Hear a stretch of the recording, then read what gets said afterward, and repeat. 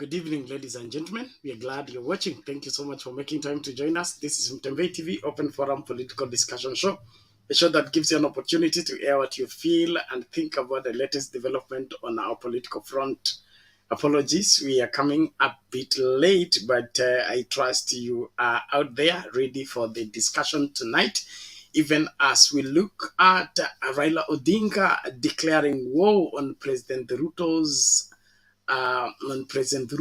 and Uda Blunders. And of course, there is a trending hashtag Ruto Sio Uhuru narrative. What do you take of the same? What is becoming of these two titans that are meeting in this wherever corner called Kenya? Is the Kenyan ship, will the Kenyan ship under UDA dock safely, or there will be a sinking along the way? That's what I want us to look at right now, even as we start out our conversation. And if you're able to get us, please make sure you invite 1, 2, 3, 4 people to join into the discourse. So glad that you are out there and you're following keenly. Please, I would love to hear what you think and feel about the whole situation and the difference now between the Raila Odinga faction and President Ruto's team. Where will this end us as a country? Are we coming out of this stronger and better, or this will bring us to the conclusion of Kenya like we know it? Well, let's get talking. The link to use to get in the studio is right now in the comment section. All you need to do is click on it, allow StreamYard to configure for you the camera, as well as the audio will be in this space, and we will get talking. Karibu kila mmoja, tukajadiliane kwa kina maswala haya. Karibu na karibisha wawili watatu, ili tukamakiniki pamoja tunapoendelea na mjadala kama ya kidharura. Maana yake mimi nilisema sitaki kuongea sasa. Nisema nitaongea wakati ikifika vizuri. Lakini sasa tumelazimishwa kuongea sasa kwa sababu ya yale ambayo yanaendelea. Yale ambayo yanaendelea ambayo ni uchochezi. Uchochezi ambayo haina kifani. Ndio sababu tukasema mpaka tuongee sasa. Nyinyi nyote mnajua tarehe 15 mwezi wa 8 yale sarakasi zilifanyika kule Bomas of Kenya. Wakati wa Kenya wanasubiri matokeo, Bwana Chebukati alikuwa ametoroka. Anasema ati ameenda kulala nyumbani kwake. Amekaa huko, wale wa commissioner wengine wanamsubiri, haonekani. Sasa ambaye anakuja anasema wale watu ya kwamba ana matokeo. Wale jamaa wanashangaa, matokeo umepata wapi na ulikuwa umetoroka mbele nyumbani? Ati afisa yangu tayari amefanya hesabu na mimi niko na hesabu, nataka kwenda kutangaza. Ilikuwa sasa siku 2 mfululizo walikuwa wamefunga ile televisheni, ilikuwa haionyeshi chochote. Hapo walikuwa wanakoroga mambo. Alafu sasa wale wakamwambia pata kwanza tuketi chini utuonyeshe vile wewe umefikia hiyo matokeo tukubaliane. Kataa, akasema pana, mimi nitaenda kutangaza. Ndio wale jamaa wakasema hatuwezi kwenda na wewe kama sisi hatujaona vile hii wewe umefikia katika hiyo matokeo. Na wakatoroka kutoka pale wakakaja kule Serena wakaongea na waandishi wa habari. Sivyo? Sasa wakaongea na waandishi wa habari wakasema yale ambayo Bwana Chebukati anatangaza sisi kama wanachama wa tume ya uchaguzi hatumo ndani yake. Lakini Chebukati akaendelea namna hiyo, akilinda pale na askari, akatangaza yale. Alikuwa ni yeye na wale vibaraka yake wawili by commissioners, ambaye vile vile waliogopa kwenda na wewe kwenye jukwaa. Alikwenda peke yake. Akaenda peke yake na katoa ile matangazo peke yake. Sasa tume ya uchaguzi iko na wanachama 7. Wanachama 7, 4 miongoni ya 7 ndio majority. Walisema ya kwamba wao hawakatai yale matokeo Chebukati yalitangaza. Sasa jamaa wakaendelea. Alafu sisi tukasema hatukubali. Lakini tukakaa kimya. Tukasema tukaenda mahakamani. Mahakama tukakaa pale, kuna mahakama tukatoa ushahidi ambayo ulimwengu yote iliona. Ushahidi ambayo ilitoka moja kwa moja katika ile portal ya IEBC. Wakaangalia. Hata wale majaji wakati ile walipoona yale mashahidi walishangaa. Lakini baadaye wale majaji vile vile walitishwa. Alafu baadaye wakatoa sasa ile uamuzi ambaye hata kila mtu anajua hiyo uamuzi hairidhishi. Hairidhishi. Tukasema sisi hatukubaliana na hiyo uamuzi, lakini tunaheshimu kwa sababu ni demokrasia. Na tukasema tutaongea baadaye. Tulikuwa tumesema tutangoja tupatia serikali hii ya bandia siku 100. Siku 100 wafanye yale ambayo walikuwa wanataka, waliahidi wa Kenya watafanya. Kwa hivyo sisi tulipanga kuongea tarehe 15 mwezi wa Januari.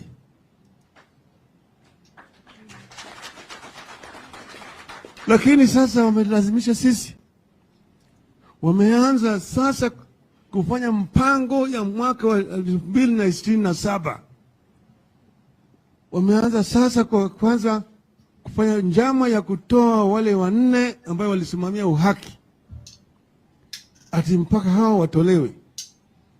Kisheria inatakikana bwana Chebukati, maana yake tamu yake imeisha, ingetakikana tarehe 1 mwezi jana angeenda kwa kitu inaitwa terminal leave.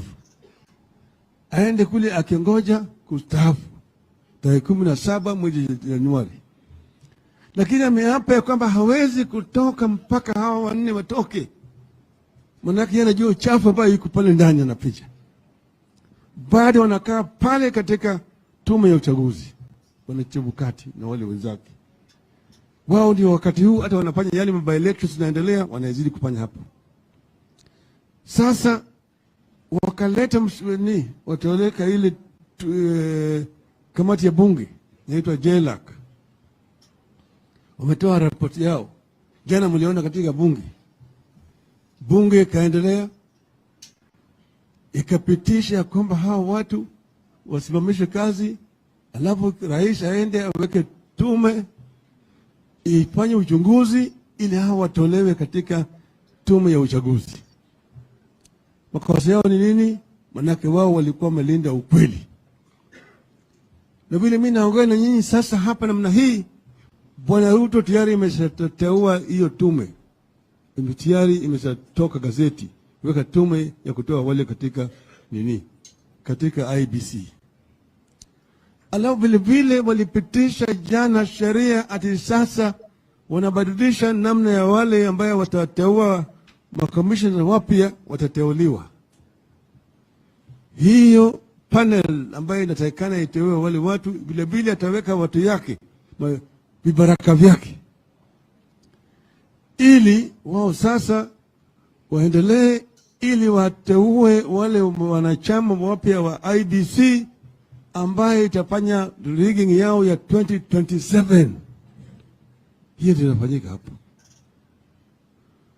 Kwa hivyo ni sababu tukasema tukikaa namna hii, wewe unakaa na mtu ananoa kisu, unajua kama hiyo kisu akimaliza kunoa ataweka kwa shingo yako.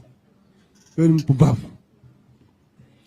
Ndio sababu tumesema wakati imewadia sasa ya sisi kutoka na kusongea kwa kauli moja na wananchi wetu na wanachama wetu. Tumesema tunataka ushauri na wananchi.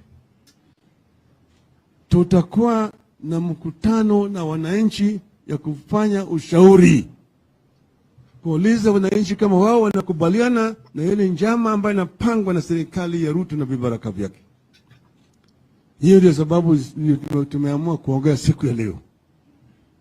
Siku ya leo tunaanza mapema, maana yake sisi tulisema Ruto, endelea, timiza ahadi yako na Wakenya, tuangalie uliyetoa ahadi. Ingine ulisema ukiweka Biblia chini, hii na hii ndio utafanya. Ndani ya mwezi moja bei ya mahindi itarudi chini kutoka 200 hadi 70. Bei ya mafuta itarudi chini. Gharama ya maisha itarudi chini. Kodi ya nyumba itarudi chini. Utaleta sijui hata fund ile ya kina mama na kadhalika.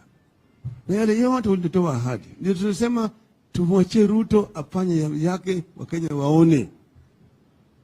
Lakini sasa yeye ameanza vita na sisi. Yeye ndiye ametangaza vita. Ametangaza vita. Anataka kugawanya nchi hii. Anataka kugawanya nchi hii, na tunasema hatuwezi kumkubalia yeye.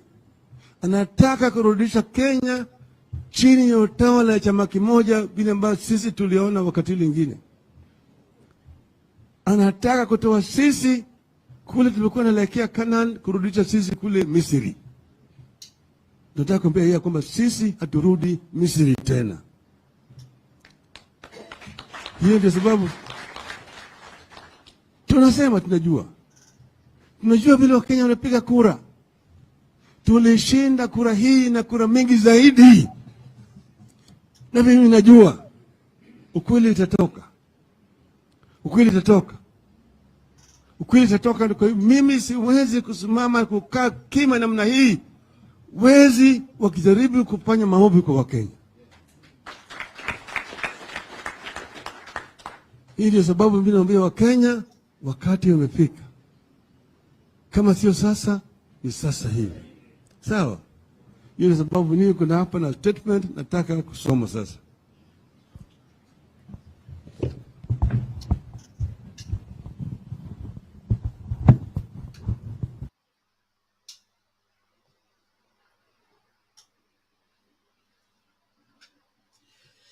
Ladies and gentlemen, welcome. Thank you so much for making time to join us. This is Mtembei TV. I'm happy you are watching. I'm so excited that you found time to join us.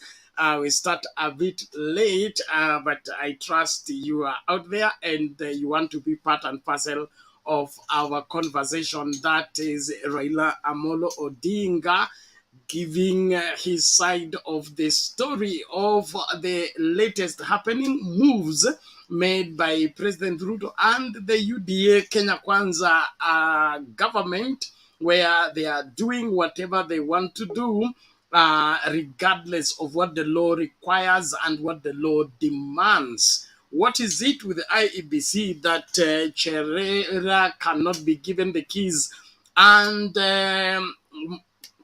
Chebukati walk away and just go home and enjoy his wherever, rest? What is it that they are covering up? And that's what Baba is talking about. I want us to dive into the same. I'm glad that you are here. Tunasonga mbele. Bwana Mike, habari leo? Mzuri Bwana Bernard, how are you? Tuko salama, tunashukuru. Karibu. Yeah, asante. Haya, tuanzishie hii maneno, inaendaje? I'll try to be brief as I attend to other matters. But let me say this, Bernard. The institution, Kenya as a country has never gotten this institution of overseeing our elections right. We have not gotten to a place where the populace have confidence in the electoral system, and not basically because one person has lost and he has been complaining, but just the manner in which it has been operating from a very, very simplistic approach. You can tell that what we are calling IEBC, which was formerly Electoral Commission, that was there before its re-engineering and reorganization, has not had a history of inspiring confidence, Bennett. And I want to go back to what we all remember. I don't want to go back to 202, but let's pick from 207. We saw how the elections were run. We saw how the commission handled the results. And people, including observers, have always given Kenyans a raw deal by claiming that elections are free and fair when people wake up in the morning and go and vote peacefully, stand on the queue. There is no fighting. There is no any sign of civil unrest up to the time of counting. All those stages, Bernard, have never had a problem, and that is where people judge elections, and they keep telling Kenyans that elections are free and fair because there were no fighting on the queues. In 2007, Bernard, you remember a whole chairman of commission, half drunk, told the Kenyans that he doesn't know who won the election. And that previous evening, he had presided over the installing of a president in the evening, almost at night. And it was so obvious, Bernard, because some of us remember it very vividly. We were not young people, we were still grown ups. You remember, Bernard, in constituencies like Tarakaniti, where we had 120% voter turnout. So that, Bernard, if there are 10,000 people who had registered, not only all of them turned up, but 2,000 people, 2,000 more people showed up to vote. And that was never contested. It's like we rubbished that, nobody talked about it, and we went on quietly. And it is after that, Bernard, that through the leadership of Raila, he engineered a reform, not only of the constitution, but also on the way our leaders are brought into government. And that's where there was a reform for the electoral body, and we came up with the IEBC. IEBC, in the face of Kenyans, appeared to have now the right structure and the right composition of people to carry out an election in a free and a fair manner. But again, what happened in 2013, Bernard? We had IEBC officials, some actually, one disappeared and was found dead, and in spite of a whole Supreme Court ruling that the servers that held the information about the results be made available, that was never done. Again, we kept quiet as if nothing had happened. Up to today, I have not had an explanation on why we never got that answer on what happened behind the scenes. The scenes basically in this context being what was stored in the server that the public didn't have access to. Unfortunately, Bernard, we allowed those errors to continue and have spilled over to 2017 and 2022.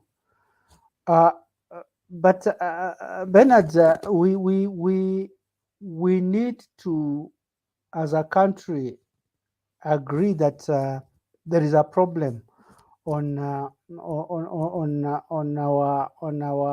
our country generally, in the way we run affairs, because citizens cannot be comfortable with such extreme measures that appear to be engineered by individuals, and to the extent that we are now at the mercy of certain systems that are not institutions that are constituted in law. It's like there are people behind the scene running this country that we don't know, because how could a police commandeer a chairman to come and announce the results of a president, one commission alone in Bomas of Kenya, and those results are confirmed as valid when all other commissioners were not present?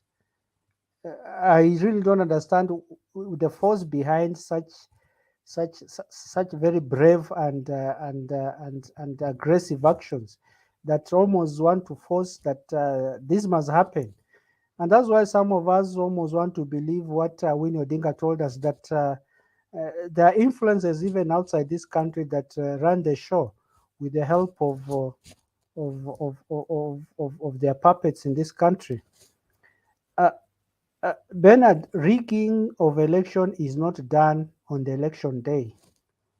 It is systematically installed in stages. And that is what Raila is telling us, that the preparation for rigging has started in earnest. Remember, this government came into force after campaigning for 7 or 8 years. And in those 8 years, they were not just campaigning, they were also installing and reconfiguring institutions in very, very systematic way. Our president woke up and found he had a title of president, but all other institutions had been taken away from him. He was what you can call a lame duck president, actually, in the entire 5 years of his last term, because the preparation for rigging were prepared well in advance, so that if you look at all the arms of government, there were people who were prepared to fit into their places when it was called for them to facilitate the actual rigging. Talk of the judiciary, talk of the executive, talk of the police, talk of the IEBC itself. When people were complaining that almost a quarter of the regional commissioners in IEBC were from one tribe, some people rubbished it, but people didn't know that those people were not installed on the election date. The system of installing them had started long way before, quietly, when people were busy running their daily affairs.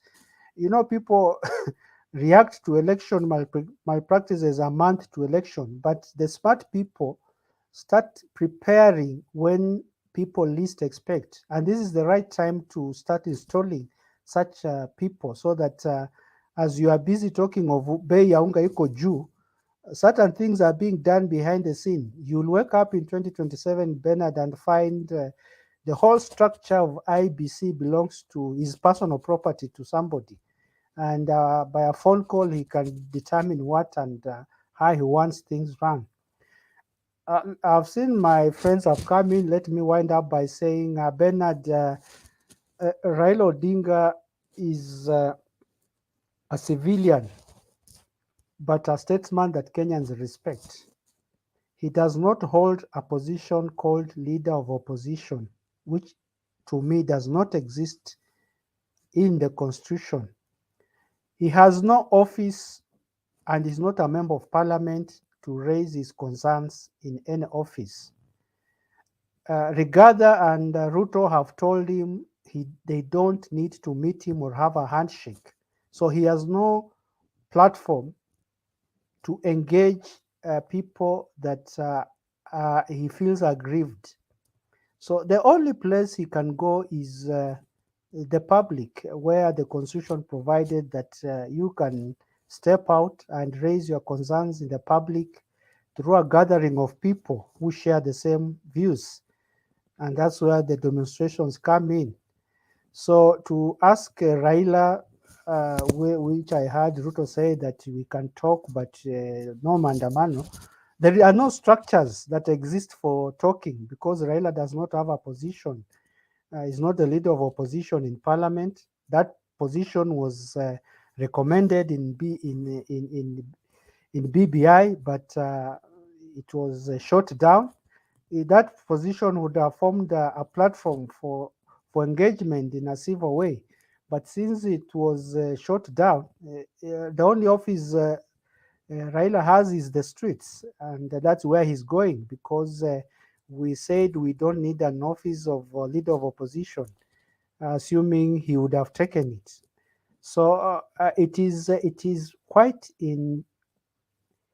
it is within the right of Raila and the people who share the same views to go to the streets and share their concerns with the fellow Kenyans concerning what is happening. Let me leave it at that so that I allow my other brothers to share, Bernard. Thank you. Asante sana Bwana Mike, we appreciate that. Good start and an elaborate one that takes us through the history lane on why we find ourselves where we are. Thank you everyone who is joining us from wherever you are. Please keep inviting others to join into the discourse even as we look on to Raila Odinga declares war on President Ruto and UDA blunders. Is this what will break the camel's back, or is it beginning of a new Kenya like we have never known Kenya before? Then, of course, there is a new narrative being pushed around. It's called Ruto Sio Uhuru. What do you make of the same? Tunapoanza mjadala usiku wa leo, karibu kila moja. Nani huyu passionate? Is it wacha nimtafute passionate love of Christ anasema wewe Bernard, what is going on? Mbona sioni kengele? Nachelewa hivi kwa mjadala. Apole sasa, kengele mimi nitaitafutia wapi? enda directly kwa nini, kwa channel ya Mtembei TV, kwa the home page. That's hapo ndio utapata kengele. Lakini mjadala leo umeanza kuchelewa. It is because I was called up on an emergency when I had just come back from the meeting I'm doing and said to do to start the show. I was called for an emergency to take somebody to hospital, and so that caused me not to start the show in good time. But I'm happy I've sorted out that, and now I'm here. Tuendelee na mjadala wa leo na tuambiane ukweli. Wakenya wanapenda kudanganyana, haswa hao watu wa UDA. Wanaanza kudanganyana kwamba wanaweza kuendesha nchi vile wanavyotaka na kuna mtu atawaambia chochote. Sasa hiyo ilikuwa ikifanyika hapo awali kitambo, lakini sasa hivi mambo yamebadilika. Mwache kujidanganya, kwa sababu this country is going to be too small for both of us to stay in if somebody is not going to apply wisdom in dealing with Kenyans. The anger that Kenyans have right now, and they have been bottling up all this long, you're about to see it if you don't take your time. So, Dr. William Ruto, if you have any kinds of elders that talk to you, you better hear them. But if you go the Jeroboam way, then we are still going to end up with the same results. Jeroboam way. Jeroboam were the sons of Solomon, the wisest king in Israel. Then after Solomon's demise, Rehoboam was the heir. He took over the kingdom. Then he was asked by the elders, please, when you assume office, go slow on us. Don't be as tough as the latter end of your fathers. Please relax the law. Make sure that people are living better than they lived under your father, especially the latter end of your father's reign. After that, he says, I've heard, the elders advised him. Then after that, he called the young people and asked the young people, the elders have told me that I should go slow and be more lenient and more loving and more caring for the people. But what is your advice? The young people said, where your father used rope, use iron. Where he had tied it slow or wherever loosely, tighten it. Make life rough for the people so that you can be felt as a king. And he liked the idea that the young people had given him, and he went and did exact that. And that resulted into the kingdom of Israel breaking into two, where Rehoboam remains with 2 tribes and Jeroboam went with 10. I'm not prophesying, I'm not a prophet, I'm not a son of one, but if wisdom is not applied, we'll end up with Jeroboam and Rehoboam scenario in this great country. Thank you everybody, karibu sana, tuendelee na mjadala wa leo. Bwana Alex, mawili matatu tukisonga mbio. Karibu.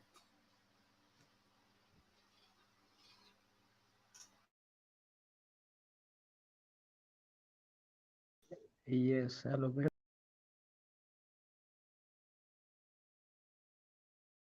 Sorry Alex, inaonekana ana shida na shida ya nini, mashini zake. Basi atatatua alafu arudi kuendelea, lakini karibu kila mmoja, nimeona wote. I couldn't mention your names but I see all of you. Naona Nabii mwenyewe, karibu Nabii, wewe unatangaza mpira. Tutakupiga fine hapo, lakini msamaha pia upo. Bwana Guru. Yo. Yes, sir. How are you? I'm good. Your volume is a bit low. Raise it. Is that so? Is that Okay, carry on. Okay? Is that fine? Tunakupata lakini kwa shida kidogo, sijui ni sehemu yangu. Mimi sina shinda na wewe. Ya kwangu iko sawa, ya kwako ndio iko low. Yangu ndio inashinda. Probably hiyo phone yako. Hiyo phone yako ngoa, ongea na sisi wazi. Na sasa? Hapo better, karibu. Okay. Sasa hii mambo ya Your honor ndo Bwana Guru. Yes. Nafikiria hiyo earphone utatoa. Kwa sababu unakuja hivi. You rise, you fall. We don't want that. Oh, okay. Now so we can hear you. Go ahead. You know, what statement was read today by Raila Odinga was long in coming. And you can obviously see a sense of frustration because, in fact, he said he was waiting for 100 days. But it seems we cannot wait any longer. Why? Because things are moving too fast and in the wrong direction.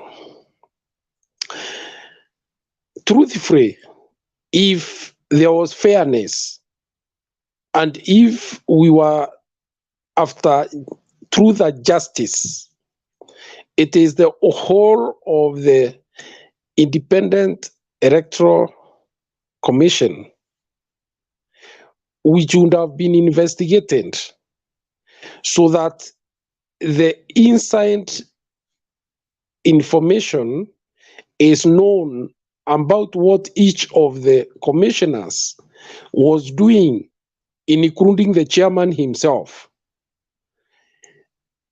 Otherwise, to pick a part of the commissioners and assign guilt is the height of hypocrisy. Because even when you look at the judgment that was delivered by the Supreme Court, they had some issues that they talked about on the conduct of the chairman himself and how he should not have conducted himself. But it seems him now is an angel, a hero. Yet we do not know exactly how he was relating with the commissioners. You know, unaweza kuwa na kiongozi katili kiasi kwamba pale nje wewe ndio unaonekana mbaya, lakini uhakika ni kwamba kiongozi wako ndio katili. It is very suspicious that the three commissioners who are left by the other commissioners who went away are the ones now who are said to have been good. And yet it looks very well like they formed a cartel, the three of them, to conduct the business of IEBC. Funny enough is also that the other two, Moru and Goruye, did not seem to talk much. Even right now, they don't talk much. What we hear is about the chairman, Chebukati, and the other four commissioners. So, if the drive of the parliament was to find out exactly what happened or to seek justice and truth, it would have been prudent for them to investigate the whole commission and come up with a report on who did what, who did not do what. But now this is political vendetta against some people who are perceived in a way that because they were embroiled at a time when maybe the current principal, the president, was not in good terms, that they could not have been for him. This is very dangerous precedent, because you can also imagine if we get another president, he will come and engineer the removal of commissioners that he or she was not in power when they were being recruited. I don't think that is what independent institutions were meant to be. Kwa hivyo, we are setting this country on a very wrong footing. First of all, the issue of confidence of IEBC is gone. It will be seen as a partisan body, purposefully crafted by a political party for purposes of winning elections. Number two, we have also lost the judiciary. So to tell people to move to the judiciary after they perceive to have lost unfairly will be very difficult, because what has brought relative peace in Kenya is the confidence that people are beginning to have in these institutions. But that seems now to progressively be eroded. It's a very, very dangerous thing. And there are Kenyans who think this is about Raila. No, this is not about Raila. It's about the country. It is about the stability of this country. It is also about democracy. Are we truthful to democracy? Or are we going to be another African banana republic where elections are never lost by those who hold the realms of power because of capturing the systems? So that is where we are.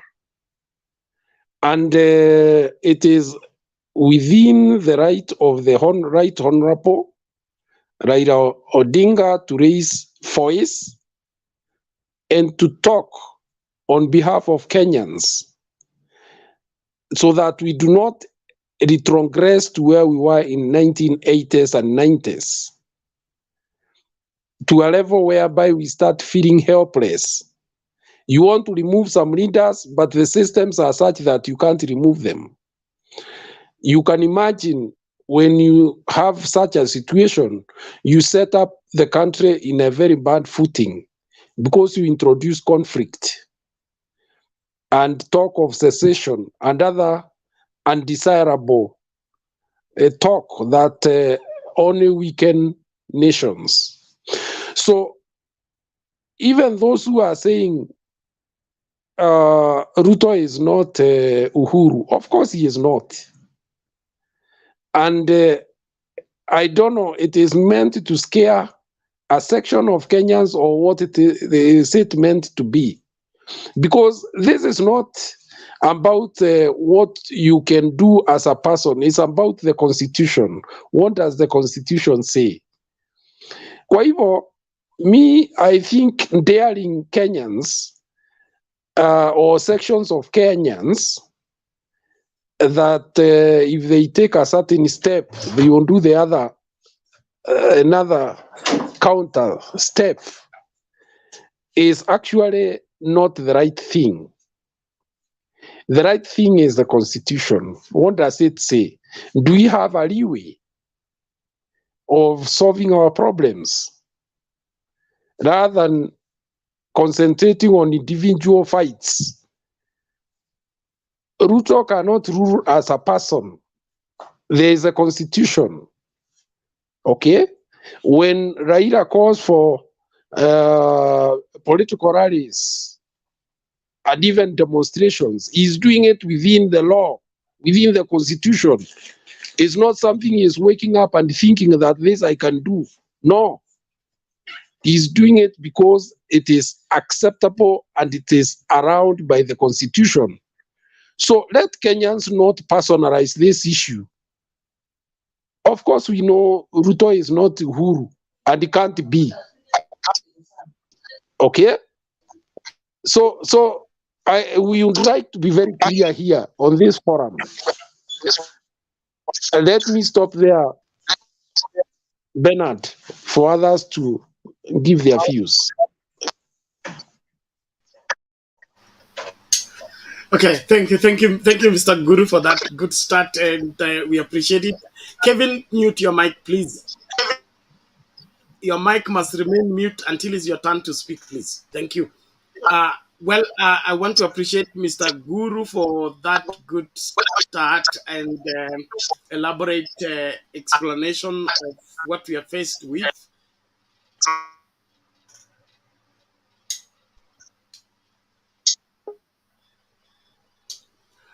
As we proceed with the conversation, I want us to please observe civility and also objectivity. The focus of our discussion needs to have Kenya as a priority. And Kenya is Kenya for all Kenyans, not Kenya for a few Kenyans and the rest are squatters and the rest are visitors. It must be the Kenya for all Kenyans, led based on the Kenyan constitution. So whatever goes against the constitution violates everything Kenyan, and so it must be condemned by every other Kenyan. And so if your purpose of being on this platform or participating in this platform is to push a UDA narrative or a Zmio narrative that negates the constitution or denies the existence of Kenya for all Kenyans, then mambo yako hauta enjoy fellowship ya hapa. Utaenjoy fellowship ya hapa. Na ukweli lazima tujitahidi kuhakikisha kwamba Kenya hairudishwi nyuma. Kenya inapaswa kusonga mbele. Na hii safari vile imeanza lazima tutaiendeleza mpaka dakika ya mwisho. Raila Odinga has been here many times and he has risen again and again. At this time is not going to be different. Maybe the difference would be that the back of the camel will be broken within no time. I love the expression Ruto Sio Uhuru. That one I agree with it 100%. From the first 50 days or so of Ruto presidency, I don't see even Ruto becoming half of Uhuru, because Uhuru made more better decisions than what we are being treated to right now. You don't go out on personal vendetta and begin to chase after people. You oust them out of office simply because you're president. The country cannot be governed like that. This is not Uganda. Somebody saying Museveniism cannot reign in Kenya. I agree. It can't. And so I'm sure there will be some roadside declarations and roadside statements, but those are going to fall on deaf ears because Kenyans will not take it when they are being taken for a ride. We must have a country that is governed within the framework of the Constitution. And if the president who swore to uphold the Constitution is not upholding the Constitution, is not adhering to the law, then let him be met by the wrath of Kenyans. And that's why we are talking the way we are talking, because we want Kenya that every Kenyan can feel at home, not a Kenya that serves a few and uses the rest to pay tax, then is consumed by the so-called chosen leaders, and the rest are taken to be subhuman. That is not going to work in this great country. And so those people want to take us back to Stone Age, wataenda huko wenyewe. Sisi tunasonga mbele. Aturudi Misri, tumemsikiliza baba. Haya, karibu kila mmoja. Naomba sasa tumsikilize Alex. Alex, you unmute alafu unaongea, usijitupe nje.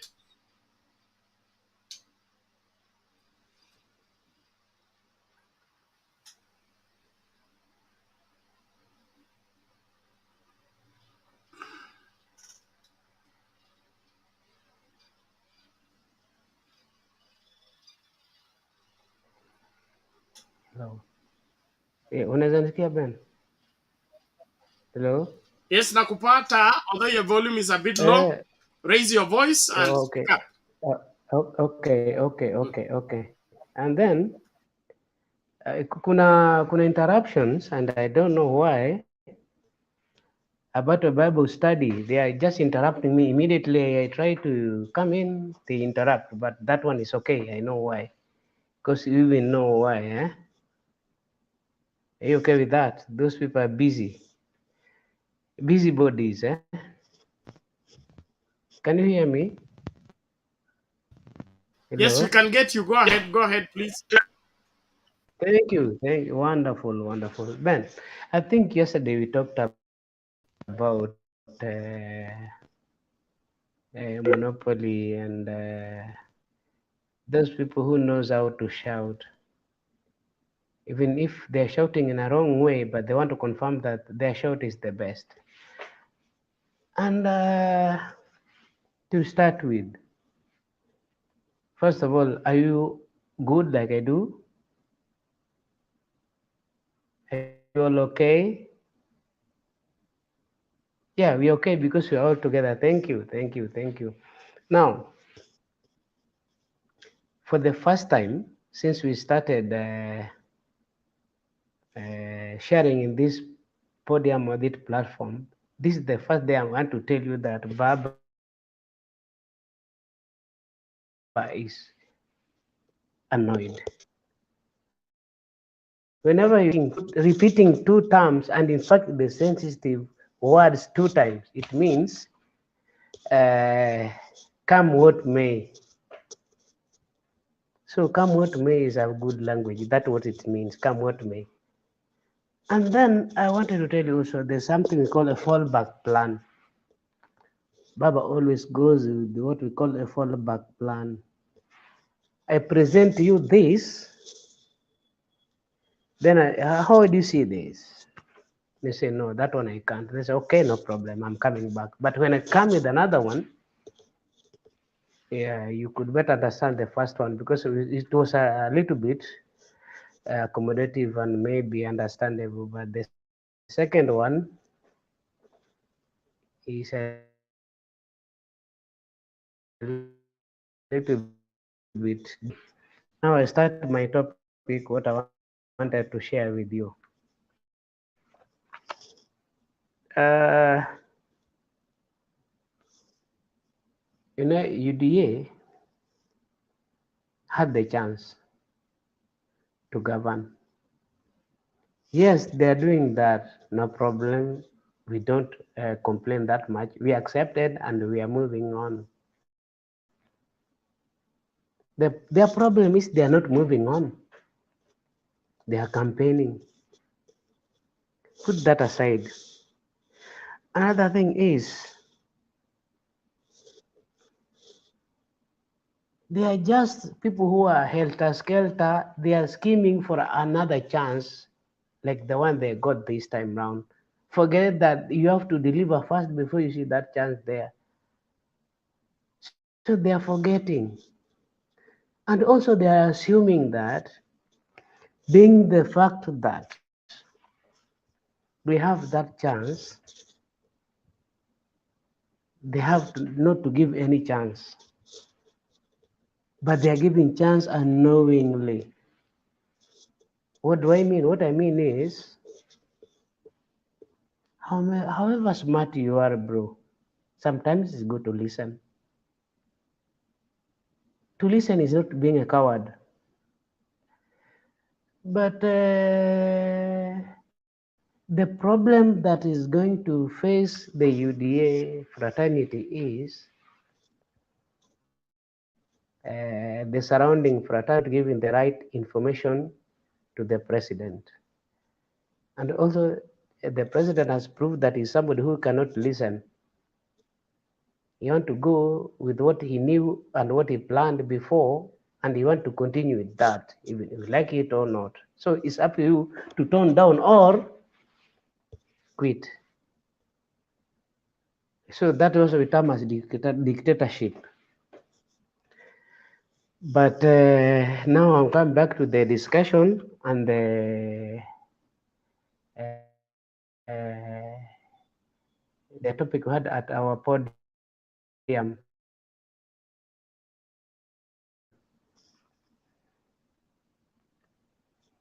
Who are Kenyans and who are not Kenyans?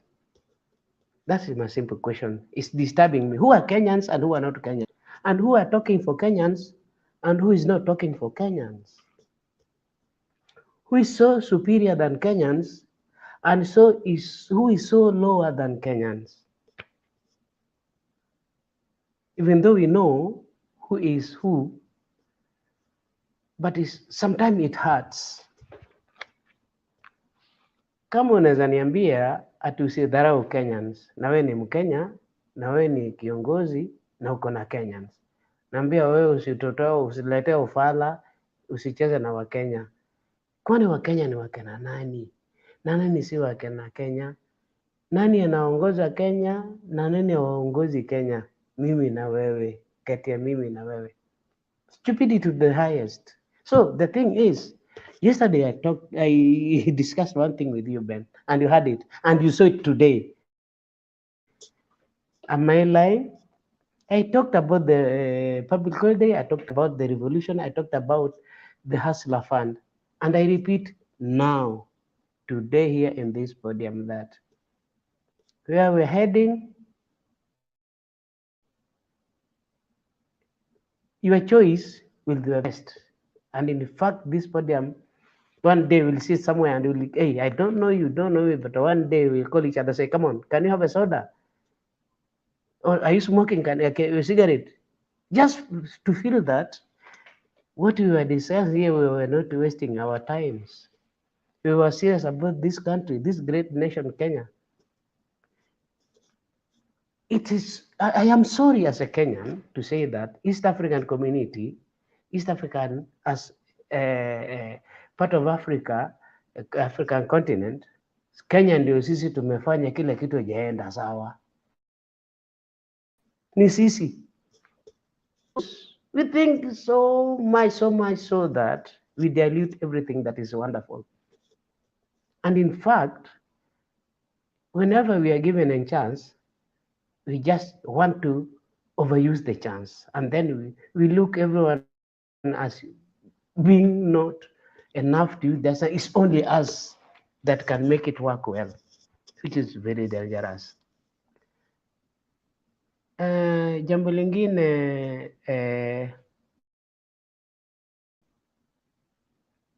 so frustrating for Kenya to be seen as a failing state, na sisi tunajenga nchi za wengine na sisi yetu inabomoka, and we don't want to talk the truth that inabomoka. How? For sure. Naweza kuleta peace DRC, tulifanya Somali, tukawapa relief food wakati watu wanakufa kwetu. We only want to be good as much as we are not good. Who are we helping? Those questions are still there and we'll answer by ourselves. Hata mimi nitaanza baadaye. Another situation is, sasa wacha niongee kuhusu Raila Amolo Odinga. Raila Amolo Odinga unaweza mistake, misuse, misunderstand, understand. Lakini ukiona ametoka peupe akaamua kama wewe supporter wake, nenda na yeye. He will never fail you, he'll never let you down. Huwa ameamua na akaona, na yeye anakufa na wananchi. To be honest, in this country called this beautiful Kenya nation, hakuna mtu amesafa kwa hii country kuliko Raila.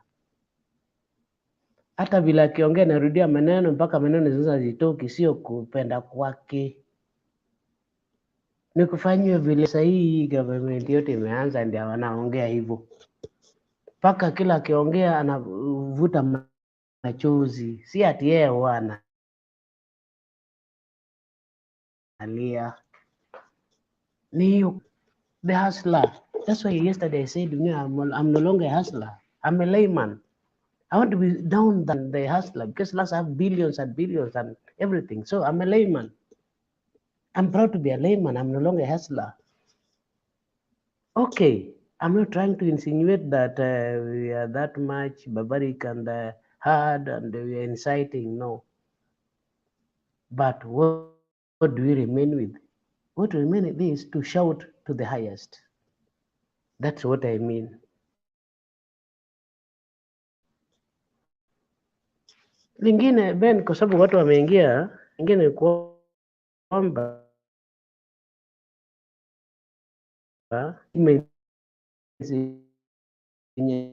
inafanya kwa hii this country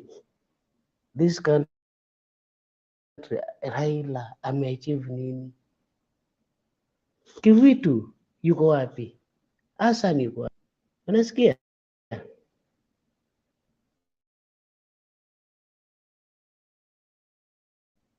And then Kibaki alisema things, you have to remember them and we have to talk them peupe.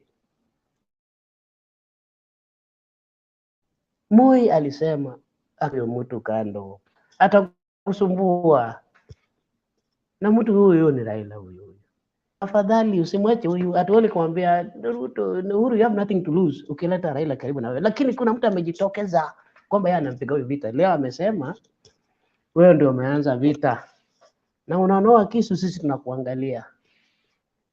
Noa tu, na ukimaliza kunoa pengine itaenda kwa shingo yako. Hiyo ni mdomo ya Raila. Chenye ameongea leo sio mimi, lakini I'm expressing his sentiments or his address to the people of this wonderful country of Kenya. So me and you, now I come back to me and you, or you and me. I should not start with me. You and me. How can we contribute on it? Before 7th, make sure that you have told somebody that, no, something was in a miss and we have to bring it back. This message is so important and it's really important. Something was in a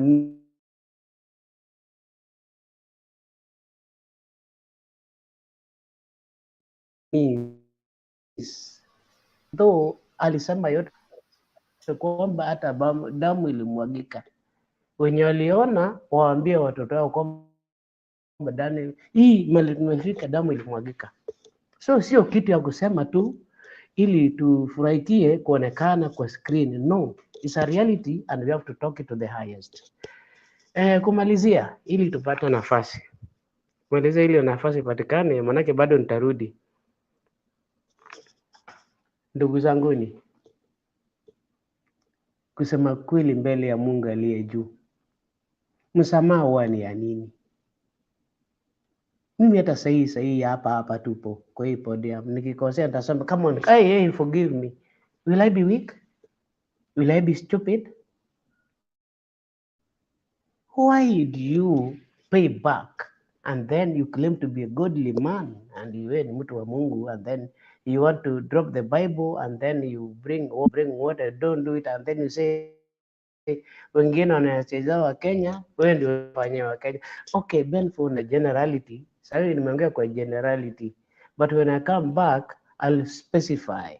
I think when I specify also you'll listen to it and it will make sense. But nimeguza so na nafasi wenzangu, brother, Kenya you have to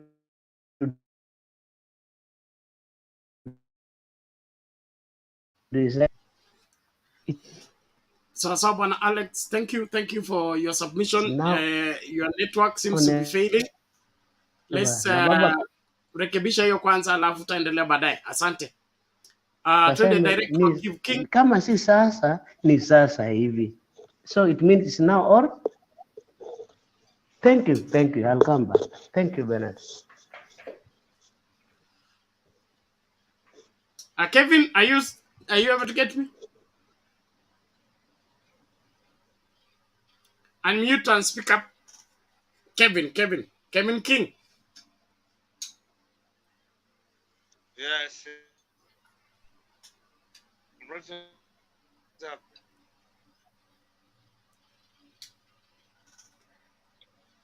I've tried to unmute, nothing is happening here. It's good now. Go ahead. Okay, bro. How are you, Bernard?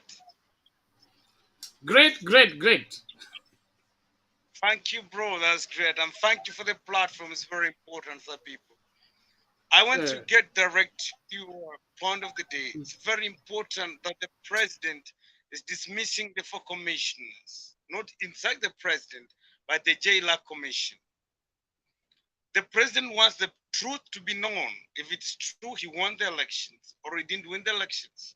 I think that is very important for any person around, because intentively, if the president wouldn't have known exactly to the people of Kenya, to himself, to know exactly what happened during the August 9th elections, he wouldn't have gone deep to the matter.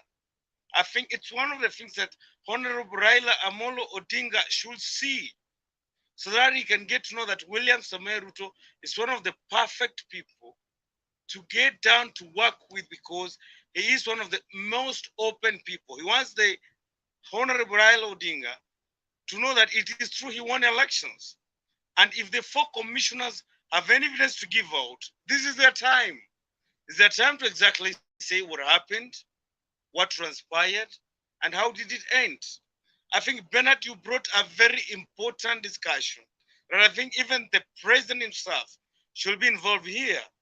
And if given a chance, I think should be brought in this platform, so that he can get exactly what we wananchi, ordinary citizens, are talking about what exactly is happening in the country. I feel so glad to understand that the 4 commissioners already have been put aside or dismissed for the investigation to continue with the Jailac committee, so that every Kenyan should get the truth that the president won elections free and fair. I think that's one of the just people should understand. The president is doing that to make sure that everyone who is here, I'm sorry if I'm intentionally going to harm anyone, so that those people who are oppositively to the president of Raila Odinga should get that the president won elections free and fair. It's the task of the 4 commissioners. They were called upon by the committee of the government. They were vetted, or they were interviewed. Each gave his opinions, each gave his observations. So it is the right time that the committee that was created to vet them has to give out its own observations about what exactly they say. So I think it's very important. But every Kenyan knows that William Ruto won elections free and fair. That's my submission to me. I think there's a reason why the four commissioners have been set aside so that it can be known that the president won elections free and fair. Kevin, Yes. a question for you. Yes. I hope you are aware that the president gave orders to UDA and Kenya Kwanza members of parliament to see to it that the four commissioners are ousted out of office. An express order. Okay. Now, if you are in tune with our constitution, any commissioner, an independent commissioner, is not supposed to be taken out of office without due process, because they have what is called security of tenure.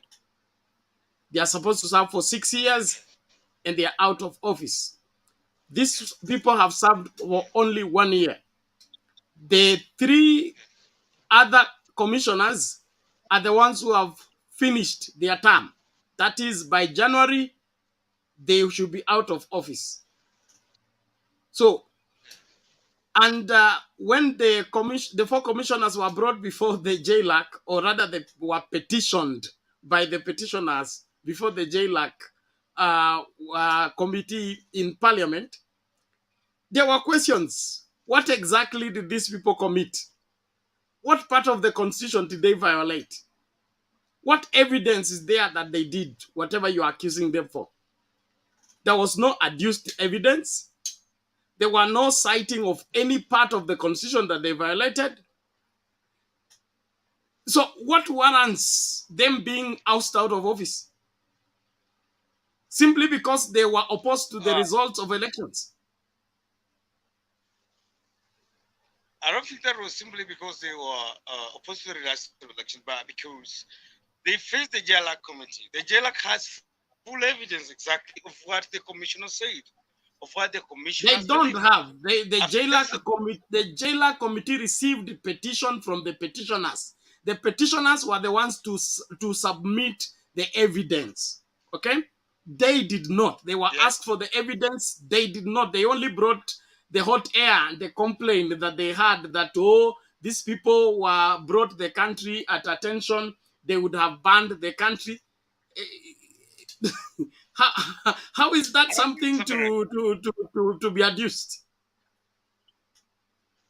I think we have always used the hot air in courts and the hot air in committees. I think that is what the basics of every investigation has always been. So I think the Jailac faced on the hot air to get their verdict. So I think let's wait to see if with time given, with due process given, because already I know we have the judicial that have been formed under Honorable Mchelule. If they want to check them and they find that, let them tell us if it's true, it was hot air or cold air. I think we should follow that. But I think the Jailac committee seems to have something very, very deep to it that the commissioners did. Kevin, before it even arrives at the Jailac, okay? Before it arrived at the Jailac, right now, Chebukati is supposed to be on terminal leave. Yes. What is he still doing in office if you are following the law? Okay? He has a very important matter. When he leaves office, he's supposed to hand over to his vice chair, who is Cherera. Yes. All right? Why is he afraid to hand over to Cherera? He doesn't want to leave office until Cherera has been ousted out of office. I don't think he's facing don't you see anything sinister about that? Totally, Bernard. I don't see anything sinister about that because his deputy is facing accusations. So it's part of the commissioner's duty to be there as the commissioner, as well as the deputy, for him to handle the duties and obligations that are under the deputy. So because the deputy is already facing the issues of the commission of Jailac already, So I think it's very important that the deputy has to step aside, and now the chairman has very more roles as the chairman and as the deputy, of which has now to be the chairman and also deputize. That's why the reason why it doesn't want to leave So office. you're basing your argument on what law? I'm basing my argument on law of integrity. Law of integrity. Which one is that? Law of integrity. Which one is that? The 4 commissioners, the integrity is much of doubt, because why my friend, I think you are here to distract us from what needs to be laid bare for Kenyans. Yes, really. There is how people get into office, and there is how they get out of office. Even if the 4 commissioners violated the law or they had misconduct, it is not for Chebukati to judge. And it's not for Chebukati to decide when he will leave office. It is already decided with the constitution. So if Chebukati is the one measuring which commissioner qualifies to stay and which one needs to go, then that is already a violation of the constitution. And that's not the kind of Kenya we want to be part of. And so if we really want the best of this country, then we should insist that the president and every other person should follow due process. And I'm happy that the 4 commissioners refused to appear before the Jailac, because they are not required by the law to do so. Let's move on. Derek, karibu.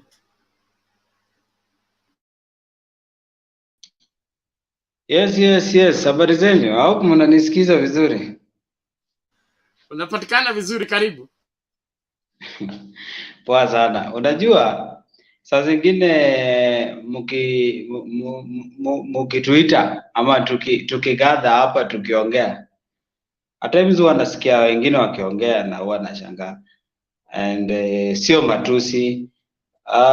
Mr. King, I respect you very much and I respect your opinion, but I want to ask you a question. Are you in Kenya right now?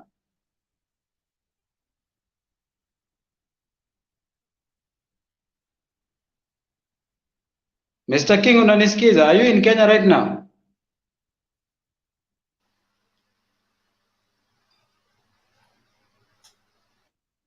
Kenya. Bernard, wewe unanipata? I'm in Kenya, bro. Yes, I'm in Kenya.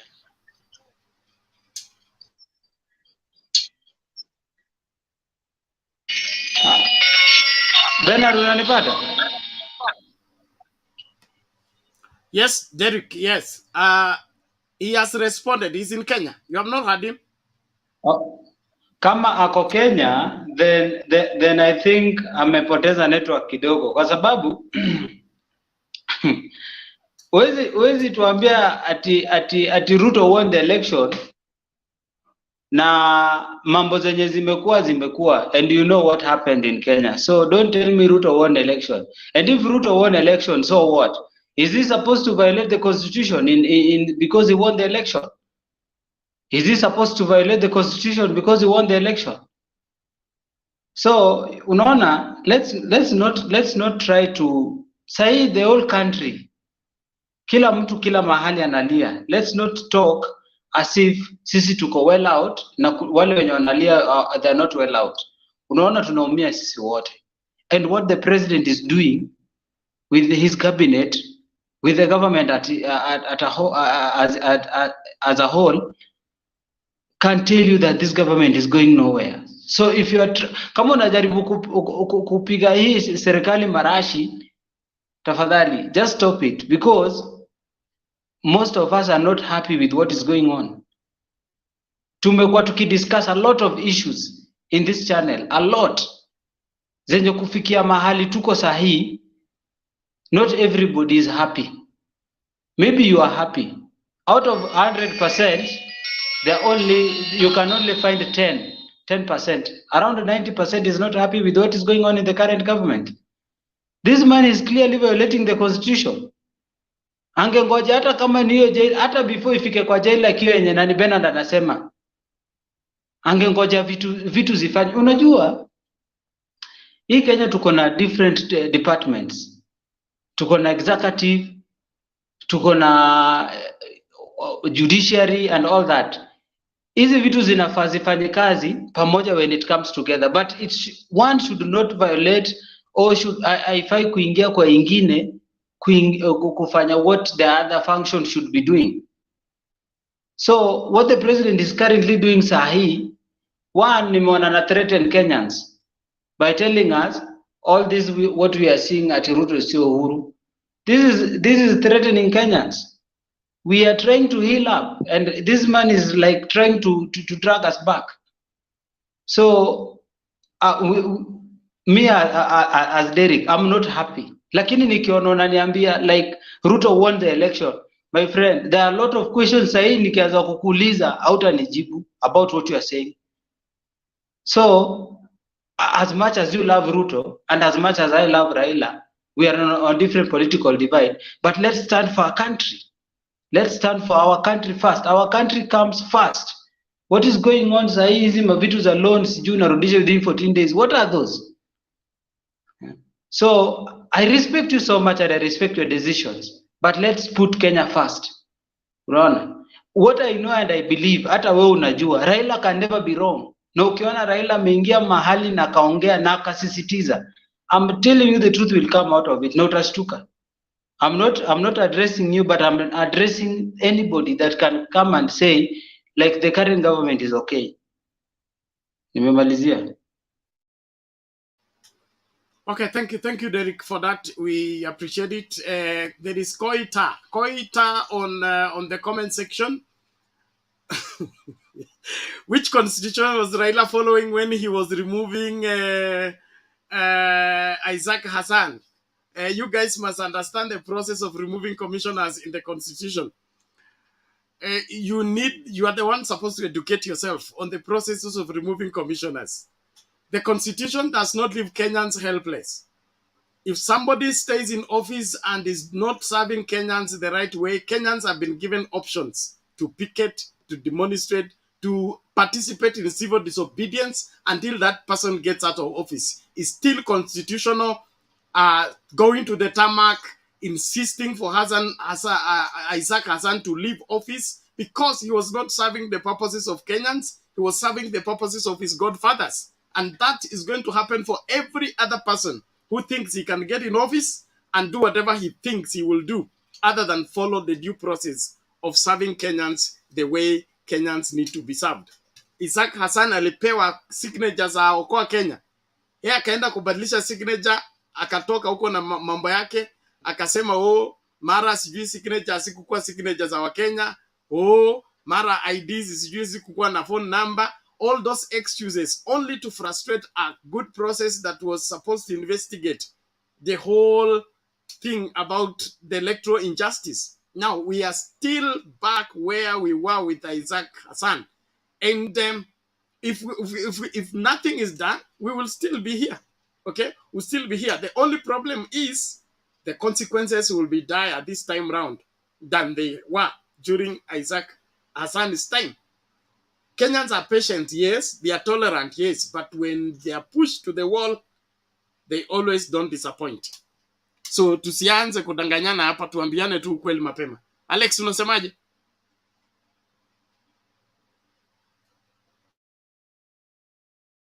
Alex, briefly for 1 minute, please.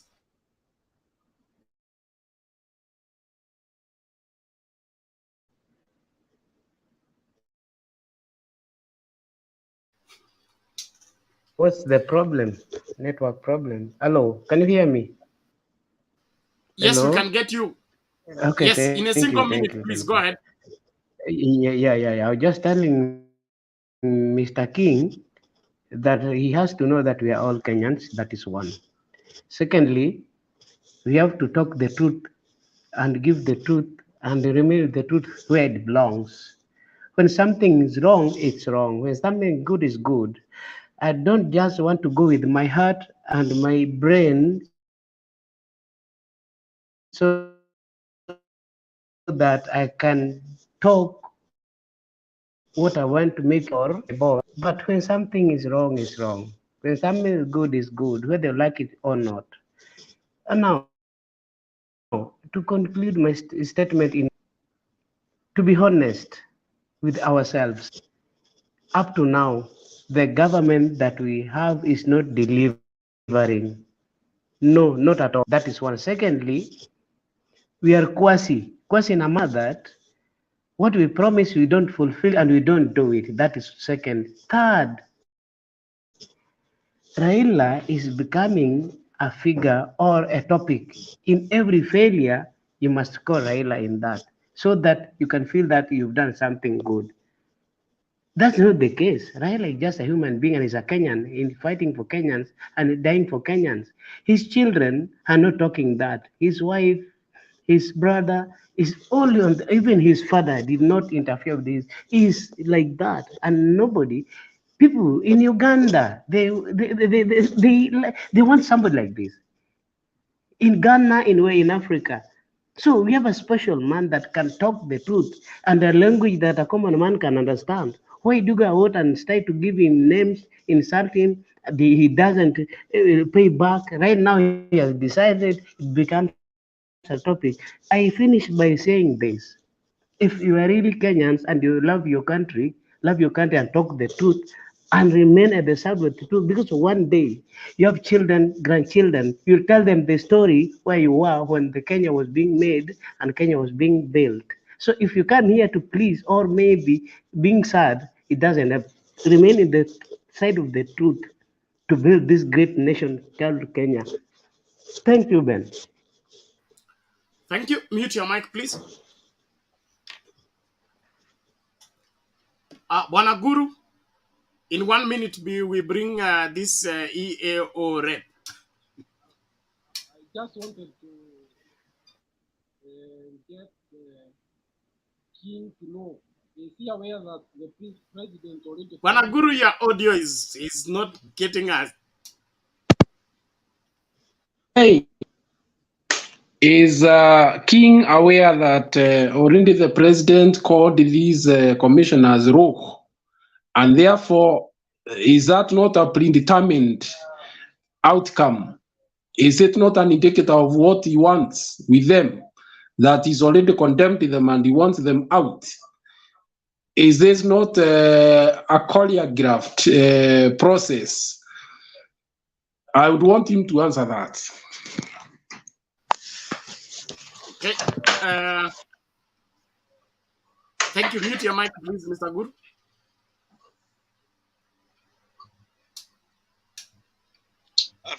Thank you very much. So, as Kevin, you respond to Mr. Guru's question and every other allegation that has been raised.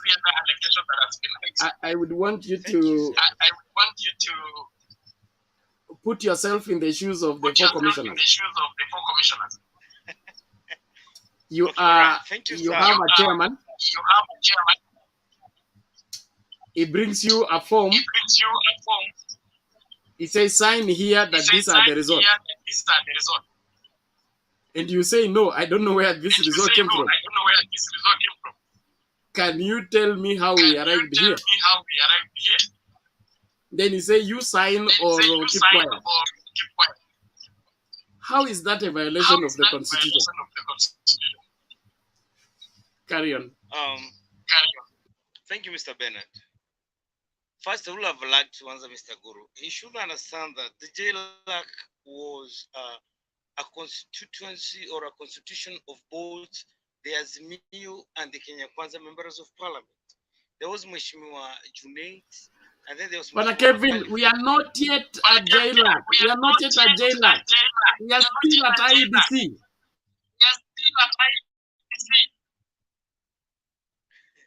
All right, sir. All the commissioners, whatever they were doing was also to be signed by the chairman, who was Chebukati. Chebukati was the certifier. So commit that whatever the chairman has, you haven't signed or you haven't seen or you haven't thought about, then, because he's the one who's the signee, who's the one who's the certifier. I think whatever he has is right. From whatever point he got, whatever place he got, we should not really look about it, because the chairman has his own ways and intervention of getting the right results. That's the way, like in mathematics, you can calculate using any formula. So it comes to the point that the chairman had his own formulas to get the results. So I don't understand. What Well, about the Kevin, commissioners who are? just stop it there. Stop it there. Don't go any further. Thank you very much. Please. No, but Mr. Bernard, you should also get right. Please, don't even go there. Okay? I give you homework. Go to the IEBC portal Ken or is funny. IEBC website and go and check for the responsibility of the chairman and how the results are to be tabulated and announced. According to what you have said, it is not just a violation of the law, it's an insult to Kenyans' intelligence. You are a mature man. I'm sure you have either taken a loan or gone for salary, okay, from the window. You don't just sign paper. Stop being funny, You Ken. check whether this paper is, are you responsible for it or not. If that's how you are signing for the Hustler Fund, then there is no Hustler Fund.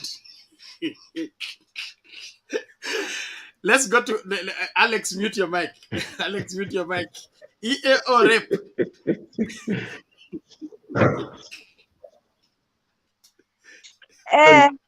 Habari zenu? Tuko salama, namna gani? Poa. Hii Kenya yetu kuna mambo kweli. Yaani mtu anaweza kuja tu hapa na tuambie Ruto alishinda. Seriously? Are you kidding me? Anyway, that aside, I won't argue about that because the truth, we know the truth. You can't force the truth. So you're trying to make yourself relevant, so it's just normal. But the truth will always be the truth. And the truth is, Baba won. And it will soon come out. These people, I like what Baba said. He gave them time. He said he would speak on the 15th of January. But they have declared war. I think they were competing with the time because they knew that Baba would give them their 100 days. So they were competing with the time so that by the time the 100 days are over, they finish whatever they want to do. The scheme that they are planning for the 2027 is over. And so by that time, it would have been too late. And mjinga kirevuka, mrevu yutabani. Maybe you planned for this 2022. But for 2027, we've seen it. And Baba said it. This is not a war between the government, between the executive and the four commissioners. It's because we know the parliament has already been captured. Each and every independent institution has already been captured in this country. The only thing that we have now is the sovereignty that we have as a people. So this is a war between the people and the government that you gave us. This government that doesn't even understand what the common mwananchi feels, yet during campaigns, you were there as the hustlers.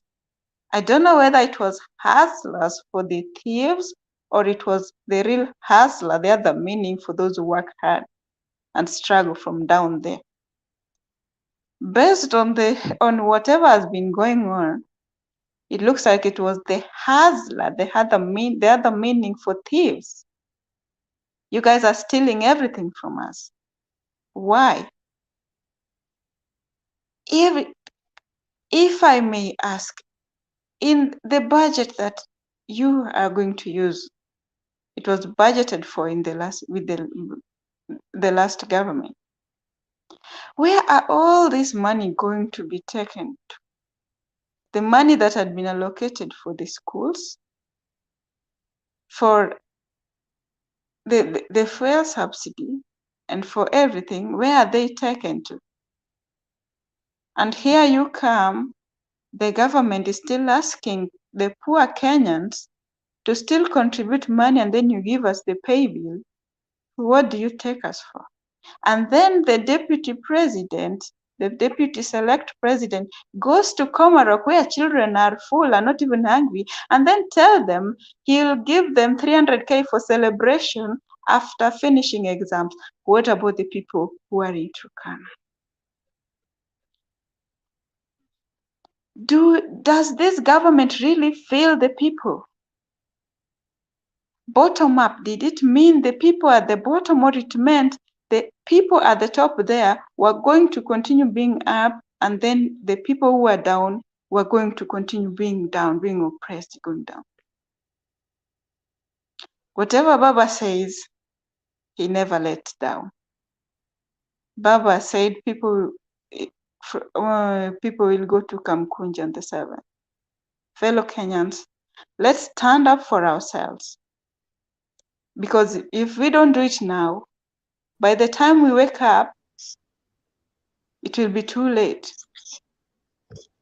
Everything that was promised is down the drain.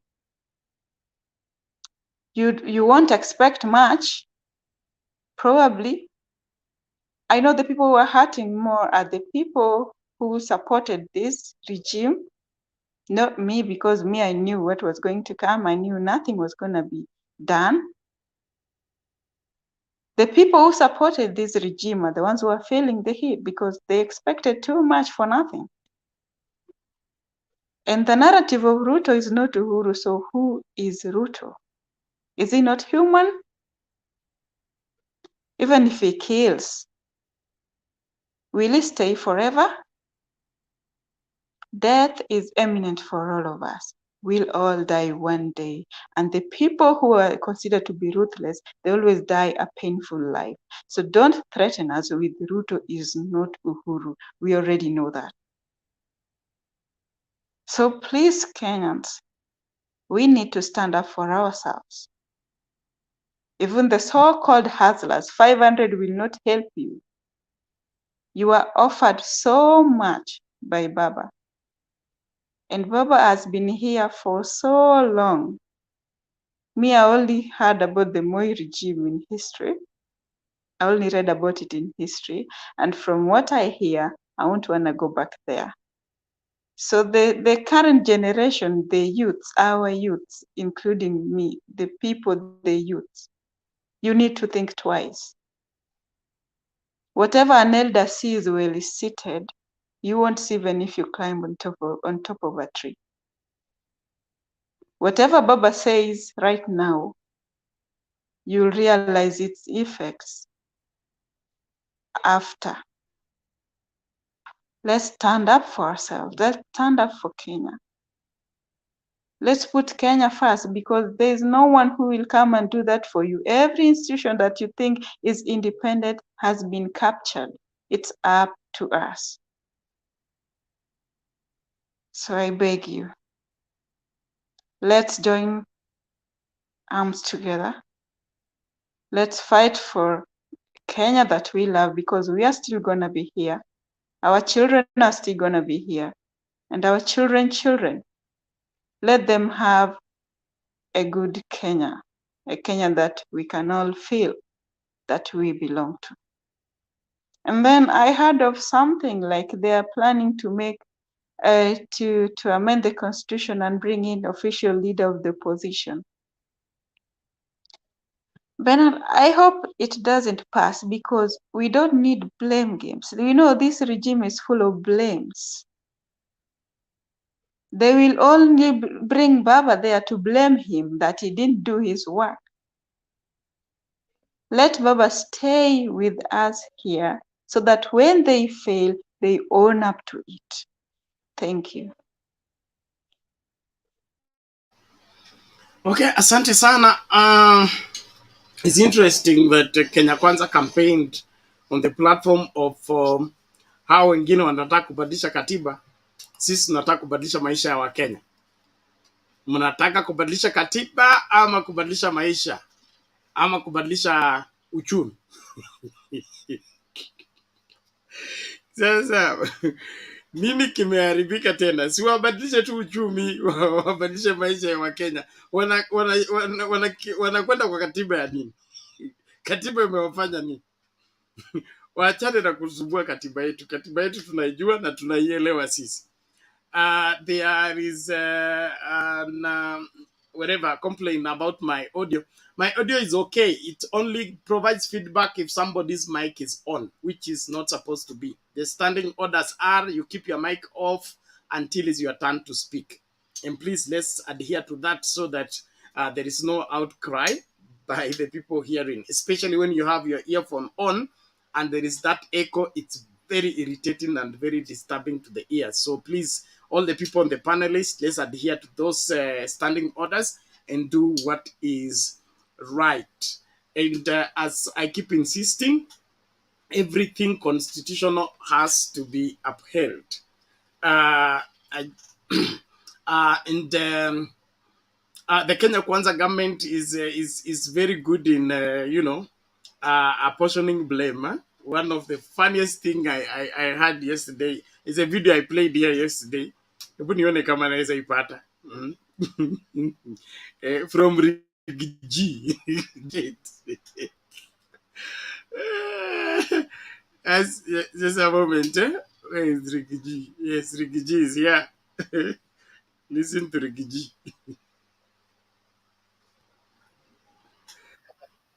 Tuahidi ndani ya siku 100 mtatuongeza.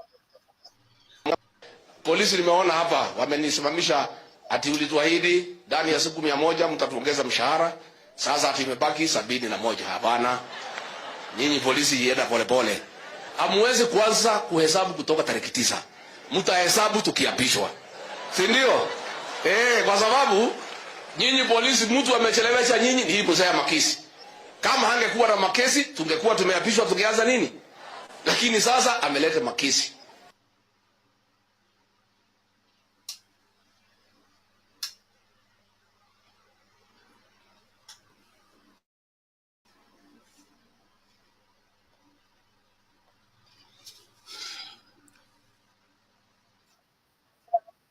Nyang'aya has resigned as a commissioner of the electoral body IEBC.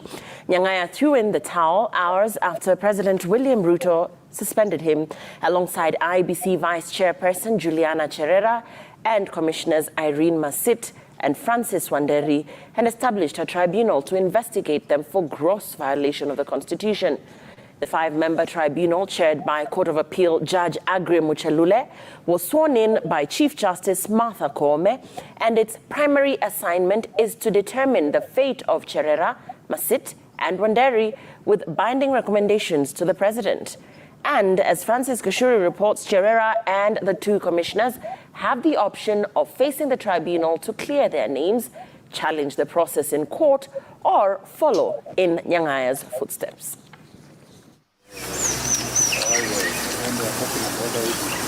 Exactly 456 days from the date he assumed office as a member of the country's election management body IEBC, Justice Nyang'aya has bowed to pressure and resigned. Nyang'aya, who was sworn in on 2nd of September 2021, alongside Juliana Cherera, Irene Masit and Francis Wanderi, tendered his resignation letter to President William Ruto through Head of Public Service Felix Kosgei, hours after the Head of State suspended the 4 embattled commissioners dubbed the Cherera 4. Nyang'aya in the letter said his decision came after weeks of soul-searching and prayers. While defending his short stint at Anniversary Towers, Nyang'aya said his actions, though taken in good faith, had been misconstrued. I'm sorry, this is an affront to the Constitution. You can address the press out there. Like Cherera, Masit and Wanderi, Nyang'aya did not appear before the National Assembly's Justice and Legal Affairs Committee that was handling 4 petitions filed by the Republican Party, Dennis Ndumbi, Geoffrey Langat and Owuor Steve Jerry, seeking the removal of the 4 commissioners. The National Assembly yesterday adopted the committee report and recommended the establishment of a tribunal to investigate the 4 commissioners. For a moment before we conclude. Hours later, the president constituted a 5-member tribunal chaired by appellate judge Agri Muchelule, former Law Society of Kenya Vice President Caroline Kamende Daudi, Linda Gaki Kiome, Matthew Nyabena, and Said Hamis Said are also in the tribunal. Kibet Kirui and Irene Choe will be the tribunal's joint secretaries, with Peter Murage as the lead counsel, assisted by Zamzam Abdi. I, Honorable Justice Agri Usiule Muchelule, that I will faithfully and fully, impartially and to the best of my ability. The tribunal was sworn in by Chief Justice Martha Koome hours after the president established it. This is a heavy responsibility that is being bestowed upon us by this nation, and we have agreed that we are going to do our utmost best to keep to the oath that we've just taken. The 4 commissioners' ouster journey began when they walked out of the Bomas of Kenya on 15th of August, just before IEBC chairman Wafula Chebukati declared William Ruto president-elect. They claimed the process of verifying presidential election results was clouded with mystery and disowned the poll outcome. Their arguments were later dismissed by the Supreme Court and Ruto's election upheld. The president and the Kenya Kwanza team terming the 4 commissioners rogue.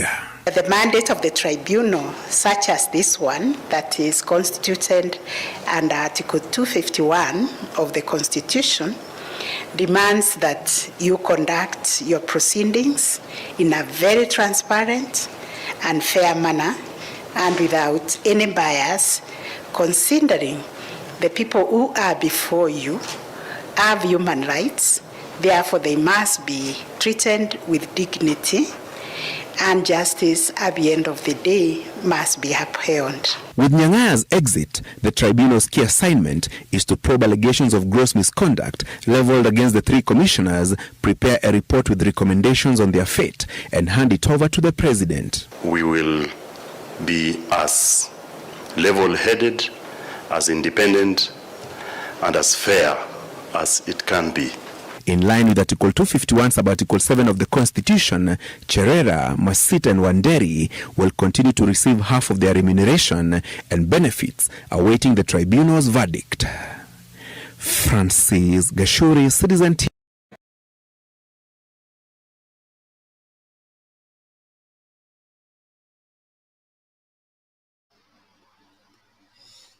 Okay. Okay, that is the new Kenya for you. Plug and play. Recommendation issued yesterday evening. Tribunal sworn in.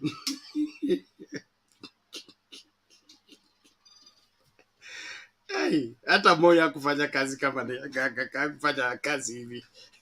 Hii iko level ingine. Tumsikilize Roda.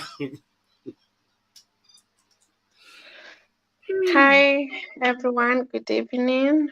I don't know how to say it. Do you hear me, Vicria? Yes. Hi, everyone. I just say hello to everyone like this. I don't need to say the name. Oh my God. Oh, I don't know how to say, because when I think about our country, I feel very painful, sad, disappointment. I feel guilty. I've been feeling guilty myself. To see Kenyan people have been chosen to serve Kenya, those 4 commissioners, innocent. They were coming to stand what they believe, what they feel, according to our democracy, according to our constitutions and our freedom. And then somebody take the decision to remove them for the work. It's painful. I feel painful. People wake up early in the morning to feed their family, members of their family, and then they lose job because of the one person. One person think it's own Kenya. He can do whatever he wants.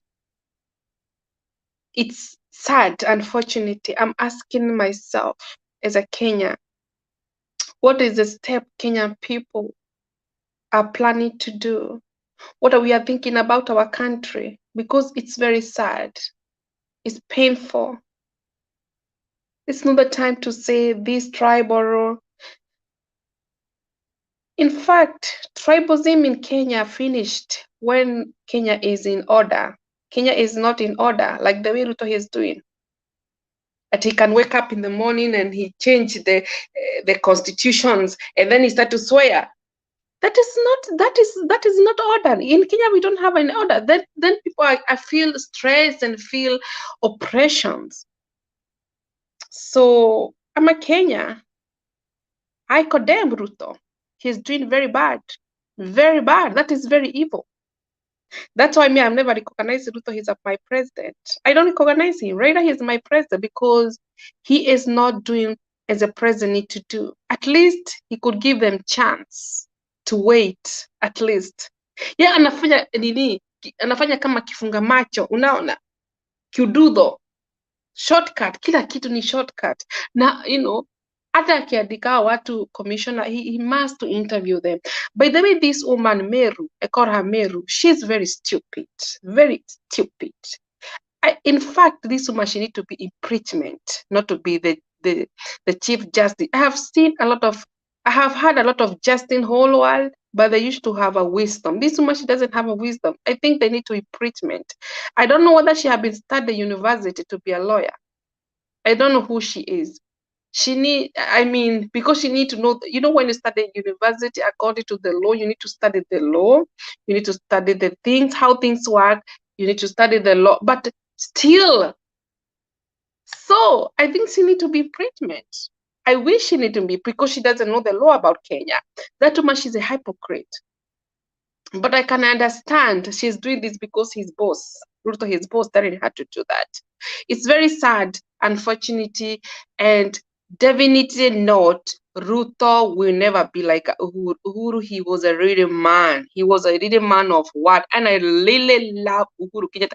Me, I'm not like those stupid Kikuyus. They have been voting for. Me, I'll be always love Uhuru. Whether he is living in Saweri, wherever he is living, I will continue love him. I will continue shining light to the dark to show the whole world whatever. He was a dynastic son. I always love him. Whenever he's living in Shaweri, whatever. I value. He's my king. He's my everything. He's my life. I will be always love him. He was a man of what. He really respect me. He really respect our country. He respect every community. He was putting our country in order. He bring development. He built the road. Those roads you see in Kenya, he's the one who built those. Even if it was Chinese contract. Sometimes I wonder, oh my God, how wazungu unaona wanaringa hizo mabarabara. Ni Uhuru amejenga hizo mabarabara. Everything. By the way, Ruto, he must be very stupid. Let me tell you, something I used to I have studied about psychology. You need to mind your language. Wait, Stella, please. Okay, so I'm sorry. Okay, something I know about Ruto. If he know that he's a chemistry and who it was not work, he could resign. Like me, when I don't hang out with people, we don't have the same chemistry. I used to say goodbye. I cannot hang out with people we don't have the same chemistry. That's a fact. If you don't feel connect, it's the same. You cannot have a boyfriend, you don't get connect. That is not, he could resign instead of the fight, because Uhuru was like this. They didn't connect the same. Like Ligiji, they connect very well with the Ruto. Let us be honest. They connect very well. You see, and I think they like each. The chemistry. I think Uhuru and Ruto didn't work the chemistry, and he could retire. He could resign instead of we bring the problem. That's why we are going these things. So I will not talk so much. I talk what I say and what I feel, and thank you. Okay, asante Roda. Naomba tafadhali tuweke nidhamu, heshima idumu, na tuhakikishe kwamba tunakosoa makosa pasipo kufanya makosa. Ni vizuri wakati tumekasirika, we are justified to be angry, especially when we are disappointed by the people we have the highest expectations from. But let us not correct a wrong by doing another wrong. And I also want to remind Kenyans that when all is said and done, we have a country either to preserve or to destroy. There is one person who has said something here that makes me very sad. He's called Nyoike Bernard. He shares my name, and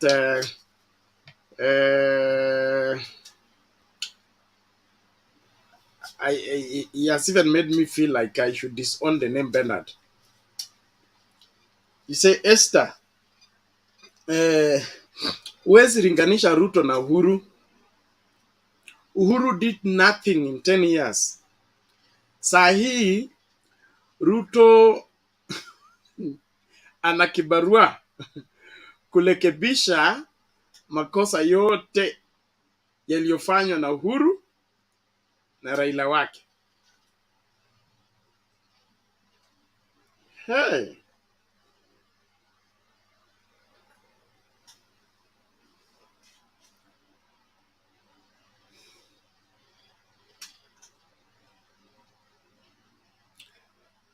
I think some people, the oxygen they breathe need to be withheld from them, and whatever they carry on top of their shoulders,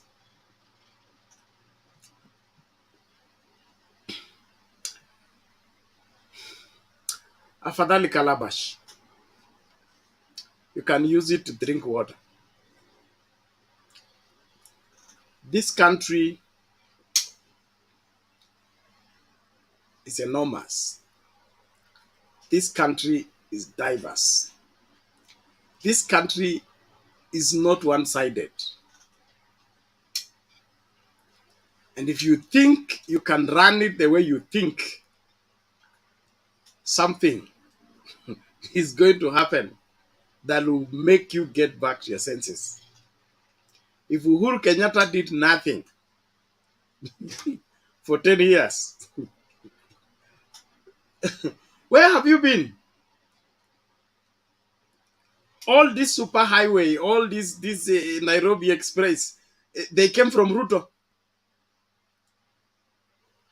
The only money Ruto knew where it has gone or how it disappeared is the money that disappeared. But the money that was put in this project and put in this project, I've never seen him account for it. We are closing into 100 days of Ruto presidency. What has he done? He say akona kibarua ya kurekebisha makosa ambayo Uhuru na Raila walisababisha. Makosa gani? Kazi mtaani, kufanya wa vijana wasikuwe na kazi. Makosa gani mengine? Kutoa subsidy ya petrol ili fare yako iongezwe na maisha yako yakuwe magumu. Kutoa subsidy ya chakula ili uendelee kuteseka na kuombaomba. Hata wale ambao mlikuwa mnafanya kazi kibarua kwa bar. Mimi ni pastor, lakini najua kuna watu wanafanya kazi kwa bar. Okay? Hizo bar pia Sakaja amesifunga in support of who? William Ruto. Why? He's increasing people who are jobless in the society. Is that how to grow an economy? Is that how to improve the lifestyle of Kenyans?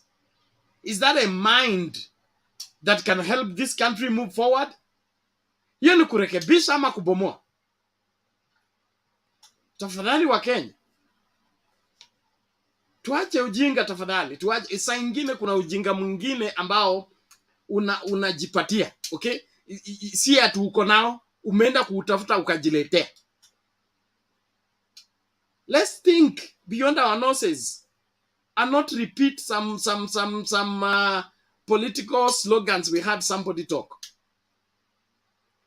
The youth jobless. And you're telling me William Ruto is doing well? Now he has declared Nairobi River project. Uko ndio unaenda kufanya kazi Bernard, eh? Kusafisha Nairobi River. Sasa okay, let me finish Baba's statement before we bring in the prophet to tell us what thus says the Lord. Because this makes me very, very angry. I mean, how can you go to school? Kuna watu ningependa kwenda shule zile walienda nichukue school fees. Kwa sababu hakuna haja wewe kukaa kwa desk miaka hii yote, alafu unatoka huko you reason like that. The school aid, they warudishe school fees.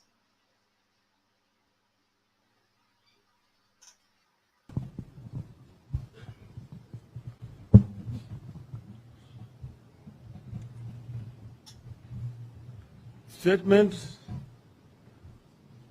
on the start of public consultations on the state of the nation, December 2 mwaka 2022. As was expected, the Justice and Legal Affairs Committee of the National Assembly has recommended the formation of a tribunal to kick out the 4 IEBC commissioners. And as we're talking here, already the commission of the tribunal has already been set up. The outcome was predetermined, and there was clearly no need for Jailac to spend taxpayers' money purporting to be giving a hearing to the 4 commissioners. We have said before, and we will say it again, the tribulations of the commissioners are not about 2022 elections. This is about 2027 elections. That is why it is not Wafula Chebukati facing Jailac, despite being indicted by the Supreme Court. The 4 are being forced out because William Ruto and the Uda administration want a clean slate at the IEBC and fill it with his stooges and henchmen for the 2027 elections. Mr. Ruto wants to rig the 2027 elections in 2022. The Uda is on the campaign trail for the 2027 elections in 2022. If that is what the administration has decided to prioritize, we are ready to join them down that path. As a mere party, our concern and fear is that we have been here before. We were here in 2007 when the Kibaki administration single-handedly picked IEBC officials ahead of the elections. We protested. We were called names. We were told the administration was acting within the law. That single undertaking, when it was over, left more than 1,300 Kenyans dead, pulled thousands of Kenyans out of their homes, and drove the economy into the gutters through the post-election violence. As happened back then, Uda is amending the laws governing the appointment of IEBC commissioners to allow the administration complete leeway to pack the commission with his henchmen. You have gone back way before. We have gone back that way before the IPPG deal that allowed the government and opposition specific numbers at the commission. As a new party, we wish to underscore that Ruto has taken a machete to hack the pieces and mutilate the 2010 constitution, which he did not support, with the leader of the red flag. We are witnessing the emergence of a darker form of dictatorship than what we witnessed under Kanu. We in Azimio are here to let Kenyans know that with the benefit of history, we are going to protest and resist much more strongly than we did in 2007, because we now know just how wrong this can go if we do not stop it now. So we appeal to Kenyans to get us right and clear. This is not about the 4 commissioners. This is about the 2027 elections that could go terribly wrong if we let the Ruto administration get away with the fires they are lighting. This is about resisting the capture and emasculation of key institutions that need their independence to stand up for the country when need be. We need to jealously preserve and protect the independence of our institutions. In 2020, we witnessed strong and independent U.S. institutions stand up to protect integrity of elections and preserve democracy despite extreme pressure by a section of the executive. That is what we need here. It is what we are launching the fight here, the fight for here today. The judiciary has been captured. The criminal justice system is collapsing. That is why cases are rapidly being dropped, criminals being celebrated and turned into prosecution witnesses. The security sector is being targeted and intimidated so that it can be captured.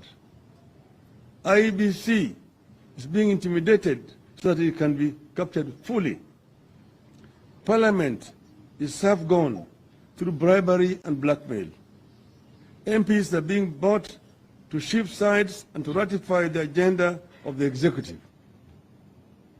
If all these institutions submit to Uda's schemes, we are in a real danger of losing everything we have fought for and won over the last 30 years. We are in a real danger of starting back to the 1980s. As Azimio, we are here to announce our readiness to stop that slide into the past.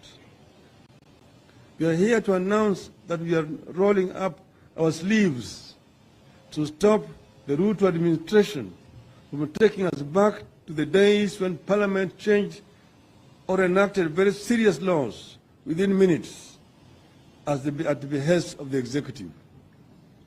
We are here to announce that we will stop this country from going back to the days when the judiciary had cases in the middle of the night and dispensed sentences prescribed by the executive. We are here to announce that we will not allow this regime to take us back to the days when police were mere hit squads doing the bidding of the president. We are witnessing extremely skewed appointments to the public office by this administration.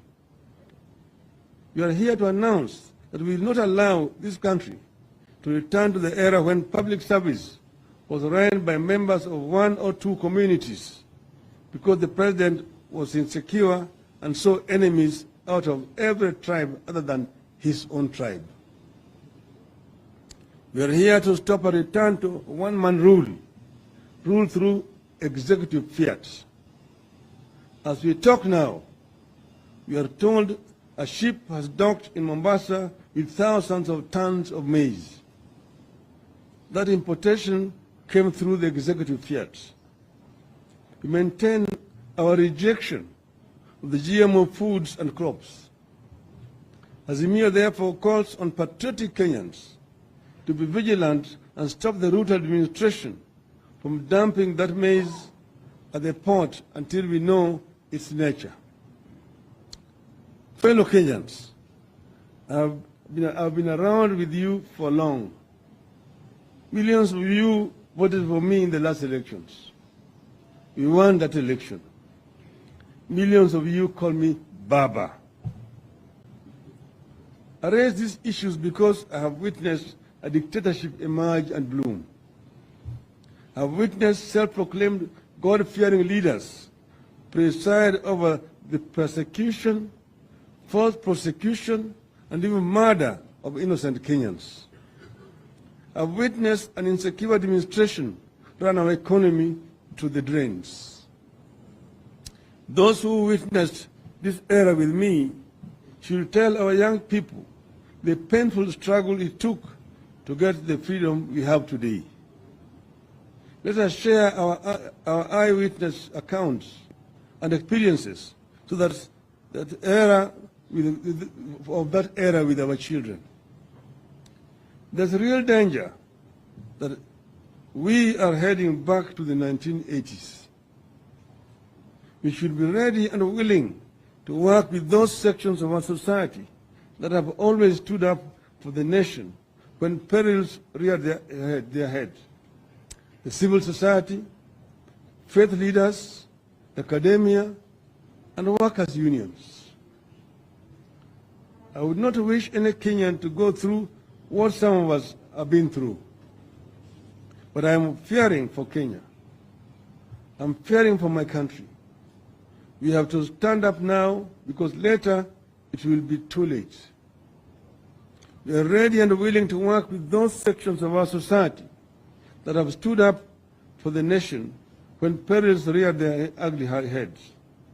The society, faith leaders, the academia, and workers' unions.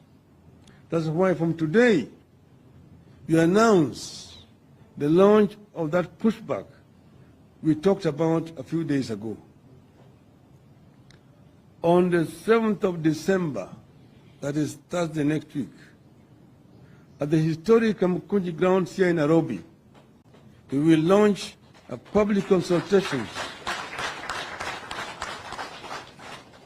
I repeat, on the 7th of December, at the historic Kamukunji grounds here in Nairobi, we will launch a public consultations with the people of Kenya to brainstorm on the direction the country is taking.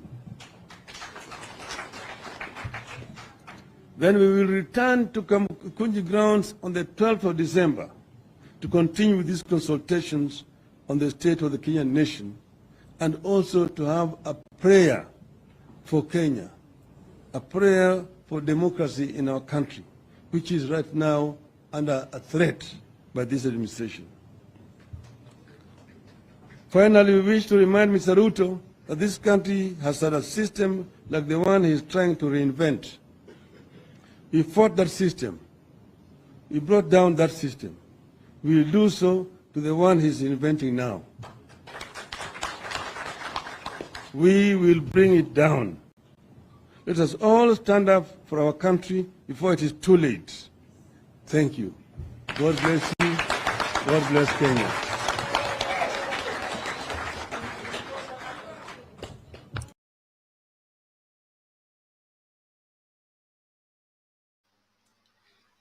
Let us all stand up for our country before it is too late. Mato, vipi lakini?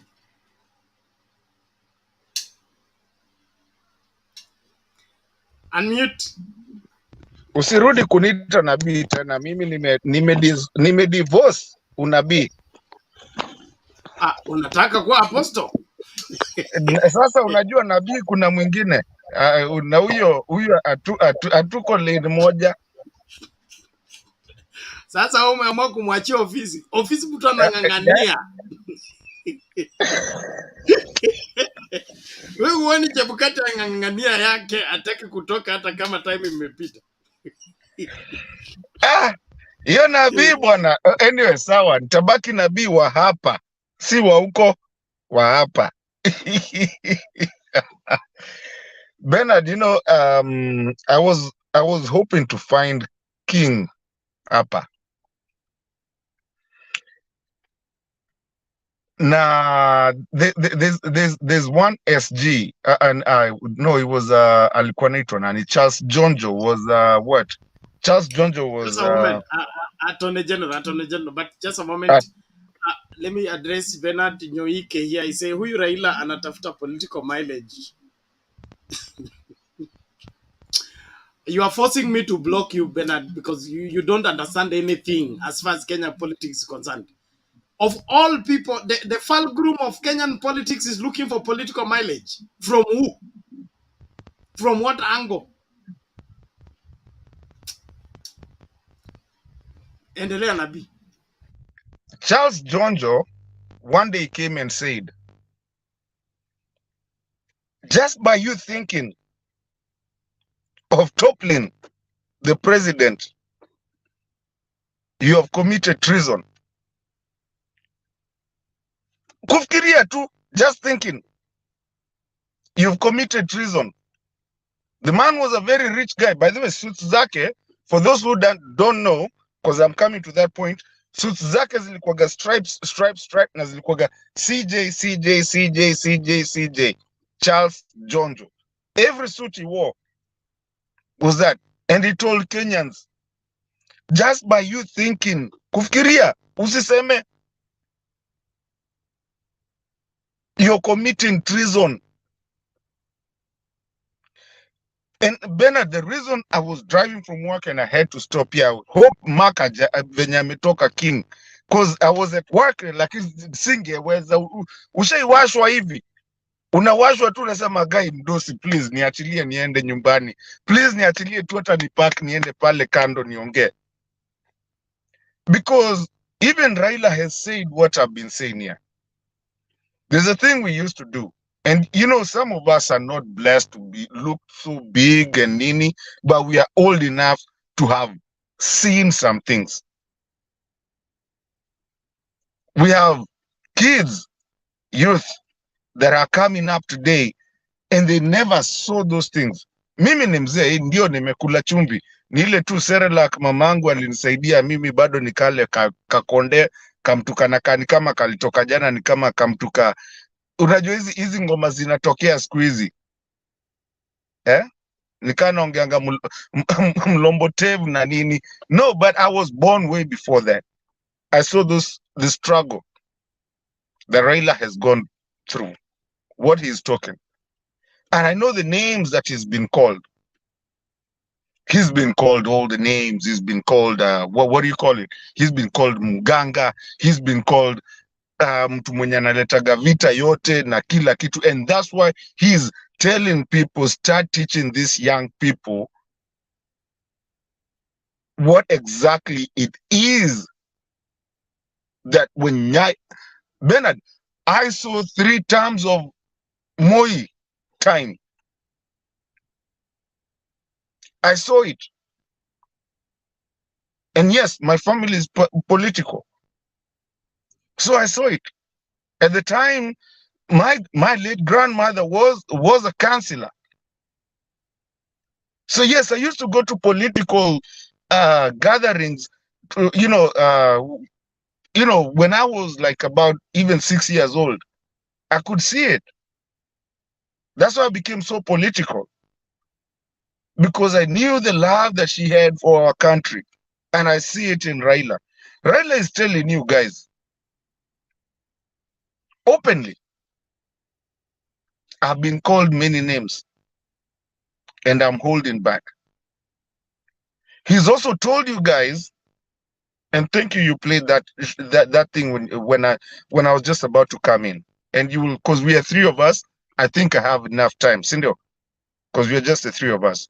I don't want to overdo. Mtu mwingine akikuja nitaachia. Thank you, brother. Raila is also telling Kenyans, I've been here with you guys. You call me Baba. Why do you call me Baba? The young generation does not understand why we call Raila Baba and how he achieved that name.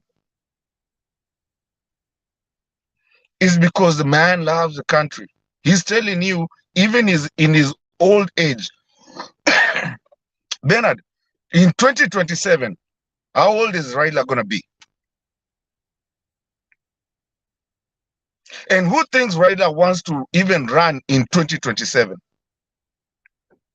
He's just saying that he's fighting, he's feeling for his own country. Raila has been shot at, has been beaten, has been put places. And there's a reason we call him Baba. We never called anyone Baba. And when it comes, Raila is not going to be, he's not going to be running for at Taranaki 80s. He just wants to leave a good country that he started. They started actually because his peers, the people that the peer group is already gone. Is the only last person that we are left with. Our last bullet, like they like to say. Is the only one. Only one. Mwenye amebaki mwenye anaweza sema kitu isikike. Na kila mtu asikie. Akiambia watu tulieni, mnatulia. Akiambia watu mpaka wanamwambia baba, please tuambie tunaenda wapi. And Bernard, I need people, because I know we are live and people are listening to us. I'm not just talking to you guys. I also need people to understand, to go to these things that you call bunge la wananchi, and ask you why. Ask yourself why, even in such an open forum that is open for everyone, that even watu wa UDA wanakubaliwa kukuja, why is it that still is dominant that people are not feeling okay, even in a group that ni ya mtaa? Kwa nini hao wengine, watu wa UDA wakikuja saa zingine watu wataki kusikiza nini? Kwa nini watu wanaongea wasababa no tunafaa kwenda hivi? Why is it that we don't have a legitimacy of this government? Kivuitu was in this point, in this place.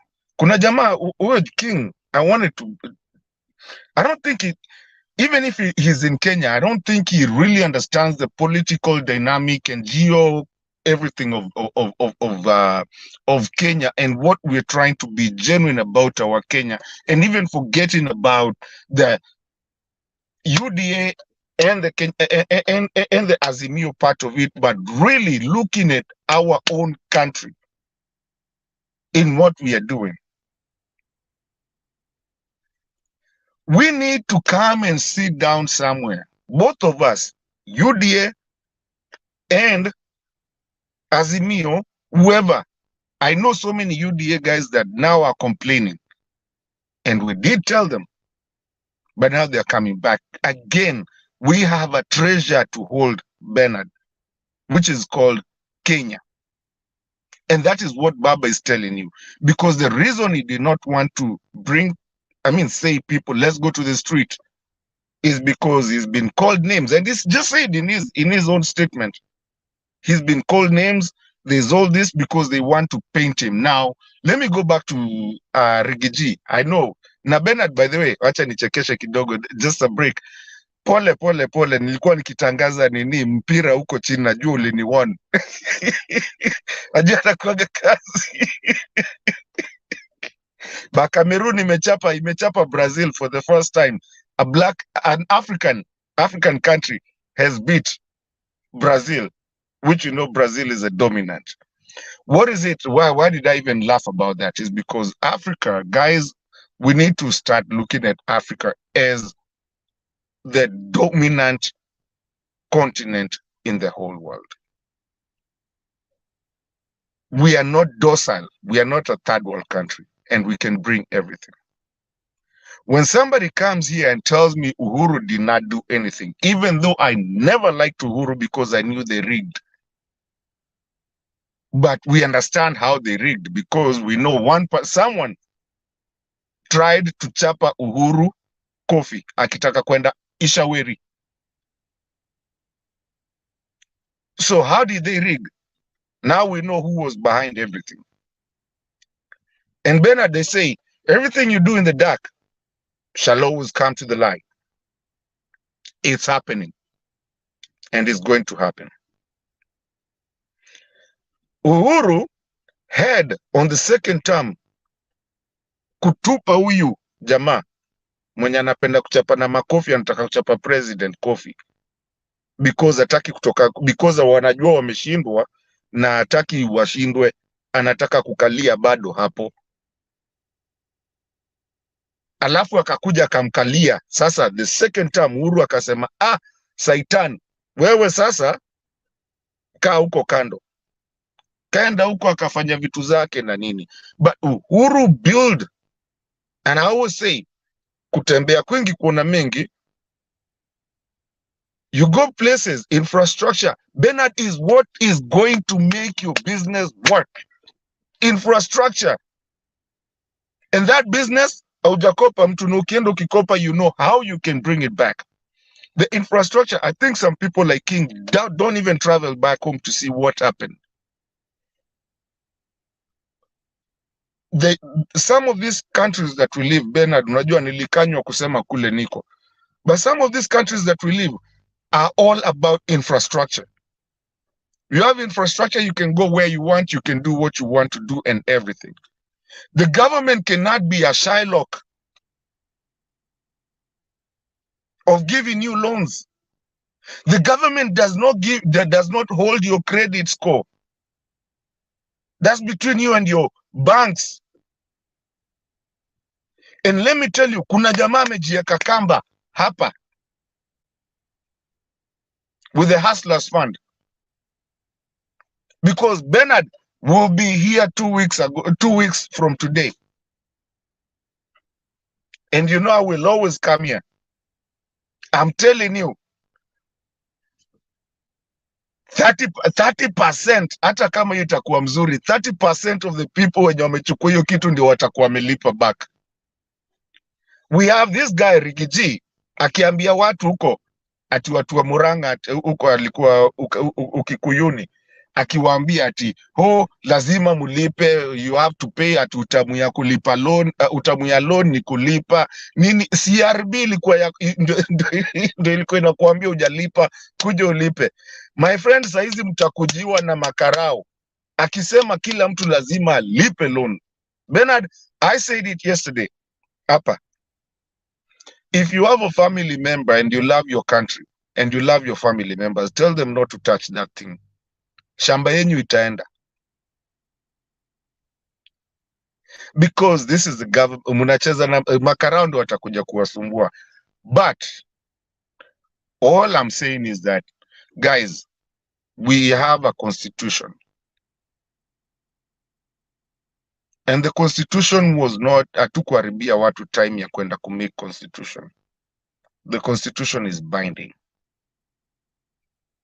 And the constitution tells you that we don't have rulers, we have public servants.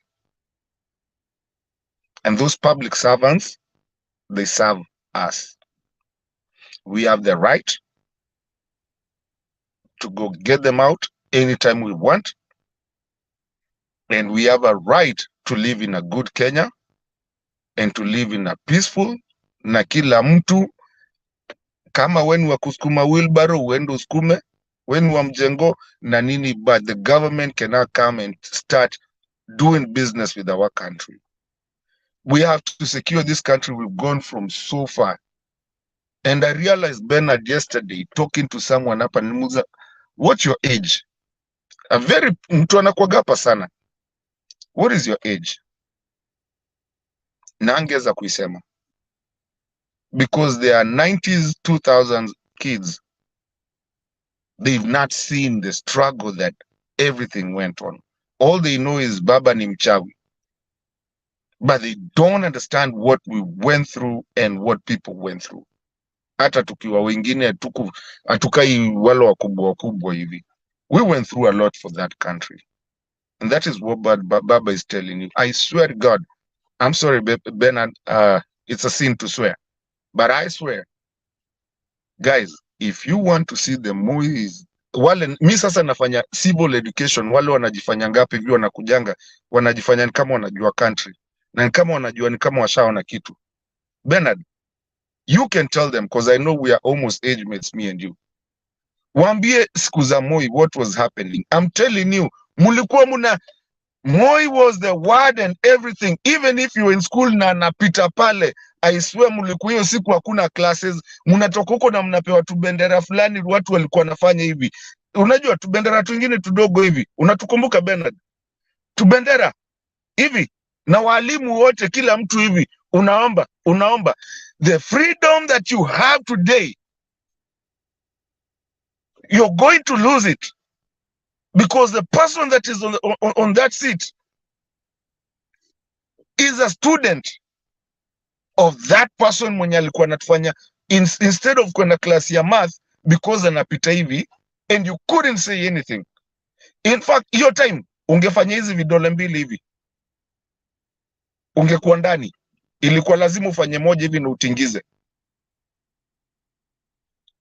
My primary school, I have videos wakiimba kwekwe shamba. Go look at it. Kwekwe, Google it. Kwekwe ingolewe kwa serikali ya Moi. Why? Moi was not even that, and we have to teach these people, Bernard.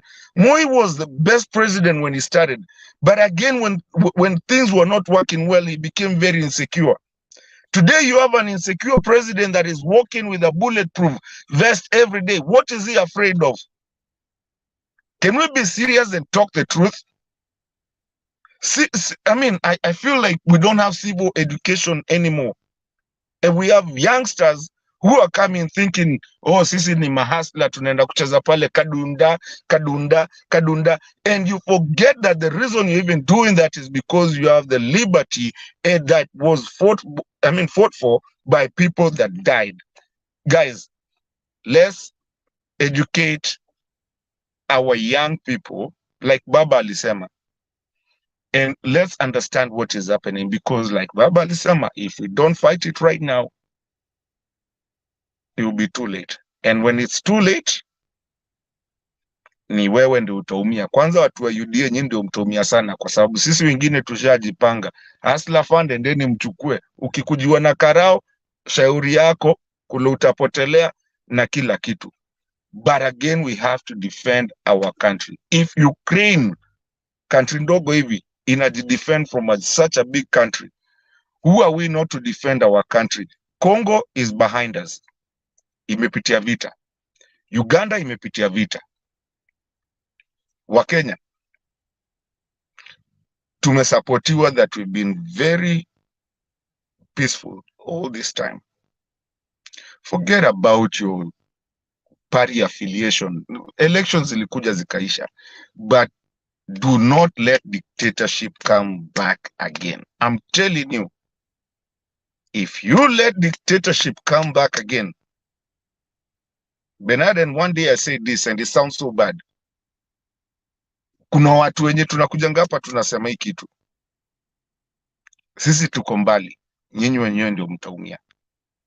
But hatutaki watu waumie, tunataka turudi Kenya yetu, like I'm coming here in about 3 weeks, na tuwe happy about our country, na tuone infrastructure, so that way we don't even have the urge of leaving our country.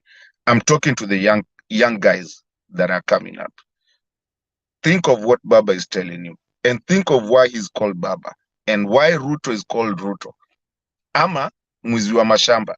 Why does he have that following of mwizi wa mashamba?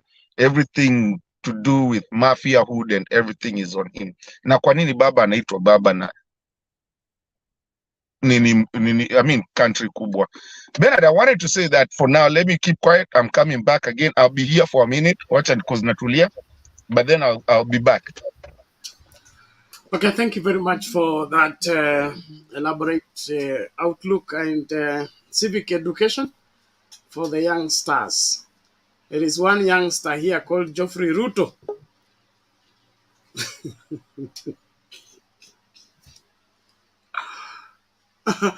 Geoffrey Ruto, go and check history properly. The 82 coup was not even a coup. It was a prank. Yeah. Just check your history properly. Go and don't one of the things that frustrates me on this platform is when somebody hears something on a politician saying on a platform, then he comes to repeat it here without researching and finding out the bottom of what is being said. There is something wrong when somebody wants to change the law to suit himself. That's where the problem is. Change the law to suit yourself. Or visit an injustice on people simply because he doesn't like them. The reason why we have a constitution is so that the constitution can do what? Can respect, can enhance the safety of different people, even when those people are not like you want them to be. So that if you can't deal with them according to how you love them and like them, you would deal with them according to how the constitution makes you treat them. So the 4 commissioners that are being vilified right now, and you're cheering them on, when they have finished with them, they will come for you. And you will not like, and Mato talked about the Moi time. Me, I have recent history, which I believe you can relate to. Recent history. Murukomen and tyranny of numbers in the Jubilee government. What did they do? They said, ongeza tear gas, bring the tankers, let's deal with NASA people. In one afternoon, they passed laws. They deported Miguna. They thought they're in power. Then when tables stand, what happened? They were the first victims. That's exactly what we are talking about. Let Ruto get away with the injustice he wants to put on the 4 commissioners. There will be nothing to stop him from doing whatever he wants. And that is why I'm in support of him being pushed to the limit. We are going to go parallel. Akiwa Nyayo Stadium, tutakuwa Jacaranda ama Kamkunji. Tuone nani akona numbers, nani alishinda uchaguzi. Okay? Aenda jaze Nyayo Stadium, sisi tujaze Kamkunji na Jacaranda at the same time. We have tolerated him enough. We have understood him enough. He thought he has run away with it. This time, it is not going to be business as usual. I'm sure he's going to come up with presidential orders. He has banned all gatherings. Then you ban yours first before you ban any other gathering. Using what law are you going to ban a gathering? You declare a state of emergency, no problem. We are ready for it. This country is not going back to the dark ages. We are not going back there. That is guaranteed. Penny Nyagaka can tell you. Some of these people are in exile because of Moi era. And now they're talking UDA here. When they ran away from the terror of Moi. Let's tell each other the truth. Na tuache kuchezeana akili. Inji inasonga mbele wakati Uhuru unafanya nini? Unaendelezwa. The way Uhuru worked. He left people to insult him. He did not answer back. People called him names. He still focused on doing work. Even his deputy went on insulting him. He still focused in doing work. That's how to be a president. Lakini wanataka kuwa rais, kuku zikianza kuwika unajibu. Chura zikianza kulia unajibu. Watoto wakianza kucheza unajibu. What kind of president are you? William Ruto should sit in office and do the work he's supposed to do. Lakini kama amefuatana na kina Cherera, anataka kufight kina Cherera, amalize aanze kufight the constitution, amalize aanze kufight makanisa, because that's where he's headed. Oh, mnafikiri anakuja kanisa kwa sababu anawapenda sana, anapenda Mungu sana, ameokoka. No, the next place to be fought is church. In fact, there's already a complaint. They say kama wanafunga bar kwa sababu zinafanya kelele, makanisa pia yafuate kwa sababu kelele yao ni nyingi kuliko ya bar. Kama huna hiyo habari, basi umeipata. So this is not a Raila Odinga thing. This is Kenyan affair. Na tuko ndani kabisa, ndani kabisa. Yes, Mato. Nilikuwa tu nataka kuongezea hiyo kitu umesema. I want to ask Kenyans, did you actually know who was the competitor of Uhuru after aliingia kwa office? I think Uhuru left the politics aside and got on his akaanza kufanya kazi. Why are we even talking about Raila now and you have all the power? Uhuru kept quiet. He was not talking about Mganga anymore after alipata power. So why is it that even today we still have this guy is talking about Baba in every single statement? Iwe ni nini Baba? Wale ule mtu.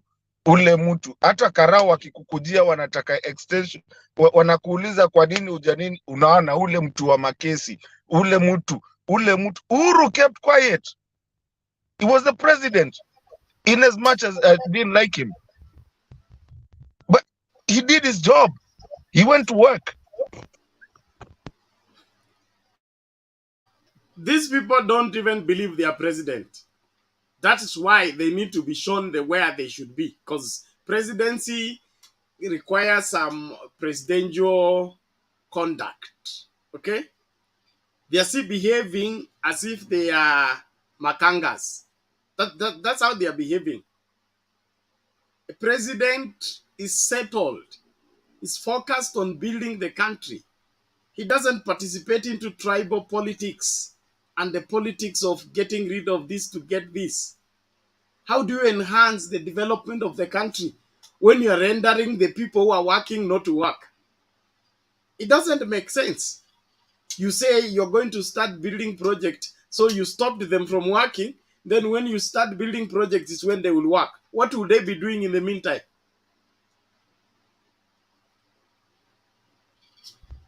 And you have Rigiji telling people of Mount Kenya ati neni unajua sisi tulipewa mingi hata vile hatukuwa tuna I need to send you that clip so that people understand what I'm talking about. Tulipewa hata mingi kuliko ile tulikuwa tunataka. Okay, so na watu wa Mandera watafanya nini? And this thing ensued. Unajua nyinyi mlikuwaga mnaangalia, si kuangalia hiyo ya parliament, but Senate kulikuwa moto 2 days ago because they started talking about central, mkifanya hivi sasa basi we'll talk about 1 man 1 vote 1 shilling nini, and the Turkana guys went off, and this was brought by this Cheralgei of Nandi. And they said they started arguing with him because they told him, and he was really bad because they started telling him, why are you talking about nyinyi mkiletewa mahindi munaongea, and then you're saying that Turkana should not get anything. And they were actually talking about the Hustlers Fund that they wanted to be iteremsho huko chini, sijui ifanyike nini. Listen guys, we cannot play games. Bernard, I'm tired with the leadership that we have, the Kenya that I love. We need to be tired of these shenanigans. And if you want to call me an activist, please call me an activist. We are not going to play games with our Kenya. Ruto is and the people that is doing, and the people that are they're in that government. These guys are just thugs. That's what it is. Tamatisha, asante. No, neither tu ukiangalia hata the law, the way it works, the law na zile vitu ziko. You cannot tell us that Kenya is all about Central and Central and Rift Valley. There are guys who are struggling out there. How about the Western? How about the Luo Nyanza? How about the Moyale? How about uko kwingine? How about Coast? You making this whole thing about 2 communities? Really? Or else we'll go back to where we were, secession. Tuachane kabisa, nyinyi mwende kivyenyu, si wengine tukuje, mkuwe mkikuja na passport. South Sudan, North Sudan did that. Peace ikadumu, tuheshimiane. Thank you, point mate. We appreciate that. And that is what we are saying. If the UDA president does not rise up to the occasion and realize that Kenya is bigger than UDA and bigger than Kenya Kwanza, he will be hit by what hit Israel many years ago when there was Jeroboam and Rehoboam. Rehoboam was in office legitimately after being anointed to be the heir of Solomon. Alibaki na kabila mbili. Jeroboam akaenda na kabila 10. Uchaguzi ni wenu, vile mtakavyoendeleza nchi. Lakini maneno ya kuangalia sehemu zingine za nchi kana kwamba hizo ziko chini na nyinyi mko juu, itakoma. Tarehe 7 Kamukunji. Mr. Wangira, make your submission as we move. Just a moment before that. Wycliffe Mulumbu, you say what? The link is not letting you in. Let me see if I can send you on WhatsApp. Probably you are logging in with a new device. You need to sign in if you are using a new device afresh. But all in all, let me see if I can send you on WhatsApp in case the one for public is not working for you. Mr. Wangira, go ahead. Oh, thank you very much, Bernard. Oh, how are you? Are you getting me? How are you, Bernard? Yes, I'm fine. Thank you. We're getting you loud and clear. Go ahead. You are supposed to have responded to my email, but that's just by the way. Perhaps you need to check on that email. That's just by the way. Let me just say good morning to everybody who is in the studio today. Bernard, where things have reached in this country, the only thing that I can tell my Kenyan brothers and sisters is that they should never lose hope. Because if we lose hope at this particular point, then we will be done. And then I've discovered one thing, because I am a historian, and as historians we say that people who forget their history are bound to repeat the same mistakes. But unfortunately, it's not about even people forgetting their history. I've discovered that we have a large number of what we call the millennium generation who actually don't know their Kenyan history. And this is because of the biasness in which you have treated the history. I was among those people. I even petitioned Parliament, I think 5 years ago, that perhaps we should include second liberation as part of our history curriculum. And, people did not take it seriously because second liberation is part of our Kenyan history. And I don't know why Kenyan students are not studying about the second liberation. People don't know about what we call Saba Saba. And I'm looking forward to the day where Saba Saba will be studied in perhaps primary school or secondary school, and it will become part of Kenyan history, because that's the only way to enrich history, and that's the only way to teach Kenyans what is their true history. Because where things stand today, what is being taught in school, Bernard, is what we call biased history. What people want your kid to know, but not necessarily what is the true position of the Kenyan history. Raila Odinga, Bernard. I was among those people who this week thought that perhaps it was not necessary that Raila Odinga calls for such a congregation at Kamukunji grounds, but today I changed my mind. And there are reasons why I changed my mind, and I agree with Raila Odinga when I listen to him speak that, the direction things are taking in this country, is not a good direction, and perhaps, it's time that we stood up for this country, Bernard. Today, as William Samoei Ruto was suspending the 4 commissioners, he was equally appointing one lady to chair the Kenya Communication Authority of Kenya. A lady who you remember, she had a run with KRA the other time, over accusations of tax evasion. Just, I think, less than a year, that this lady had a run with KRA over claims of tax evasion. And today, the president appointed Ferdinand Waititu to what he calls Nairobi Rivers Commission. I understand it's a new organization to be in charge of Nairobi River and rivers within Nairobi. I don't know how many rivers we have within Nairobi. Bernard, you remember that the reason why Sonko could not run for governor of Mombasa was because he was impeached, and the Supreme Court upheld his impeachment. I'm not sure whether Ferdinand Waititu has any appeal pending in regard to his impeachment. I'm not very sure, and I don't think he has. So if Sonko could not run to become governor of Mombasa on the basis of his impeachment, which is subject to Chapter 6, that when you are removed from office in such a manner, then you are not eligible to hold any other public office. Then I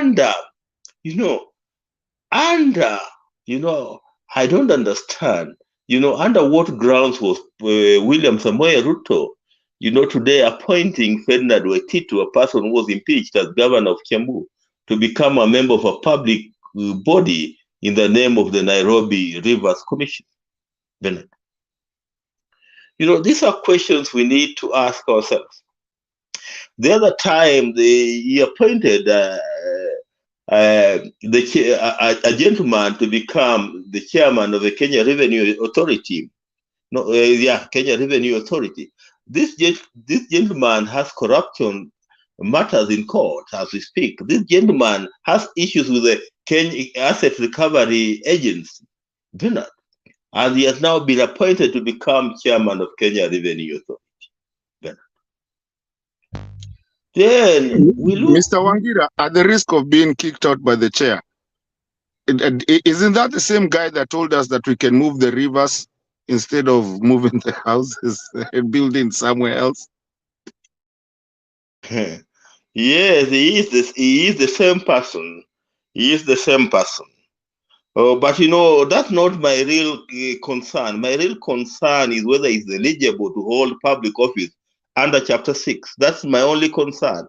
Because if Mike Mbuvi Sonko cannot hold office by virtue of his impeachment, then why should Ferdinand Waititu hold public office when he was equally impeached? That's my only concern.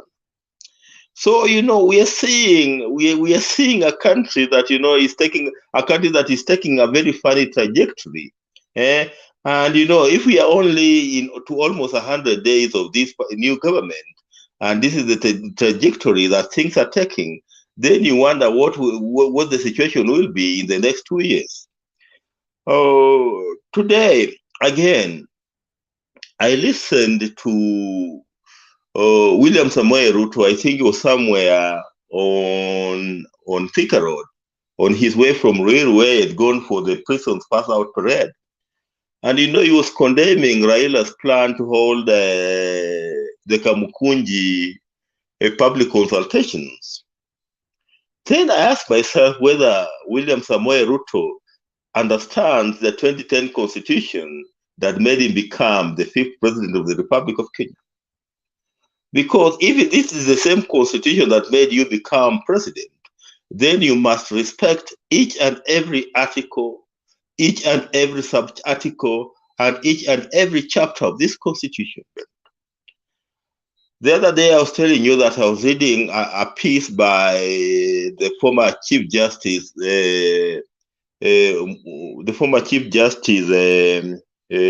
Mutunga, Dr. Mutunga, and he was saying that, every chapter in this Kenyan 2010 constitution has a story. There is a story why we have a chapter on sovereignty of people and supremacy of the constitution. There's the reason why we have a chapter on the republic. There's the reason why we have a chapter on citizenship. And there's a reason why you even have a chapter on the Bill of Rights. And if you go to the Bill of Rights, Bernard, you'll discover that the rights we enjoy under the Bill of Rights, which is Chapter 4, are not rights, that are donated to us by anybody, including the states. These are alien rights, that belongs to you directly. Any right that you are right directly. And even where they are to be limited, there must be justifiable reasons on how to limit them.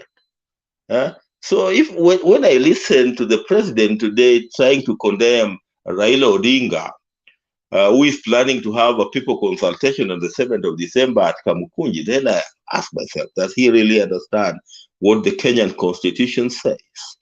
Does he really understand it? Because, and again, you remember, when he became president, he told us that, you know, oh, there will be no nusumukate ile maneno, what they call handshake. He told us that there will be no handshake with the opposition. And he told the opposition to do their work.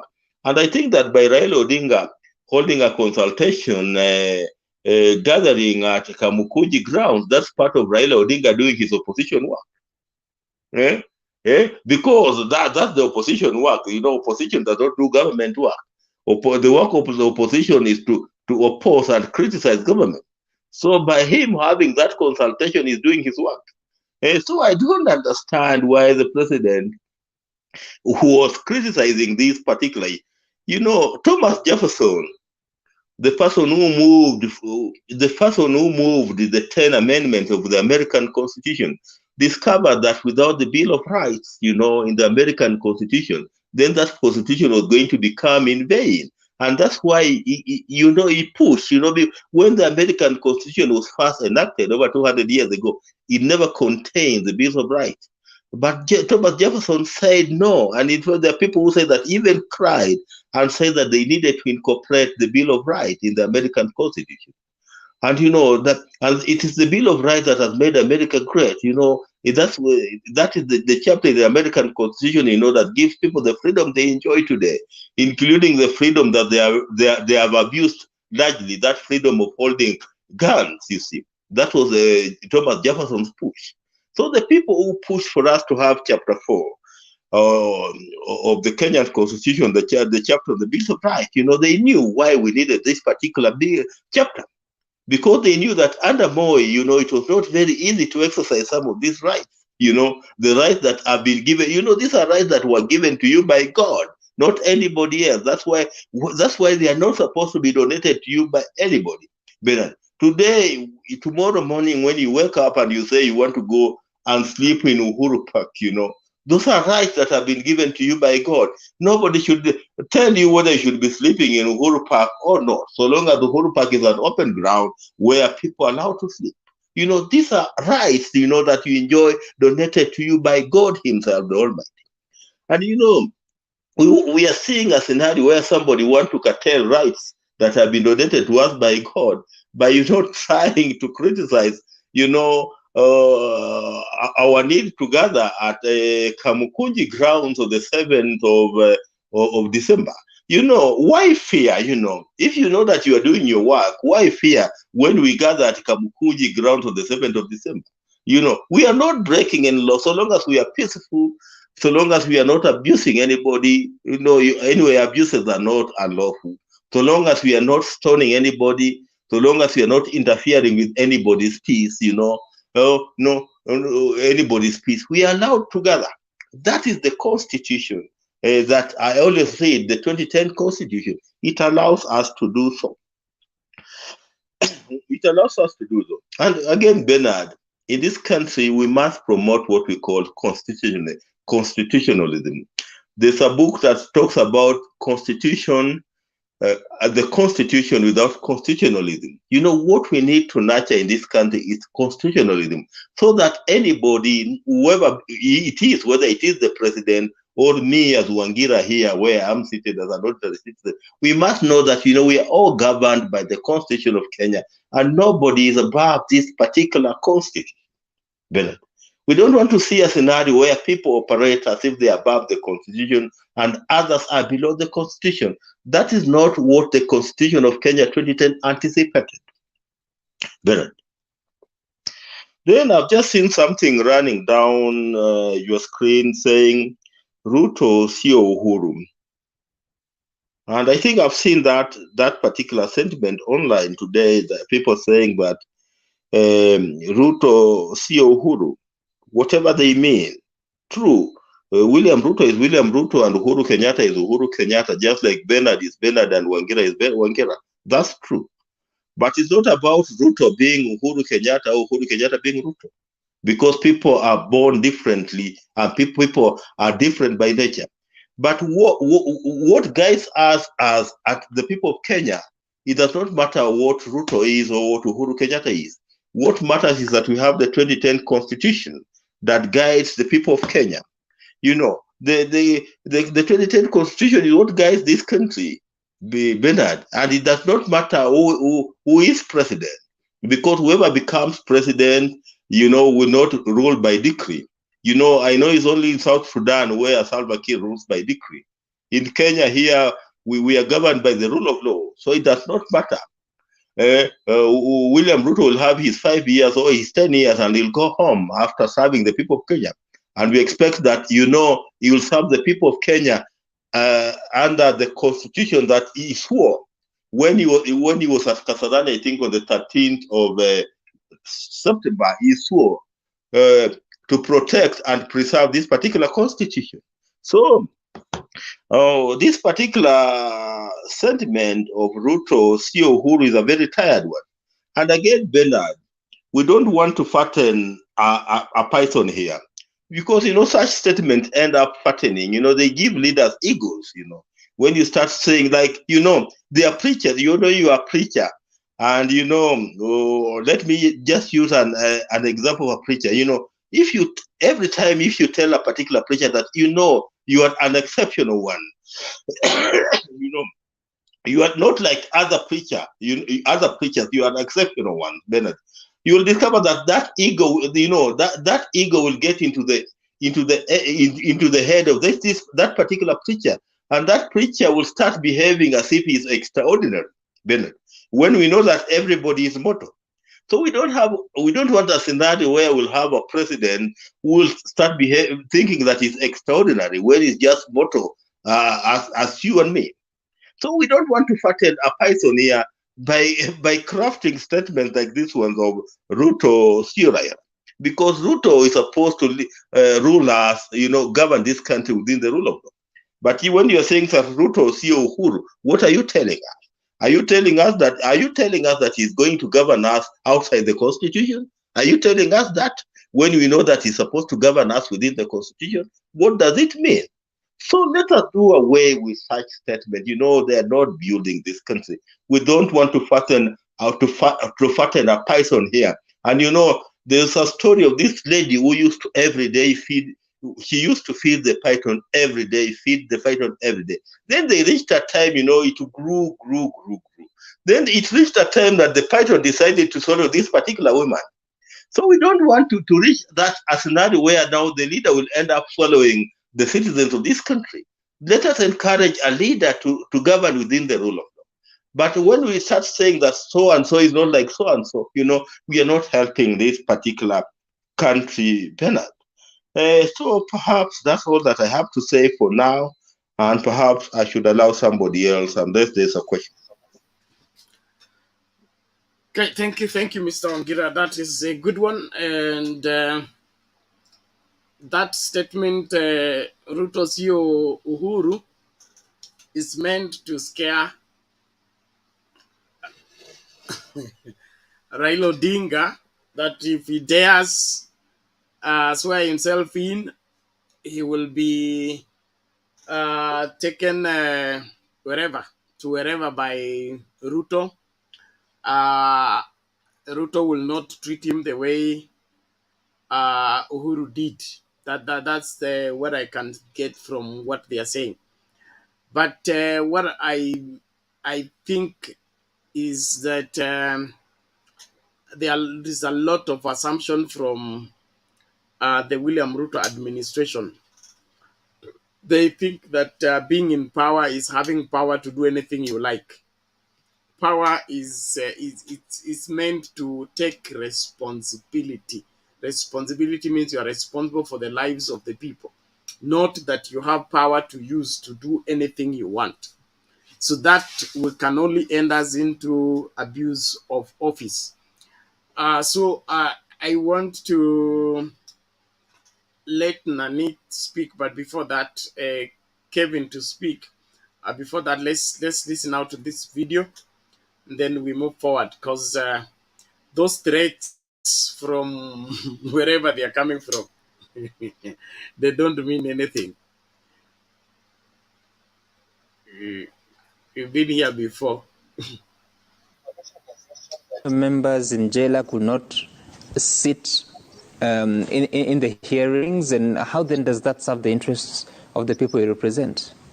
You see, Sam, I would say that is the decision of the members of the Jailac, right?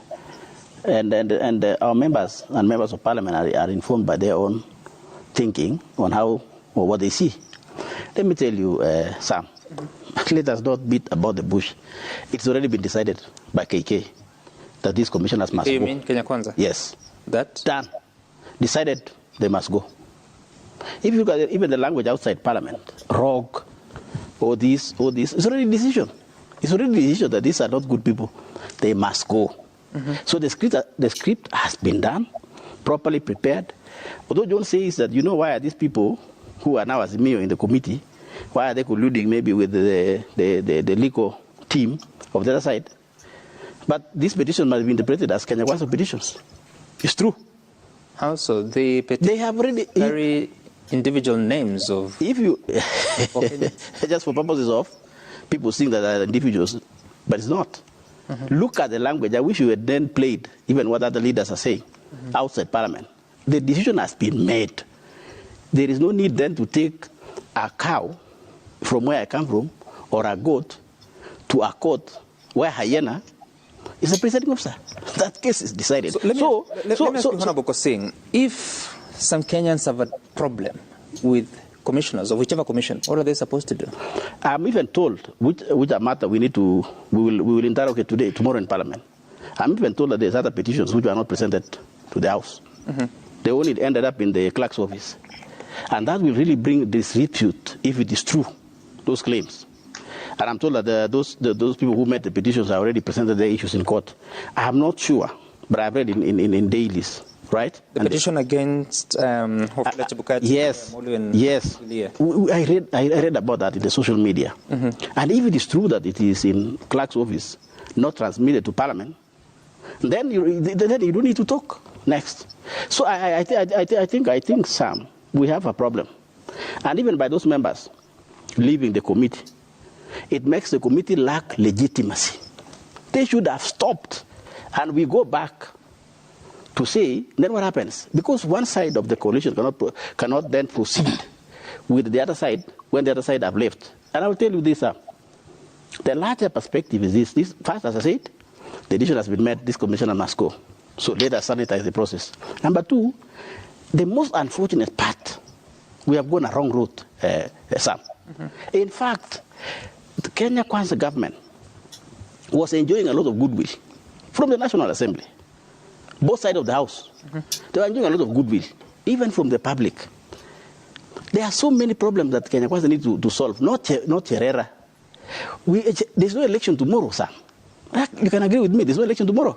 Election is 5 years. But since, Honorable Kosing, since this is a decision that will be made by the Justice and Legal Affairs Committee, then the plenary of the House, why won't your members participate? You see, let me tell you something, that's why we are human beings. You can see the process that is already been contaminated. It's true. You don't need to legitimize a process already been made a decision. But that's what I'm saying, Sam. That's why I'm here. The larger thinking which I want to bring to the attention of the nation, we have gone the wrong way. And Kenya Kwanza, in my view, were enjoying a lot of goodwill in Parliament. I remember, Sam, when we were proceeding this issue of debate of who is the leader of majority and minority. That was a very hot debate. We even came here. So when it was decided by the speaker like that, the leadership of coalition said, you guys, please let us allow the country. The committee, we did not agree on this timetable, but you used some words. Sorry, Honorable Kosing, carry on. So even that's what I'm saying, the goodwill, which now Kenya Kwanza is throwing out of the window.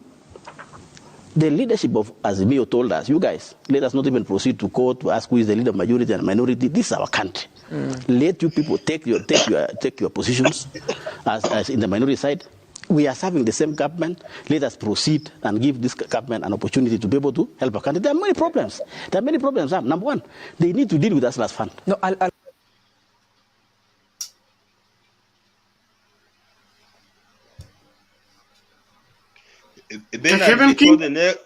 Before the next panelist comes in, there's just one thing I'd forgotten.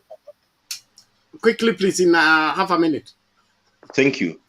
Bernard, I am disappointed with this commission of IEBC. I'm just forgetting his name. Who resigned, Bernard?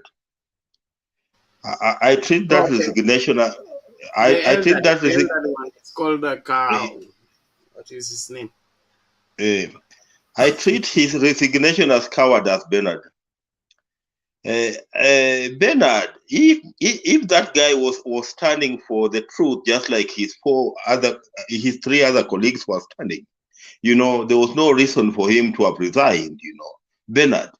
Even up to the last minute, Bernard, when you believe that what you stood for was the truth, stand with it. Even if you are going to be condemned up to the last minute, stand with the truth.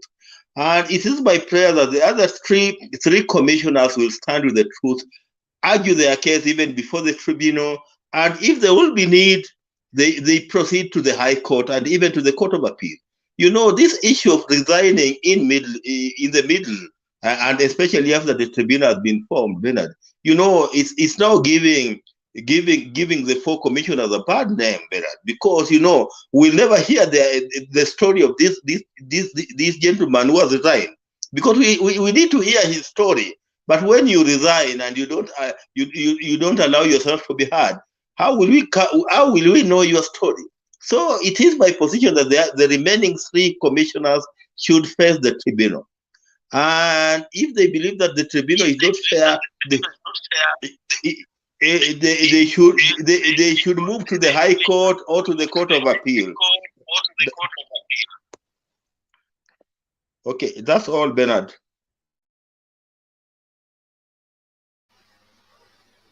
Okay, thank you. And there are many reasons why people resign. And we will maybe dive in that later. Let's hear from Kevin K. Oh, thank you so much, Bernard, for this opportunity. I will have taken this opportunity, first of all, to tell people like Matu, the best they can do for you is maybe to fund your broadcast and make you more big and large. Because the best they can do, I don't find anything important about Martin Luther. Kevin, can move closer to your microphone. We can't hear what you're saying. Okay, thank you so much. You getting me there? Better. Thank you. So I was talking to people like Matu. The best they can do is maybe to fund the program, so that the program can go more and more, and we can air all of our issues. Wangira, I want to thank you so much for taking the opportunity to talk about the commissioners that are now taking the part to resign, because they understand that the truth that I talked before is that they can't really be sincere about exactly what they were doing and what they're talking about. In fact, I want to take this time again to thank Bernard for this opportunity that you have given to me. I think it's very, very important that every member who is in this discussion right now gets to understand that what the commission or whatever the Jailac is searching for is about the truth. And the truth is just next to come out right now. So whatever the truth, when the truth is about to come out now, those guys are resigning from the jobs. That means they are fools. That's the reason why I'm stepping and standing on my point, that I'm standing for the government. Not about that I'm despising about what exactly you're doing, but there's some people exactly who doesn't really understand about the source of discussion why they are letting them to. Because if the four commissioners are really of the truth, why should they resign? They should remain back to the office, let everything be done according to the constitution, let him be checked, and let it be done. So the base of my argument is that we need the truth, and everybody here stands for the truth. And the only people who can give us the truth are the commissioners. So let them be allowed to remain in office instead of resigning. Let them bring the truth, and let truth be known. Anyone who's supporting the four commissioners, I think the best he can do and they really can do is to support the program. I think they should support you, Bernard, so that you can bring us the program in more large ways, and we can get to details on what exactly transpired on the 8th of August, and that's all we need to know about exactly. I don't think there's anything more we need to do, or there's anything more we need to hear about from the truth, because if you're protecting the four commissioners here, and the truth is well said about here, that the four commissioners had a hidden agenda, and that's why they had a discrepancy between them and the other two. So I think that lies the bare truth here. And I see stand on my part, and that's why I'm following this program very seriously. So those people who are defending the four commissioners, the best you can do, I think, is you should fund Bernard so that he can bring us more truth. You know, he should bring us more details about exactly the inner of what exactly it entails, so that some guys who are abroad in the United States of America, in Europe, and in Australia, and Asia, so that they can get exactly what is happening in the country. That's in Kenya. So, Bernard, I want to take this opportunity to thank you and tell you that if those people who are protecting those guys, so that they can give you the true evidence why they are protecting those guys, because they were like. Bwana Kevin, Yes, man. Let me put what you have, mute your mic. Let me put you in perspective what you are saying. All right. The four commissioners have been approved by the Jailac to go for tribunal that has been constituted by the president. Only one commissioner has resigned, has chosen to resign, other than go through the tribunal trial. Okay. Now, just is called Commissioner Nyangaya. Okay, he decided to not to go through the tribunal, and I think he's the eldest among the four commissioners. So probably he saw it is tedious to go and answer questions of things that, according to what he says with a heavy heart, he chooses to resign because what he acted in good faith, but it was misrepresented, and so he chooses to quit instead of going through the whole process. In my opinion, it is in his right, it's in his constitutional right to either fight for his job, because when he goes through the tribunal, he's fighting to remain an IEBC commission. When he resigned, means he has quit the job, he can find another job, or he can serve the country in another capacity. So I don't see anything sinister there. But what I suspicious from where I sit is the way the Jailac is working. Even before the Jailac submits the report, the president already has a tribunal and is swearing it in. Now, that is too fast, and it shows that there is a script that they are acting on. And that script is what we are looking at as Kenyans and say there is something more than what meets the eye under what's happening, and the president is behind it. So why should the president oust four commissioners out of office? By all means, including making the Jailac whatever committee pass that whatever with a deadline. Then the tribunal is constituted so fast, the hearing to begin immediately. Why is he in a hurry to get all this thing done? Are we going to get justice through this hurried process? And if the commissioners choose to fight until the last minute, it will still not serve their purpose, whatever they are looking for. Only that they are looking for how to prolong Chebukati's stay in office so that Chebukati can continue doing what he has done for them along, because he has no successor until a new commission is put in place. If that's what they are working on, then probably they will succeed. But if all they are working on is to get rid of these people so fast, it will not be so fast, because after the tribunal, they may go and appeal. They can even, tomorrow morning, go to wherever, on Monday, go to Parliament and get a court order to stop the tribunal from, listening to their case. And if they are given that, the tribunal will have been constituted, but will have no job, okay, until the court has had their grievances and it is concluded. So it's a long stretch to war, although, in my opinion, it is uncalled for. There are so many things that Kenya Kwanza should be doing now, other than chasing after Cherare and team. Cherare and team did what they were required to do, refusing to sign a paper they did not know where it came from.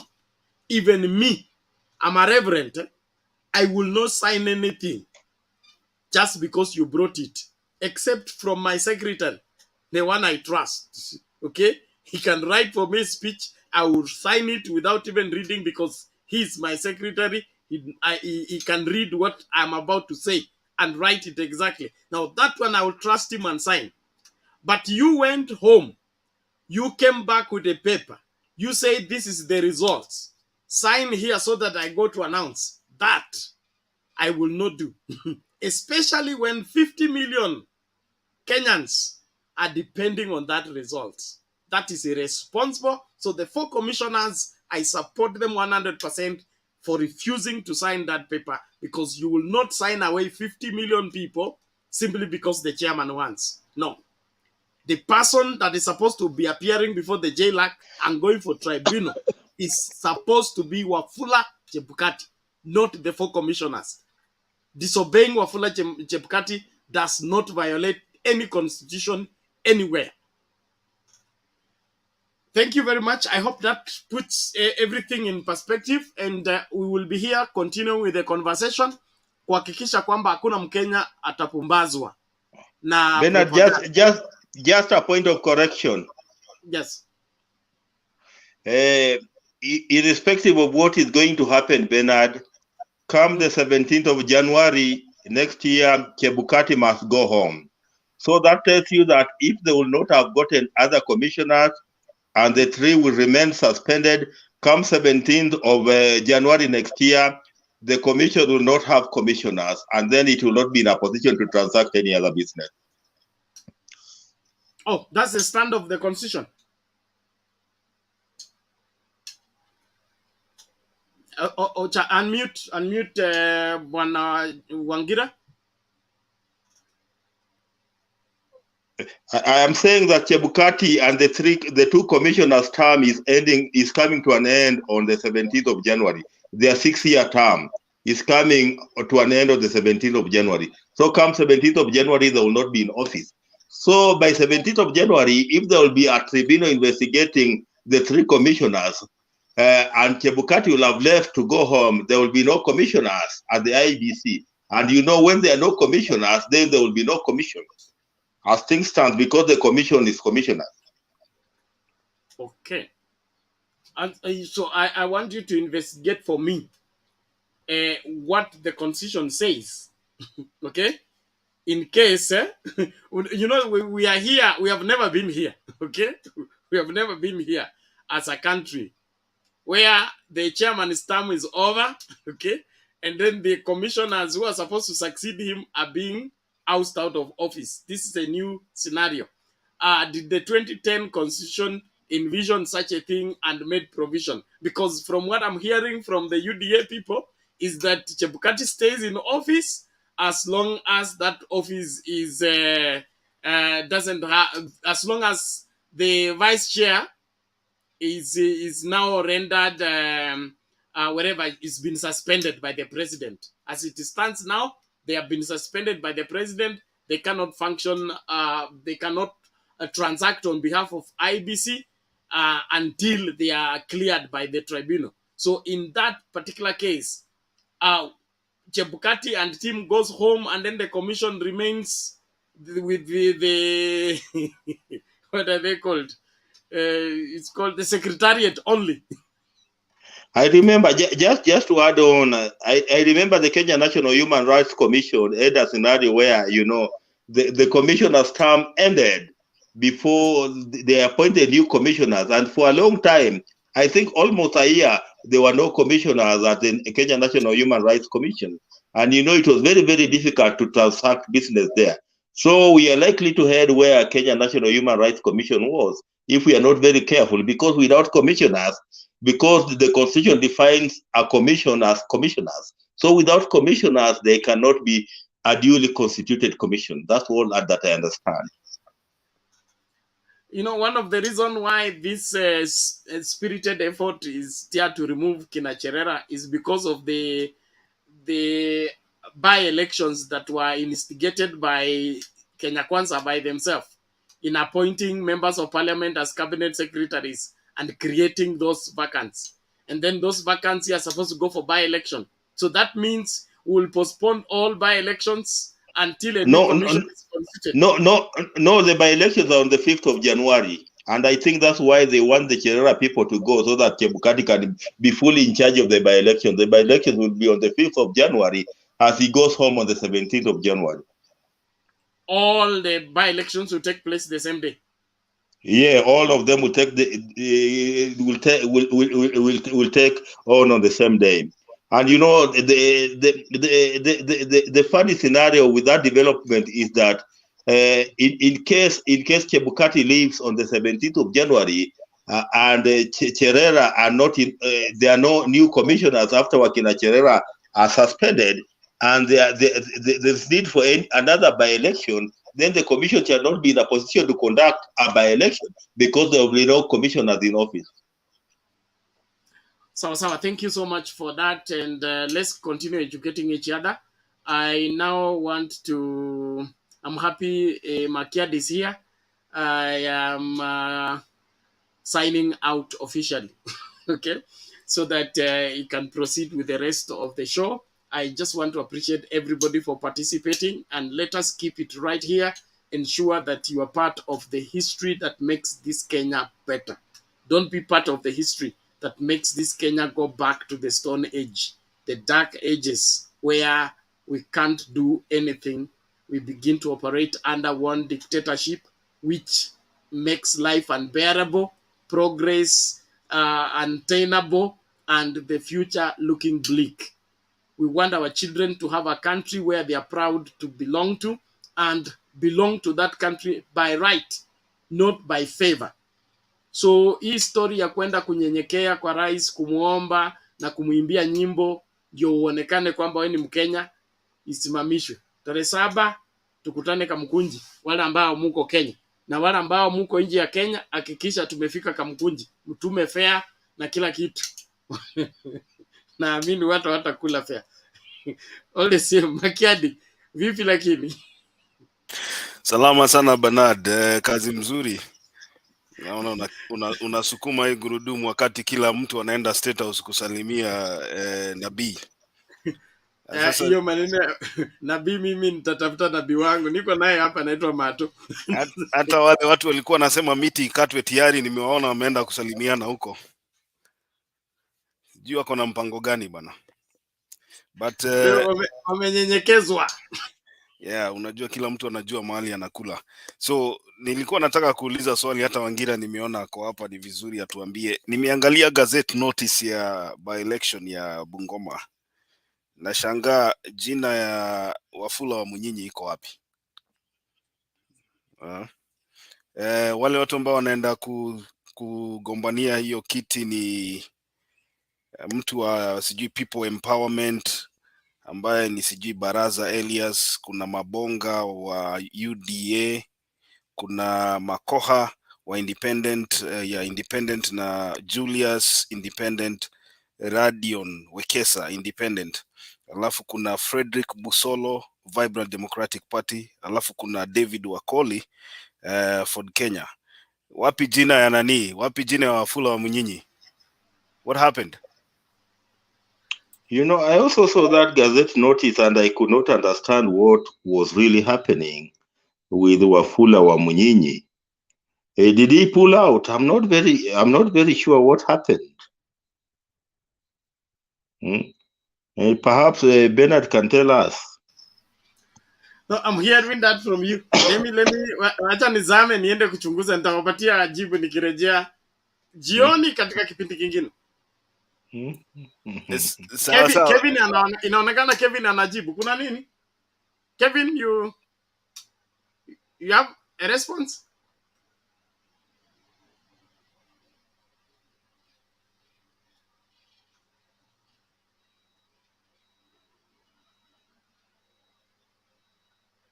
Kevin, your gadget is failing you. Okay, go ahead. Okay, all right. All those aspirants on the ground, Wafula is the one right there as Mio campaigns. So he's right on ground. Nothing like it's going down. He's right on ground. In fact, it was the last one to announce his gubernatorial Uganda. I go ground side while I'm talking to you. He's on ground. So I don't know. But yeah, go ahead, man. If he's on the ground campaigning and his name is not gazetted, where is he going to run the elections? It's fully gazetted. It's fully gazetted by the IEBC. It was cleared by the IEBC. You know, I'm looking at the Gazette notice from the IEBC Twitter page, and that is what I'm talking about right now. It was gazetted, and I think there are only 6-7 aspirants here. So I'm wondering what happened to his name. I don't know. Maybe Bernard utatutafutia hiyo majibu. Wacha tutafute, lakini inaweza kuwa ni error of omission, no? You know the way IBC works. They either forget your name, even on the ballot paper, so that they can postpone the elections. Many things happen in this country. So let's just learn to live in Kenya in a special way. But housekeeping, Makiadi, you have not made your submission. Duke has not made submission, and Mulumbu have not made their submission. So make sure that you follow that criteria. Duke, Mulumbu, Wangira and Kevin have spoken, and then others will come. Wengine tukutane hiyo jioni ni katika kipindi kingine. Uda Kenya. Thank you. Sawa ndugu yangu Bernard, usiku mwema. Tutakutana kesho. All right, as we move forward, let me just play a video hapa ya kutufungua macho kwanza ndio tuendelee. Kama mtu ambaye amekuwa na historia ya Nairobi. Mimi Nairobi pale nimelelewa pale na nimekuwa deputy governor wa Nairobi. Mambo ingine mimi naona pale kama hiyo watu wana support ya ubomoaji, mimi hapana support. Mambo iangaliwe, kama kuna nyumba yako inakaribiana na mto, wewe uambiwe ni gharama yako kuhakikisha hiyo mtu imesonga kidogo. Lakini kubomoa nyumba is not a solution. Honestly speaking, it's such a big loss. Na tena mjue Nairobi beleni ilikuwa ni mashamba. Nairobi beleni kulikuwa na mashamba freehold. Na ndio umeona juzi ule mzee ameshikwa na drama kubwa sana, ule Mburu amewachiliwa kwa sababu title deed yake ni genuine. Hiyo shamba ilikuwa yake 96 acres. Watu walipiga bwembwe ati corruption sahi hawezi shikwa kwa sababu watu wameona makaratasi ile genuine. Mimi nataka niwaambie kama zaidi pia mnapigana na corruption, wale wako wanafanya hiyo kazi kidogo, muende polepole, mchunguze maneno sawa sawa. Hapana kimbia ati ni corruption, ati ni kubomoa manyumba ati mnabomoa manyumba, kwa sababu saa nyingine kama ilikuwa shamba ambayo imepita mto, hakukuwa na riparian, ilikuwa title deed ni ya mtu mmoja. Yule mtu alinunua hiyo plot hakupimiwa ati mpaka hapa ndio kwako. Na sasa maneno ya riparian ya 30 meters imekuja wakati wa Mishuki akiwa minister wa environment. Kwa hivyo maneno ya kubomoa nyumba za watu is so painful. Watu wameinvest a lot, Mr. Deputy President. Na mimi nataka kukuambia kwa sababu wewe ni hustler ambaye umewekelea mawe kwa ingine na ingine mpaka ukafika pale umefika. Maneno ya ubomoaji iende polepole. Maneno ya corruption ifanywe due diligence kwanza. Kwa sababu mtu asistakiwe kwa bure, aharibiwe jina yake bure, na iwe hakuna maneno imeangaliwa sawa sawa. Haya, hiyo ni kumbukumbu tu ya ule jamaa mwenye alikuwa anasema mito zisongeshwe.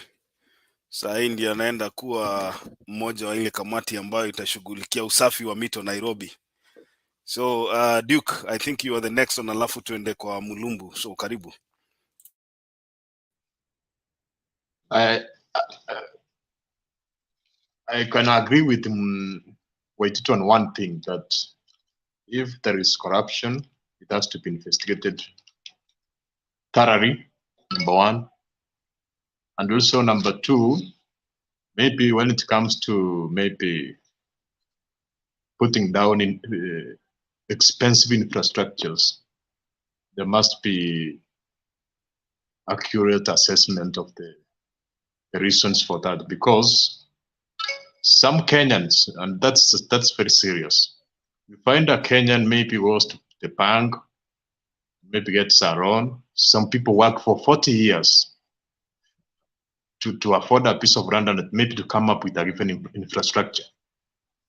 And you find maybe they have made one or two mistakes because the mandated institutions or the government was not doing their due diligence. For example, you find somebody goes buys a piece of land, he goes to the Minister of Lands, the Minister of Lands does a search for him, tells him the land is okay, pay, then ministry gives him the title deed, and then after maybe somebody has constructed an infrastructure of an expensive infrastructure, then later you find information this land belongs to the government, and you have your structure has to be brought down. So, but I disagree that with him that we should actually move rivers, something of that kind. That's actually regress. So I want to give the submission today on all what's going about the removal of the general commissioners. And I've said this not once, not twice, that there is a reason why we have the constitution. And there is a reason why we have mandated institutions to solve issues within a country or within a company, something of that kind. It's because it's very difficult for people to agree. Therefore, there must be a separate party which should come in to solve, and that the findings of that institution must be respected. So that's why we are talking about the mandated institutions in Kenya and the constitution which we have. So whether it's a removal of commissioners, because the constitution gives the procedures of governing, it gives the procedures of prosecution, and it gives the procedures of upholding human rights. And within the constitution, there is procedures of removing specific individuals from their office. So the critical document here is the constitution. Most of you have been giving the opinions about the removal of the 4 commissioners, but today I want to focus on what does the constitution says. The constitution of Kenya, what does it say regarding the removal of those individuals from their offices? If you read, and you can actually read that for the avoidance of doubt, you go to chapter 251 of our constitution. It states the procedures of removing a person holding an independent office. Those are the commissioners. The procedure is very clear. And part 1 of that article says there are 4 grounds of removal. A commissioner can be removed from office on 4 grounds. Ground number 1 is violation of the constitution, serious violation of the constitution. Number 2 is gross misconduct. What's gross misconduct? Actually when you find an individual or an employee acting with serious unethical behavior or serious unprofessional behavior. That's what they call gross misconduct.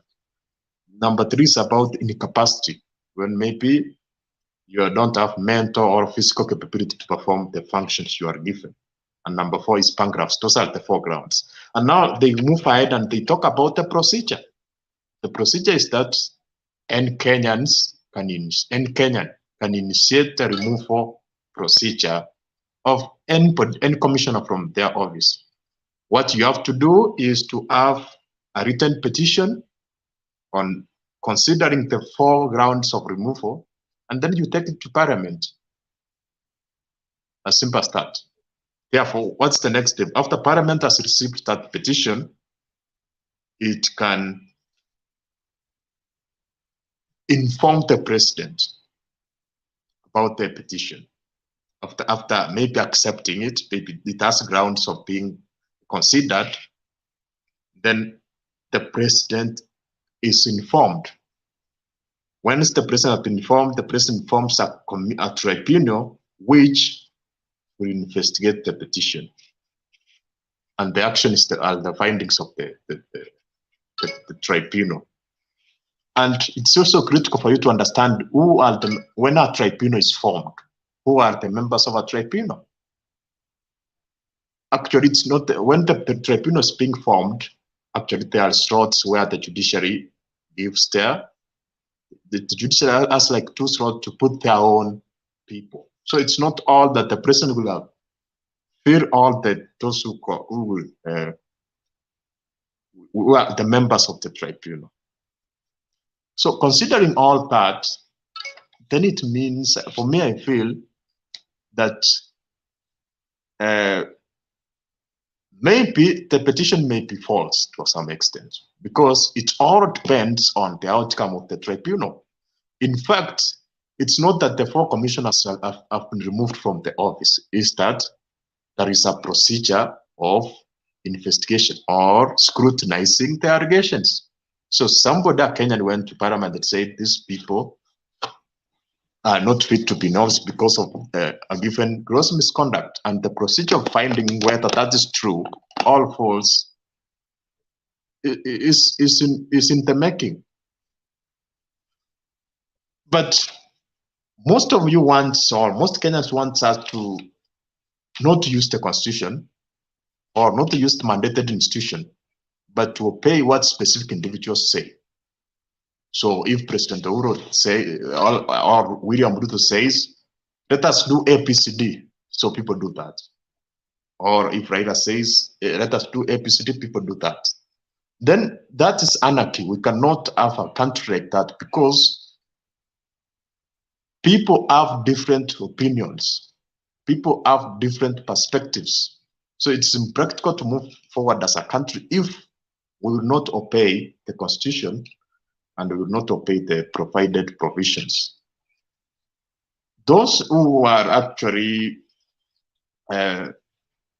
are disappointing me on the way they are executing their mandate is actually the parliamentarians. When it comes to specifically the members of parliament from the Azimio side, they are actually behaving like the 4 commissioners, because if that is the constitution says that's the procedure, and maybe somebody has brought that petition to Parliament. So when you walk out from that, what does that mean? And as per the provision of Parliament, actually those who are available at a committee or at the premises of building are the one who will continue executing the function. Therefore, I feel that all Kenyans must have very keen when it comes to what are the right procedures of executing specific functions. Lastly, I want to talk about some of you are trying to say that there was a petition which was submitted, which was seeking to remove Chebukati from office, but it was not admitted. Actually, the time there is actually for the removal process actually takes time. It's like actual process which can take up to 3 months. So I don't think if somebody submits a petition to remove Chebukati, somebody who's having like a few days to go out of office, and then you kickstart that process, because that is like a wastage of resources, because even before concluding that process, that person would be technically out of office. So I think that maybe that was the reasons why maybe they did not admit that petition. And even those who are saying they are not sure, they are not telling us who brought that petition, when it was brought to that. They are trying to say they got the information from the social media about that. Then it comes to another issue also I want to talk about maybe the demonstration or the mass action against the removal of the 4 commissioners. For me, I'm not against demonstration or mass action, because I know sometimes it's necessary for a country to transform. It's actually mandatory. You scrutinize the changes or the achievements many countries have attained, is because of the mass action. Mass action is good, but the question should be, what is the objective of those mass action? What will be the end results, or what will be the end benefits to Kenyans? And previously, in previous instances, most Kenyans have actually gone to the same streets, the same mass action without clear defined objective, and then what the result is that people die, and then it ends like that, and the status quo remain. If, for example, you scrutinize 2017, we went to the streets to demand the removal of Chepkati, and actually we were resisting Uhuru Kenyatta. People died. And what was the outcome of that? Were the objectives of the demonstration achieved? For me, I want, if maybe you are going to demonstrate, or you are going for a mass action for specific changes, or you are fighting for specific ideas,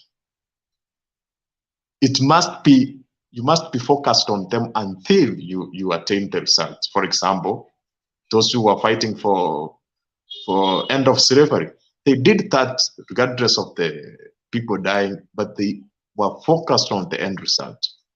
Whether it's actually, you talk about the social rights, the social movements, the civil rights movements in the, or Martin Luther was actually fighting for racial segregation. He was committed to that throughout the course. So we don't want a situation whereby people are trying to do things for political reasons. And in trying to do the political reasons, some people die because maybe some people are poor, they don't have money, something.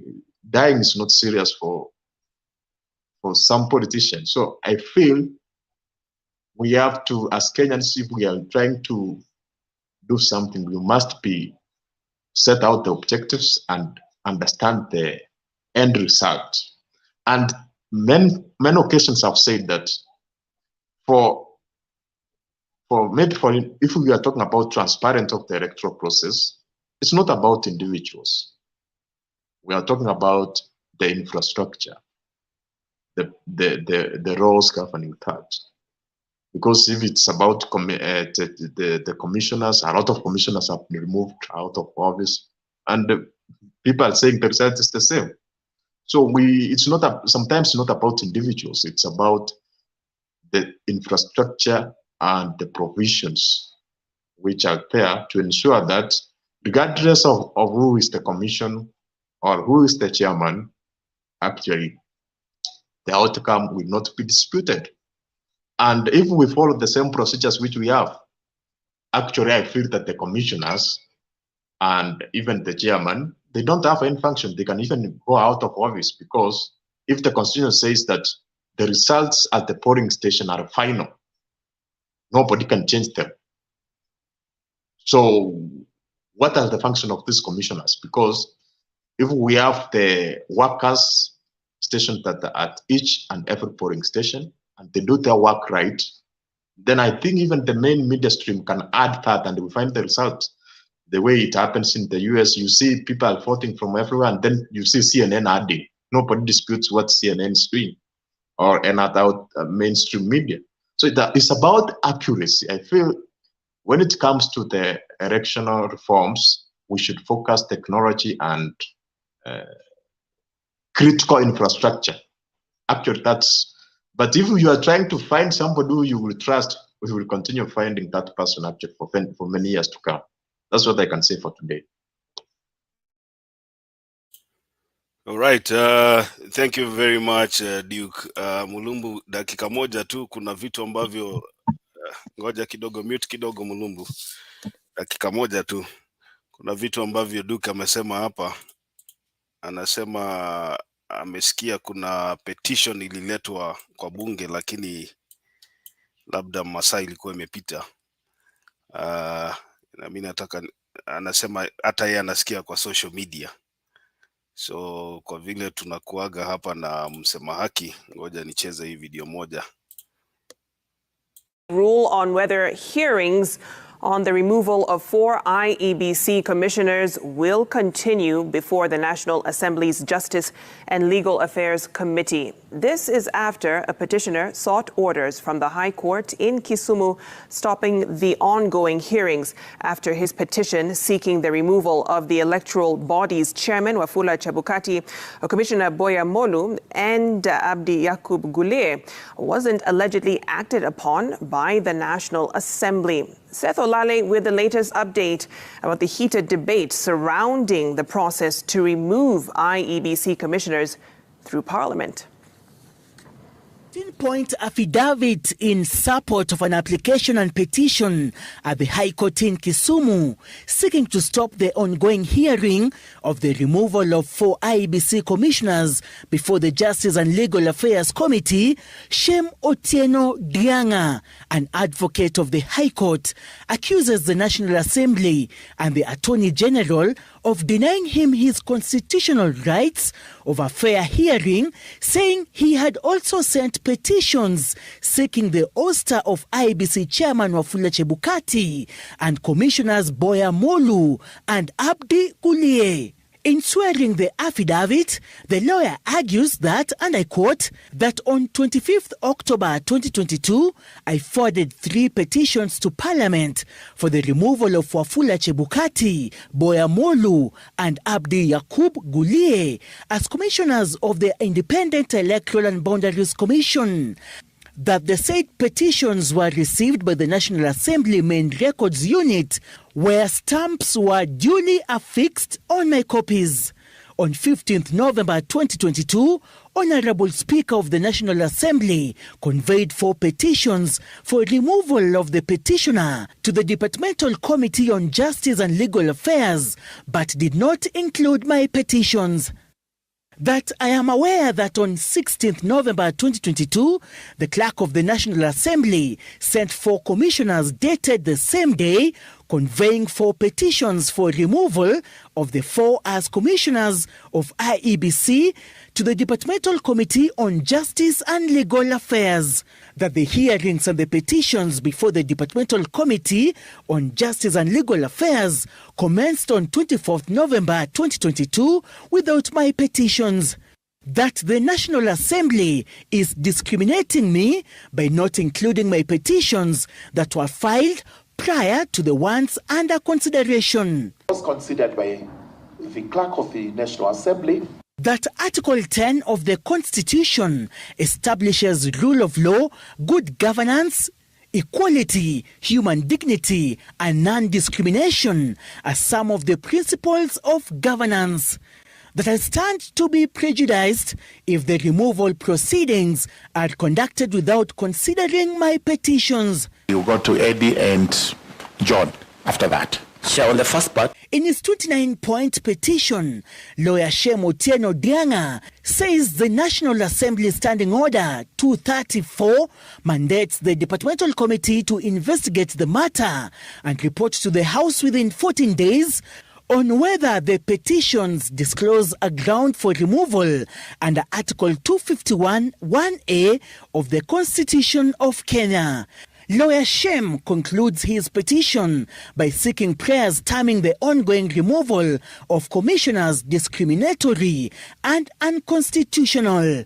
He says that failure by the National Assembly to forward the petitions for the removal of Wafula Chebukati, Boya Molu, and Abdi Yakub Gule as commissioners of IEBC to the Departmental Committee of Justice and Legal Affairs is discriminatory and unconstitutional, and that a conservatory order be issued restraining the National Assembly and any of its committees from conducting any proceedings of removal from office.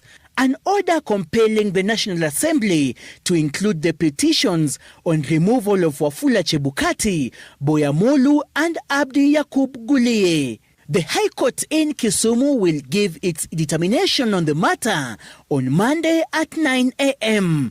Seth Olale, Citizen TV, Nairobi. Duke, umeona maneno yako ndio hiyo imejibiwa hapo, lakini nitakuja kwako, tulia tu namna hiyo. I'll come back to you. Acha nipatie Mulumbu nafasi kwanza aongee, alafu tuende namna hiyo. Asante sana, thank you guys. What the work you're doing is a very important job. And you know, Kenya is our country. Lazima tuizungumzie. You know, some of you are very young. Hamukuwa hapo mbeleni when you saw what things were happening in Kenya. But it's good you are here now. It's only a fool that never go to school and read history, because when you go to school, you don't read what's ahead of you, you read history. The teacher only teaches you a history. That history is when it can sharpen you, and when once you know the history is when it can sharpen you, you can make something like a history. And most of our people have paid history. Once you don't know about history, you don't know yourself. I have never seen any human being on this earth who has come a very prominent person, brave, without going through history. Before you come back brilliant, lazima ufundishwe history. Kwa sababu mwalimu anakufundisha history hata hajui ile ya kesho what is going to happen tomorrow. He has to teach you about history. Ukishasoma history, then now unajipanga kujua what happens, because mwenye anakuambia history, he knows what happens. Of which kitu ikifanyika alikuambia ukiona dalili ya fulani ya weather namna hii, ujue ikija namna hii, unafaa ujipange namna hii. Ukienda kuwinda, ukiona mnyama anakuja namna hii, ufaa ujipange namna hii na mkuki, so that you can win it. In that position, lazima ikifika hapo sasa mnyama anakuja, ile kitu umeambiwa, ongeza ile nini yako, ongeza sasa ile extra your mind, ongeza ile ujanja yako unaweza tumia, do whatever you can to save yourself apart from what you have been taught.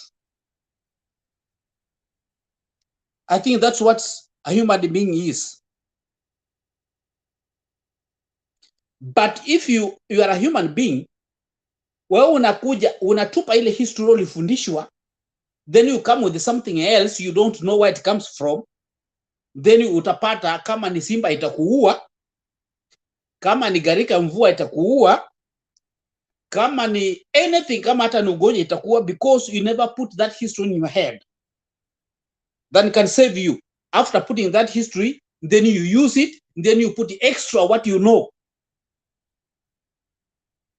That's why unapata ya kwamba walianzisha ndege, walianzisha pale, lakini walipowachia pale wenye walichukua from there, they extended miles, wakatengeneza makompyuta and so forth. But when you come back to Africa, we are just fools. Hata kama tunasoma na we are just fools and remain fools. There's nothing, because I don't know, because we live in a country that is an equator, the weather is 24/7.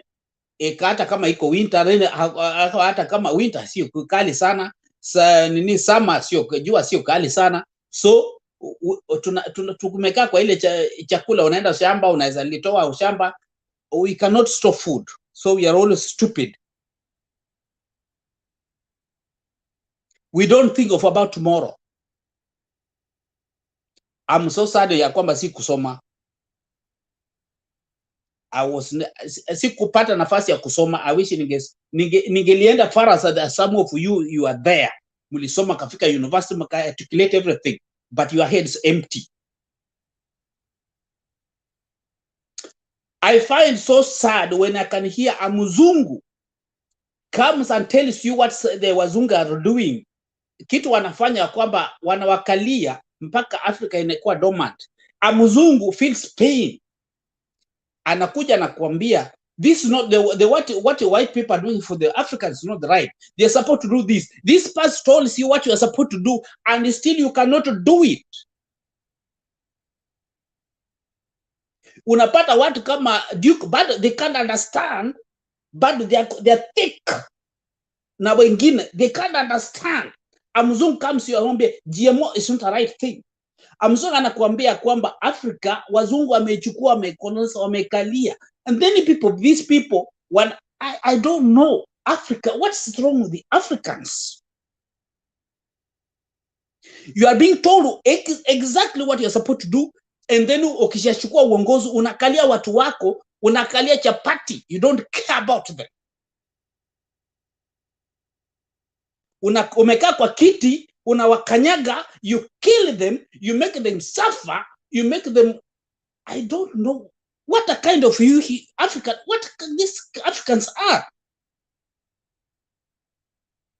What's wrong with us? A Chinese aliona vile wazungu wanakaa, akachukua wa China, akapeleka America, akapeleka Britain, akapeleka Italia, akapeleka France, akapeleka German, wakasoma engineer, daktari, barabara, everything, agriculture, na wakarudi China.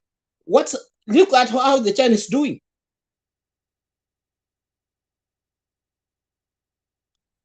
Look how the Chinese doing. Is giving America and these European countries headache. China now ndio inakuja kuwajenga nyumbani, of which that time we were the same. But we find ourselves, sisi wenyewe bado tuka ile mentality ya kwamba ukishakuwa kiongozi una demonize your people, you kill your people, you say, unajua, do you know the rate of people are dying in Kenya right now because there's no proper medication and any hospitality, there's no proper food, there's no, everything's dead. Duke anakuja kutuambia hapa bla bla bla na wengine bla bla bla bla bla. Nafikia kutapika. For example, look, wazungu ni werefu, ikifika kiti nasaidia watu wao, they come together. Wanaangalia what can we help our people, they come together, fight together. Siasa ndio ni siasa tu, wanatofauti, lakini ikifika kitu ya kutengeneza nchi yao, how they can save their people. Mzungu, unajua America, you cannot beat him in his home. Anakuja kukupigia kwa kwenu nyumbani. Look at Russia, ilileta kichwa, wa America wakaangalia na wa European wakanyamaza tu. Wakatoa kichwa ya kwamba ni bomu alipiga Syria, akafanya nini, wanamwangalia tu. Do you see why they are reached with him? They just kept quiet. Do you see why? Russia is falling now. It's falling. Because a white man is a clever man. African man is a stupid man. He kills all his own people. Kama Kenya ingekuwa nchi ya maana, Ruto kama ingekuwa mrefu, angefika pale, aanze kuangalia vile anasaidia wananchi wa Kenya, wapate chakula, wapate matibabu, wapate subsidies iwe mzuri, wa transport iwe sawa, biashara ifanye vizuri, mafactories zijengwe, au kama nchi zingine wao wana export, sio kuimport everything mpaka toothpick. Sio kufinya watu wake, anaua everybody. Anafinya isiwe Cherera, is anything, because you want to be a leader. Then you can come here and support. While the rate ya watu wanakufa Kenya sai is very high. I'm in America right now, but the way people are dying back home because hawana matibabu, hawana chakula, everything, hawapati chochote. Basi hata school fees ya wale wanyonge imefutuliwa mbali, there's nothing. Sai ni watoto wa matajiri watasoma. Really? Then you come here support a government that is killing people. Yinyi watu kama nyinyi, Mungu angeleta isijui kama nini, mfagilio mkufa nyinyi muishe, because you are killing people. You are not you are not supporting me to be existing. What a country are we having now? Angalia America vilipopata uchaguzi, mniangalia Trump vile aliharibu dunia mzima, ilisimama because of Trump. Wazungu waliangalia wakakaa chini wakasema wait, let's wait. People went to demonstration, the whole country, dunia mzima ikademonstrate because of Trump. Did anybody was killed? But vile alikuja akaanza akasema anataka akaenda kwa judiciary ati msaidie, judiciary akasema we follow the law. Kama ulishindwa ulishindwa. Akaenda kwa majeshi, armed forces, wamsaidia, akamwambia Mr. President, we follow the law. Kama ulifail, go home. Akaenda kwa election board, akasema mnisaidie kuiba kura. Wakamwambia no, Mr. President, I'm your follower, but what you are doing is unconstitutional. I follow my job. I follow the right of Americans. Wakamwambia haiwezekani. Akaorganize, wakaenda kwa demonstration kwa nini huko kwa Congress. Watu wengi wanafungwa saa hii. People are living jail wenye walienda huko. Hata yeye saa iko kwa moto. Soon he'll be in. Na Juki iko hapa na support the wrong. You are supporting, you want your people in the village dying because of you are support the wrong thing. Me, I'm not a Luo, but I say that I just follow the reality. Because Kenya is our country. It's a country of almost 45 tribes. Kwani hao watu wengine tribes zingine sio human being, wale Rendile, wale Somalia, they will never be a human being. They can't become in Kenya. Ili Kenya tuwe na own tribe mbili. What's wrong with you young guys? Pesa ina mwisho. Think about future. Africa as a whole, they don't think about future. They just think about their stomach. You kama amepewa milioni moja, he doesn't think about people are dying. Anaweza ongea kila anataka because mfuko yake imejaa na familia yake imefura. What of the majirani wale hata kufa kwa barabara, he doesn't care. That's why mtu akianguka barabarani Kenya, nobody cares. But here when you kianguka, every time so, are you okay? Can we call 999 for you? Are you okay? Kenya, does nobody care?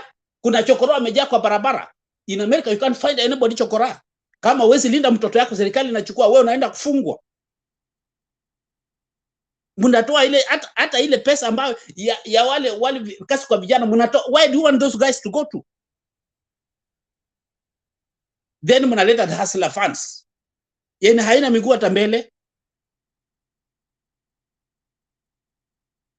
Shame on you. Do it whatever you want. We are waiting for, tunangojea time. Saa ndio tunangojea. Everything's about time. Ikifika ndio mtajua kumba hamkujua. Thank you so much. God bless you. Niendelee na mnayo kill Kenyans. Aya, asante Mulumbo for your contribution. I'll move to Wangira.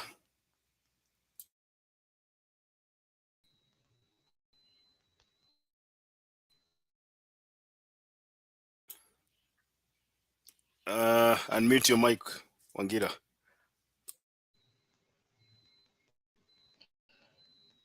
Can you hear me?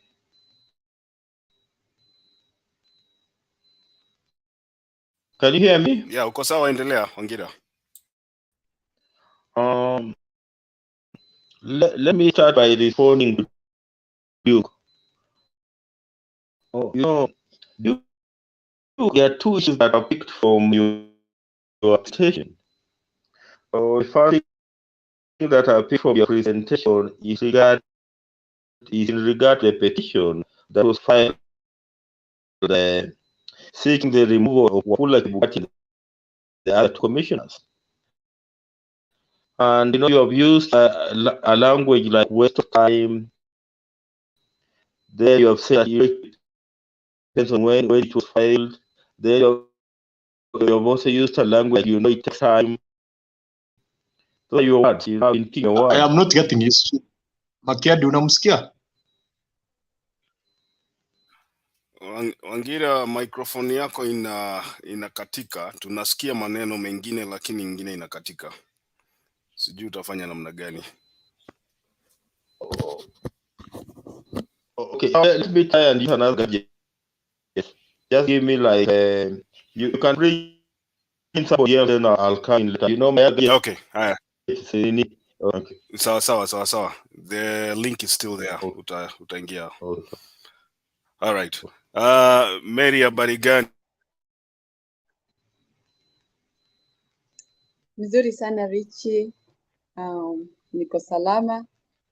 Baridi tu ndio imetuzidi. Duku na kusalimia na Wangira na msalimia. Sijakuwa kwa huu mjadala for a few days and but I've been listening. But ninasikia niko na maumivu sana na nchi yetu. Kulingana na vile nimesikia Mulungu ameongea, really, if we are really Kenyans, we should listen to such kind of people who are talking being hurted because of the direction our country is going. Duke, kusema kweli, mtu saa ingine huwa anaregea. Unasusha matamko ndio uweze kueleweka wewe unaelekea wapi ama unataka nini. Kulingana na ile mambo inafanyika Kenya, kweli ni huzuni sana. Huzuni kabisa. Kitu ambacho hatukutarajia kwa maisha yetu as far as we have reached. Unaangalia unaona mambo ile inafanyika ni ya kuudhi tu, kuumiza roho za watu wengi. Duke, I will not promise you ati hiyo mambo inafanyika itaenda mbali. Ikiwa hata upande wa wale walikuwa wanajiita hustler wamekasirika, wameona maisha yao iko hatarini, na bado hata wewe unaendelea na kuwaonyesha ati hivyo ndivyo inatakikana. It's very sad. Inaumiza. Nchi yetu tunataka iwe timamu. Tunataka hata kama kiongozi ako, huyo kiongozi hawezi kuwa anatamka maneno yoyote ama kufanya chochote ambacho ni cha kuumiza wale hawajiwezi. Nasema hivyo kwa sababu Cherera hangesimama apigane na Ruto. Hao wengine watatu hawangesimama wapigane na Ruto. Ruto is beyond that point. But he should not forget he was just elected. He is given a job by the people of Kenya. And we can withdraw that. Hiyo maumivu ana inflict watoto wa wenyewe. Mtu anaenda nyumbani akilia, hana kazi na ako na watoto nyumbani. One day it will haunt him. Na itakuwa shida kubwa sana kwake. Ile mambo yote inaendelea Kenya. Hakuna mtu anacheka. Sasa watu wamekuwa sura mbaya. Wanaumia. Kuna makasiriko. As Mulungu said, wazungu hawawapendi. Na kwa sababu hawatupendi, ni nini wanatafuta Kenya? Sisi hatuna haja na kuwaeleza kwao vile wataendesha. Ni nini wanatafuta Kenya? Wanakuja kusema vile itaendelea kwa nini. Hivyo ni kumaanisha hata huyo president tuko na yeye ni goigoi. Hajui what to do. So he's being directed to do what? Kuumiza watu. Wale wenye nchi. Na hao wanamuonyesha aumize watu ni watu kutoka nje. Hata hawaishi huko. Wanaanguka huko kama miewe. Na wanarudi wana take off. Na wanarudi kwao. Hiyo ni kicheko ya aina gani? Ni majina gani hatujaitwa sisi wa Afrika? Ambayo tunaweza keti hivi na tufikirie sana. Hiyo majina tunaitwa na tunakubali na ni kucheka tunacheka ama tunaonyesha sisi ni bure kabisa. Why are we like that? Why are we so weak? Even to your own house, you are letting somebody to come there to rule you. To tell you that you should do this to your children. You should kill your children. Utabaki na nani? Kwa nini nchi yetu iwe ni kama mchezo wa mpira? Watu wanakuja kuchezea huko. Alafu wanarudi wanatoroka kwa wanaenda kuketi na kucheka. Tumewamaliza. Kwa nini mnataka tumalizwe? Kwa nini hamtaki watoto wetu wapate raha mstarehe kwa nchi yao? We want to live there in peace. Na huyu president kama hangefanya hii yote anafanya, nani anamkimbiza? Nani anamuuliza maswali? Aliachiliwa achukue hiyo kiti hata akiwa hajawin. Na sasa mambo badala apoeshe boli, anaendelea na kupok watu macho. Amesukuma watu wamefika kwa ukuta. What is the retaliation? What is the reaction? What are you expecting people to do? Unataka kunisukuma unitupe kwa mto, niende na huo mto. Sitakubali, tutaenda na wewe. Takushika nguo, twende na wewe. Our Kenyan people, think what we are seeing, whether it is something that we can consume or it's something that we cannot sit back and relax. We are not idiots. Na sisi si watu ambao watasukumiwa kitu ambacho hatujazoea. Si tumezoea maisha yetu mzuri. Ile ya asubuhi unaamka unaambia mwingine habari. Hatutaki kuamka asubuhi hata uone wenzako kwa sababu wako kitandani ni mgonjwa. Hajiwezi. Na ni kwa nini? Can you imagine that sadness? Ati mnaletewa kitu ya kuwadhuru na yule anawaongoza ati ndiye anakubali hiyo kitu ikuje nchini iwadhuru. Na ile mateso yote anatesa watu Kenya. Anawafanya watu wanakwisha nguvu, mtu anapoteza hata fahamu. Hana even way of reasoning. Because of how things are so bad. Mtu analala akifikiria kesho ni mimi. Kwa nini? Kwani yeye ni nani? Kesho ni mimi. Is he our God? What does he own for me? What does he owe? Do I owe him anything? Kwani ukubwa aliokuwa anatafuta ndio aumize watu wa Kenya? Tuko na shida. And I'm very, very, very sorry and very saddened kwa how makomishina waine kuwafuta kazi kwa sababu ya msimamo wao. Kila mtu ako na tofauti. Anafikira tofauti. Na tukitofautiana, huwezi kunipiga risasi, huwezi kuja uchome nyumba yangu, huwezi kuja unionyeshe ati mimi sina namna, mimi sitaishi kwa sababu nimekataa vile umesema. Hiyo ni kumaanisha that is a real dictator. Somebody who is not ready to listen to anybody. He wants to do his own way. I'm so sorry. Duke, please change your mind. Have a stand of Kenyan. Because Kenyans are weeping. Kenyans are going through so much. Hakuna kitu mbaya kama mzazi hana kazi ya kupea watoto wake chakula. Kazi alikuwa amezoea na hakuna dhambi ametenda. Hakufanya chochote. Hivyo ni kumaanisha tusikwe tofauti na anybody. Tukiambiwa lala mnalala. Kunywa mawe, kula mawe unakula mawe. Hivyo ndivyo mtataka. Hivyo ndivyo tutaishi Kenya. The other time I said, kila mtu ambaye ako Kenya, mtu ambaye ni mzazi, ako na nyumba yake. Na hiyo nyumba yake ako na watoto. Na hao watoto wanamtegemea yeye. Hebu niambie, mtu ambaye anaenda mpaka kwa nyumba za watu, kuwaonyesha hamtaishi kwa furaha. Kwa hivyo watoto wako sasa watakuwa nini? Watakuwa na kuangalia wewe ukiwa mzazi kama nini? Because you cannot afford for them. And it's not that you are not working. You are doing the best. But you can't make it. Because of the person who has everything is still milking you. Taking everything from you.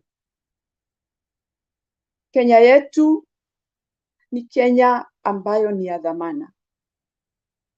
Na Kenya imekuwa Kenya ambayo tumeipenda na tumezoea. Kwa hivyo kusije mtu wa kutukosesha njia ile tunapenda na vile tumeishi. Tunapendana sisi wa Kenya. Hatutaki kuitwa majina na watu kutoka nchi za mbali, alafu wanarudi wanatoroka, wanatuacha huko tukikulana ama tukikufa kwa sababu ya kile kitu wameleta nchi yetu. Aachane na maisha ya watu waishi vile wanaishi. Hakuna handouts tunauliza kwa serikali. Sisi tunataka tu uhuru, freedom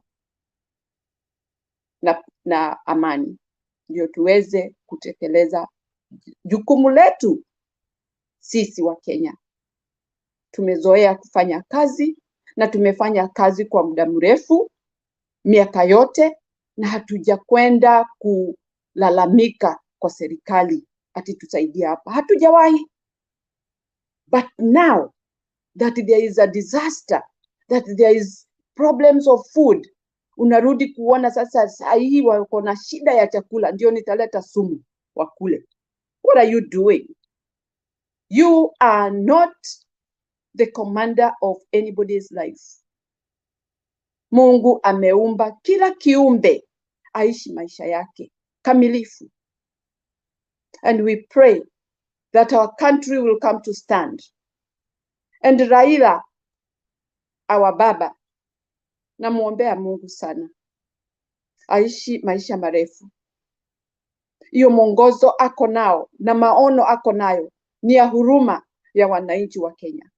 Those few who feel that Kenya should not stand, may God see you.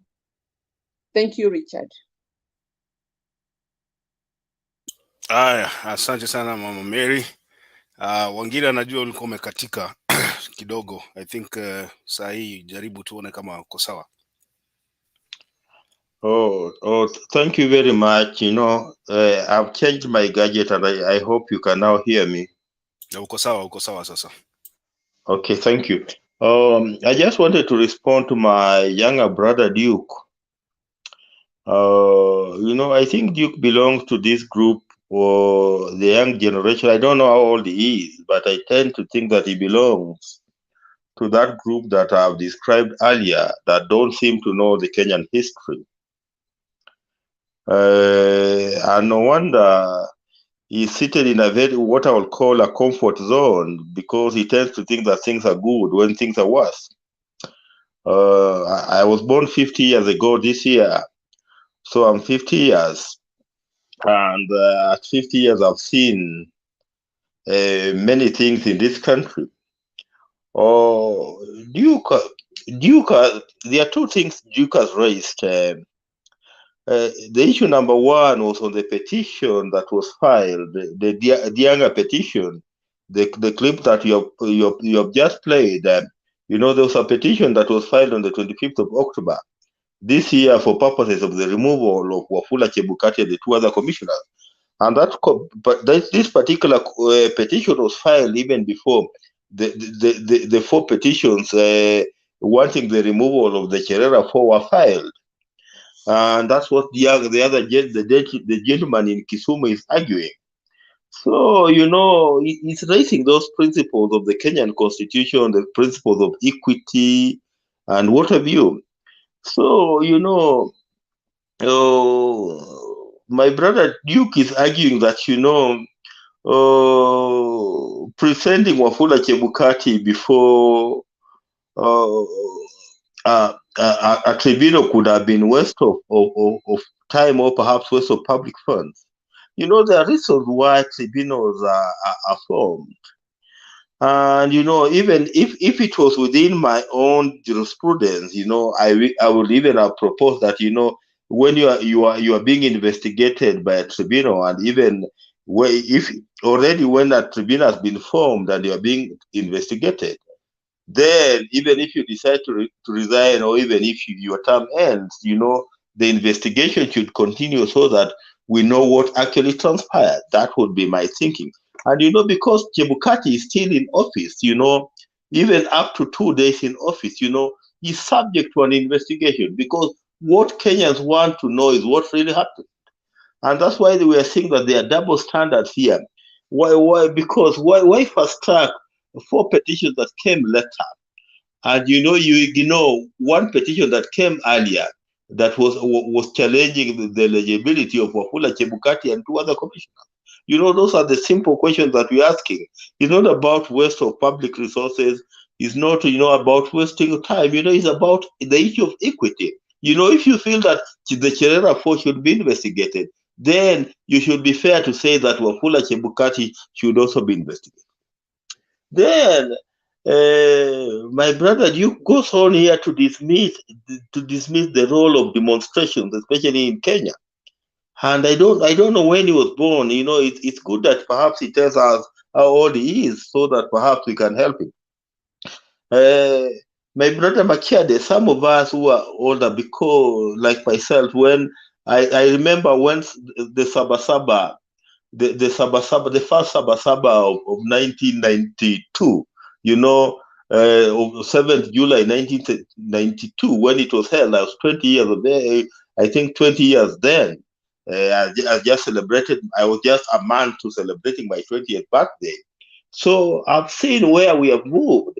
It is the Sabasaba of 7th July 1990. I was 18 years. 1992, I was 20 years. So I was 18 years.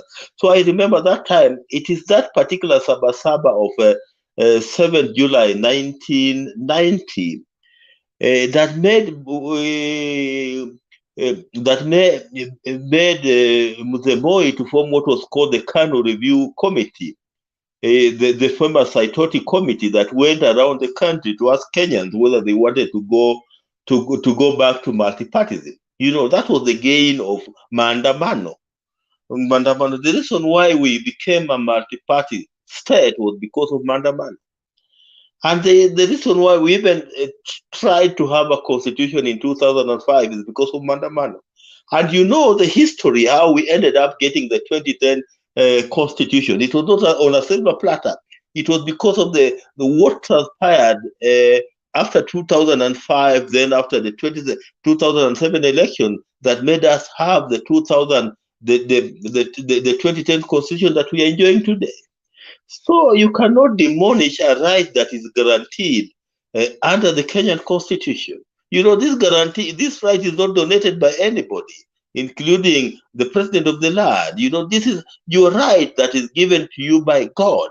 So long as you are demonstrating within the rule of law as stipulated by the constitution, I don't see why anybody should be condemning demonstrations, because we know what demonstrations have done to this country. Because every time we have demonstrations, Kenya becomes a better country. And we have seen that. And you know, you brought in the issue of, you know, people losing their life, blah, blah, blah. You know, we have a clear case study of the 30th of January 2018. And I know 2018, you are a big man, you know, you are of age in 2018. 2018 is just 5 years ago. If you remember 30th of January 2018, that is the day Baba ate the Bible at Uhuru Park. You remember? There was a lot of tension on that day. You know, people thought that there would be chaos. But when the police were withdrawn and, you know, the event was allowed to go on, Duke, you'll agree with me that that was one of the most peaceful events in this country, despite the multitude of people who had attended that particular event. So, you know, that tells you that perhaps the security machinery in this country, you know, perhaps contribute to the chaos we see in demonstrations. So, and, you know, if we tell perhaps the security agencies to keep off and allow the demonstrations or public gatherings to go on, then we are likely to have peaceful public gatherings or peaceful demonstrations, as I've just highlighted the case of 30th January 2018, when the police were withdrawn, the event went on peaceful. Raila Odinga ate his Bible and he went back to Karen. You know, that's the scenario we want to see in this country. We don't want to see the police interfering with Raila Odinga's gathering on the 7th of December. We want them to keep off, and even if they want to be there, then let them come to maintain peace and order, but not for purposes of not for the purposes of disrupting this particular gathering. Because immediately you start disrupting the gathering, then there could be issues. And I've just given you the case study of 30th January 2018, where we had one of the most peaceful events, an event that was attended by perhaps 100,000 people, but it was one of the most peaceful. So it's about how we manage situation in this country. Let the police live within the rule of law. Let the Raila Odinga, who is organizing an event, also live within the rule of law. It's very, very clear that if you are gathering unarmed and you are peaceful, then nobody should interfere with your gathering. So if people will go to Kamukunji, they are unarmed, they are peaceful, then let nobody interfere. Let them allow Raila Odinga say whatever he wants to say. Then at the end of the day, people will just troop back home. And that's what the Constitution anticipated.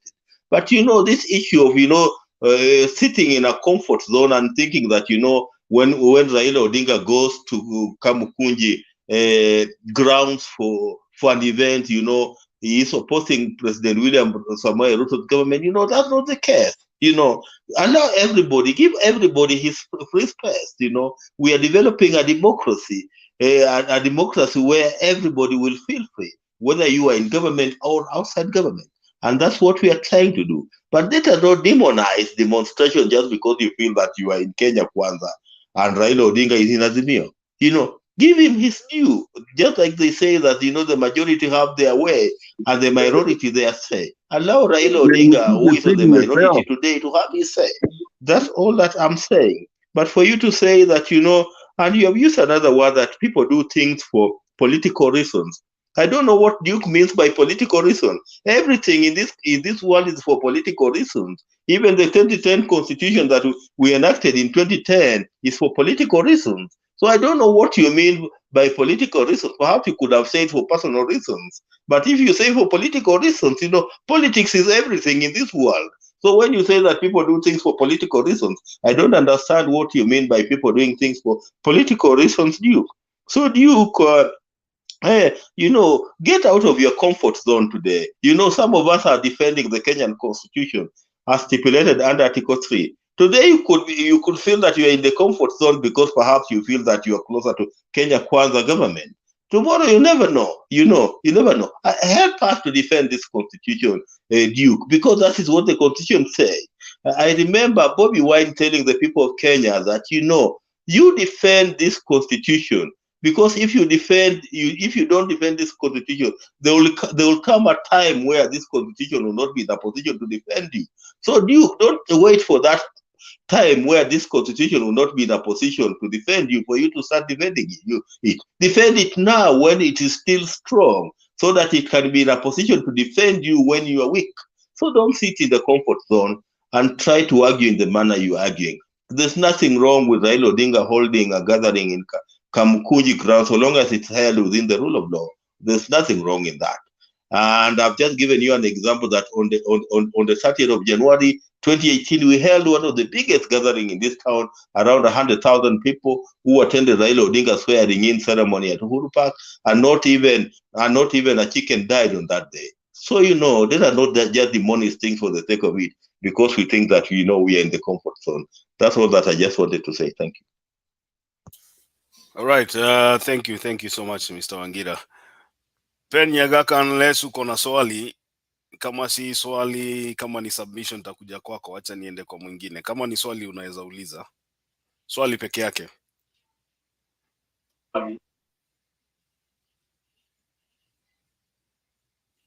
Umezima microphone. Okay. Swali niko nayo. Mheshimiwa Wangira, you keep repeating yourself over and over, lakini swali yangu ni hii. Why do you keep attacking Duke like he's a little kid? Duke has a mind of his own to defend himself, and you have a mind of your own to defend yourself. Wengi tumesoma na tuko wazee kuliko hata nyinyi. So please leave that gentleman alone. He is thinking the same way we are thinking. Thank you. Nimeuliza Makiadi. Makiadi, can I respond? It sounds to me, it sounds like a rhetoric question. Does it really have to be responded to, Wangira? Let me just respond to it. Okay, in a minute. I thought that I was responding to Duke's submission. When you submit and I respond to your submission, what's wrong with that? It was not an attack on the person of Duke, but it was a response to his submission. Okay. Thank you. Let me go to Duke. Nitakuja kwako. Let me just clear this list first. Nitakuja kwako. We are still here. Tuko na masaa mingi sana ndio tumeanza. Frederick Sande, karibu. Asante sana Richie. Thank you everyone, and it's nice to be here again today. It's good to hear you guys talk about our beloved country Kenya, and it's amazing how at times I listen to how we talk, and it just baffles me to hear that we claim to love our country, yet we are all divided on one side or the other, despite the facts being so clear. What do I mean? Wangira, you've just talked about the petition that was filed earlier about Chebukati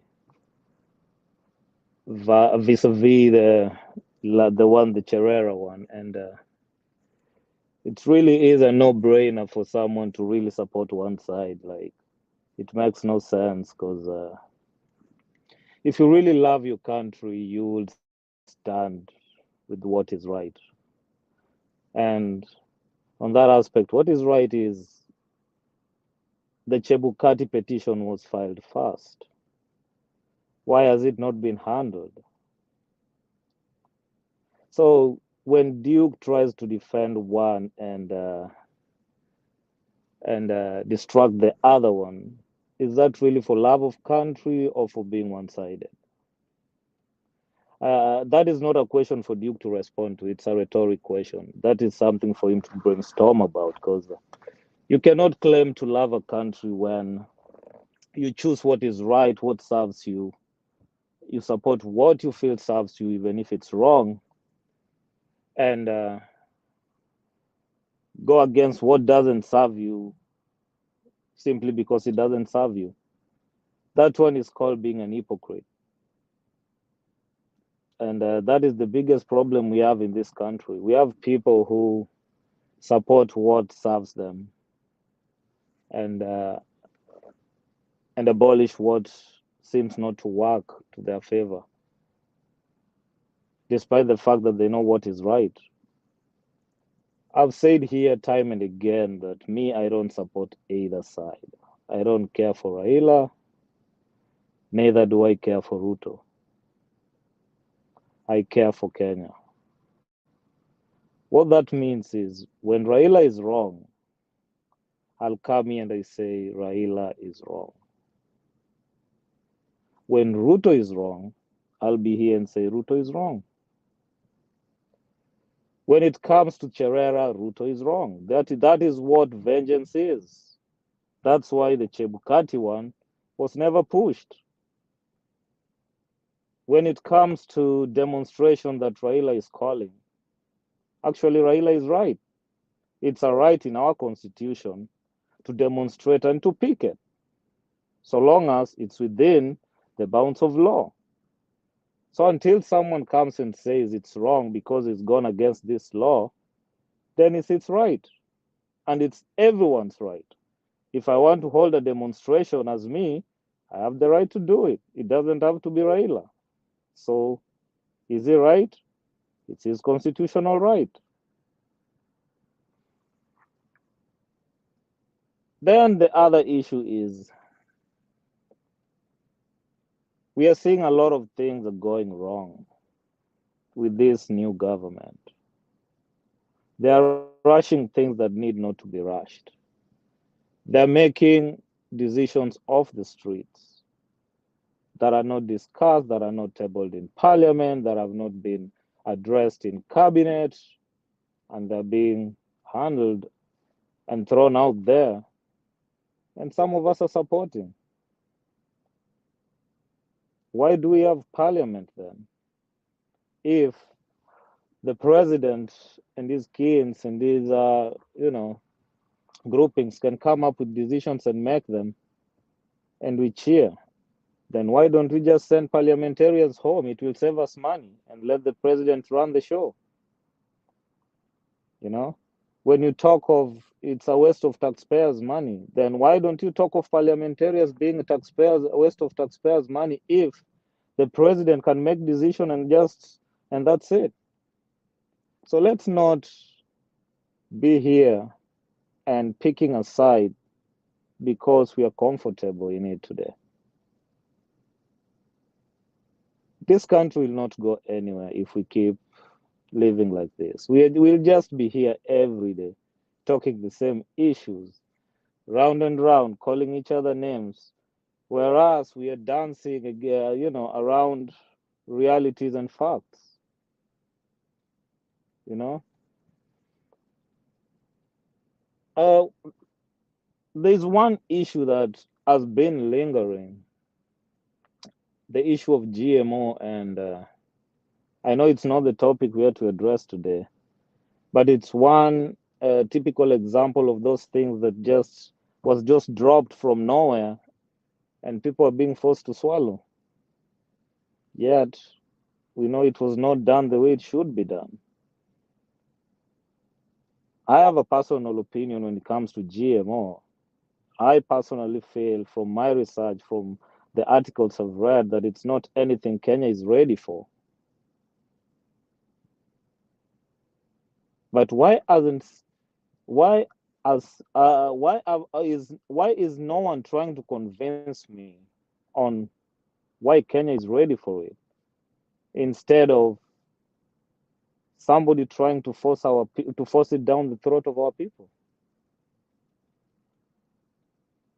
So there are these issues that I need to come and table my facts as to why I feel this is wrong, and you come and table your facts, not propaganda, as to why you think it's right.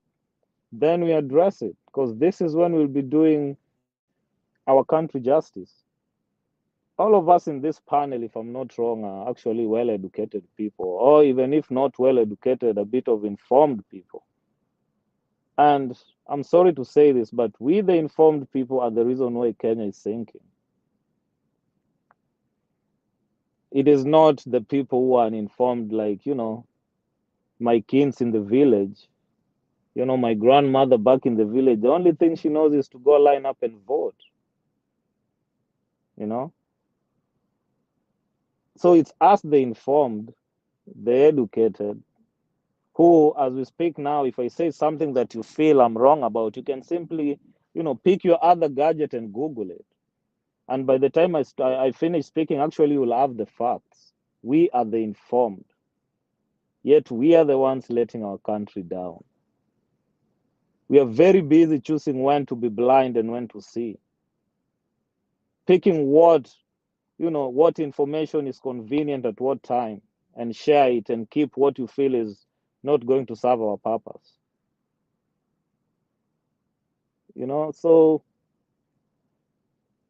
I'm so disappointed in a young man like Duke when you just pick a side and stick to it even when it's wrong. If an old person, like I mean no disrespect to the older people and the older generation, in fact, I'm very grateful we have somebody like Wangira here who can walk us down the lane, back in the days, down the memory lane and the history and what they saw back in the days. That is amazing.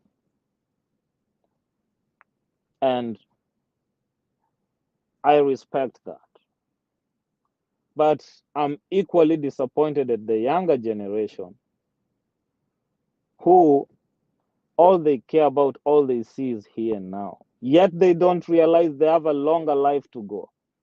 They don't realize if all factors are held constant, they have a lot of time to be around to see actually things burn if they'll end up burning. So you would expect that, like I said, with all due respect to the older people, you would expect them to be actually reckless and careless because, again, they have, it's not factual, a lesser time to live than you'd expect for the younger generation. So you'd expect the younger generation actually to be on point because their future is at stake. but they're playing games because of some small money here and there, because of some, you know, little luxury here and there, not thinking of tomorrow, not thinking of what will happen if actually this country goes down. Most of us here also don't live in Kenya. We are out here. We are enjoying countries that other people have worked so hard to secure and to make better, you know, and have systems that are running. We are comfortable out here. But instead of picking from what we've seen out here, the experiences we have out here, and hope and wish and work to get that to be our home, to make our home like what we are witnessing, experiencing, and living out here, we are very busy fighting to bring down what we call home. Then in our statements, in our live, in our talks, we are here speaking of our great Kenya, our great nation, our love for the nation. Yet we are hypocrites. You know, this is not about the two gentlemen up top. This is about, you know, the old people back in my village, you know, the kids who are born back in Turkana, who, you know, don't have water, who don't know what they'll eat tomorrow. About the people back at home who have, you know, schools now look like I don't know what, for lack of a better word. Our education system is collapsing. What is the government saying about it? The medical system is collapsing. People are not being paid. Why should we be spending money in these commissions or these investigations of the big fish, yet our children, our hospitals have no medicine? You know, then you're talking of, you know, misuse or misappropriation of funds. Like, listen, this country is in a very tough spot right now. People are dying. And we shouldn't be picking a side. We should just be facing facts. If it's wrong, let it be wrong. And this one I'll tell direct to Duke. Duke, man, I no offense, but you really need to think and soul search, man. The path that this government is taking the country is not leading us anywhere. I strongly believe you know it. I don't know if you're doing this for fun. I don't know if you're one person who enjoys when you're on the opposing side. I don't know, but whichever thing that makes you really stick to what you're sticking to, and coming here and telling us things that really are not factual, it doesn't help anyone. It doesn't help you. It doesn't help us.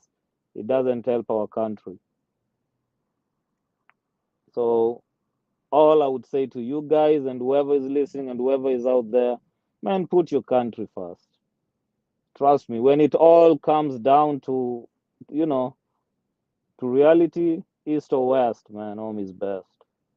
Some of us out here, you might think we feel good, but trust me, when I touch down at JKIA, there is a feeling in my heart that I can never replace. Every time when I take off, I lose something. And I believe most of you guys who live out here, you know what I'm talking about. So let's be real. Thank you, guys. All right. Thank you so much, Frederick, for your contribution. I want to play a video here shortly before I go to Domi, and then I can come back to Duke to make his responses. Just give me a minute. Let me see if the video is ready. Okay. Have borrowed more than 400 million shillings from the Hustlers Fund in the last 24 hours. Cooperatives as well as small and medium enterprises, CS Simon Chelugui has also indicated that more than 1 million Kenyans have been registered. However, there has been a hue and cry over the amount of money being disbursed to individual Kenyans, many of whom have reported to have received between 500 and 1,000 shillings from the fund. NTV's Melita Oletangas takes a look at the first few hours of the Hustlers Fund. Benson Mwangi, a businessman in Murang'a County, is among Kenyans who have applied and received money from the Hustlers Fund just 24 hours after it was launched. He was, however, hoping to get more money than he received. Lakini kwa bahati mbaya sikusaidika sana. Leo ndio nimejaribu kuapply tena. Wakanipea loan limit ya 600 yenye haigeweza hata kuniwekea stock. With many Kenyans scrambling to apply for the fund, some are yet to receive their money hours later, despite going through the registration process. Tuliambiwa tu apply. Na una apply inakwambia uregister. Ukisha register inakwambia ugoje after 2 hours. Sasa mimi nime apply mara 2 kutoka jana. Haijanirudishia message. The 8% interest per annum and 5% savings on the loan is, however, seemingly causing a stir among borrowers who say they are left with little to work with. Hiyo pesa ni kidogo sana. Juu unaona sasa hiyo kama ni 500 nikipewa saa hizi hata yezi nipeleka soko ninunue unga. Mimi natumiaga unga. Nakaa nikiangalia simu hakuna kitu. Lakini hata wenye wanapata 500. Na 500 ikikatwa inabaki 475 na interest ya 40 shillings. Sasa hiyo ni hasara. Hiyo haiwezi saidia kwa biashara. The president, however, differs. 90% of all these lending platforms are lending between 100 shillings and 2,500. That tells you how important or how much 500 shillings or 1,000 shillings is. With Kenyans rushing to apply for the loan, the little disbursement among Kenyans raises concerns on whether they will be able to improve their economic fortunes or squander the money altogether. Melita. Aya, Domi.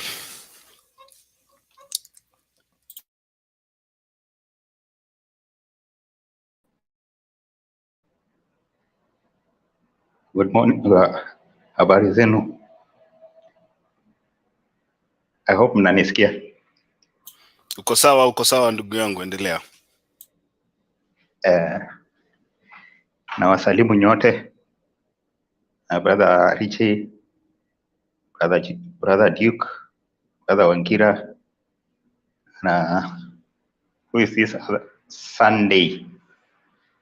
I'm happy to meet you here for us to at least discuss issues concerning our nation. Now, let me start off with immediately what is past year about the 500. So, you know, when the president comes to tell us that it is what they are offering is better than what other platforms are offering, I think to me that's an insult. Because a good number of people, okay, let me say, let me give an example of like me, my Fuliza is I think 500 for all years. I think it's for about 1.5 years. Imebaki 500.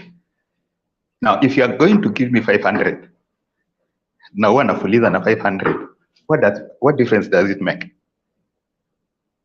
Because now you see, kama mimi nimefuliza na kwa 500, nina hiyo deni ya 500. Yule mwenye, the person who is getting this loan of 500, if I was given that loan of 500, I will still have to pay the 500 plus something too.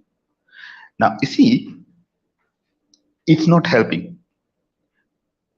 If you want to help whatever they calling hustler, you give the money that can help, amount of money that he can invest. Because now you hear somebody saying he buys unga. Most likely that's a person who does some baking or chapati, whatever. unga chapati probably atanunua mfuko mbili. That's not enough for such a guy. A shaving machine, a good shaving machine is above 3,000. Now, you're not helping this guy. I would rather they would have scaled down to the number of people. Probably, if they are giving, like, if they have a target of 2 million, they better even give 500,000. And they give them a substantial amount to do something. But telling us that, this other platform are giving 500, and you are also going to give 500.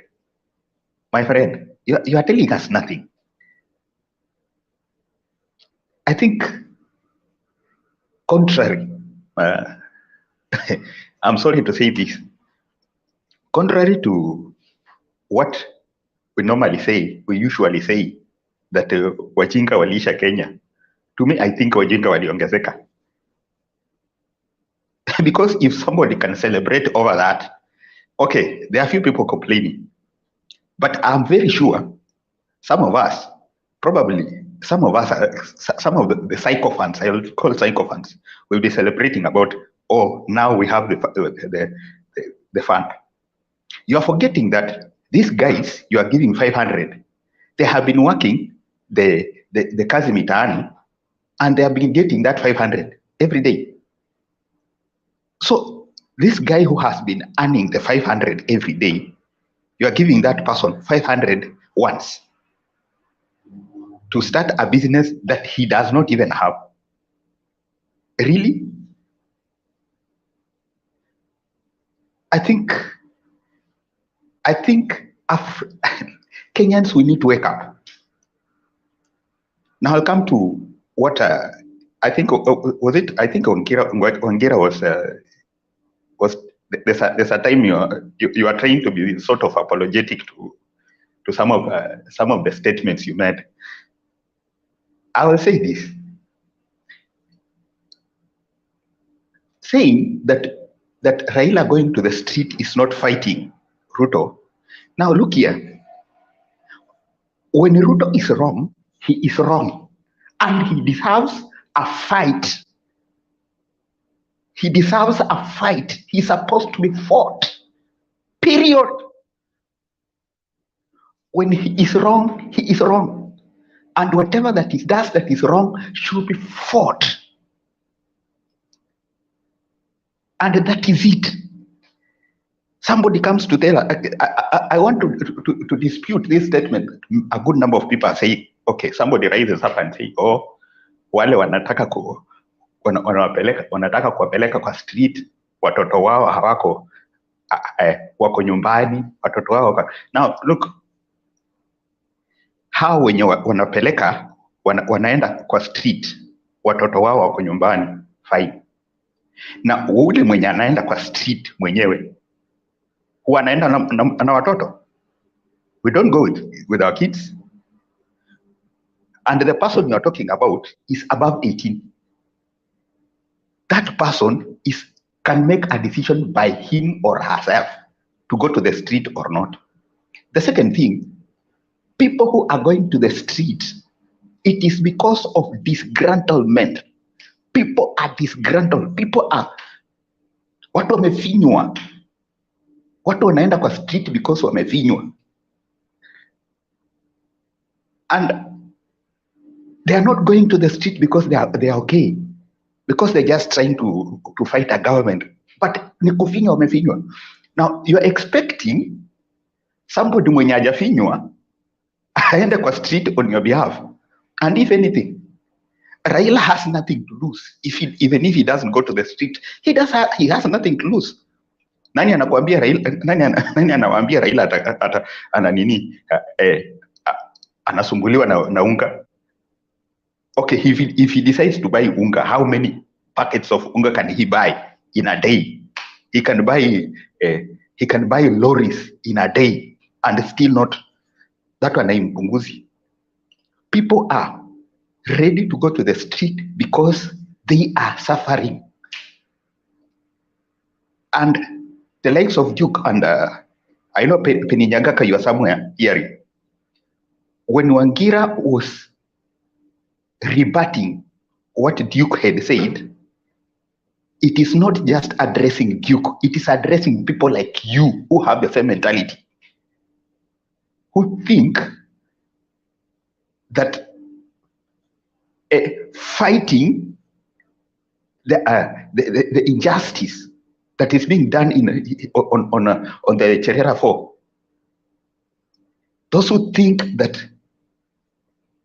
fighting that injustice, it is of no use. Nataka kuwauliza, this is an open question. Imagine you are being crucified. Ukiwa kazini, you are being crucified for having a right stand. How do you feel? How do you feel being crucified for standing on the right thing? To me, I 100% support what Raila is talking about, going to the street because of the Cherera 4.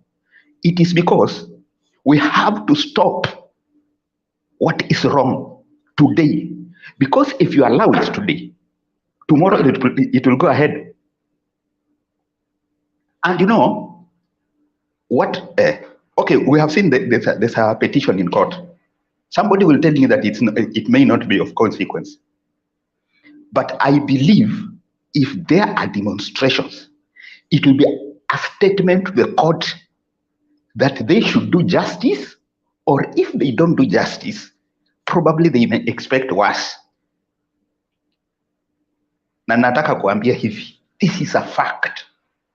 Suluhu haiji ila kwa ncha ya upanga. Sometimes if you cannot speak, if you can speak and you are not heard, apparently this is the only language Kenyans hear, Kenyan leadership here. If you can speak and you are not heard, make a greater noise about it.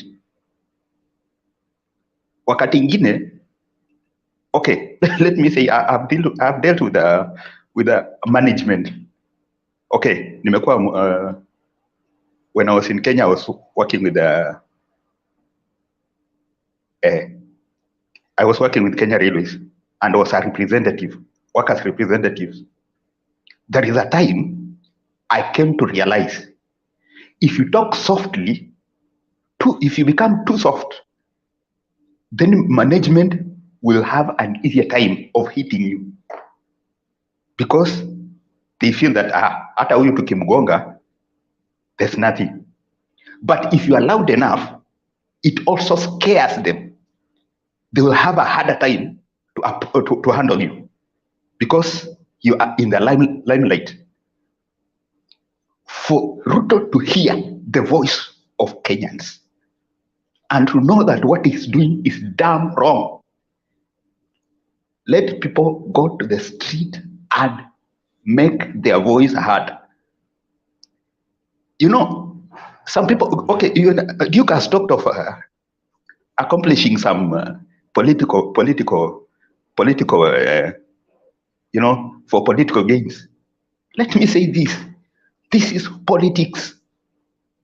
Some things get to a point whereby politics has to be done as politics. For example, let me give you an example of the swearing in. The swearing in, you know, like the swearing in of Raila, like Kalonzo, whatever, they were saying, oh, it is against the law.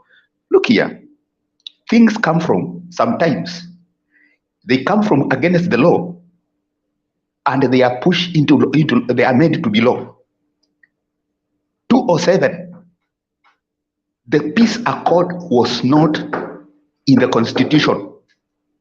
It had to work out from outside the constitution before it can be brought into the constitution. Sometimes desperate times cause for desperate measures. People have to make their voice heard.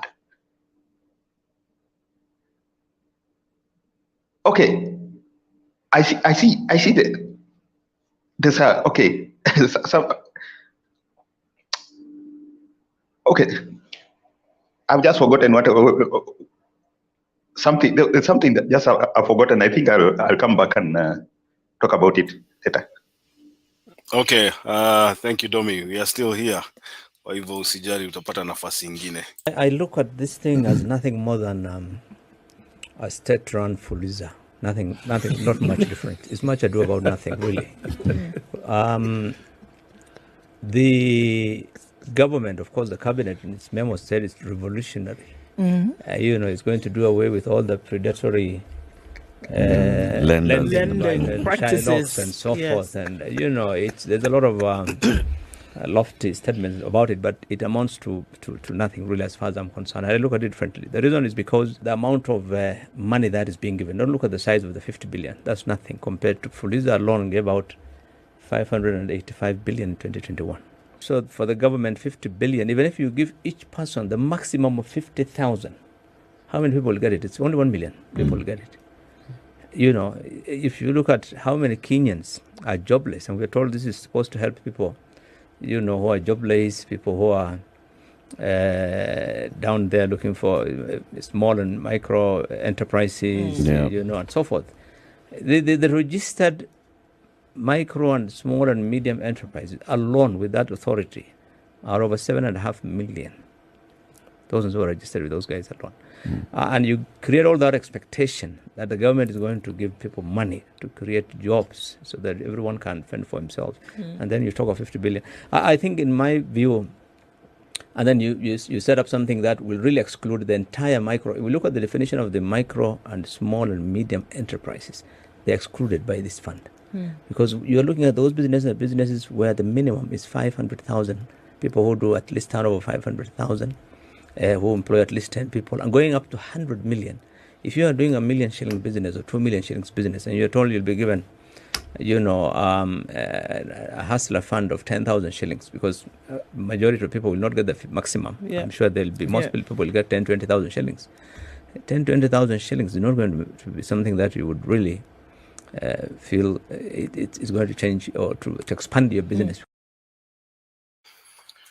Okay, let's go to Duke and then we can jump to Wangira.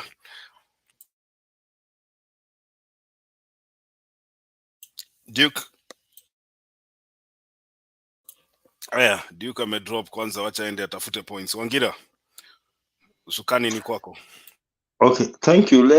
Let me just talk about the Hustler Fund.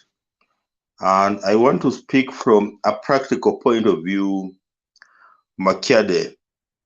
And when I say from a practical point of view, just on my wall, I still see my photograph when I founded a cooperative society in 2015 called Ugatuzi Upendo Sacco, where I have been the chairman of that cooperative society and where we have been trying to, you know, assist people save and later on borrow small monies to help them go about their business. And, you know, I've come to realize for the time, or now the period of almost 6 years that I have been in this business of running a cooperative society, I've come to realize that, you know, it's not just about giving people loans. You know, if you give people loans and, you know, either depending on the amount of loans you're giving or the environment in which they're operating in, or even where they don't have proper planning, you know, at the end of the day, they'll end up defaulting. And whenever I look at our balance sheet for my cooperative society, you know, we have quite a huge amount of money, you know, over the last 2 years, you know, where we have been struggling to tell people, to make people who borrowed repay, and, you know, it has become almost impossible for them to repay. And, you know, I was looking at the Hustlers Fund from the perspective of my cooperative society, and I saw same challenges, you know, facing the Hustlers Fund, especially when it comes to the repayment. Because, you know, you are told that you can go on a portal, or you can use your USDD the code, and you can apply for, you register, then you apply and you get money. But what type of environment are we operating in? What type of environment are we operating in? And I agree with Biro Kero that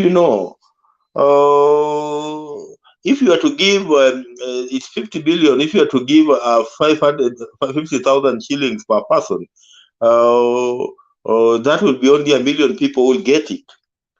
And you also raised a very crucial point that in the environment we are operating in Kenya today, where I personally live, because I'm back here at home in Kenya.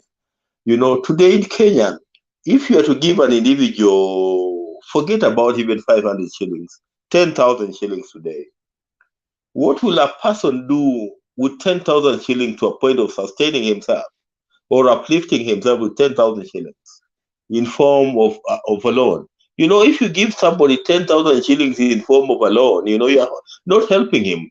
You are instead putting him into more trouble, because you'll get that amount of money, you'll try to carry out business, the business will not pick up, and at the end of the day you'll end up having a loan to pay, and you have a loan to pay, but you don't have something to make you pay the loan, because your business has collapsed, because of the environment in which you're operating in.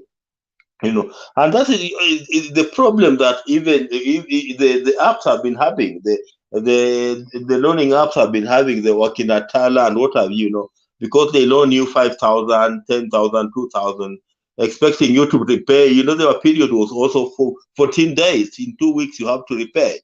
And you are being told to repay in 14 days. And even if I give you 5,000 shillings and I'm telling you that you do something with it, and in 14 days you have to repay it back. But even where you are living today, if I gave you that amount of money and I gave you 2 weeks to do with it something, then you repay back in 2 weeks. I don't know whether you will be in a position to make a repayment in 2 weeks. So we are living a lie, here. We are living a lie. They need to restructure the Hustlers Fund in a better way than, in the manner that it is operating on today. Because if they continue in the manner that people take 500 shillings and they have to pay 500 shillings after two weeks, it's going to become problem. Let me tell you, 8% of 5,000 shillings in 2 weeks, that's 40 shillings. So they are telling you that if you borrow 40 shillings, you have to bring back, if you borrow 500 shillings, you have to bring it back when it's 540. And there are what we call Safaricom charges, M-Pesa charges. For example, if I borrow 500 shillings and I want to withdraw, when I withdraw, I'll not withdraw 500 shillings. I'll end up withdrawing 472 shillings. So you see, the M-Pesa charges are already eating 28 shillings. And when I'm making the payment to repay back the 540, I need to spend another almost 12 shillings to repay. So that will be 40 shillings plus 28 plus 12 on top of the 500 shillings. So you discover that the cost of money there is not as cheap as is not as affordable as the government wants to make people think that it's affordable. So we need to come up with better structure of loaning people. Unless we are getting into the waste type of plastic money, where understanding the waste, there's plastic money for anything you want to get, there's plastic money available for you. And the West has ways, means of recovering. In Kenya here, most people operate informally. So recovering that money will become a real problem. And to me, this is my take.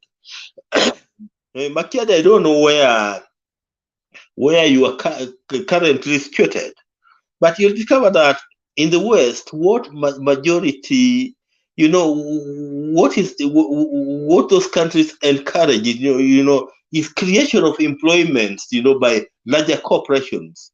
so that, you know, you have a big corporation that can employ more people than perhaps having everybody creating his own, you know, his own employment. Because this thing of believing that everybody can create his own employment of selling eggs or selling mandazi and it will become sustainable, we are cheating ourselves. The best way is to create an environment where we can have large corporations, you know, coming up, you know, where they can end up employing more people than this thing of cheating Kenyans that, you know, you can take 500 shillings and, you know, with 500 shillings, you can start selling eggs. And after 14 days, you'll be in a position to repay the 500 shillings. That one, you know, to me, as far as I'm concerned, is like perhaps trying to cure cancer with Panadol. It is not possible. Oh, my brother Makiade, because the unemployment problem here we have, the unemployment problem that we have in Kenya is deeper, that it cannot be solved by the 500 shillings loan from the Hustler Fund. So, you know, they need to rethink it better than the way they are rethinking. I think, you know, everybody here seems to have run short of ideas. They don't know what to do. But, you know, if they continue the way they're continuing, I have an experience. I chair a cooperative society. If they continue in the manner they are continuing, Makiade, we can revisit this thing in another 6 months or 1 year, and you look at the rate of the defaulting. The rate of the defaulting will not be less than 40-50%. That one I can tell you. If they continue just dishing money, the 500 shillings, in the manner they are dishing it out today, the rate of defaulting will be not less than 50%. And we have case studies, you know, we have the youth fund where young people borrowed money to try and start businesses. You know, most of those businesses flopped and most of them ended up not repaying. We have an example of the weather fund where there were similar cases, you know, involving women who borrowed money in form of starting businesses, and because of the challenges and the environment in which they were operating in, it was difficult for them to make any profits, and that's why they defaulted. So in the manner that the Hustler Fund is operating in, we can revisit it in another 6 months or 1 year, and we look at the rate of defaulting. And to my projection, it will not be less than it will not be under 40-50% in terms of defaulting. That's all that perhaps I'll have to say. Thank you. All right. I think you've brought it very clear, but I just can't understand the hypocrisy here. Hold on. Let me see if this one will play. Will Lusigekete News, Nairobi.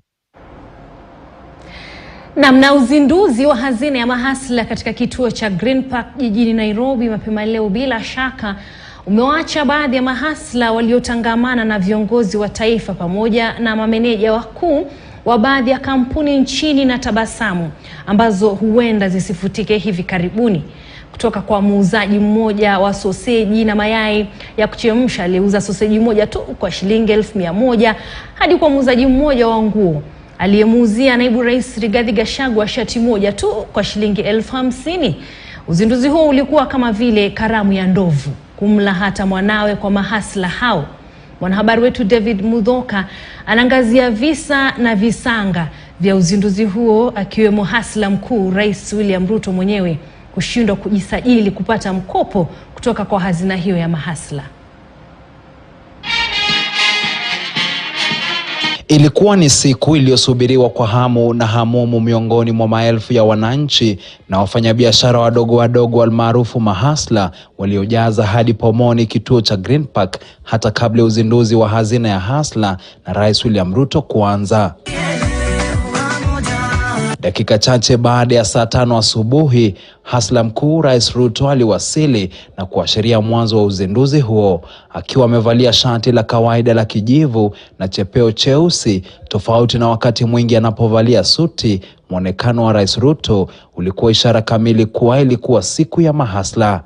Kabla ya kuingia ukumbini, Ruto alikagua vibanda tofauti vilivyokuwa nje, akianzia palipokuwa na mwanabodaboda huyu, kisha kuelekea alipokuwa muuzaji huyu wa mahindi choma kupata sega la mahindi, akapita palipokuwa na muuzaji huyu wa viazi kabla ya kutangamana na muuzaji mmoja wa bidhaa za shanga. Kwa majina naitwa Shiko Arwaka, Ndani mahasla wenzao vile walipata fursa adimu ya kutangamana sio tu na Rais Ruto, bali mara hii pia na viongozi mbalimbali wa kitaifa na wakuu wa baadhi ya kampuni nchini. Kwa wengi ilikuwa siku ambayo huenda hawatasahau maishani. Kwa mfano, mama huyu na mwanawe wanaouza soseji na mayai ya kuchemsha waliangukia bahati ya mtende walipouza soseji moja kwa shilingi 1,100 kwa afisa mkuu mtendaji wa Safaricom Peter Ndegwa.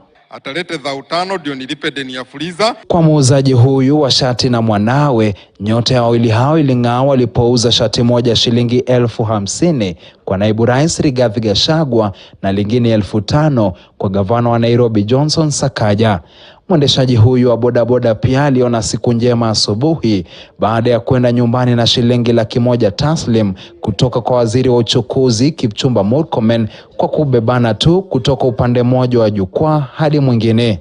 Hata hivyo, ilibainika kuwa wengi wa mahasla waliokuwa jukwani walikuwa kutoka sehemu moja ya jiji la Nairobi, Umoja, hili likizua minong'ono kutoka kwa mahasla wenzao. Najua wengi wameonyeshwa leo ni wa area moja, area zote za Nairobi.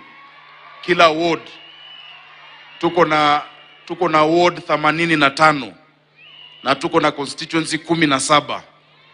Wote hapo kuna mahasla. Haya yakijiri, mambo haya kuwa sawa kwa kila mtu, mmoja wao akiwa Rais Ruto aliyeshindwa kujisajili kwa mkopo huo wa hasla baada ya kuuzindua licha ya majaribio kadhaa. Kwa naibu rais Rigathi Gachagua na waziri mwandamizi Musalia Mudavadi, mambo yalikuwa tofauti. Hata hivyo, kwenye hotuba yake, naibu rais Rigathi Gachagua alitetea viwango vya mkopo huo ambavyo ni kutoka shilingi 500 hadi shilingi 50,000 dhidi ya madai kuwa ni vya chini. Kwa sababu utaona jioni hii wajuaji wote watakuwa kwa ma-TV wakidebate mambo ya hii fund, wakisema hii, wakisema ile. The hustlers have paid taxes and these taxes must come back to them. And they should not repay it back again. Is what we've seen today is that this fund is biased. The beneficiaries are selected. One of the questions we can ask today, you saw there was a skit going on there. How did we identify those people as hustlers? Na huku mrengo wa upinzani ukizidi kusuta serikali ya William Ruto kufuatia uzinduzi wa hazina ya mahasla, Rais William Ruto ametetea hazina hiyo akisema itasaidia pakubwa kufuta machozi ya maelfu ya mahasla waliokuwa wakililia suluhu ya changamoto wanazozidi kukumbana nazo kila siku. David Muthoka.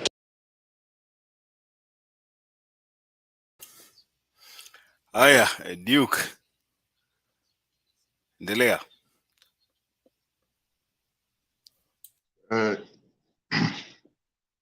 What do you want me to say about the video or what I have? Whatever you have. I think you were supposed to respond to a few questions, and then I don't know if you want to comment on the video. You have a chance to do that. Yes, I want to respond, and Amatu Wangira is here and Dominic. They have been focusing on the historical struggles or historical successes which we have attained in the past years, which is a fact. But, for example, if you talk when Kenya and Kenyans were struggling to attain multipartyism, number one, those who were fighting for that, the objectives were defined. We are fighting so that we get multi-party democracy.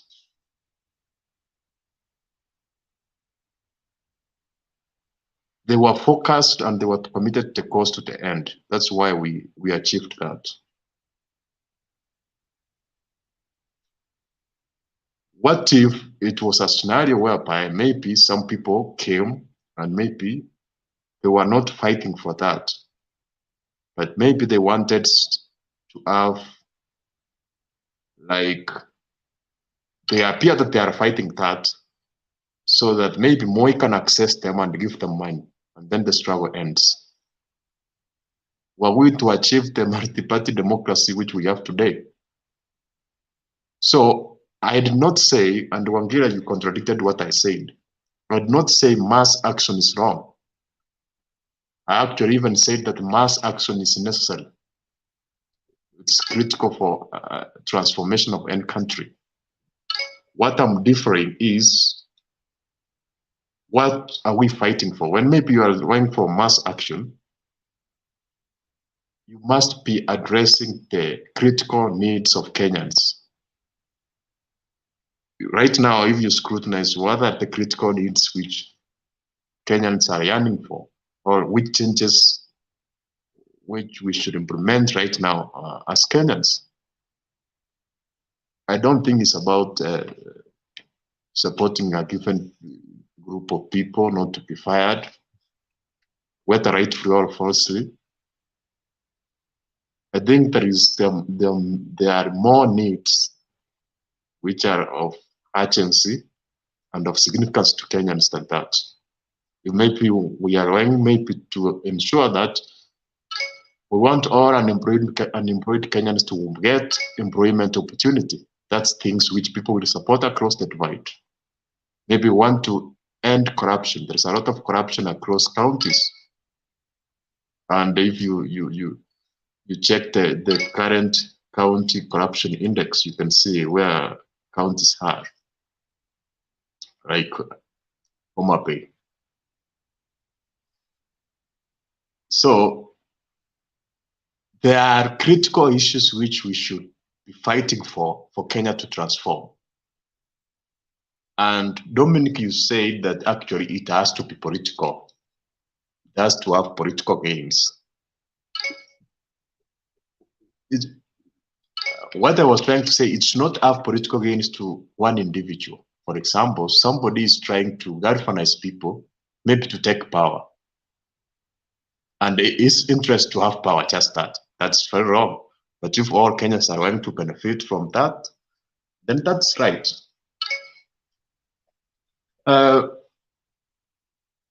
Talking about the petition to remove Chebukati, which was not admitted, I'm not sure about that. I've getting it from the social media and mainstream media, as most of you. I did not say that it should not be admitted. What I said is this, that, and I want you to be very clear so you don't take me out of context. We know that Chebukati is going out of office January. So that's like a few weeks remaining. And actually, if you are talking about the function of that petition, it's simply the removal. You are removing somebody from office. For example, if somebody is moving office in 2 weeks from now, why should you initiate a process of removing that person from office, which will take 3 months and which will use a lot of money? And the procedure is just removing them from office, nothing else. So I was saying, maybe due to that, somebody like me cannot encourage that. I'm not supporting that, because unless if maybe there is criminal investigation which will result to conviction and imprisonment, then that must proceed. But if just removing somebody from office who is going out in 2 weeks and you are starting a process which will take 2 or 3 months, then that's wasting time and money. That's what I said on that.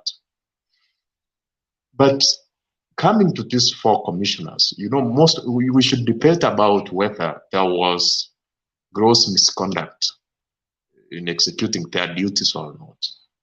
So there are those who are saying there was gross misconduct and must be removed from office, and others are saying they were not having gross misconduct. For me, I'm saying they were having gross misconduct because, one, remember what did they say? They said that there was opaqueness towards the tail end. That's what they said. Those are their words. And they were not involved in the verification process. But if you understand what's the verification process, what does it entail? It entails original forms that 4As coming from polling stations, and then the security features are scanned, and then the figures checked, and then like that. But How was it being done at the Bomas of Kenya? It was done by a trained staff. There were specific people who were identified, went for a training for a period of 3 months, and they were stationed at the floor of the Bomas of Kenya. And that's where verification was being done by technical staff. So when you come and say I was not involved in the verification process and verification is being done by technical staff trained, then that means you are not, you have something which you are not, you are hiding. Number two, I said that because of that action of wanting to surrender and giving a contrary opinion or something of that, there was a civil war. And many Kenyans will die because of that. So they did not use the right procedure to solve the issues which they have. They were to confront Chebukati head on within the premises, their designated premises of work. You don't just go to a recreational facility somewhere and start giving a statement. For example, if there is a debate in Parliament, would you go to Mombasa in an hotel and give a contrary opinion? But there are people within Parliament who are engaged in doing that process. Then it means that's absconding your duty. So personally, I'm against that. I'm against them because they did not actually execute their duties as mandated. And most of you have been, if you, for example, you have the history of why we have been reforming the electoral process was that to ensure that the powers are not concentrated. So in 207, for example, if you can read end results and they are final. Even the returning officer were not allowed to read results. It's what the chairman reads final. But then, because of the 207 chaos and opaqueness, that's why they say that now we have what we call reliable and verification mechanisms. So that means that the commissioners or the chairman, their powers are very limited. So I don't think it will help to a large extent if maybe you're talking about removing this chairman, removing these commissioners, removing this. It's about the infrastructure and the process which is in place. That's what I can say for now. I know there are so many questions, but let me have a fast go at it before we go to Kenyan all the time. Duke, about the removal of the IEBC commissioners, who was cited by the Supreme Court for having broken the law in terms of announcing the result? Was it the 4 commissioners or was it the chairman? That's number one. Number two, why is it that the petition that was presented by the guy that I played the video in Kisumu, the person who was going to the court in Kisumu, why was his petition selectively rejected and the others forwarded, while it is open knowledge right now that all those petitions were presented almost at the same time? Why was his petition specifically rejected? Perhaps I can give Domi another, maybe Domi, you have another question for Duke.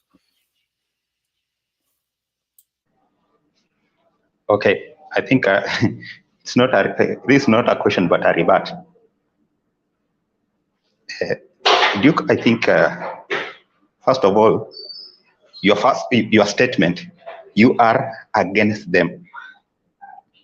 It means you have just something personal. That's your own statement. Yes, sijaweka ingine. Okay, you are telling us that we should not push away Chebukati just because of the time that is remaining. You prefer these 4 be pushed out. First of all, time does not matter. That is selective. And I think I expect more from you than what you are speaking. You are smarter than that. Another thing, you are telling us that there is gross misconduct. I think, first of all, I don't think you understand what gross misconduct means. Let me go back to what happened. If these people were going there because the inside mechanism has failed, yeah, you know that hata wafanyikazi, they go to the strike not because they want to, but because their issues have not been addressed. For your information, commissioners are very important. Underline this, they are very important in the process. Don't tell us that it's the executing people. The executing people, they will work, the professional will work, but their work must be approved, checked, and confirmed by commissioners. Yeah? Otherwise, why should commissioners be there? Then there's no need of commissioners. We should just have the secretariat. So, tafadhali, ebu fikiria tena kwanza kabla utuambie vitu zingine. Those guys were opposing because Chebukati is high-handed. Yeah. Let me show you how. If up to a point whereby he's pushing out one section of the political divide and accommodating some, Duke, you are on it. It was on public domain. There were papers that were being handed to the secretariat in that hall. Na sisi wote tuliona, hata wewe uliona. Things were changed, were being changed, ikionekana on camera. So stop trying to think that you are not, trying to feel, to show us that hauko unaona. Na wakati mambo inafanyika hivyo, and Chebukati insists on doing things his way, give me a break. If anything, I think to insist on what Nani Makiadi is saying. Chebukati is the one that was mentioned in court to be wrong, not the 4 commissioners. The person who was rightfully supposed to be questioned is Chebukati, not the 4 commissioners. That is, check the ruling of the court. It commended that Chebukati was wrong not to involve the commissioners. It is in court, brother. Sasa usituambie kuwa there was, and gross misconduct means ulienda ukaharibu. The person who was in gross misconduct was Chebukati. Ndiye aliharibu kazi. These guys were questioning.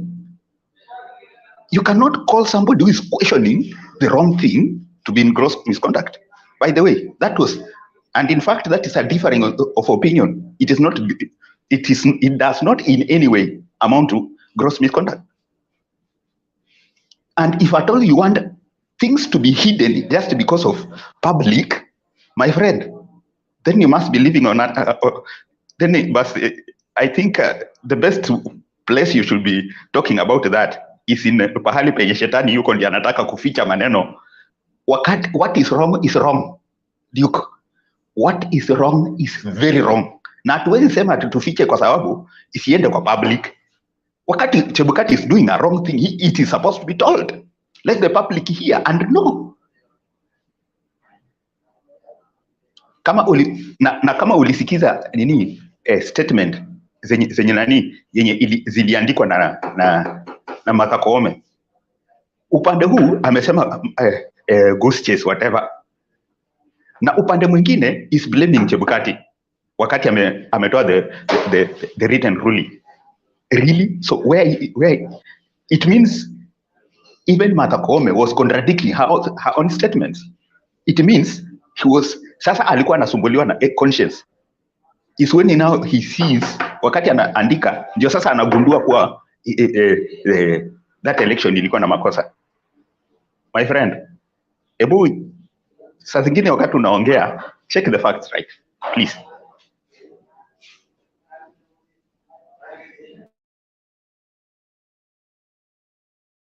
Okay, let me have Wangira.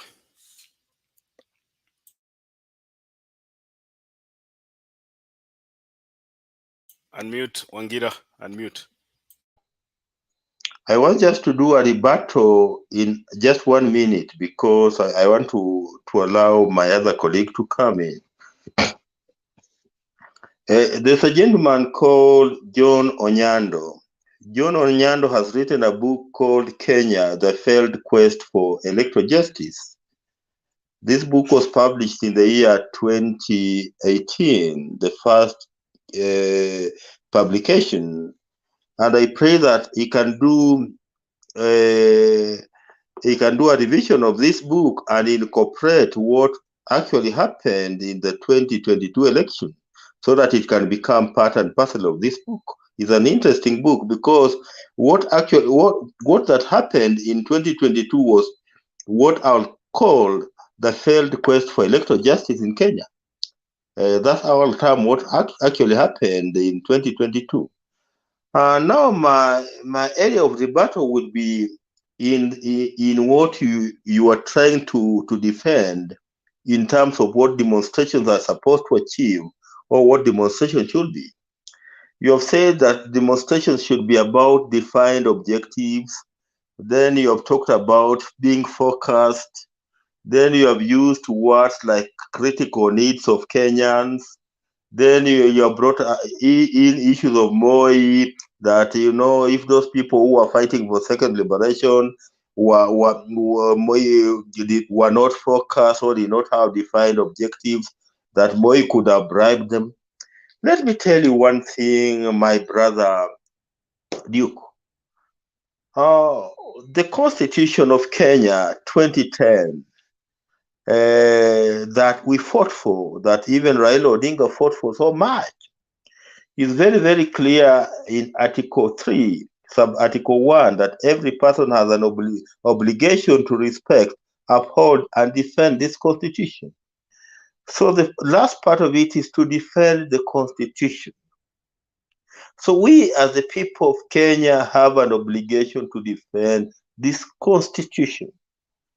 And one means through which we can defend this Constitution, my brother Duke, is through picketing, is through demonstration, is through presentation of petitions.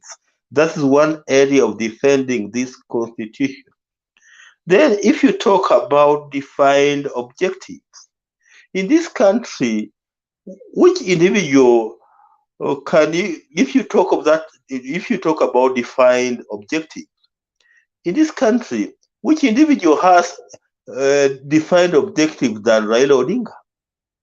Raila Odinga always carries what I'll define as defined objectives. We saw the way he has articulated issues for this country since 2002 up to 2005 up to 2007.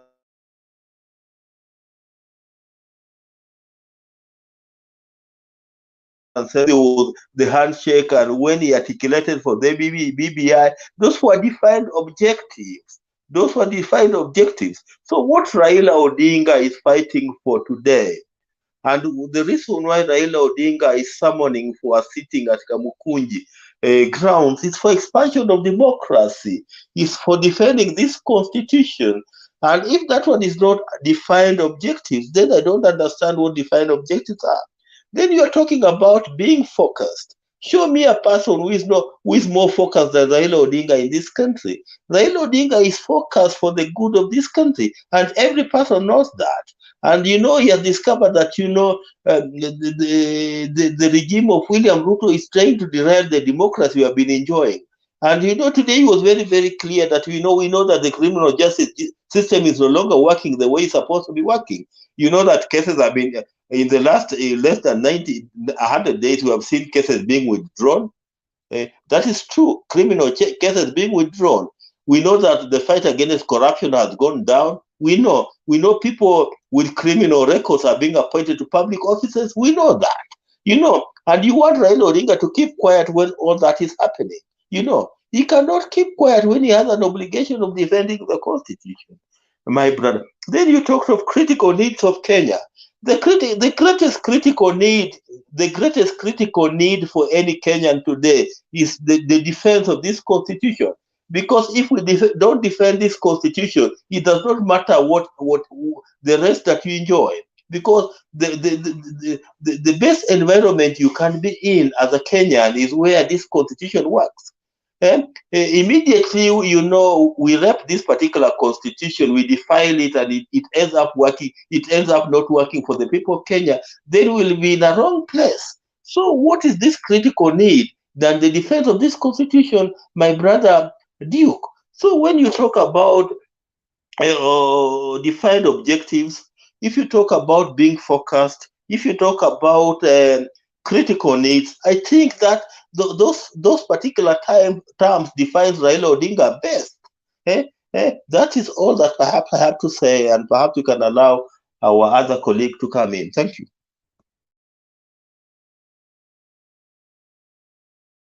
Commissioners Paul Kurgat and Margaret Mwachanya. Let me try to play this video before I give Njiru an opportunity. Have revived their attacks on Commission Chairperson Wafula Chebukati, blaming his alleged incompetence and dictatorship for their April resignation and the internal wrangles that also saw Commission CEO Ezra Chilobe sacked. The commissioners were appearing before the National Assembly Public Accounts Committee for an ongoing probe over a 9 billion shillings tender during last year's polls. For close to a year now, the Wafula Chebukati-led electoral body IEBC has been on the spotlight over key procurements preceding the acrimonious 2017 polls. Among these, a procurement tender of up to 9 billion shillings, documented by the Auditor General in his 2016-2017 financial year report. And after the blame game between Chebukati and former CEO Ezra Chiloba, Margaret Mwachanya. Monday was the turn of former commissioners Margaret Mwachanya and Paul Kurgat. But first, queries on their controversial April resignations, alongside former Vice Chair Consolata Maina. If procedures are not followed, and we are commissioners, we had been sworn in to follow procedure, then I thought we were making too much noise, and therefore the trust of the people of Kenya was slipping out of our hands. The matter about resignation actually was not part of what I thought I'll come to discuss, and I would beg that this matter is in the court. And which matter is in the court? About my resignation. We aren't aware about that. It is in the court, and the judgment is 7th, this Friday. This 7th. Yeah. Among the queries facing the IEBC is the flawed procurement of KEBS kits for last year's polls through a direct contract to French firm Safran Identity and Security. Mwachanya, Kurgat and Maina would subsequently blame an internal audit commissioned by Chebukati on procurements in ICT, among key reasons for their resignation. Because you know the law of procurement. Yes. If it can be shown to you that one particular person is the one who can produce that product, then perhaps you would have agreed to have direct procurement. Is that what you are saying? In my hand, I had Auditor General's report of the previous year. And he had questioned such a procurement. And I said, ladies and gentlemen, can we first of all see the process? We don't want to be questioned after this. I want you to comment on this feeling. Not really feeling, it's now like kind of reality, that the commission, as it were, or the commissioners, went beyond their boundaries when they engaged in matters procurement. Personally, I don't think I was involved what we call individually when it came to procurement. I only gave my guidance or my contribution or my observation in a plenary. We are going to buy equipment from one company called Safad Mofo. What do you describe that? How do you describe it? What do you say?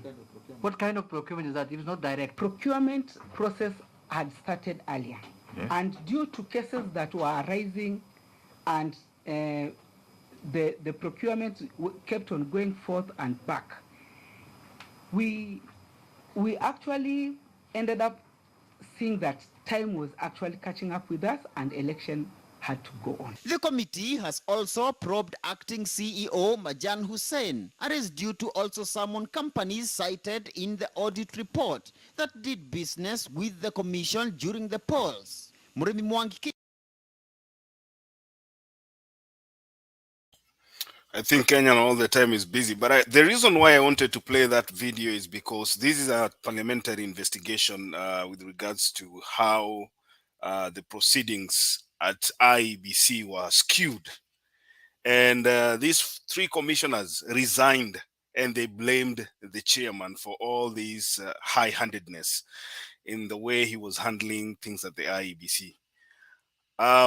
With all due fairness and with expecting that we are a country that upholds the law and respects other institutions, I would have expected to see the same treatment that is happening right now to the four commissioners being applied to the same, because under these circumstances we have direct mentioning of names of people who actually broke the procurement law. They bought equipment directly without even regards to the procurement law, high-handedness, and all the other accusations that were brought before the parliamentary committee that was investigating the issues that surrounded the IEBC. I would have expected at that moment also for us to see another commission or maybe a tribunal being appointed to investigate what was happening at the IEBC, but that never happened. Now, the circumstances have changed. The same people that were being blamed in 2017 are the same people that are being blamed in 2022. But funny enough, they don't get investigated. They don't get investigated at all. The newcomers, those people that came in 2021 are the people now that are being crucified for being what we call putting the country in danger of a civil war, like Duke is trying to describe here. So Duke, I want you also to tell us what circumstances would have prevented the Chebukati, the same three guys, the Bola Muyu, I don't know, Bolu Muyu or Bola who, the Professor Sijui Rashid Gulei and Chebukati from being investigated in the way they carried issues at the IEBC in 2017. I would expect you also to tell us what has changed. Why are they now not being investigated, and why are they, being given a free pass? And then tell us when you talk about gross misconduct, like Wangira asked you here, and Domi, I think also Domi mentioned about that. What do you understand by the word gross? Two words, gross misconduct. What do you understand by that? Because okay, let me give that, and then we welcome Kenyan all the time. I don't want to waste time. The individuals or the faction which was against the IPC in 2017 was the NASA side, and it was headed by Raila Odinga. And it happened that Raila Odinga happened to have many members of parliament. And I cannot comprehend, because they were having a lot of issues with the IPC, specifically with Chebukati not opening the server, Why did they not start a removal process of Chebukati? They were there, they were comfortable, they went to the street because of that, people died because of that, but they never, no member of parliament actually. Let me ask you a question. In 2017, who had the majority in parliament? It's not about who was majority or who was, it's about whether the process was initiated and maybe failed because they were not having the majority. No, the question is, how do you initiate a process like this if you don't have control of the House, which is the parliament, and you don't have the majority leader, you don't have the executive? So how do you initiate such a process? You initiate a process where if you know that you have facts and you have evidence which will convince even the people on the other side to buy what you are trying to say. So are you trying, if maybe there is somebody who has done something wrong, you say, because I don't have the majority, and these are the facts, I don't initiate that motion. Yeah, let me ask that's you. That's why some of you are trying to Dirk, Ngoja, 1 minute. Let's put the shoe on the other foot. Let's assume that the majority of the National Assembly was held by Azimio. Do you want to tell me that this process would have gone on?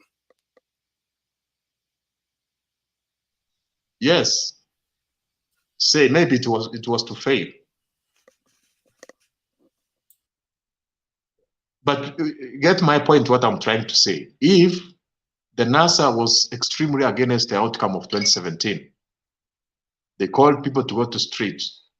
Some people died, many, because of that. But 5 years later, they were very comfortable again with this very same person who they were fighting, and people died because of him. And they were now very comfortable that he can now also conduct another election. So that maybe that may indicate that maybe the previous allegations were not true. Because if maybe somebody has made a mistake, I cannot trust him in another time. So that's the question which I have. But let me proceed and respond to what I'm saying. You asked the question that is it Chebukati who was wrong or the 4 commissioners as per the court verdict? And if you read the case, the court ruling accurately, the court made a determination of whether the petition was having merit or not. And they say that the petition was not having merit, it was not having sufficient evidence, and the election was as per the provisions of the Constitution and the Election Act. However, what you are trying to hold on is the recommendations which they gave. They say, having found that the election was done as per the provisions of the Constitution and the Act, there are some concerns or some issues which need to be resolved. And actually in their recommendations, they even identified what should be done. So recommendation number 1 said that Parliament should come up with specific changes whereby there will be definite functions or roles of the commissioners, because there was a confusion of what's the function of commissioners. It was not properly illustrated. And they said that in terms also about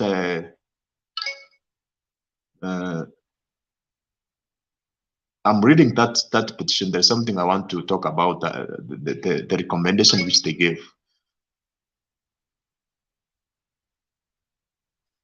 They said Parliament should consider enhancing regulatory frameworks so that they separate the policy and the administration of the IEBC.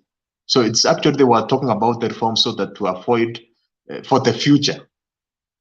So there is nowhere where they say that Chebukati did something criminal, and if they indicated that, you have to identify that. You are asking about gross misconduct. Actually, when you talk about gross misconduct, you are talking about somebody acting unethically or unprofessionally in executing his or her duties. So if I connect with the 4 commissioners, did they act unprofessionally? Yes, in many ways, and actually I've indicated those ways. For example, even if you identify what they were saying, consider the phone call of Tuju with Chengaya, the one who was resigned. Is that professionalism? Consider somebody trying to talk about 0.01% and which translates to something. Was that professionalism? So those are unethical and unprofessional proceeding, more especially that phone call. Actually, that commissioner has resigned because he knows that that audio will be displayed and he will have a difficult time to answer about that audio where he was communicating with Tuju, giving direction to go to Serena Hotel. So that's extremely unprofessional and unethical. So, Duke, where are you getting all this information from? Which information? This information of Tuju calling the commissioner who has resigned and knowing that this phone conversation will be presented before the... Where are you getting all this information from? That is across the public domain. Even Tuju responded to that. No, I mean, you know, I'm having trouble. I'm having trouble seeing the double standard. Like the case that we presented here of a person who petitioned the parliament to have his petition included, you said you had that from the media. So because you didn't have the facts. And then the same Duke comes here and tells us that he knows there's a phone conversation that went on between Raphael Tuju and a commissioner, telling the commissioner to go to where? I don't know where. Do you have the facts? Is it an allegation that you just heard from the media like the one we presented here before, or it's something that you're just pushing through? It's not something I'm pushing through because we have like 4 affidavits on the same. Read the affidavits of the actually even of Chebukati. Even actually, Tuju responded to that and they did not actually deny those allegations. These affidavits were they accepted in court? You know, you unaturudisha mahali ambapo sasa. From what I understand, if we looked at the same case going on in the Supreme Court, I know that history ya Chebukati na sijui mkubwa wa jeshi and all that shenanigans, the Supreme Court did not admit those affidavits for this particular case, unless we saw, you know, a different scenario. Perhaps we watched the, you know, a different case going on at the Supreme Court. Perhaps when the uliona yako tofauti na mimi. No, for example, if you read, for example, the affidavit of Wafula Chebukati alone, it was admitted. He even indicated that the 4 commissioners told him to force a runoff. It's an affidavit which was admitted by the Supreme Court. So how about that? Those are the issues I'm addressing, because these were commissioners who were comparing Chebukati, telling him, make sure, change and make sure there is a runoff.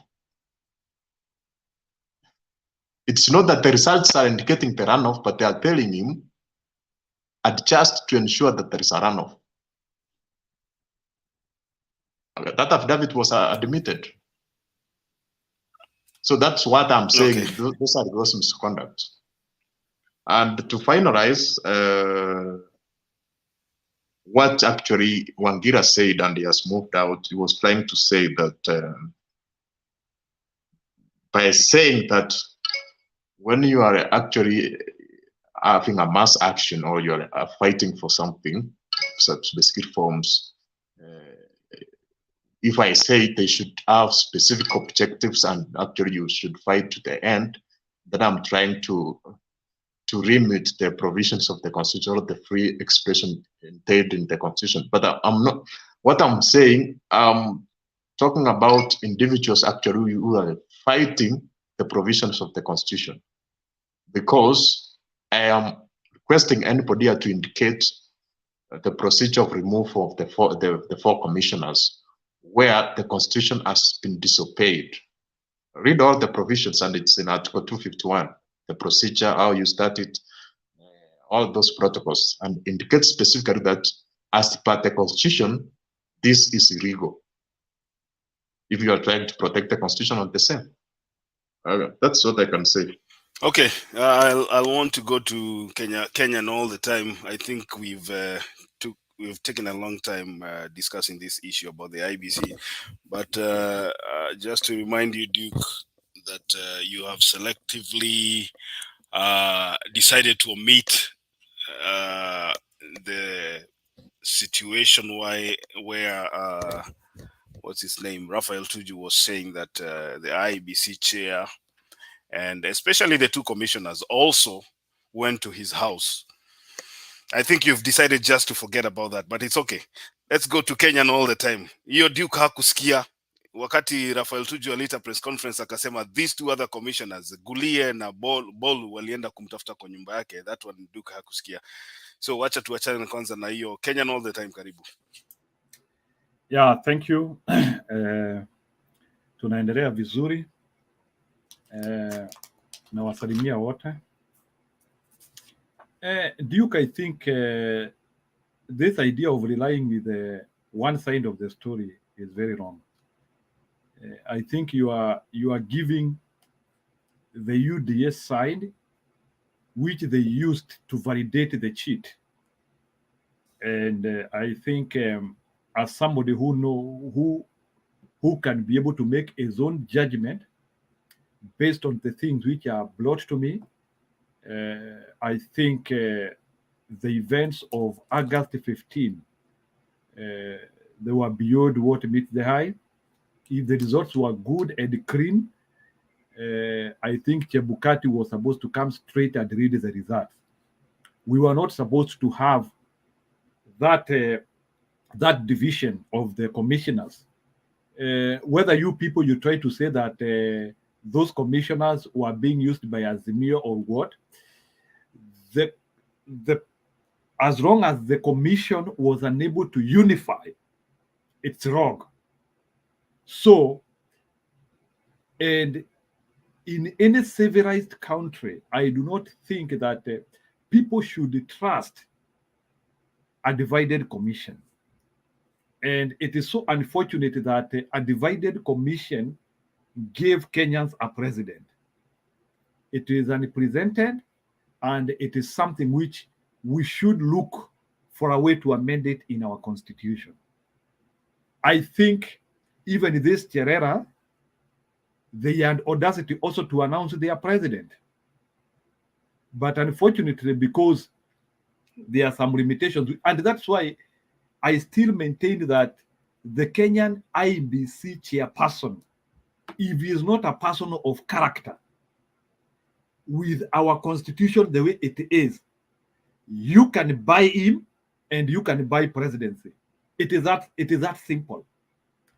The Kenyan election, as IEBC stands now, you don't require Kenyans. You only require the IEBC chairman and 2 or 3 billion. And you are less assured you are the winner of that election. We know August 15 was an auction of the highest bidder or a state capture. And this IEBC was moving from one point to the other one, trying to auction the presidency. And those are things which have been said, and many people have repeatedly said. So at times I get perturbed when I hear people who seem to have a lot of information, people who can make a good judgment, that they still want to validate this win of the president. Let me tell you, Bwana Duke, it is only, let me tell you, we were not satisfied. It's only that us as Kenyans, we have matured politically. We do not want to lose our people. We do not want to lose our investments. We do not want to lose our properties because of the quarrels of an election. But it doesn't mean that we got satisfied. That is one thing which Kenya Kwanza people need to put in their heads. We never got satisfied. IEBC never gave us correctable election, and it is only that we love our country so much, and we said it comes a time when your country is bigger than an individual, and we decided to side with the results, which we were not satisfied with them, not because we liked or admired them, but because we wanted to protect our future. And you need to master that. It is not that we are cowards. We refused anarchy. We refused to do. There was options of doing everything, even fighting and killing one another. But we refused to do that, not because we were satisfied, but because of the country. And Mr. Ruto should not use that chest thumping, saying that hawa watu wa Azimio niliwanyamazisha. Hakuna kutunyamazisha, alitunyamazisha. We saw the big steal. We saw what happened. But because of the love we have for the country, tukasema mwanaume mmoja who is so egocentric na yeye ndiye anajitakia makuu peke yake, tukasema nchi yetu atuharibu sababu yake. Tukasema yes, we are bitter. How can we hold this thing? Tukasema it is painful. We have been in this thing again and again, and we decided to accept the shambolic verdict, not because we loved it, but because of our country. So this idea of UDA thinking that they bamboozled us, they were too strong, they could have put a lot of military people, it's bullshit. Let me tell you, we can reason, and we know what is true and what is right. And no matter how people in Kenya want to validate this win of Mr. Ruto did not win this election. I want it to be confirmed to me arithmetically, correcting all the data, and show me how this election was won or lost. Because up to now, I believe this election was not correctable, things did not end up, and from there were algorithms which, if we look closely into this data, but anyway, that one is past us. There is nothing we can do. The steal was done. We have to live on. But what is the future? The future is 2027, 2032. We do, progress is steps by steps. What we want is, we want a day when Kenyans will go to the booth and they get their right president to rule them. Let me tell you, you will never have a country if you are ruled by the wrong person. If people steal elections to become a president, that is the beginning of failure, because this guy knows he is not accountable to you. He used his own mechanisms to become a president. He never fought for it. He used the money or whatever he used. So the biggest corruption in any system starts with an election. And if as Kenyans, and let me tell you, I'm ready to stop everything. If we can be able to fix our electoral system, we will fix industrialization in Kenya. We will fix stealing in Kenya. Hakuna mtu atakuwa naiba kitu ya mtu. The reason why people in Kenya are so wrong, we have so many criminals in Kenya, it is because no one wants to be honest. Our politicians are so long, our politicians are so bad, they want to win elections in the long way. And that is the reason why, even as we try to do the best and revive our economy, we will not do anything because we are cheating everywhere. Mwalimu anadanganyana, daktari anadanganyana, polisi anadanganyana, sababu hata rais wao anadanganyana. That is how those things are connected. You cannot interconnect transparency and trust when people cannot be able to add 1 + 1 = 2 and 2 + 2 = like that. That is the problem which we have. So they were given the election. This election was not won. It was given. And it is also the same in many other countries where people just get the elections from under the rugs or maybe from even buying it. I don't want to discuss that too much. We are past that. But 2027, we have to be very cautious. We cannot have 5 election cycles where people are complaining because of transparency.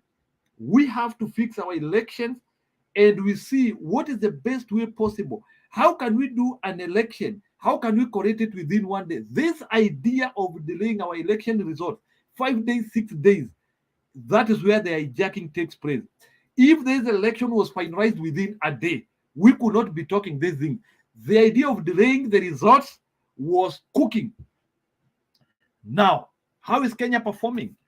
I can tell you, Hustler Fund, Hustler thing, you will try to show Kenyans how hard you're working. But I can tell you, Hustler government will be the government which will go into the history of Kenya as a government which will not do any development, starting from infrastructure. For your information, by 2027, you will not do any infrastructure. I'm not sure if you will be able to do the dual carriage ile ambayo mnasema mnataka kujenga. So we know this Hustler Fund, you wanted to roll it out so that you can use it as a Panadol in 2027. You are not, it's a box which you people you are ticking. We know that your government want to concentrate on the social aspect. We know your government will not do any infrastructure. We know that. So you want to concentrate with these small social issues, and you neglect our infrastructure. We know you people, you are not even doing maintenance of our infrastructure. Very soon, the Kenyan infrastructure is going to go back into the olden days. Our airport is going to be a bad one very soon because no good maintenance will be done. So what I'm trying to say is that this government is not going to do any infrastructure. Hata hizo madarasa munasema munaenda kujenga shule hizo za CBC, it is impractical. That commission was not honest. If you try to say that the amount of money which is needed to invest in this education, what we are doing is that we are watering down our education. And it is so unfortunate, people who have doctorates and a PhD, they cannot be able to reason with the slightest point of a knowledge that congestion of, primary schools have no resources. At least it is even better secondary schools have some resources. So when you say a primary school to also host a secondary school, and we know the status of our primary schools. Our primary schools have nothing. Go to the local schools. Forget about private. Go to the primary school. Enter to primary school. Tell me which primary school has capacity to host a secondary school within a span of 3 months. Unawaambia nyinyi mutachukua watoto wa secondary. Those people have no resources, so it is havoc. So what we are witnessing here is, even as Mr. Ruto is trying to say that you want to reduce the cost of education by wanting students to go into their immediate primary school. But there is something we call cost-benefit analysis. Have they done the cost-benefit analysis of that system, and they see what is the amount of impact on this? Because the idea is not for a student to be in school. The idea is a student to be in school and achieve academical excellence, which he can use it to advance his life. That is what education is. Education is not being in school. So, hustler narrative, what you are doing, you want people to be in school. You are not concentrating with quality. You are not concentrating with what the student will do in school. Hata kama kutakuwa na secondary in the primary school na mwalimu ni mmoja ama ni wawili, to you, you don't care. You are 30,000. During election, you are saying you will employ 116. After election, you are saying 30,000. Why are you reducing the number to 27% of your initial proposal? So what I'm trying to say is that we are dealing with a con government, a government which cannot be advised, a government which does not know how resources are allocated, a government which never allowed Kenyans to get their best. Because all this confusion you people you are bringing, Azimio and a good concept for it. And I can say Kenyans lost a chance to be served. Not because of their wish, because of somebody hijacking the Kenyan election. And it is a pity for Kenyans to suffer because of a steal. And I want to say, Chebukati, God will punish you. Let me tell you, hao watoto wote ambao wataumia sababu yako. You see the Kivoito Road. Hata wewe hiyo ndio ile barabara utapitia. Let me tell you, you will die like a dog because of the stupidity which you have introduced to Kenya. And we are going to curse you, idiot. Sababu hii mambo yote ndio ameletea Kenya.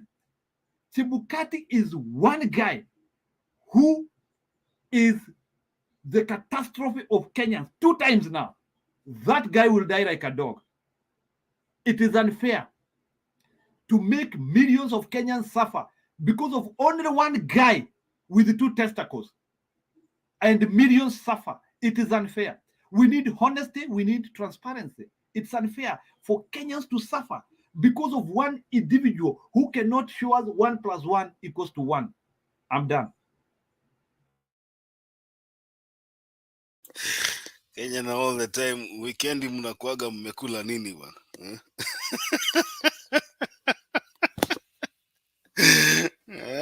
Najua nimesikia unataja vitu zingine hapa na sitaki kuzitaja nirudie hiyo jina. But I think next time you do your submission that word can be camouflaged. Nilisikia kina Banadu wakiulizwa hapa wapi kengele. So I think that one sounds better. Si mbaya sana kama hiyo yenye umetumia. If you have to mention that, if you really have to mention that word. Bro ni asira bwana. Unajua mtoto wa miaka 2 anaumia sababu ya one man who made a wrong decision for Kenyans. One man deciding for Kenyans. It's unfair. We are suffering millions because of one guy.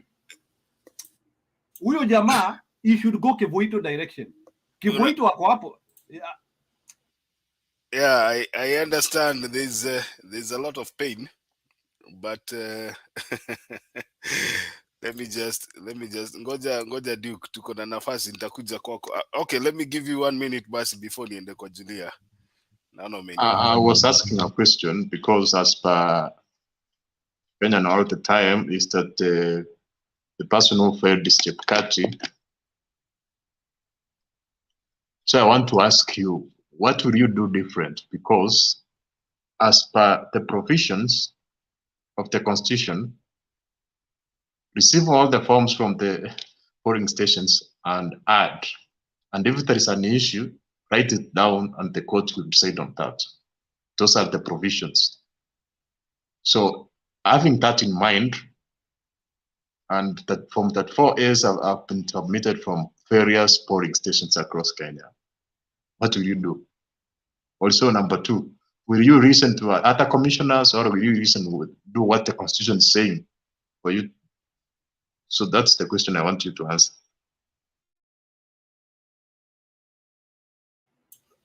Duke, I don't think I want to debate much about this. It is very simple.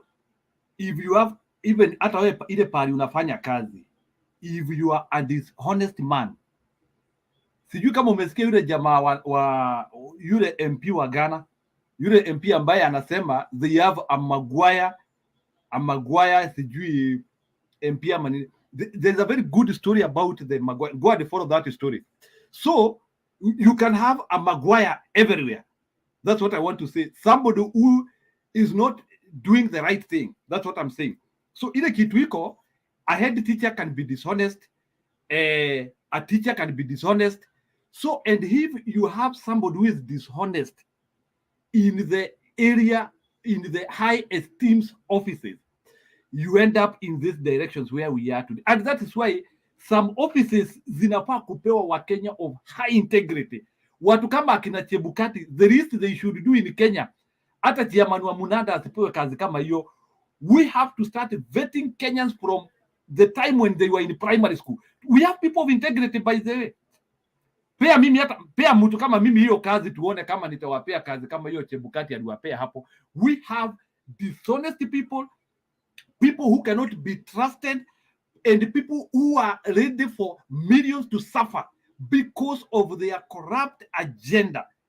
people who I don't think, and some of them, they call themselves Christians. I doubt they are not. So, Duke, what I'm talking about here, I'm talking about character and honesty, which Chebukati, even a wink of it, he doesn't have. So are you trying to say if you are of good character and you are in a position whereby we have an established infrastructure in the way things are done, and you are not omnipresent or omniscient because things are being done across Kenya, and you have 60,000 workers, independent in a way, because you are not answering the question at all. I am saying specifically under the circumstances of 2020. I cannot answer a character question. How do I answer a character question? Chebukati It's not is an about old a man. character question. That It's is about character. what was done and what you will do. Okay. We are going into the trenches now. Julia, ngoja dakika moja nikuchezee hii video alafu utupatie maoni yako. Naona Kenya all the time na Duke hawatamalizana saa hii.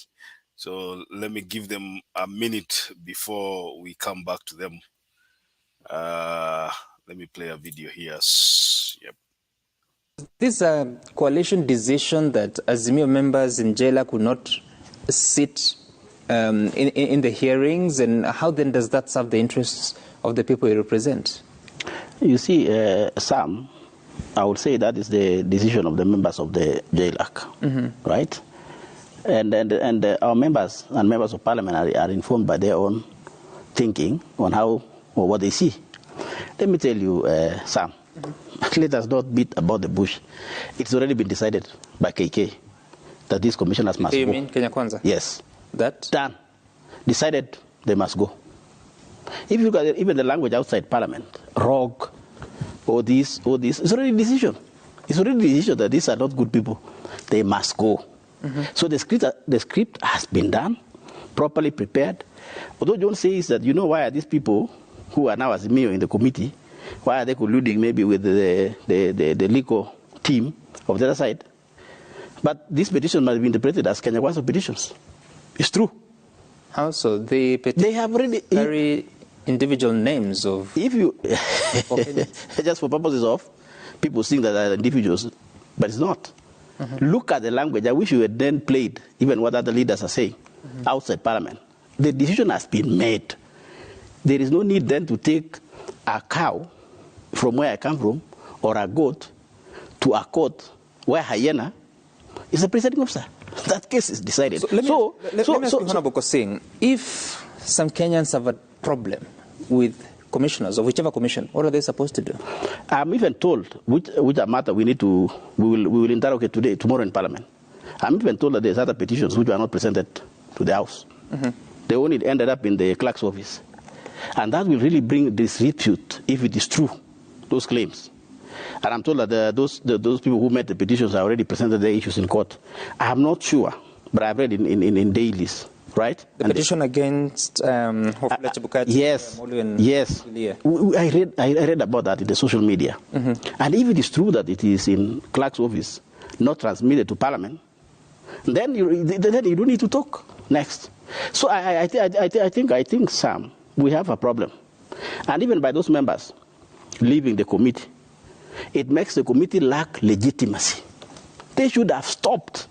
And we go back to say, then what happens? Because one side of the coalition cannot then proceed with the other side when the other side have left. And I will tell you this, the larger perspective is this. First, as I said, the decision has been made, this commissioner must go. So let us sanitize the process. Number two, the most unfortunate part, we have gone a wrong route, Sam. In fact, the Kenya Kwanza government was enjoying a lot of goodwill from the National Assembly, both sides of the House. They were enjoying a lot of goodwill, even from the public. There are so many problems that Kenya Kwanza needs to solve, not Herrera. There's no election tomorrow, Sam. You can agree with me, there's no election tomorrow.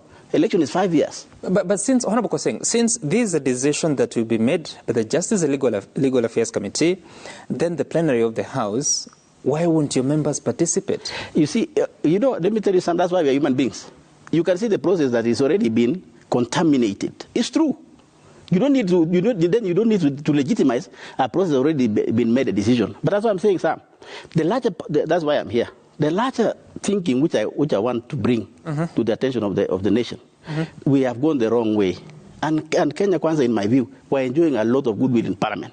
Okay. I remember when we were proceeding this issue of debate of who is the leader of majority and minority. That was a very hot debate. We even came here.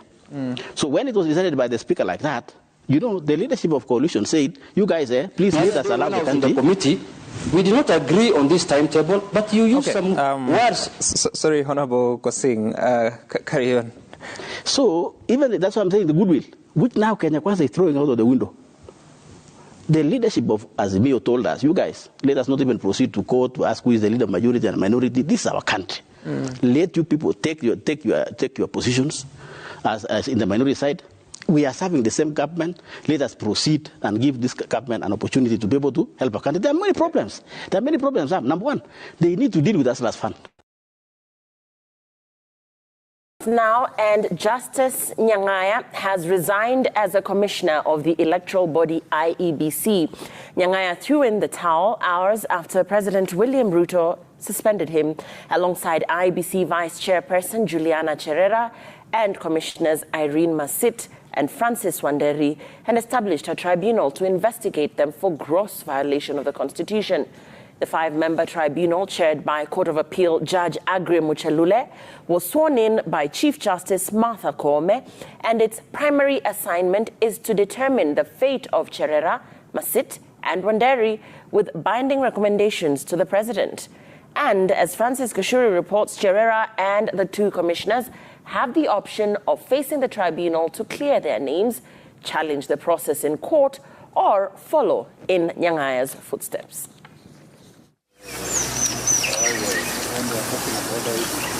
Exactly 456 days from the date he assumed office as a member of the country's election management body IEBC, Justice Nyang'aya has bowed to pressure and resigned.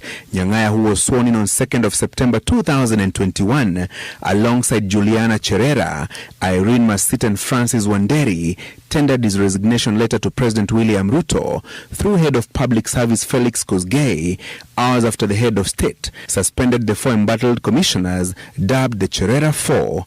Nyang'aya, in the letter, said his decision came after weeks of soul-searching and prayers. While defending his short stint at Anniversary Towers, Nyang'aya said his actions, though taken in good faith, had been misconstrued. I'm sorry, this is an affront to the Constitution.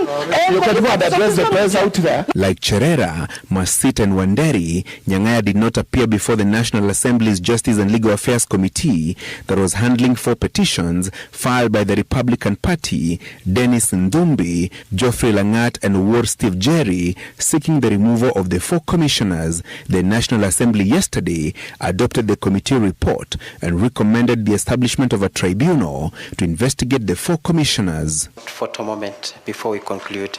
Hours later, the President constituted a 5-member tribunal chaired by Appellate Judge Aggrey Muchelule. Former Law Society of Kenya Vice President Caroline Kamende Daudi, Linda Gaki Kiome, Matthew Nyabena, and Said Hamis Said are also in the tribunal. Kibet Kirui and Irene Choe will be the tribunal's joint secretaries, with Peter Murage as the lead counsel, assisted by Zamzam Abdi. I, Honorable Justice Aggrey Muchelule, that I will faithfully and fully, impartially and to the best of my ability. The tribunal was sworn in by Chief Justice Martha Koome hours after the President established it. This is a heavy responsibility that is being bestowed upon us by this nation, and we have agreed that we are going to do our utmost best to keep to the oath that we've just taken. The 4 commissioners' ouster journey began when they walked out of the Bomas of Kenya on 15th of August, just before IEBC Chairman Wafula Chebukati declared William Ruto President-elect. They claimed the process of verifying presidential election results was clouded with mystery and disowned the poll outcome. Their arguments were later dismissed by the Supreme Court and Ruto's election upheld. The President and the Kenya Kwanza team terming the 4 commissioners rogue. The mandate of the tribunal, such as this one, that is constituted under Article 251 of the Constitution, demands that you conduct your proceedings in a very transparent and fair manner and without any bias, considering the people who are before you have human rights, therefore they must be treated with dignity, and justice at the end of the day must be upheld. With Nyangaya's exit, the tribunal's key assignment is to probe allegations of gross misconduct leveled against the three commissioners, prepare a report with recommendations on their fate, and hand it over to the president. We will be as level-headed, as independent, and as fair as it can be. In line with Article 251, Sub-Article 7 of the Constitution, Cherera, Masita and Wanderi will continue to receive half of their remuneration and benefits, awaiting the tribunal's verdict.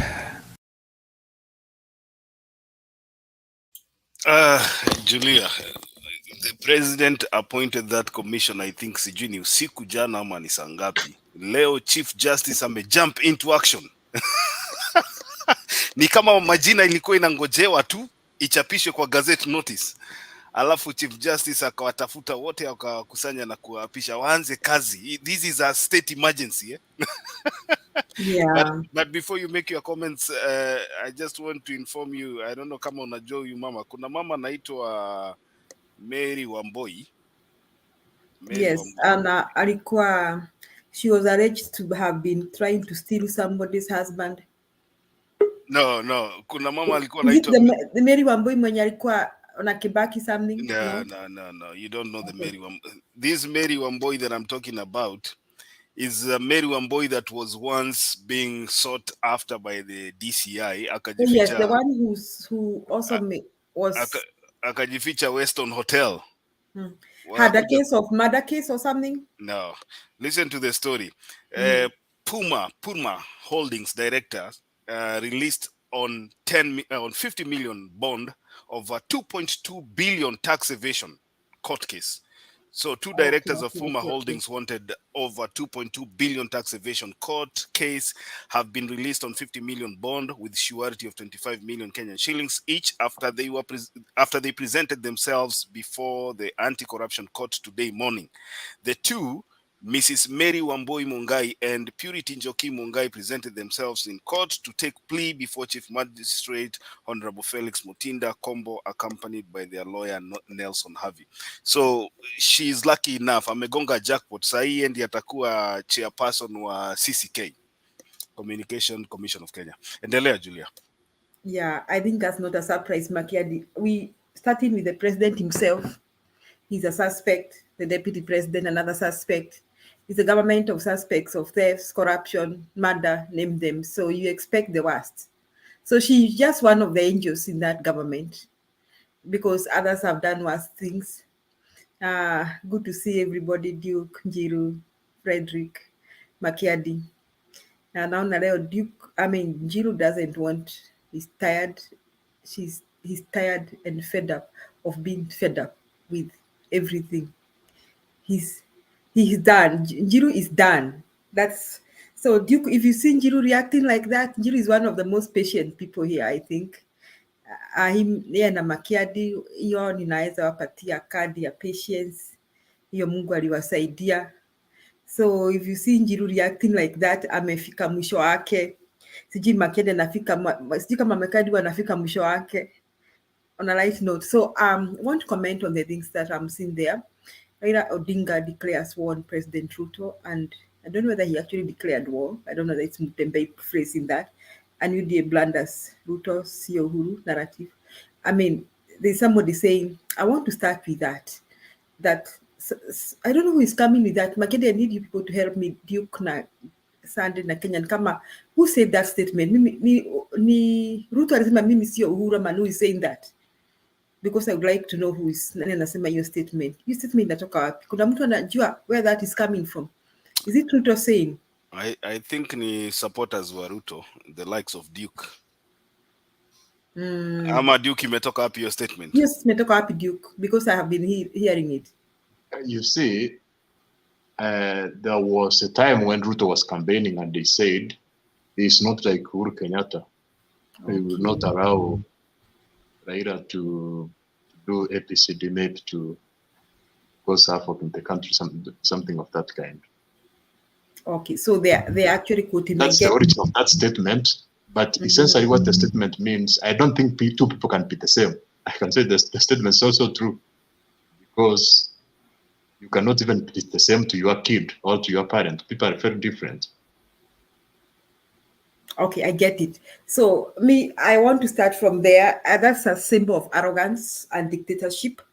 So he's trying to say that Uhuru ni softy, anaturarate Raila, na yeye si softy, yeye ni kichwa ngumu.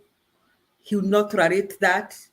And now we can go and hear the story where Ruto said, publicly said, that hata karibu ni mchape coffee because alikuwa anataka kupeana hii kitu. And Uhuru said, yes, I wanted to give it away. So, actually, you are right, Mr. Duke. The two people are different. On one side, Uhuru is not hungry for power. That's a picture we see. And Uhuru was okay without power. Even in 2017, it seems Uhuru was okay with not becoming president. But Ruto on the other side has been so hungry for power that he was willing to do anything, even compromise the peace of the country. So for Ruto, it was do or die, become president, even 2017. But for Uhuru was like, no, I don't have to become president if this one takes away peace from this country. Now, that tells us where we are coming from. I think it is only since multipartyism, it is only 2002 where we've not had a contested election. Because 2007, we had a chaotic election where Kevoito declared a winner in the ninth.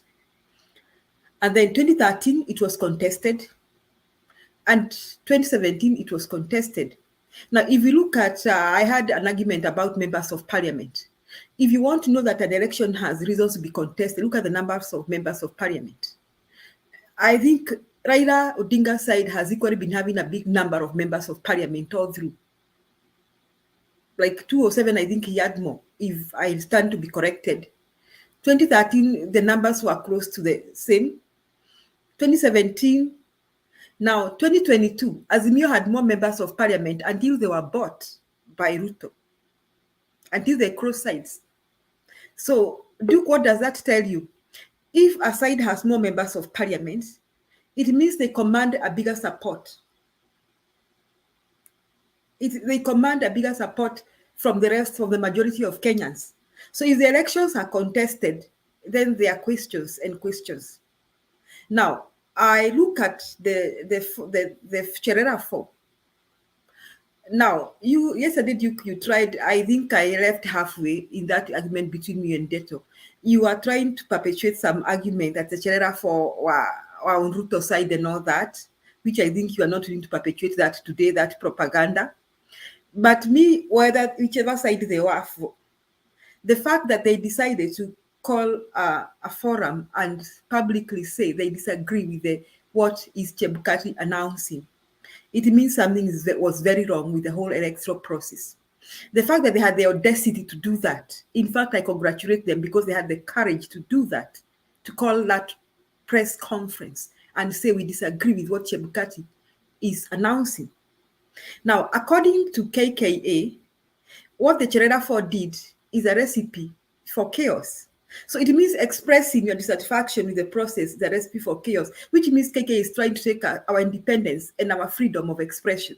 And he's trying to say that if we express ourselves, then we are causing chaos. Now, I want to say this, and because this must be taken. Duke, now I realize, I think you are very close to the KKA government and you can take this message to them. I want you to take this. Now, I'm not in Kenya. I don't know what Kenyans are planning and I have not control of what they are planning. But I want to say this, that sacking the Cherera 4, the behavior, first and foremost, the behavior of Chebukati, like Njiru said, the behavior of Mother Kome, and now sacking the Cherera 4, that is a recipe for chaos. In fact, Mr. William Samoei Ruto just nailed the head, the coffee. He just nailed the coffee. He has a few days and a few hours to correct that. He can instruct the so-called tribunal to withdraw all that nonsense. But Duke, like I said, I don't know what Kenyans are planning and have no control of what they are planning. But I want to tell you today, this evening, American time is where I am, is 10:04 p.m. If that so-called tribunal goes ahead and does not reverse the decision of the Kangaroo Parliamentary Committee or Parliamentary Commission, does not reverse that, the Ruto just nailed the coffin for his chaos and chaotic reign, and he just asked for a country that may never be united for a long, long time. And the time we come back for unity, I don't think Ruto will be president. I want to tell you that because we have come a long way. We've been struggling with each other, and all of us can agree, irrespective of which side we have been. I think I supported Kibaki 2 times, and the second time in my heart, though I supported him, I knew something is wrong, and I did my common sense and my thinking. I did not need anyone to convince me that, Julia, this is wrong. This is wrong. You know, when you see somebody announcing results in the night, if you're mature enough, you say, this is wrong. This should not happen. And then the next thing, you see the Chief Justice swearing Kibaki at State House in the night. If you're reasoning, you say, in your heart, you say, this is wrong. 2013, I voted for Uhuru, but I knew in my heart, I cannot even argue like you, Duke. I could not even argue like you, Duke, if I had the forum to do so, because I knew this is wrong. 2017, the same. And that is why I think Uhuru, like many of us who supported him, knew this is wrong. I must do something about it. And Uhuru is in his normal senses. He could not go around eating ugali in State House, thinking that Kenyans are foolish and that he'll get away with it. He had to find a way, and that is why we had the handshake. Now, on the contrary, Ruto supporters are thumping their chests, saying that yes, Uhuru. Me, I'm asking myself, Duke, seriously, how many communities are behind Ruto? If any, there are only 2. And the Kikuus are not even all behind him. And I think I'm evidence towards that allegations. Now, people are here coming to this forum talking about secession. Why do you think they have the courage and the audacity to talk about secession? It's because they are bitter, and you won't blame them when they speak like that. Others have spoken in this forum and said other things that I would not like to say. Rest being accused of incitement. But I'm saying this, in Ruto's heart, he knows this is wrong. And that is lack of wisdom. Because you see, people are hurting from a contested election where about 40 communities, tribes feel that election has been stolen from them several times. We have to call a spade and accept this thing, Duke. Another thing that why they are hurting, seriously, common sense tells that we cannot sit and imagine that presidency will rotate between 2 communities. Even Uhuru said it, even Kikuyus know that. So people are hurting, they are coming from that hurt. And they don't even believe what Chebukati did was right and what Mother Kome did was right. And we can even see with the numbers in Parliament. Surely if Azimio lost, they would not have been having those numbers in Parliament. So it means they actually won. They had the majority of members of Parliament. So then Ruto supporters have the audacity to say at Ruto Sio Uhuru. It is true, Ruto Sio Uhuru, because Uhuru is a wise man. In fact, Uhuru has emerged as a statesman. I didn't see that coming. I didn't see that in him before. And now I feel he's a statesman. Because he was able to unite Kenya in a critical situation where we needed to be together. He helped us. He helped those who supported Raila. Heal. That is after 2017. And that is why, Duke, you are asking that how come these people sat and allowed Chebukati to conduct the election? It's because maybe they thought with Uhuru in power, Chebukati do the right thing. Maybe they thought so. It is called hope against hope. But unfortunately, they didn't know that Chebukati was the same Chebukati working for the same people who are stealing elections. They didn't know that. They didn't know that. So they get this surprise, and they get another surprise of a compromised judiciary led by Mother Kome. Let me say this.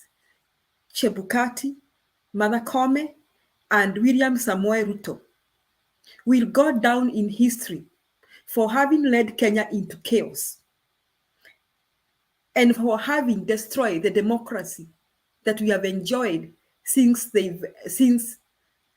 when we got multipartism. They'll go down in history for having destroyed the democracy that we have enjoyed. Because one thing I am sure, I don't know what Kenyans are thinking. I don't know what they are planning, because I have no control of what they are planning.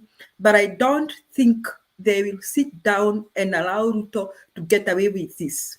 I'm sure of that, Duke. I don't think so. I don't think that is why I appreciate, I am very happy the Cherera 4 did not appear in that commission. I am glad the Azimio MPs did not participate in that. So from now, you'll see such kind of things. You'll not see Azimio members going to agree with in Parliament on anything. You'll not see them because they do not want to legitimize the actions of KKA. So you'll see on one side government doing things on their own and there's Azimio on the other side. What does that tell you? A divided country. So you can tell where we are going to. And we don't know where we are going to after next week, Duke. We don't know where we are. We've been here, Duke. We've been here when we fought. That is why I think Wangira reminded you when we fought for multipartism. And let me tell you, Duke, in 1988, I think I was a young kid. I can't remember it's 88 or around 1988. There were motions in Parliament in Moi's presidency, and Kenyans were terrified and scared because in those days, I think Kenyans would not even mention the name of Moi. And then we had these contested elections. I don't know, this 1988 where ilikuwa mlolongo. Ilikuwa mlolongo so that to discourage people from voting for the people Moi did not want. And one election I remember was in Kiharu constituency. It was between, I think, Kamodho or Kiano, somebody, Dr. Kiano and Matiba. And they were trying to rig out Kenneth Matiba, which they did not succeed. And then there were disagreements even in cabinet because of the way Moi was operating. But I can remember Kenneth Matiba resigning and said, he resigned from the government, and Rubia resigned. When he resigned, Moi could not take it. You know, Kenyans were terrified because Kenyans were being arrested, taken to Nyayo House and all that. So people would not even speak the way we are speaking. But a few people rose up and decided they were done. And they said, do what you want to do to us. Do your worst. And Matiba said, if I'm chased from Kanu, where do I go? From today, this moment, Kenya is a multi-party state. He released a statement like the one Baba released today. Baba said that he's gonna do, and Azimio gonna do what they can do to stop these dictatorial tendencies from the Ruto's government. So it is no longer business as usual. So if you hear one man saying that, don't forget he has his followers. Do not forget he has even sympathizers on the other side. Do not forget that. So today, when Ruto decided to sack those Cherera 4, he just nailed the coffin because these same Kenyans, they are so aggravated. They are just waiting for a small thing. The Cherera 4 was just a small thing to push them to the wall. They had all other reasons to react. Njiru outlined it here. He said that when the results were announced, when the court did this, he said it. But then just that Cherera 4 was nailing the coffin. So I don't think, Duke, it will be business as usual. I can promise you that. And if you want to read history, read where we are coming from independence, multipartism. Soma penye tumetoka mpaka tufike hapa, because I think for you and other people who are not aware of what has happened to this country need to read the books of history and to search the archives of the newspapers and find out how we got here, so that now we understand you cannot push people to the wall and get away with it, whoever you are, especially in Kenya, We know you overcame Moi. So we and those people, when Moi was people overcame Moi, those people who were there are still alive, and they were sane, and they were mature enough, and they know what happened. So we have the record that it can happen again. We have that record, and we can give evidence to Kenya that it can happen. It is possible. So I think you go back, Duke, and tell your friends, your government, that guys, you're gonna reverse this, because if you don't do so, you just nail the coffin. And then I think I also want to talk about what you said something about education. I mean, this government has all problems and many problems. Makedi, you are asking me earlier about the education sector and the government. I think this government has weird characters and people. I don't know whether they have a problem with their thinking ability or they are weird or something. Now, we have this grade 6, I don't know, grade 6, grade 7 Makiadi, who are supposed to be going to high school. Now, the former cabinet secretary for education, Makoha, walked around constructing classrooms. Now, I was talking to some people in Kirinyaga County, and really the schools were ready for those kids. I know of schools in Kirinyaga County that are boarding schools. They created two classes in each school, okay? So they're going to have the regular class that is the class 8. They're going to admit class 8 next year. And then they have 2 classes for the class 7, this class 6 and class 7. So it's a boarding school. It's a girls' school. So that girls' school is going to operate, they plan to do that. That girls' school was going to plan to operate like this, that the class 8 kids were going to be girls from 1 boarding, because those ones must continue. They're already in class 8. But they had their class 6 and 7 classes beside, which was going to mixed day. So it's a school of 1,500 students, and Form 1 admits around 250. So I think they were going to take 200, don't know how many classes, 250 for the day, or 125 day and 125 boarding for the class 8. But you see, me, what I was excited about this thing is that these are schools with facilities, laboratories, computer science labs, and all that. But I was excited because the children in the neighborhood are going to enjoy those facilities for the first time.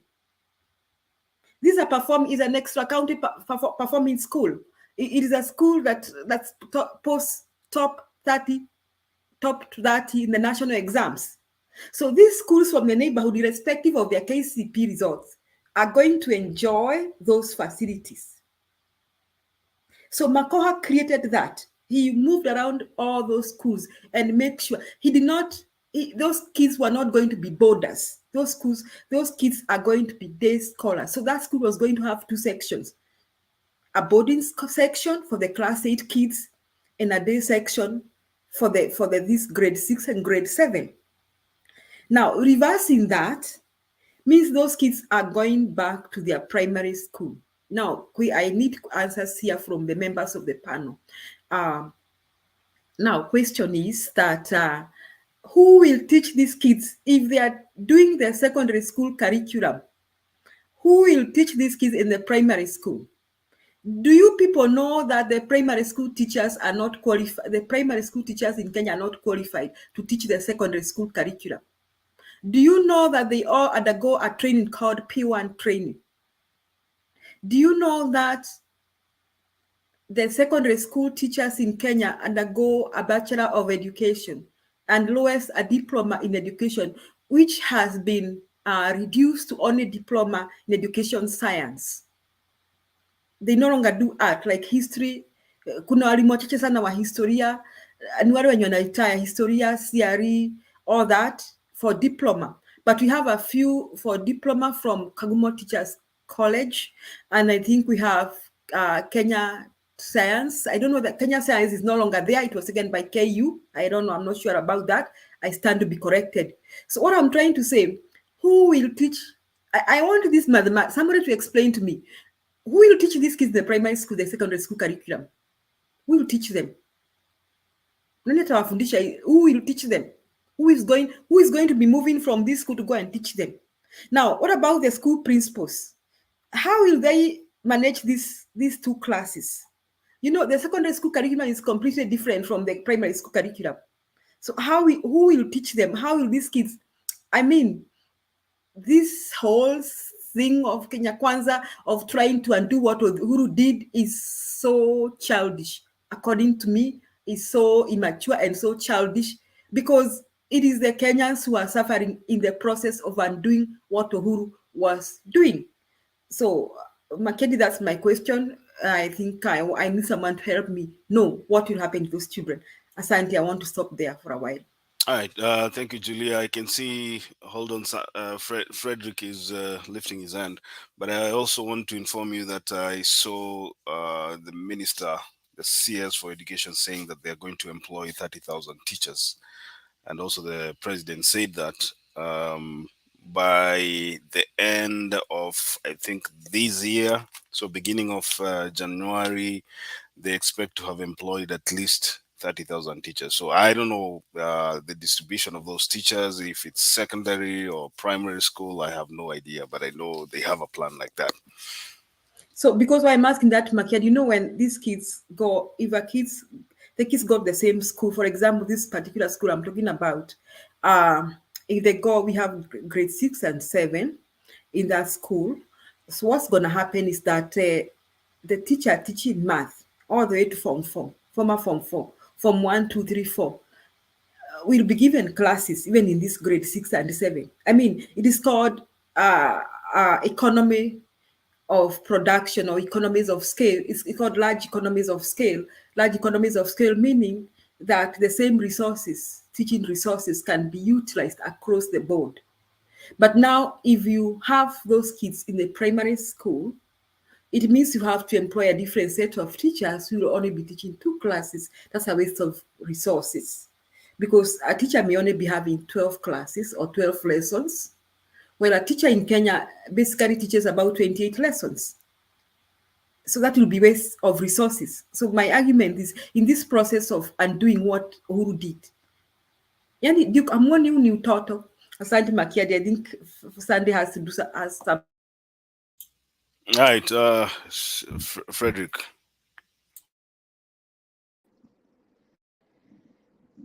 Hi everyone. Hi Julia. Hi Duke. I was here before and I left, and I want to start by responding to Julia's question about, you know, this education thing. Julia, if you remember, some time back on this very same forum, I told you that this CBC idea is a bad idea. I'm still waiting to see the good part of CBC, because this all concept was a wrong concept from the beginning. It was initiated in a wrong way, without serious thinking. And now, as we see, it's beginning to fail. I'm not a prophet of doom, but from where I'm sitting, this thing is going to fail terribly. These are my reasons why it's going to fail. First, taking your example that is just given of a school in your area, I think you talked of Muranga, if I'm not wrong. And that is one school that has the resources and has that done. But if you walk around the country, how many such schools are there that have at least done that? That is a question that people need to think about, because I'm sure no one really has the answer to that.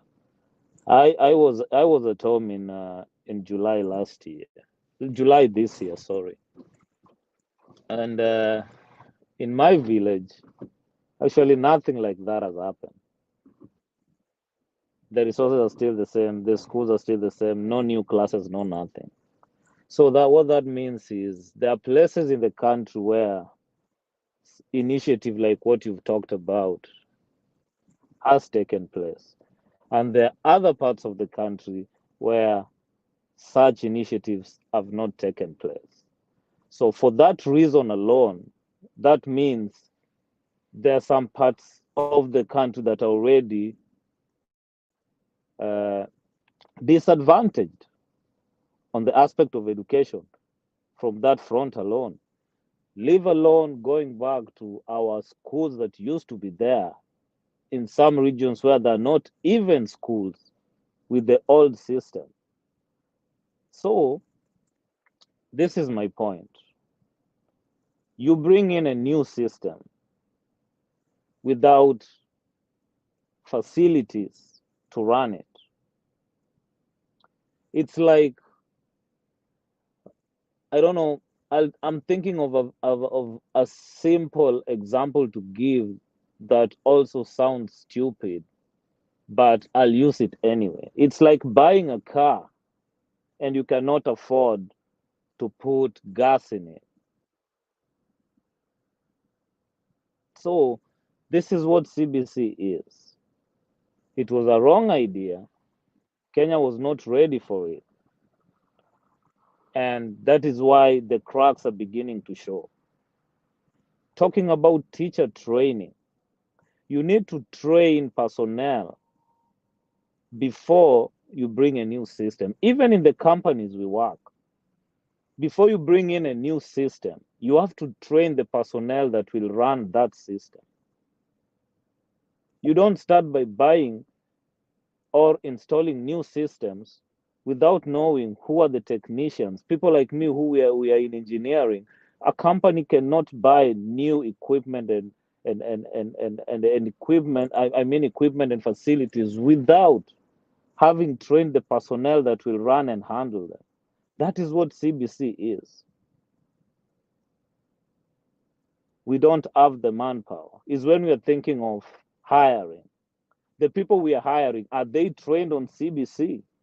Or we want to hire them first and they learn on the job? So, I don't look, when it comes to CBC, really, I'm not going to blame it on the KK government. Me, I think it was failed from the word go.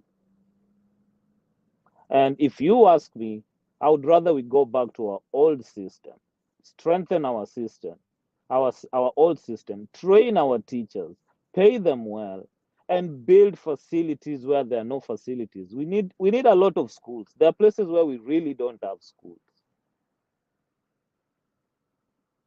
That is where we need to start. So with this CBC, me, I'm seeing it failing. And I won't put that on Ruto's government. That one will be unfair. And like I always say, I'm not on any side. But that one, I'll take it from their hand. That is not their fault. This thing was wrong from the word go. The conception was poor, unplanned. You know, it was forced to people the same way Ruto government is trying to force GMO on us. It's the same way CBC was forced on people with the previous regime. That's my opinion. I support you on the other issues as far as the KK government, Ruto saying is not Uhuru, meaning is not soft and Uhuru was not soft, for lack of a better word. That is very, again, for a lack of a better word, very stupid of him, very unwise of him. Because Raila is not one man. Raila has a lot of crazy following that if he decides to bring down Ruto's government, I'm seeing it happen. And I'm seeing it happen so quick that he won't even realize it's happening. By the time he'll wake up, it will be done. So if I was anyone in Ruto's circle, or if I had Ruto's ear, like I think Duke might, I would tell him to go easy on that part. It is not going to go well. And those are the things that really make me angry, because I know how sensitive when it comes to such issues Kenya is. Like you've said, Julia, which I really agree with you, is that a lot of people are hurt. And a lot of people are honestly looking for a reason to go out there and do the craziest things they can do. They just want a reason. I talk to people back there. I have a lot of friends. And a lot of people are really looking for a reason because they've reached the wall. And the only thing they've been saying, people have been saying, I'm sure you guys on those streets, you've heard this. People have been saying Raila is letting them down. People have been saying it. In other words, people have been waiting for this thing. It's like now it's about to happen. And Ruto is not seeing it. So on that, I support you that if Duke, you can take the message, tell him he needs to tone down on that. There is a lot of things that need to be done that even if these Cherera guys and the 4 commissioners were wrong, if I were Ruto, I would leave them alone for now and deal with them maybe later. Because this is recipe for disaster.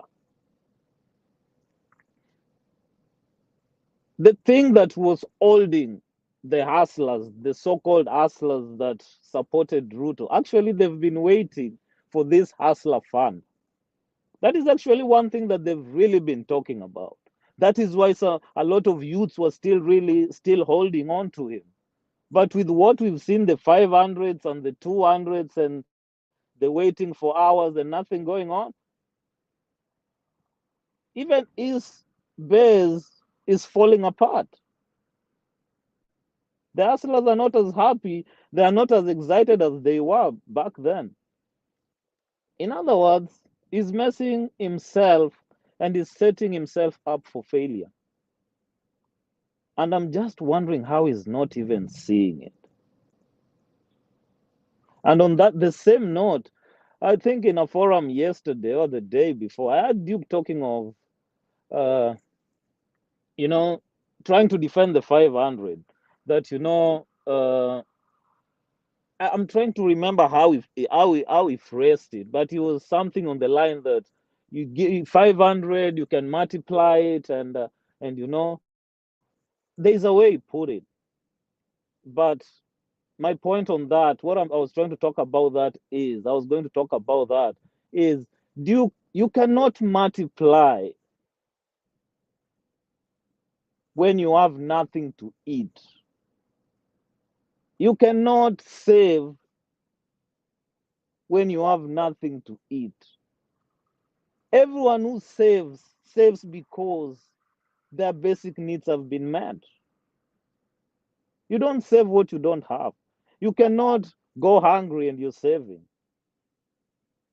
So there is no way you'll give somebody 500 and expect that he will use 200 and invest, 300 so that it multiplies. No, somebody must eat first before they think of how to multiply. It's just that basic. It's got nothing to do with economics. It does nothing to do with all that many English that you're trying to walk us through. I think it was the last show, the one before it. And it makes me feel so sad that somebody gets 500 that cannot even run the business that they were running at the moment. Like the video Makiadi just showed us here is the video of somebody who's saying that money cannot even buy munga, which I assume this guy is like doing chapati or mandazi. So you're like, wait a minute. So why did they have to give him 500? What is that 500 going to do for his business? So we need to start being realistic. Kenya has real problems that need real solutions. And before we address those, we'll still be in the same position tomorrow and the day after tomorrow. And year after year. That is if Kenya will still be there. Sorry to say that, and it saddens me that we can really be speaking like that. But that is just the fact and the truth. So again, thank you guys for the opportunity, and that's all I can say for now. Thank you. All right. Thank you, Frederick. Let me play a video here before we move on to either Kenya all the time or Duke. I know they have something to say, and then we can go from there.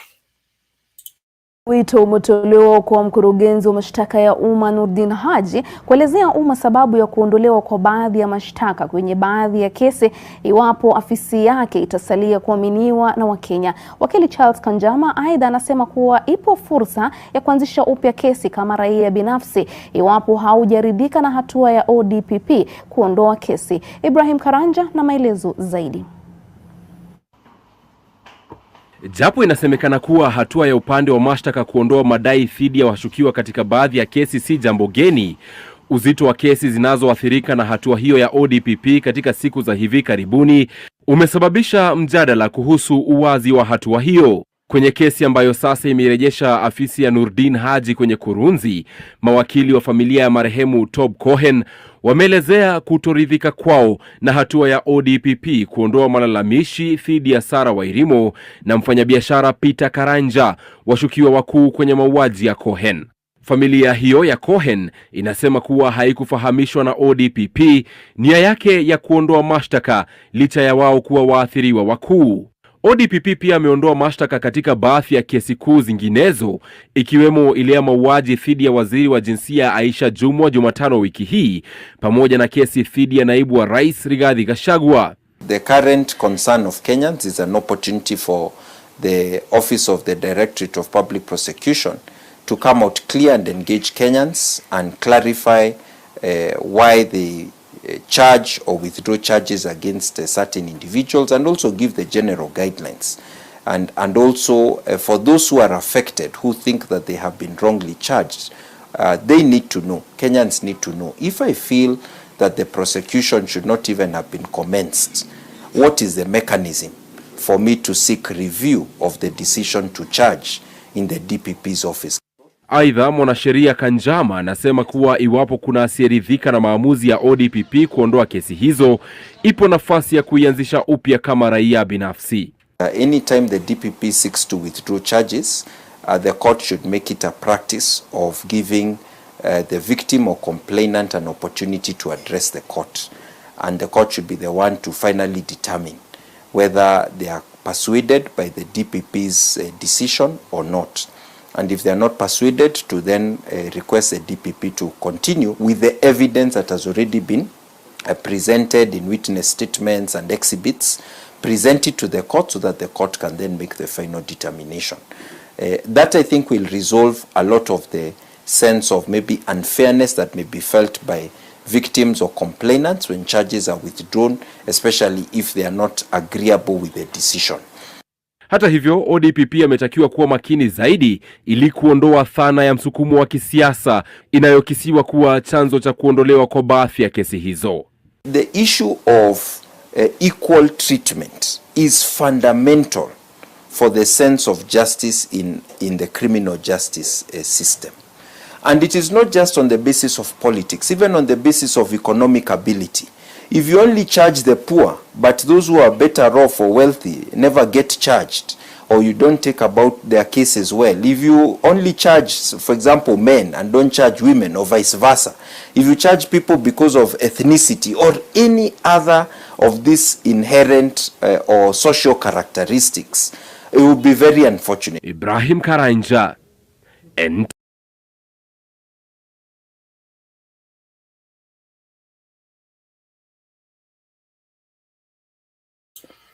Aya, sijui, Julia, you want to speak?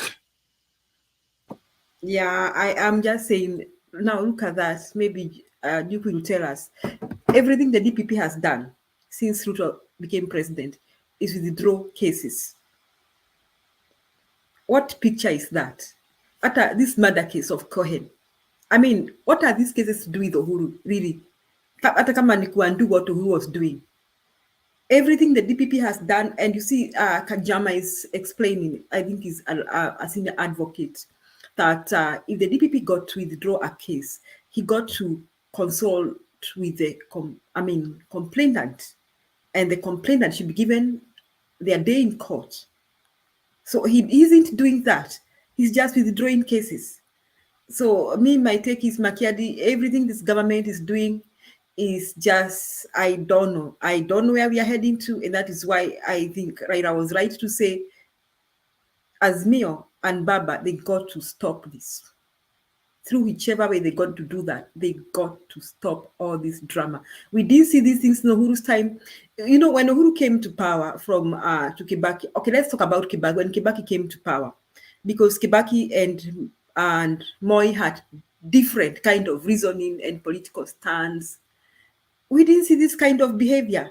I mean, we saw continuity, a lot of continuity, and we didn't see revenge missions. We didn't see that. So I don't know. I don't know where we are heading to, Makiadi and the members of the panel. I can see, just like Sandy said, if there will be a Kenya after this, I hope we'll have time to speak about it, because this is outrageous. Asante, Makiadi. Aya, Kenyan all the time ako hapo kweli ama ametoka? I think he's not close. Duke, endelea. Yes, what I can say is that, of course, it's very unfair to withdraw some cases, especially that one of Kwayan, because the way he was murdered, and it was evident that that wife was involved in one way or the other. It's true also that in Kenya, the more money you have, the more likely that you can evade justice. I'm told that maybe if you drive a Fiat across Kenyan road, the askaris fear if they cannot even stop even one day. It's because of that perception we have as Kenyans of trying to hold other individuals as somebody superior or somebody above us in a way. Actually, that's what's bedeviling us, even when it comes to the politicians. Some people, if some politicians even say 1 + 1 is 10, a lot of people will agree that. So it's us Kenyans who are trying to embrace that to a large extent. And what I'm proposing is that maybe we have a permanent system whereby I was actually reading about that. I don't think is it Australia or a country of that kind where there is a record of all cases for almost 50 years. That this case was about this, and the individual gave a verdict is this. So there is a permanent record. So you can be able to refer a case even which was done 20, 30 years ago. So I think we can have a permanent record of that. That's why I'm talking, as a country, we need to embrace data correction and data storage, especially about Kenyans, about what Kenyans do, even criminals or the activities that Kenyans are. That's why you can be able to account the past and maybe make better decisions going into the future. I want to talk about this CPC. Of course, I opposed it strongly. I was not of the CPC because I was convinced that the basic education in Kenya, that's maybe primary and secondary, was okay. The issue in Kenyan education system was at the tertiary level, where you find graduates are coming out half-baked. They don't have more practical experience or creativity and innovativeness which is required for them maybe to succeed or to come up with solutions or convert ideas into practical businesses and things. So I was against that. But the decision of whether the junior secondary school should be in primary or at secondary, I feel it should be in primary. because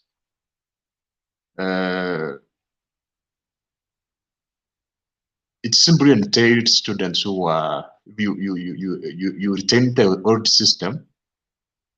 Majority of the students in the junior primary education will be actually will belong to a primary now, because it's from grade 7 and 8 they were part of the primary school.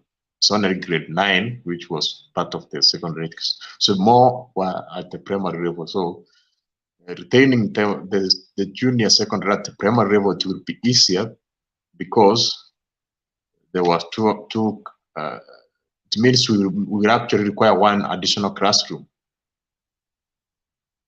That one of the grade 9, because it was from 1. Now you are bringing it into primary. But if you were to take all these people into secondary education, you would actually need like you need two classrooms, and also it will be the transition will be expensive in terms of maybe infrastructure, something, or even transfer of students from one point to another. So it will create more inefficiencies. So that that way is better. But at all, I was against the CPC system, because I was having an issue with the tertiary education, not the primary and secondary education, because of that space. I think that's what I can say for now.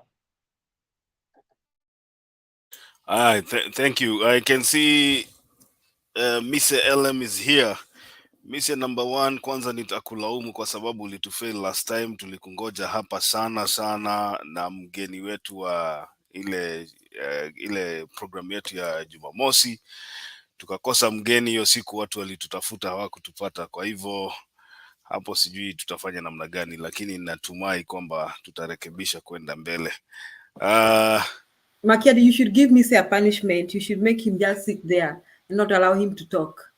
I can mute him permanently, but for the sake of peace, let me give him a chance to speak. I think he has a lot to talk about. But Mr. naona mli-launch Hustler Fund.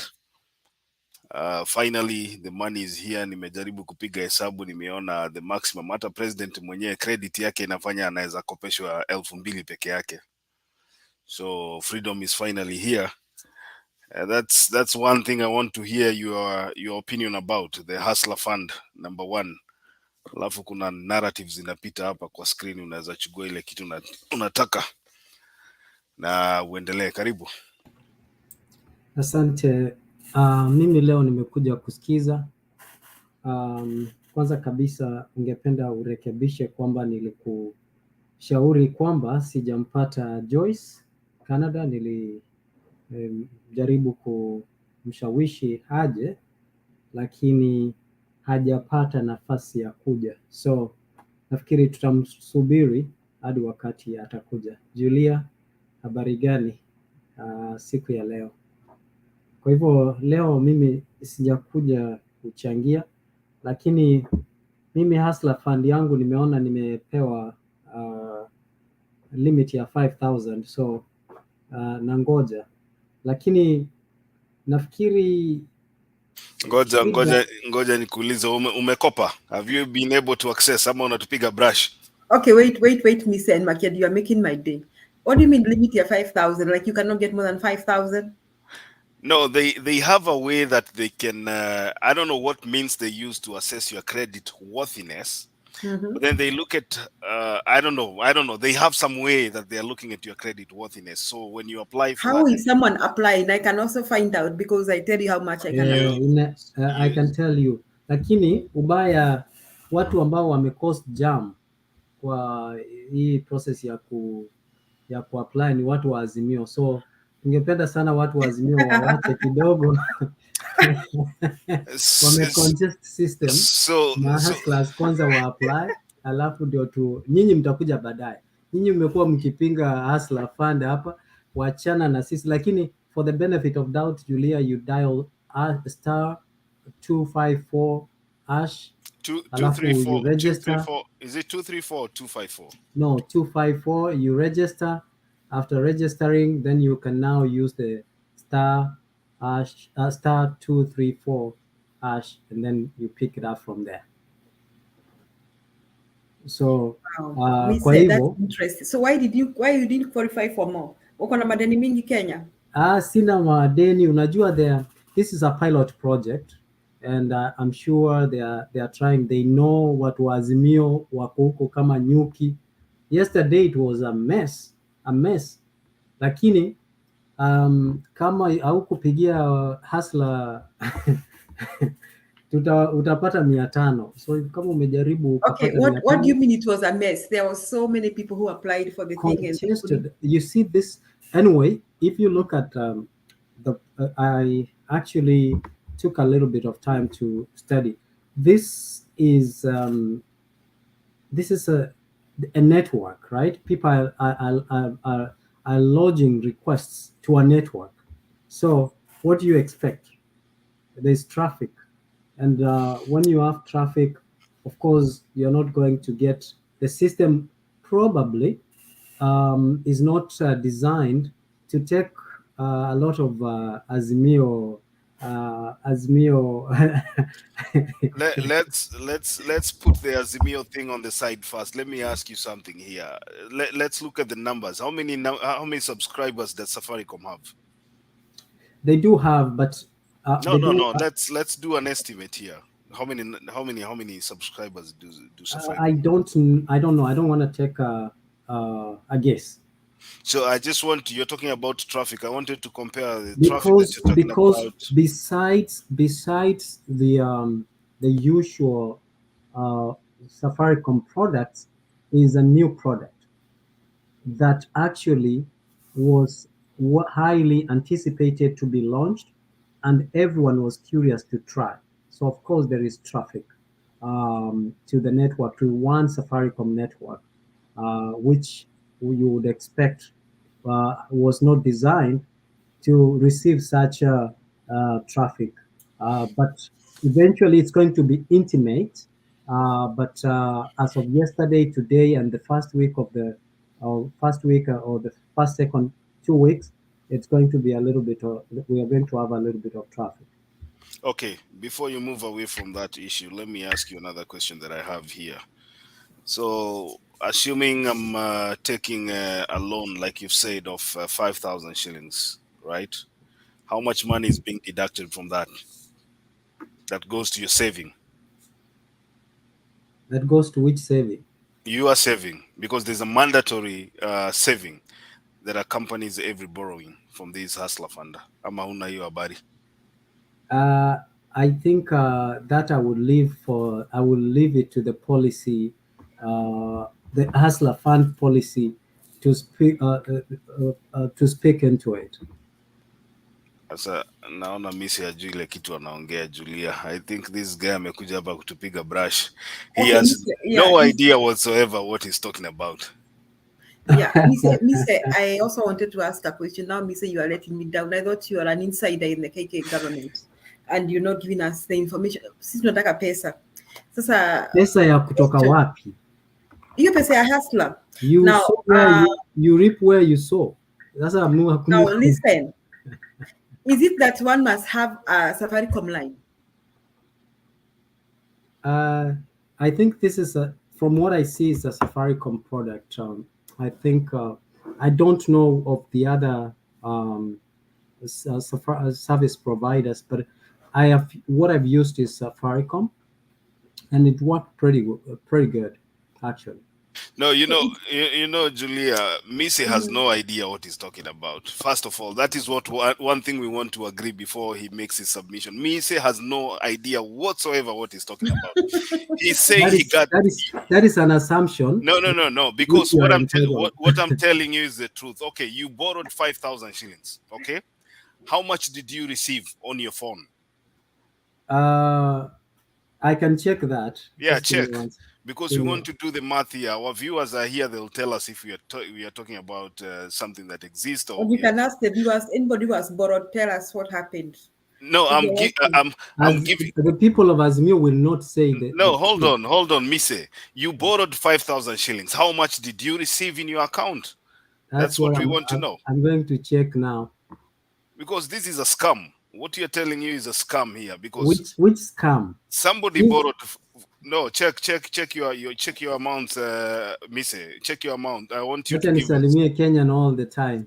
I want to give you an opportunity to confirm, because Julia, from where I sit. So I borrowed 5,000, and I received 4,680. 680. What happened to the 400? So there's about roughly what percentage? 25%, is it? That goes. It's a mandatory saving. So if you take 500 shillings, you get around 468 to 475. So how are I gonna get that my 400 that I'm saving? That's exactly what I wanted Mise to tell us here, because who takes that money? Who gets that money from you? Where is that money saved? Who is the beneficiary of that money? But you're saying it's mandatory saving. That's why I'm asking. Our question to you is this. So if it's mandatory saving, you know, if it's mandatory saving, the Safaricom has statements as well, right? So, which means if this money is deducted from you, then it's just the same way you have some savings within. I think I've seen. I think I've seen, if I'm not wrong, I've seen in M-Shwari, you can M-Shwari and Fliza and KCB. I think when you borrow, you can save money that is actually available for you to withdraw. But maybe this one, can you withdraw this money? I think it's restricted. I think it's restricted. Form of, okay. So if it's restricted, isn't this going somebody's pocket? No. I think in the US, let me ask you, Julia, no, hold on, so that I can understand something. Mise, we want to move forward. Let me clarify. Mise, hold on. It's your time to do your submission, but you to give us a question. I'm asking a question. It's okay. You'll ask your Julia, question. do you have registered retirement savings plan in the US? Yes. So basically, the registered retirement savings plan, you are, when you borrow, the government, when you invest, or when you allow your employer to deduct, or whichever way you invest, the government doubles up, or maybe puts in a percentage. You can see the money, it is in your account, but you can't withdraw it because you don't have the option of withdrawing it. But you can see the money and the interest it accrues as you proceed. I think it's the same approach. No, but okay. I mean, that pension you're talking about, I will benefit from it. Julia, let me answer Mise on that issue. So if you are saving for your retirement, wherever Julia is, the employer, it's a 401k, for example, the employer has to match that with a certain percentage. Most employers do. It's not a must, but most employers do. They match that. But then you have the option of choosing where you want to invest your money. So the employer comes and tells you, let's say we have a trans ABCD bank or investment firm that is in charge of investing for the employees of a certain company. And you are told by these advisors where they are investing your money, so you can see your money grow. You have the opportunity to tell them, I think I would rather have my money put in this and this investment. You have that option, and you receive a statement every year telling you how far you've gone in terms of your investment, how much you have. They will also advise you if it's necessary for you to reallocate your investments, certain percentage on this side, certain percentage on this side. That is what happens. Now, coming back to the Hustler Fund, the Hustler Fund has a mandatory deduction, and that deduction is supposed to be a saving. I think it's around 25%, if I'm not wrong, and it goes to a saving. Nobody tells you where this money goes to. Nobody tells you if you can retrieve this money if you want, because it's your money. You are already paying an interest that includes that money. When you return the 500 shillings, you do not just return the 475 that you received in your wallet. You return the 500 shillings plus the interest, which is about 8 point something percent. So, Mr. What we are trying to ask you here is, because you seem to understand much about this fund, where is your money saved? Who is in charge of the savings that is deducted from your borrowing? And whose responsibility is it to take care of that money so that that money can be invested somewhere where it will be beneficial to you? Those are the pertinent questions that we are asking you this evening. Yeah, I mean, that what you explained about the registered retirement savings is actually very true, and that's the work of the financial advisors. And of course, you have control of where you want to invest, even though there are restrictions on how to withdraw the money. You might have uh, the control and the decisions on where you want to invest, but you do not have the control to withdraw. If you do, then you are charged an higher percentage rate as opposed. But back to the Hustler Fund, there are some, and there's a gentleman who wants, Duncan Sigay, is asking that you give him a link so that he can join. He wants to join actually. Okay, Duncan Sigay, I'm just posting the link right now. If you want to join the conversation, you can click on that link. The blue one should be appearing blue on your side. Click on that link. Be patient, 1 minute. StreamYard will configure your camera and your voice, and then I can add you to the panel. So we hatujafungia mtu, and we are not saying that we are anasema we are biased. We are not biased. Karibu, kuja utoe maoni yako. Endelea Mise. Great. So, but because I don't want to stand in a position to say that I fully understand the Hustler Fund policy and how it's being rolled, because this is not a document that has been put to the public to answer the very good questions that you have put across. But what I know, this is a pilot project. This is a pilot project, of course, that are going to have these questions. And in any pilot project, there are some things that will be collected, some things that are anticipated to be rolled and executed to achieve certain results. But at the same time, there will be failure. And I'm sure this is something they're testing out. And these are some of the questions that we should ask. We need to see the Hustler Fund policy or strategic plan that is going to tell us how bit to bit, how it's going to be rolled. The savings, the questions of savings that you are asking, this is information that has not been disclosed to us and needs to be available. The thing is, but the truth is, many people were very skeptical about whether or not Hustler Fund will be rolled out. The Hustler Fund was launched, and many people have been very skeptical of anything or any step that this government takes. But more often, this government has proven otherwise, especially to its critics, that whatever they say, they endeavor in rolling it out and achieving and making it become a reality. Whether it's going to fail or where it's going to succeed, it has been rolled out as it is anticipated. But come to think about it, to me, the way I look at the Hustler Fund, I think they call it hedge fund. It's just like any product, like any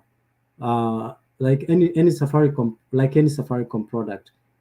Because the same prompts, the way when you're going to request for it, is the same process that you use that I think Safaricom has partnered with the government to roll out the project. I think there's more that we need, because now it's money, and it is a taxpayer's money that is being spent here or being lent out there. I think we need to get more information to answer the same questions, Makiadi, that you have asked. Thank you. Makiadi, I give up on Mise and his hustler fund and all that. And No, because I'm very okay. Yes, Makiadi, you were saying something. no, I told you cannot blame Mise. He has no idea of what he's talking about. So don't give up on Mise. Mise tried to borrow money. He received money, and I don't believe that he borrowed money because I don't think he has any credit worthiness in Kenya. Not judging him, but I think that is I think misrepresenting me, Julia, and you know I've given you my bank statement, so the credit worthiness will be reflected on my bank statement. So no, that's not how your credit worthiness is checked when you borrow for money, because the hustlers that you're talking about, the people ambayo wanaitwa mama mboga and all that, they don't go to the bank to put their money there. They don't have an account with those banks. They probably do an M-Pesa bank or something, kitu kama hiyo.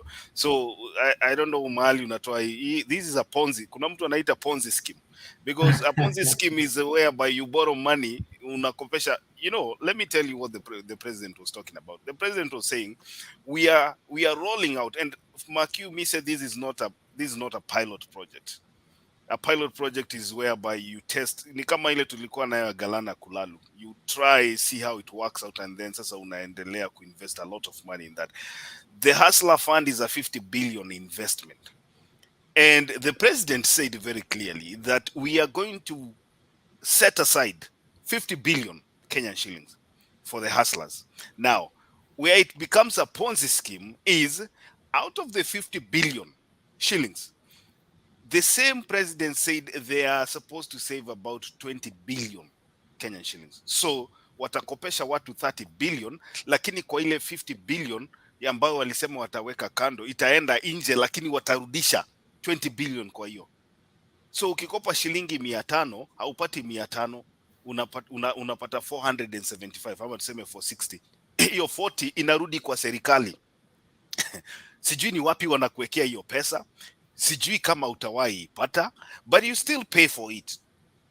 So at the percentage that you're paying 8%, you're not paying 8% ya 475 yenye umepata kwa mfuko. No.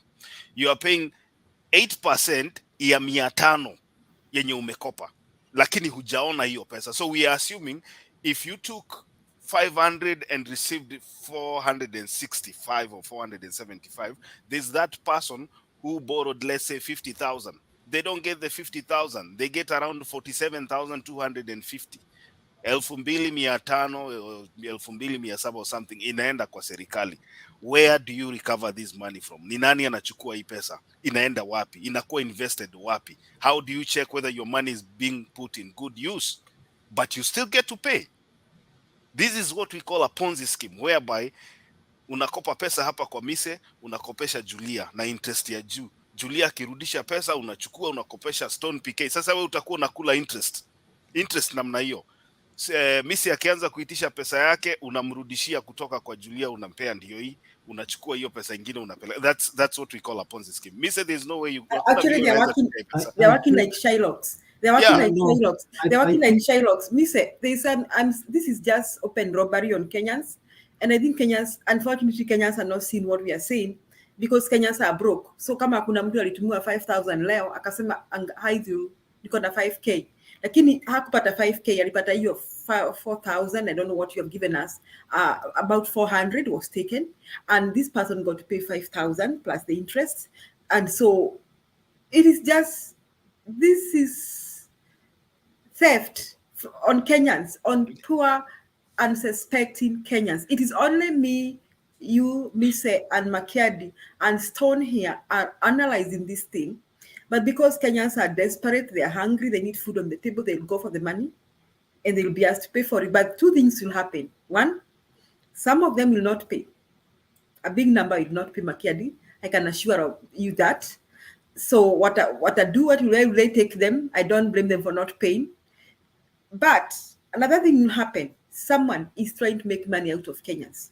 So those who will pay are being robbed by Kenyans. But a big number will not pay. So those are the two likely scenarios for this thing. I'm sorry for being negative or pessimistic. Can I answer? I think, Makiadi, you guys are very famous in propagating a narrative that is always to the negative. Now, let me answer the question. Actually, I've done a little bit of background and I've found, let me answer your question that you asked. Now, allow me to read to you the section of the policy. Actually, I've gotten the policy here that actually answers your question. Now, number one, let me go to the term of the loan shall be 14 days, and the interest shall be charged at the rate of 8% per annum. The interest shall be accrued daily until repayment in full within 14 days. The loan shall be advanced to eligible persons through the T-Cash wallet.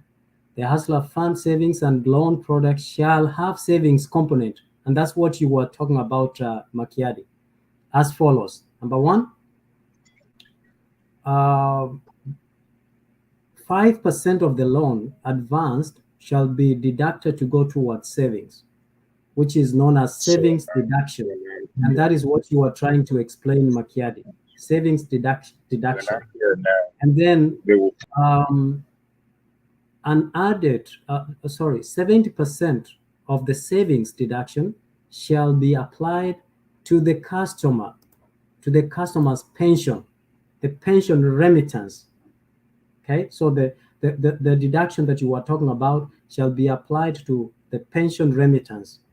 Okay, and then an added feature of the Hustler Fund savings loan product is that the government of Kenya shall match the pension, what I was trying to explain earlier on, and you actually dismissed, which is a very good thing. So the more the more savings that you have, the more the government matches. So let's say, for example, if the government decides to give you like maybe match, if you save, let's say 1,000, or deductions or savings, your savings is 1,000 shillings, for example, the government will match meaning they will put another 1,000 for you, which actually is directed towards pension remittance.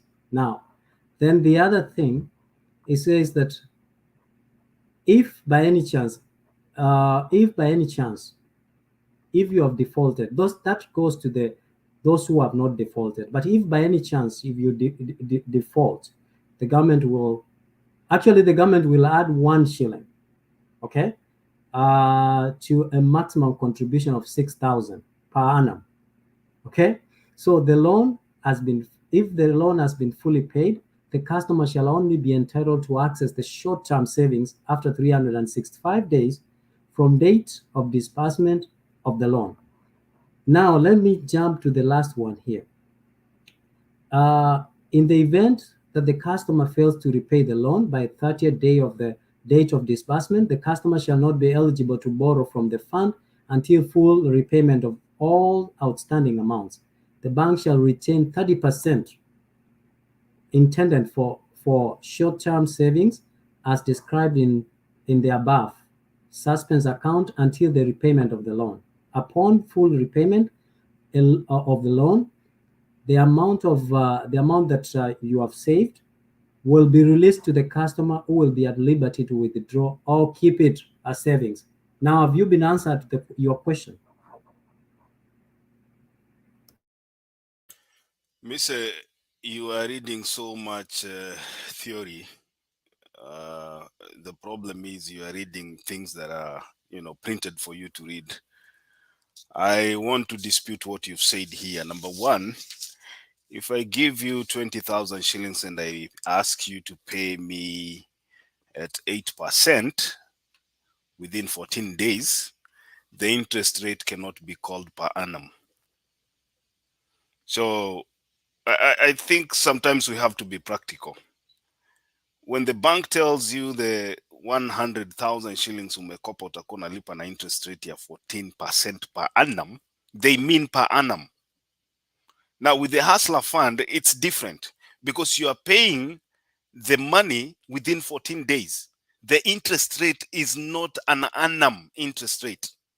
It is an interest rate that is based upon the repayment period of 14 days. So this thing, number one, is a scam from the interest. Number two, matching. Unasema ya kwamba serikali imesema ita match, that if you put 1,000 the government will match. That is not what the president said. The president said they'll match every 2 shillings for 1 shilling, up to a maximum of 6,000. After 6,000 you are on your own, uko peke yako.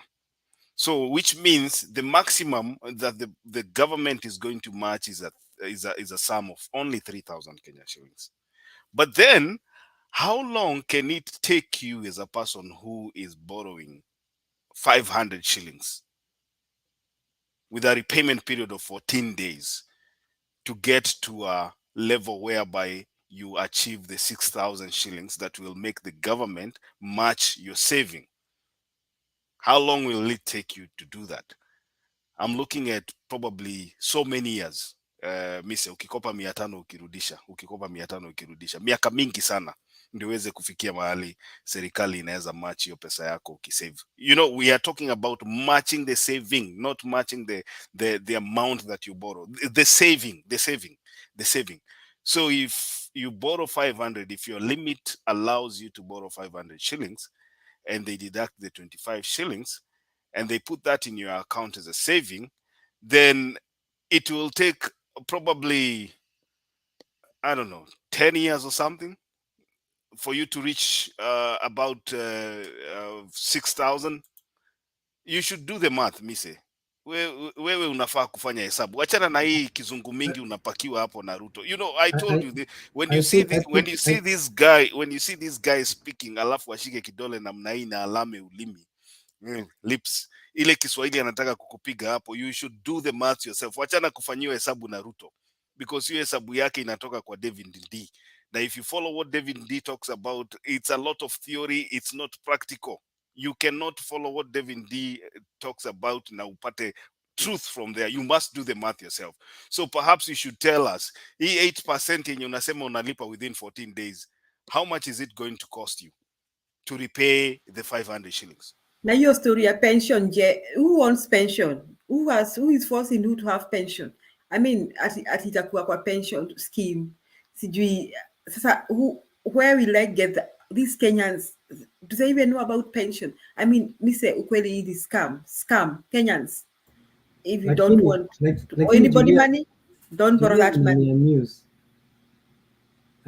You guys amuse me every day.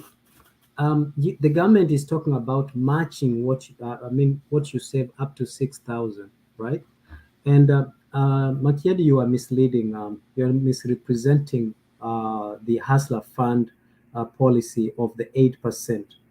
Listen, I want you to listen to the wording. The wording says the term of the loan shall be 14 days, and the interest shall be charged at the rate of 8% per annum. Interest shall be accrued daily until repayment in full within 14 days. So if you listen carefully, it is self-explanatory. What I want to hear you guys is to start commending the baby steps the government is making. Every day you guys come here, this government is a scheme, is a scam, this government is that, this government is that. Raila is saying, let us go to the street. No, we need to start appreciating the baby steps the government is making. But if it is in your preserve to criticize, to be well grounded in the confines of criticism of the government, well, then we respect that. But what we know is that the government is saying, if the government is giving you 3,000 shillings for free, I mean, you've saved money, it has matched and has given you something. At least we hope that as we continue, because this is the beginning of the project of this policy, as we advance, maybe they will change from matching 3 shillings to another figure. Let us give it a benefit of doubt. And I am sure everything starts with a journey of 1,000 miles starts with one step. And I believe this is where the government is starting. But I understand that your job is to criticize the government, and you're well within your rights. And we encourage you to continue doing so. But for us, hustlers, we are continuing to make sure that we are giving and dispensing our obligation in meeting meeting our mandate as the government. And I think that to us is what matters. What other people want to say, criticize, is just but hogwash, and we shall treat it as such and ignore it with all means possible. Thank you for the nice speech, Mise. What we are trying to emphasize here is that this is a scam. Whichever way you want to look at it, this is just a scam. And I still want to remind you. Go back to do your future value, present value hesabu. Uangalie ukipatiwa pesa saa hii 50,000 na nikuambie hiyo pesa interest rate yake ni 8% per annum. Alafu wakati unanirudishia hiyo pesa niwe nimekucharge hiyo 8% within 14 days. You should go and look, fanya hesabu uone ni pesa ngapi ambazo utakuwa umerudisha. So tuache hii kizungu mingi hapa ya kusema sijui ati we are criticizing the government. We are calling a scam when we see it. That is our job here. But we encourage people. Hakuna jela inaweza fungia hii mahasla wote ndani tutoshe. Kama ni kuchukua hiyo pesa, brother, weenda kama una... I think they should borrow Makiadi. They should go for that money. Go for the money. Kenyans, Yes. I won't blame you if you don't pay. In fact, it's okay if you don't pay. In fact, it's better if you don't pay, because nothing will happen to you, because hata majina hayapeleki kwa CRB siku hizi, and after all, you may not need a loan from a KCB or Equity. Na hakuna CRB for hustlers. So hustlers, just go for that money. It's your money. And if you don't pay, I'll understand you. Julia, who are hustlers? Kenya Kwanza people. A hustler is a person who pays taxes. So I want to urge our viewers, wewe kama unalipa taxes Kenya na uko na namba ya simu, go for this money. Hii pesa hata hakuna mtu atakuuliza. Hii ni pesa utachukua, uweke kwa tumbo, uweke kwa mfuko yote. Hakuna mtu atakukujia. The government will not take you anywhere. Hakuna mahali. In fact, they need the money to buy food. They hard times right now. Go for that money. Now ukipata ya fee, go for that money. You need food you even need food for Christmas. Go for that money. Now that is good. Get the money. Hii si pesa ya Jailac atakuja kubeba TV kwa nyumba yako. Wewe chukua hii pesa tuone mahali serikali itakupeleka. That is what I can tell Kenyans. Chukua hii pesa hata kama ni 100 usilipe, tuone itakupeleka wapi serikali. Makiadi, now that tells you the Azimio people. They are I'm just looking for the best word to describe Azimio. They are objective, they are subjective. They want to make sure by all means they sabotage the government. Any initiative the government is putting forth, you want to say, paint it with a narrative that makes it look like it's not going to work, is not going to do what. Now see what you are telling watu ambao wanazimia, or go take that money and don't pay. The role of the government, one of the role of the government, is to help teach, train, and bring up responsible citizens. And how are you responsible? How are you a responsible citizen? A responsible citizen is a person who is supposed to pay their taxes, supposed to know how to save the government from being a nuisance to the government. And so by so doing, what Azimio is doing, the government is doing, is trying to teach people, to tell them, look, they are doing incentive. The 3 shillings or the 3 shillings that you mentioned about up to a contribution of 6,000 is an incentive by the government to tell people, look, if you save, it is going to help you become a better person, and through savings you can use these savings to do something else. The same way you are encouraged with the 401k to save. So if you save, the government matches a certain amount. So even us here, we are told if you save to this account, that's why the government has things like tax-free savings account. If you put this money up to a limit of maybe 25,000 or 50,000, the government is not going to tax the money. Why? They are called incentives for people to start having saving. To be encouraged to save. So let us encourage. I think this is a very good thing that the government is trying to tell our citizens to be citizens who are responsible in saving. I have not, apart from the business class or commerce class that I attended, I've never had anybody telling us how to save. We have only heard how we can extract from the government. So this government is on the right trajectory, and we believe that by 2026, we will have a percentage of Kenyans who will have known how to save. And I think this is a good incentive. Thank you. I want to give Stone PK. Domingoja, Stone PK amengoja hapa for a very long time. I want to give Stone PK an opportunity to speak, but I want to thank you again, Brother Mise, for the very good, inspirational speech. Beautiful English. What I can encourage Kenyans, go take this money. Tumia hii pesa ni yako, wewe ndio umelipa serikali tax, hata ni kidogo kwa ile inaibiwa. So chukua hii pesa, enda kama unanunua nyama kilo moja, enda nunua nyama kilo moja. Stone PK. Academic. Stone PK. Oh my God. Yeah. Good to see you, Richie, Domia, Julia, hey, and Professor Mise. Wow. I don't know how much this guy, Bwana Mise, is paid by Ruto government to shamelessly expound on things.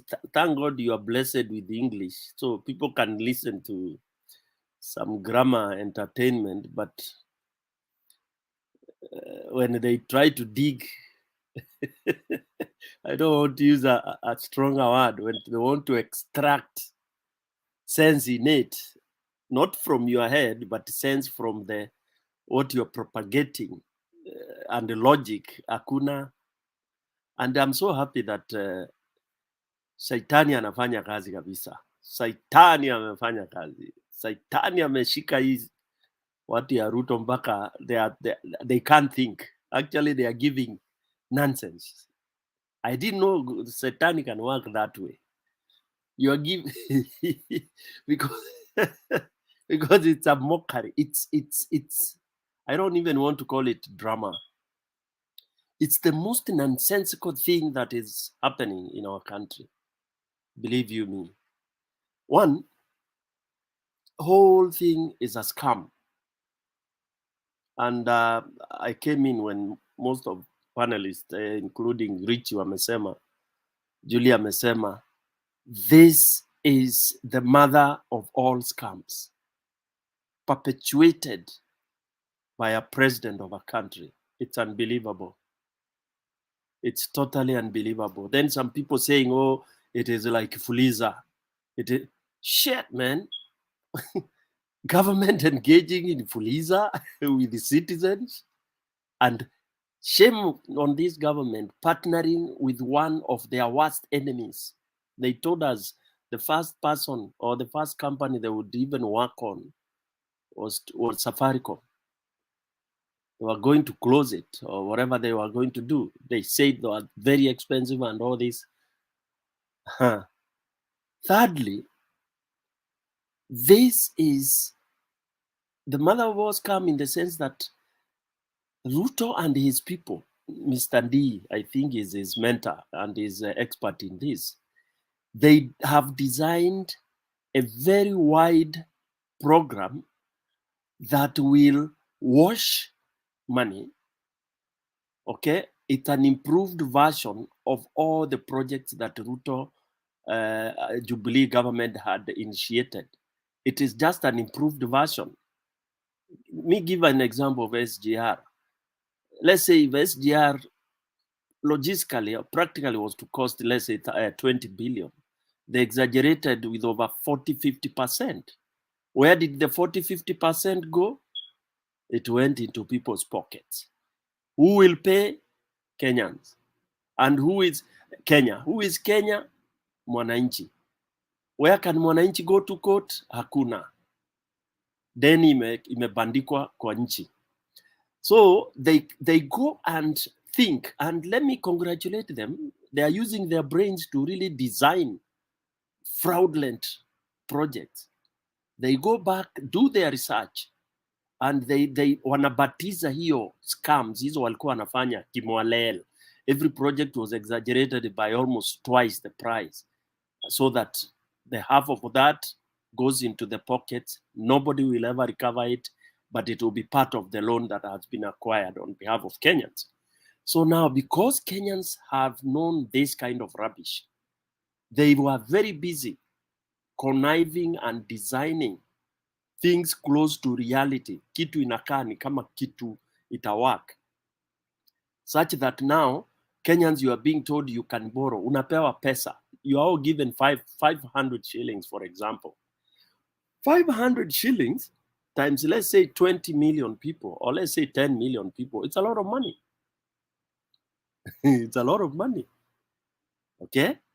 So, the government will come and say out of that 20 million, 10 or 50% ilikuwa bad loans, zimeenda.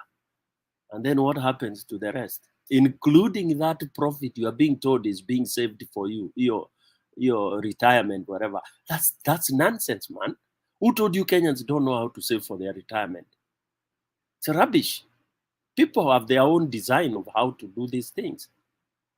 Don't tell people that they need retirement at the age of sijui ngapi, and how do you save 20% of 500 shillings to become your retirement benefit? That's a scam. So basically, I would go with the Makiadi. That little money, 500 shillings, if you can get it, chukua, kwenda, nunua nyama, nunua samaki, kula, and forget it. Forget it. Because the bigger money is going into Ruto and his cahoots pockets. It's the biggest scam. Kenyans will not go take anybody to court. There is nobody responsible for that. It is only a few people that will go eating that money. Examples are people like Amaco, the insurance company that has been selling policy to the government and never paying any damages or any claims. They don't, but they've been receiving. They are being paid. So it is a similar thing. And Kenyans, I wish they could see this.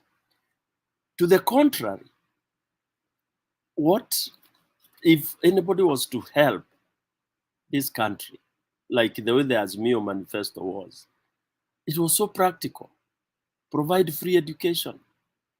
Give Wazee, continue the Wazee fund, that the money that they get, the 3-5 or something like that. Those who are over 70 and above, let them continue getting that. Cover the entire country with that. Okay? The 6,500 per household to help provide food and the rest. Whatever somebody does with it, some will eat half of that and they will boost their businesses here and there because you'll have covered all the Kenyans. These are very simple, basic things. Universal health coverage. You'll have bridged a gap where Kenyans are spending a lot of money. Don't bring me the nonsense of that. Unanipa 500 shillings nifanye business. Ati mtu wa kuchoma mahindi ataenda ku...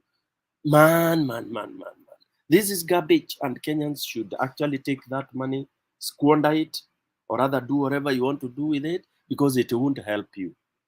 1,000 one-off, 1,000 shillings, it won't help you. It can only provide you with a meal. Okay? Now, we would want to see cottage industries, extensive in the wards, in the sub-counties, the one industry in the counties. That is what will produce jobs for people, as well as we are having manufacturing. And then the government will be able to get taxes from that. Okay? Let Ruto, although we don't want him to even to start thinking positively, there is a simple module, the Equity Bank module. where you empower individuals at community level so that you end up having very empowered people, whether it's Mama Mboga and all that. That money is in the bank. Avail money in the bank. Simple loans. Let people loan and let people be able to access a loan as per their capacity. If my business is worth of 30,000, I should be able to get that at a very minimal rate, just like what Kibaki did. Pesa irudi kule inatakikana. The kazi mtaani. Let it there be kazi inaitwaje, kazi vijijini, kazi mashinani. Then you have youth, you have people earning. Kila mtu ana earn 500 shilling per day in the evening. You know, he can decide to save 200, he can decide to do all that. And then we do a lot of capacity building, empowerment projects at the village level so that those youth and women are able to learn on how to spend money that they are able to get out of what they do. So for me, very briefly, I would tell Kenyans, this is one of the worst of all programs that have ever landed in the world, in any country in the world. It is garbage, and it is being, it is reducing Kenyans to almost imbeciles. They think that we cannot think. They have taken Kenyans for people who are brainless to bring such rubbish, 500 shillings loan to be paid in 14 days. What will you have sold to have that 500 shillings in 14 days? I mean, are these people really practical? Do they know how much these guys of Boda Boda earn in a day? And how much work they will have done in a day to earn 500 shillings, sincerely speaking. And therefore, I support Raila. In fact, Raila is late. This government inatakana itimuliwe haraka iwezekanavyo. They are going to kill Kenyans. This should have happened the day they took this government by force at Bomas. I keep on saying that. That indicated, even when we listened to these people talking during campaign, we used to say on this platform that most of those things never made sense. That's why they are trying to practicalize them. They can't be practical because those are theories. They are not, I don't know from which planet. Must be a planet where there are no human beings and where there are no brains. And then Mise, a whole learned human being comes here to try and elaborate. Oh my good God, Mise. If you are my brother, I would have banished you from our family. Let me pause there for a while because Domi wants to say something. Back to you, Makiadi. Unajua Stone PK inasikiaga wanasema wewe ni militant. I used to try stay away from that kind of hardcoreism, but I think I now agree with you and many people wamekuja kukubaliana na vile unasema.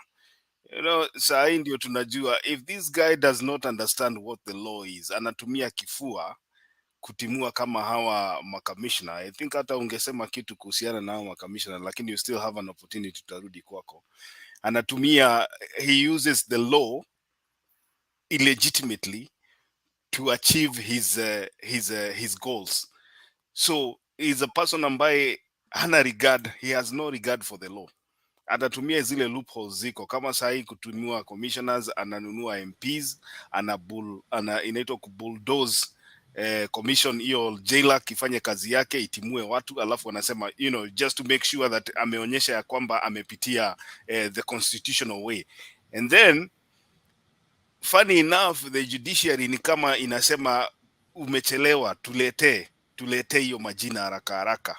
So majina inaappointiwa jioni, inachapishwa kwa gazeti. Kesho asubuhi saa 12 CJ hana kazi ingine, alikuwa amekaa kwa ofisi ya kingoje hiyo majina iletwe kwake, aapishe watu haraka, alafu anakuja kutusomea ka speech ingine hapa ya kupaka mafuta ati we are going to treat these people with all fairness because they have human rights. Hii CJ anajua human rights ya kutoka wapi? What does the CJ know about human rights? From the hot air judgment. Makiadi, you see, there's something that is really pushing Kenya to the wall. As people are saying, at Ruto is saying, Mimi si kama Uhuru. What the H does he think he is? At Mimi si kama Uhuru. I mean, trying to tell us that do as you feel, do your worst. So Stone PK, I'm with you all the way. We are trying to sugarcoat this thing. Every day Gachagua is telling us ati Raila atume watoto wake. Let me tell you something. Raila does not, mtoto wa Raila ako na kazi ya kufanya East Africa. Yeye aende apitishe sheria huko. Mise, mtoto wa Raila hata kuja kuandamana. Yeye ako na kazi tayari. Iko watu ambao wanangojea waambiwe tokeni twende tukaandamane. There are people who are ready. So mtu Rigathi asijidanganye. Are you trying to suggest watu wengine wakikufa ni sawa? In the meantime, while we are walloping here, but Raila's daughter, who is killing who? Who is killing who? Kalonzo's son. It is no. Picketing is constitutional, Mise. Nani amesema kuna mtu anakufa? Mise, those days kina Wamalwa kijana hawakuwa wanakuja na watoto wao. Makina nani time ya kina Matiba hawakuwa wanakuja na watoto wao. So stop that nonsense. Hao watu wacha wafanye kazi yao.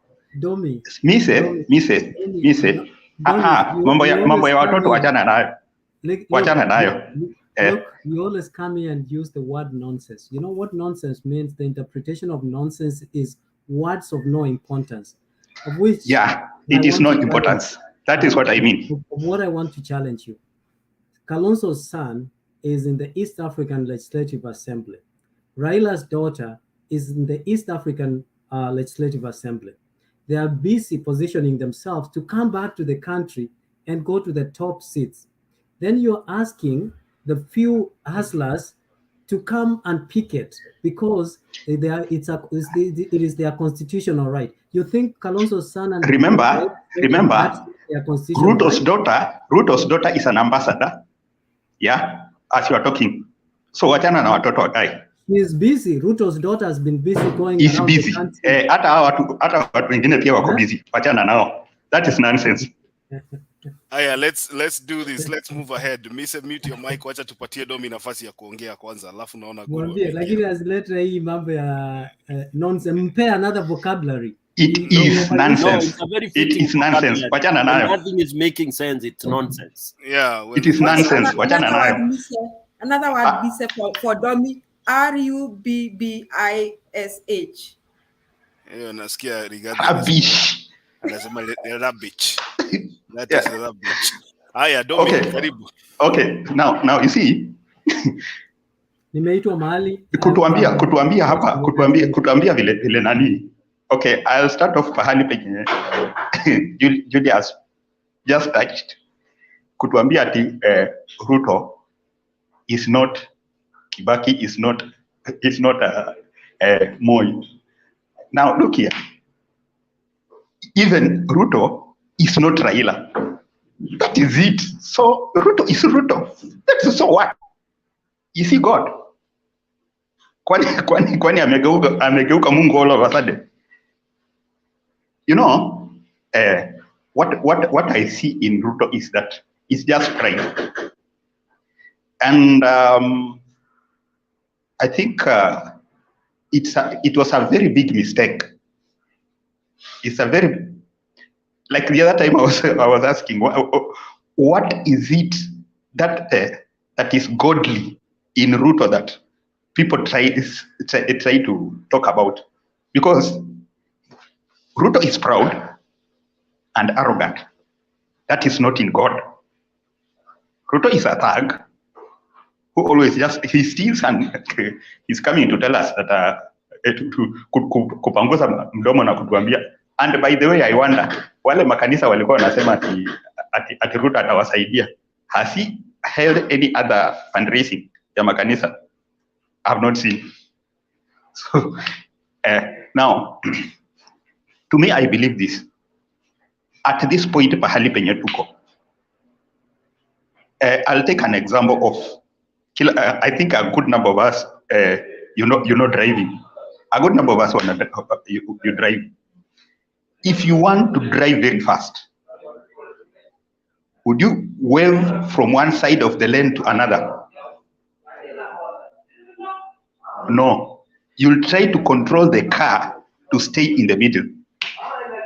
if we have if that is every time unaona inataka kwenda huku uirudishe, and that is what Raila is doing. We don't have to wait until kila kitu iende to zero. It's when now we start picketing. No, we need to approach it just where it is before he moves any more step. Because if we are going to leave things to go forward, if we are going to leave the wrong thing proceed, it will get to a point whereby now when you are trying to bring it back, you will not be able to recover everything. You may recover even 50%. But the precedence would have already been set. It has to come to a clear statement. You know, we normally make a statement. It must just be a good statement to the rulership that they are not, Kenya is not their personal property. Kenya is not their personal property. Ili watupeleke vile wanataka. I don't know, Mrs. Sijua ameenda wapi. I'm just trying to imagine. Mtu anakuletea, okay, they were doubting vile watainua maisha ya Wakenya. Now, mtu mwenye alikuwa anafanya kazi, akilipwa 500 every day. Okay, he may not do it every day, tuseme hata kama hao watu wa kazi mtaani walikuwa wanafanya probably 1 month, alafu mwezi mwingine ikose, but you are getting 500 in a day. Now somebody is reducing it to 500 shillings. Yenye ulikuwa unapata per day, is giving you as a one-off thing for you to start a business. Sasa, okay, tutauza mayai wote. Nani atanunua kwa mwingine? It's just simple logic. If anything, what is ailing Kenyan business people? It is not capital. What is ailing Kenyan business is purchasing power of a common man. If that common man has money, even without giving that mama mboga a loan, he can get the loan from the bank. He can borrow from the friend 500 shillings utakopa kwa mwenzako, because you know that in the evening those vegetables you are going to sell, because people are there to buy. Now there is not enough employment. Everybody is becoming a seller of vegetables. Watu wenye walikuwa na area yenye watu walikuwa nauza probably 5 people, they are not 20 people selling the same vegetables. You are giving them 500, I don't know to do what, 500 to increase the stock, and you are not giving the you are not giving the livelihood of that same the people around to buy those vegetables. My friend, the 500 kama maloni zenye Kenya Women ilikuwa inapatia wamama hawakuweza kulipa. Now you are giving them pesa yenye bado ni pesa yao, and you are charging a profit and interest kwa pesa yetu. Really? Interest. This is the money that Kenyans have paid tax. After paying tax, you want to charge them interest on their money. Why? That's total noise. Imagine this mama mboga every day getting out of her house. That little that she has, trying to, whatever she's going to buy. By the way, I realized that hizi mboga kwa nini gunia moja, getting just one bag of it is in thousands, and you are giving this mama mboga 500 afanye nini? As I was saying before, machine ya kunyoa nywele machine ya kunyoa nywele is 3K, 3,000, and you're giving this person 500. Atanunulia nini? Okay. I think the problem here is Kenyans, we refused to think. We just refused to think. And this is something that sense is supposed to be driven into some people. Watu wajue kuwa at least even if kuna watu wenye wamekataa kufikiria, there are some people who can think and can see ahead. Tunaenda wapi? These are things that are supposed to be resisted from the word go. Trying to present injustice in the using the institutions. Unapeleka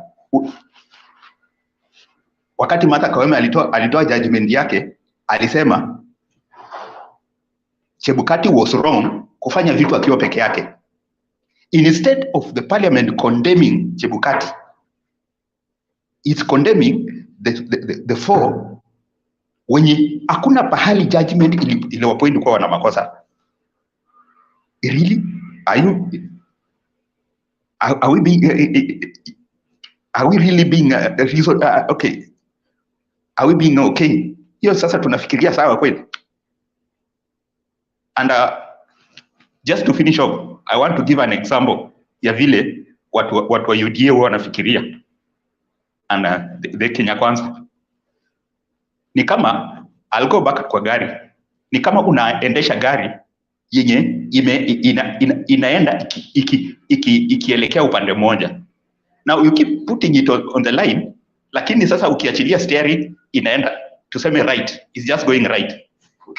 So you are trying to force these people to think right, lakini wanaegemea upande mmoja wenye just the unreasonably trying to egemea upande mmoja in whatever they are submitting as a support for the fallen system. My friend, hakuna pahali tutakuwa tunaenda. Mise and your group, tafadhali, let us be Kenyans. Let us just be Kenyans. Please. Haya, asante Domi. Hata mimi najiuliza kabla niende kwa Guru. Hawa wajamaa walisema wanaleta fertilizer. Sasa kama ulikuwa unaleta fertilizer, mbegu ya GMO ni ya kazi gani? So, I mean, you look at the priorities, because na suspect kama ulikuwa unajua utaletea fertilizer watu, basi ungepanda mbegu ya kienyeji. You don't need GMO kupanda GMO alafu ongezea fertilizer juu. But that is your government and it's still promising more fertilizer to come. Guru, karibu, naona umeamka na ukasema uingie hapa kwanza. Asante sana. Julia, you are not coming for Christmas. First, umechotewa na nani na Ruto? Well, wewe ukishachukua kamia yako 5, si unaenda unachukua kanyama?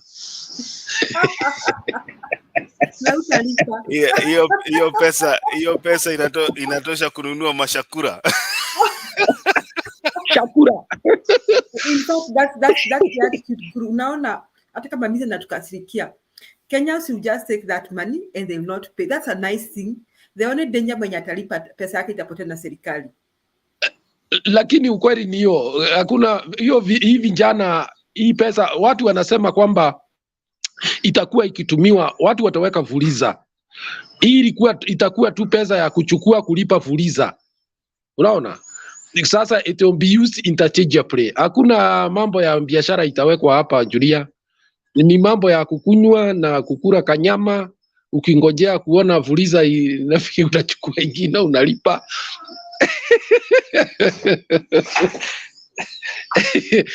Mambo iko namna hiyo. So unajua watu wa Azimio tumewazoea mchezo na msaha, lakini the president will embark and make sure that he's doing that which that benefits the Kenyans, and that's the focus. Wacha nikuuliza Mise, wewe unajua Kenya mzuri, ni biashara gani unaweza weka na 500 isipokuwa labda hata sijui njugu karanga, kama unaweza kufungua biashara ya njugu karanga? Anyway,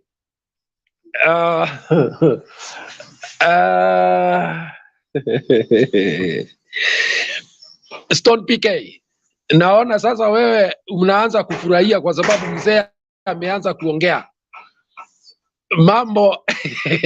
Watu wanajitayarisha Wednesday kuenda kuonyesha na kuambia watu wanacheza. Hiyo rally itakuwa na watu unjawahi kuona.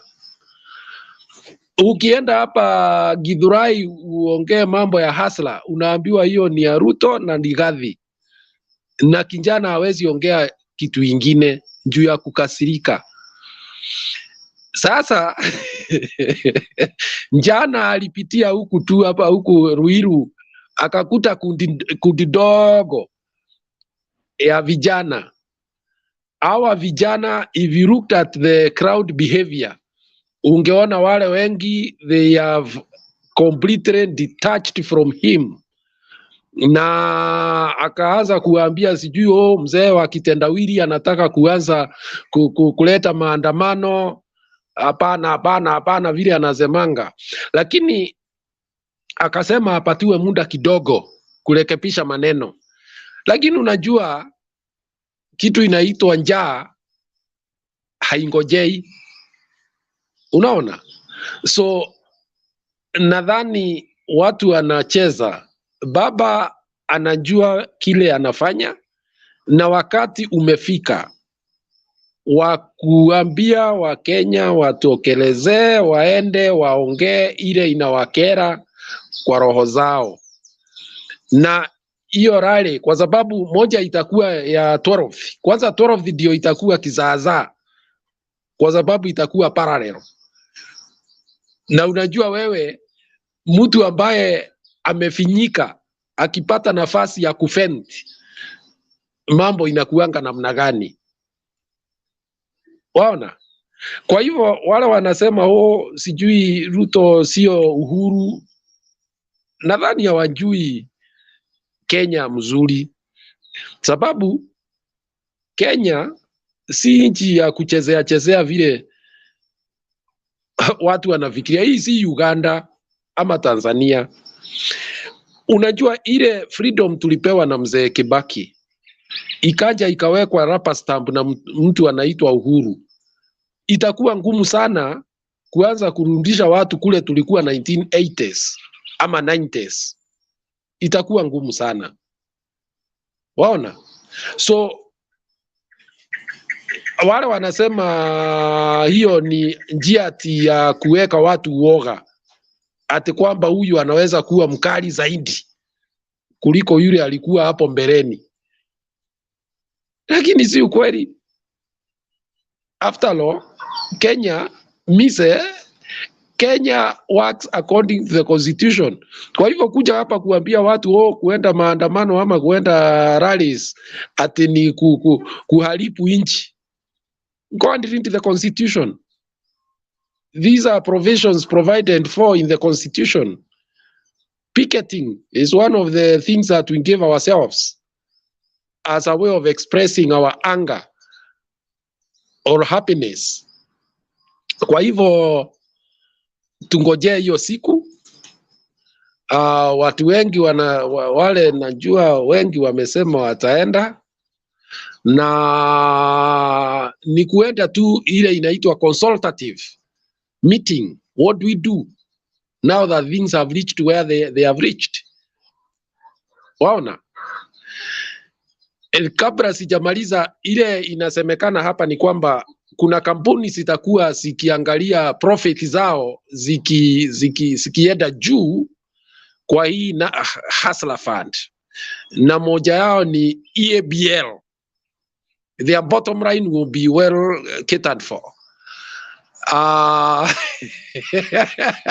They will have a higher dividend for their shareholders.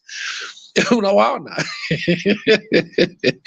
So akiwa mtu kama Ligeji, his remit is 1,600. Ile ya rais ni 2,200. Ya Musalia Mudavadi ni 2,800. Na hasra wa kawaida mtu ya mbonda mtu ya mama mboga, hiyo ni 200, 500, 600, 700. Hata kuku saa hii, ile kuku tunanunua hapa ya njogoo ya kukura, hakuna ile inaenda chini ya 1,200. Hakuna, uwezi pata. Ona, kwa hivyo hata kununua kuku katakata uuze vipande ili you make a profit, it can't work. Na unjue zaidi ya hapo kuna kanjo. Don't think that those people will not pay the daily rates. They are 30 bob, 50 bob according to which county you are, so that you do trade. Sasa hiyo 500 ndugu yetu, I mean, what kind of business can you keep? The only thing is that the money will boost business for EABL. Kuna wale wameweka pahali ya kuuzia watu tunyama, au watafaidika pia. Na basi ndio hiyo, hakuna kitu ingine hapo. Anyway, but there is also the feeling that it is more of a officially sanctioned handout, system for the supporters, because that is the way they are wired. That the executive should be doling out some monies here and there, you know. That's how they got to where they are. Okay. Somebody talked about the church. In fact, there was an MOU between the UDA and the evangelicals. It's a very interesting MOU.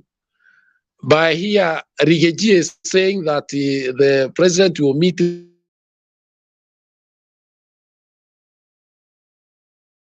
revisit the MOU. One of the things that is to get importation of vehicles without taxation, is to be appointed to the parastatals and other government appointments. Number 3 is to declare religion an essential service like offering electricity or water, among others. So you can see that these are people who have joined the secular world to enjoy the earthly, trappings, and they have nothing to do with spirituality. It's all about money, money, money, and more money. Asante sana, Richie. Aya, thank you so much, Guru, for your contribution. Nimefurahi kusikia hata wewe umejinyakulia 500 yako na ukakula kanyama na mashakura hiyo ingine. That's a good thing. Nimeona kuna jamaa mwingine pia alinunua soda. Nimeona video yake, ni vile siwezi cheza hapa kwa sababu iko na music nyuma. Alinunua soda, akajaza meza, akachafua meza. Sijui kama mmeona hiyo video. Anakamata chupa moja ya Coca-Cola, anawekelea hivi, akiweka chini iko empty. Anatulia tena, anafungua ingine, anakamata, anawekelea namna hii, anaweka chini pole pole. Nasema hiyo ndio pesa, hiyo ndio kazi ya hustler fund. Kwa hivyo watu wachukue hii pesa. Hii pesa ni ya bure na ni mingi. Ile kidogo inakatwa ujue imekunywa maji, kwa sababu hautawahi iona. Wewe kama ni mjanja, chukua yako, jitetee mapema. Misi amesema hapa kila mtu na namba ya simu, ukiangalia una confirm na 254 star 254 hash. Hiyo ni kuconfirm, kuregister. Alafu ukisha register unaambiwa you have been registered. Kukopa sasa ni star 234. Pesa inamwagika kwa simu yako. Sasa wewe unatafuta mahali wanachoma kambuzi Saturday. Stone PK, unajua bypass pale kulikuwa na mahali ya kuchoma nyama. So ukipata ngiri kama 2, unatafuta mtu ya nduthi, anakula mia yake 2, wewe unaenda unakamata kanyama yako hapo choma. Guru anajua hiyo nyama. Unaona nikiongea mambo ya bypass anaanza kulamba uli. Niko hapa karibu. Unaona unasema ile bypass ya kwenda Thika. Hiyo bypass ya hiyo bypass ya kwenda Thika. Yes, there's a lot of good roasted inaitwa Kamakis. Yes.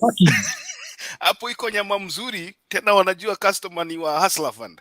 So we kamata nyama yako huko kilo 2, alafu ngoje tuone hii serikali itakupeleka wapi sasa. Uambie nimekula Hustler Fund. Yes. Sasa kujeni mnichukue, na ninasikia unapeana mpaka address wakati unajaza hiyo nini registration. Address ya nini? Home, I mean residence ama PO box. So how many Kenyans have address? Ni PO box. Na sasa kama wewe unatumia PO box ya mahali ulitoka Kirinyaga na unaishi Nairobi, watakutoa wapi these guys? Hapana, unatumia ile ya primary school penye ulisomea, care of Tomotomo Primary School. Alafu inaitwa private bag. Sasa unajua private bag mtu hawezi jua uko wapi. So unasema private bag, unajua kuna zile address zilikuwa zinaitwa private bag, Karatina. Sasa Kabete. Hiyo unachukua 1000 yako 20 unaweka kwa mfuko. That's clean money. Hiyo hujanyang'anya mtu Julia. That's hujaiba mtu, umechukua pesa ambayo serikali imeamua kukupatia bure. And you have heard that what Guru meita aje. Can you repeat what you said? What did you call that money? Gani yo? This Hustler Fund. A state sanctioned handout. Yes, state sanctioned handout. State sanctioned handout. Yes, we shall remember this government for helping us enjoy our Christmas. There is the Kenyans, whoever you are watching, there is no government in this world that will give you free money kama hii ya UDA. Wewe chukua hiyo pesa, ni pesa yako na ni bure. Hata hakuna mtu atakufuatilia ati sijui rudisha sijui. They have nothing on you. We kamata pesa yako, kama una qualify kuchukua ka 50 yako, ka 50, chukua ka 50 na usipeleke bank, weka kwa mfuko, enda choma kanyama, ita rafiki yako mkule Christmas vizuri. Lakini si unajua ukichukua 500 kwanza wanatoa sijui ngapi wanaweka kama savings. Arafu it's terrible. Anyway. Your discussion, we've had that discussion, Guru, here, na tumesema, that's why I'm saying you have nothing to lose.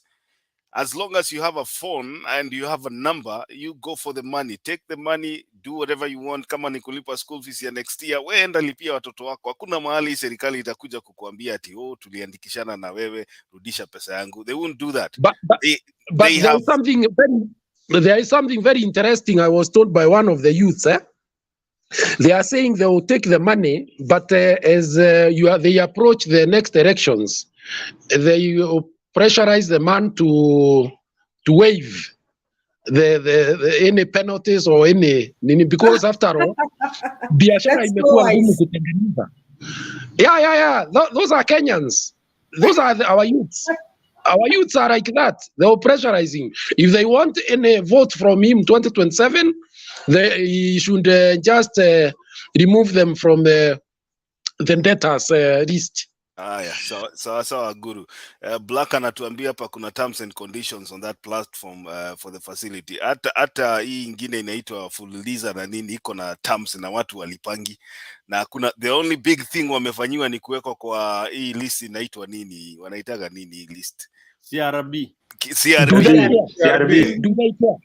Na sasa kama Nabii alisema hataki kuona watu kwa CRB, wewe kamata hii pesa yako, tumia. Hakuna mtu atakuweka kwa CRB. Ya serikali haiendi kwa CRB. Acha nikaribishe. Alafu Makedi, Kenya si kama US that you need a credit card or you need, people, Kenyans basically survive on their cash, what they can afford. They don't have credit cards around with them, and they live in homes they have constructed. You see ati hapa nitakuwa nikichuka my credit, do I need to buy a house on mortgage? Kenyans don't do that, so they can as well not pay that money and get away with it. Okay.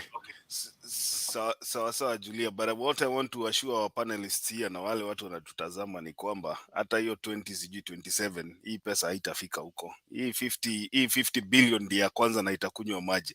This is the first and last time serikali itawahi peana pesa kama hii.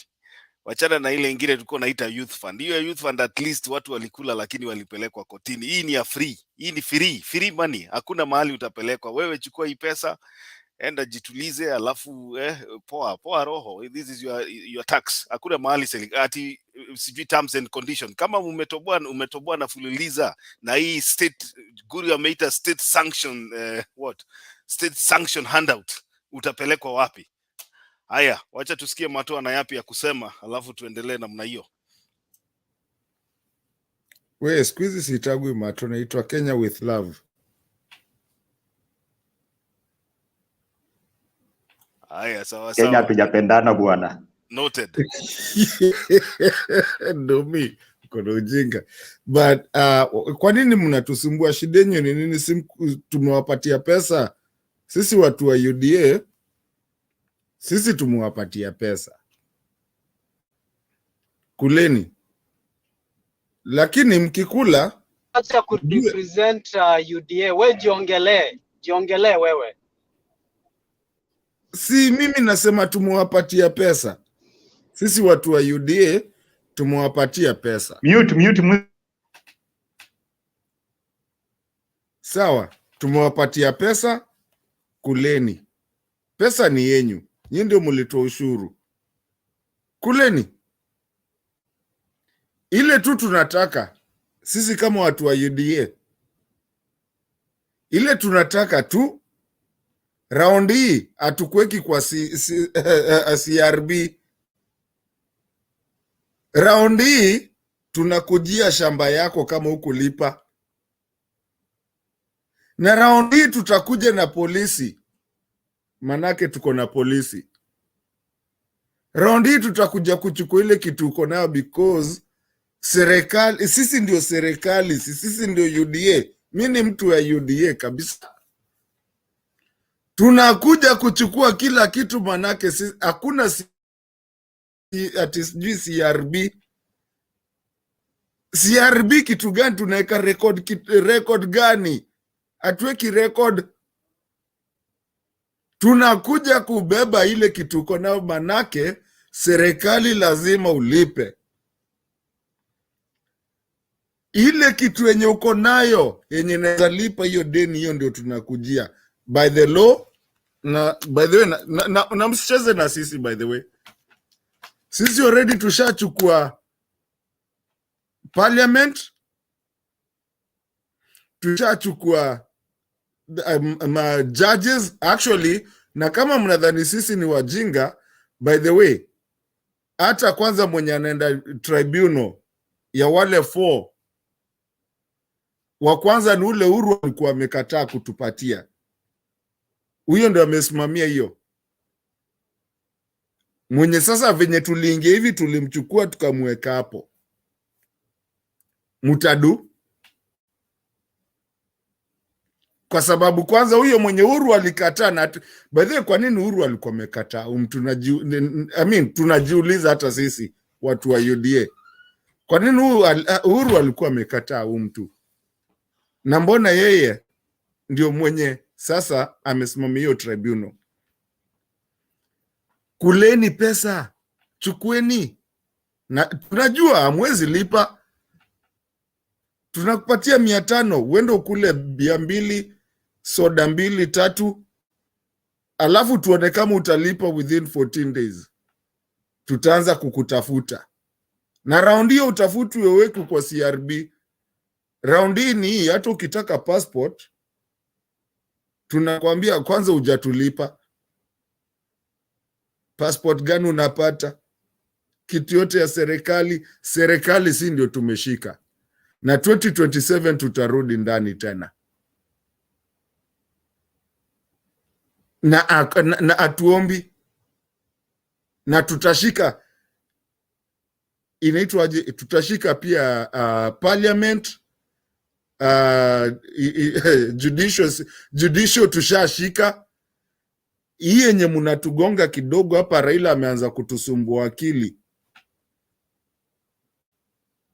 hapa ya inaitwaje IEBC, kwa sababu hatuwezi fungua hizo server. Haki ya Mungu, hata mfanye nini tunakataa kabisa. Amfungui hiyo server, tumekataa watu wa UDA sisi.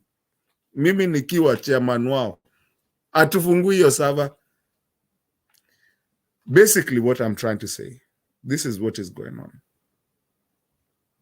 Ndio inaendelea.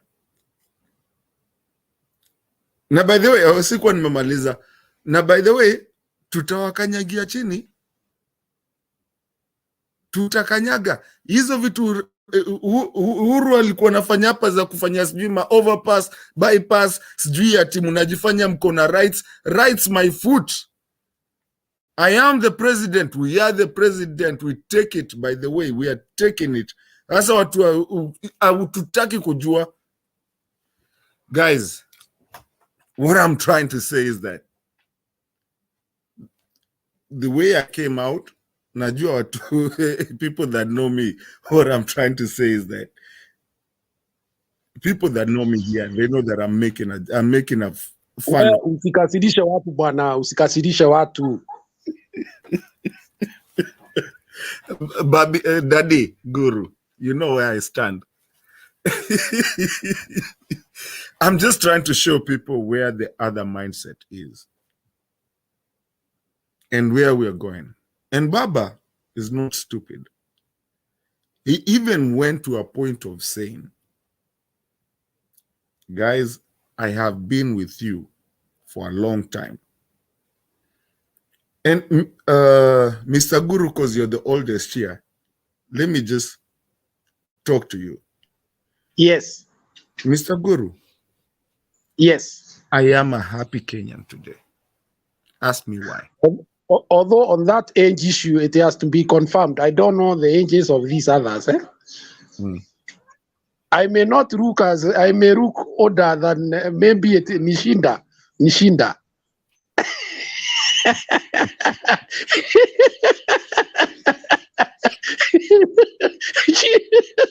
Shinda inaweza fanya ukae mzee kidogo. Sasa unasema wewe ni mzee kijana ama ni kijana mzee ama ni what? How do you want me to kijana mzee? Kuna mtu anaitwa Guru a minute. Kuna mtu anaitwa Haile Selassie. I don't know kama ni Haile Selassie wa Ethiopia. Tunakuomba utoke kwa curtain, yani please have your camera on for you to be admitted into the studio, to the show. Haile Selassie. Sasa Guru Marto, you withdraw that. Huyu si mzee. Unajua kuna pia kuna ile swag. Nimeona people are making their beards white. I think it's hata kangu kamoja kametokea hapa siku hizi na kaangalianga tuwili. People are making their beards white. I mean their mustache. So that I think it's swag. Sasa ukiona Guru hivyo na siku hizi ukija Nairobi usiita mtu mzee kitakuumania. Ninaigwa. Kwani mambo ilibadilika? But I wanted to say this, guys. I think we need to be actually happy other than sad. I say this another day, and I know, Julia, my sister, you are here. I say this. We need to be happy than sad. Why? Because for the first time in our country, for the first time, we are a Kenyan united. We have the Kikuyus, the Kambas. I mean, I'm not a tribal person. We have the Kikuyus, we have the Kalenjins, we have the Kambas, we have everyone in this movement.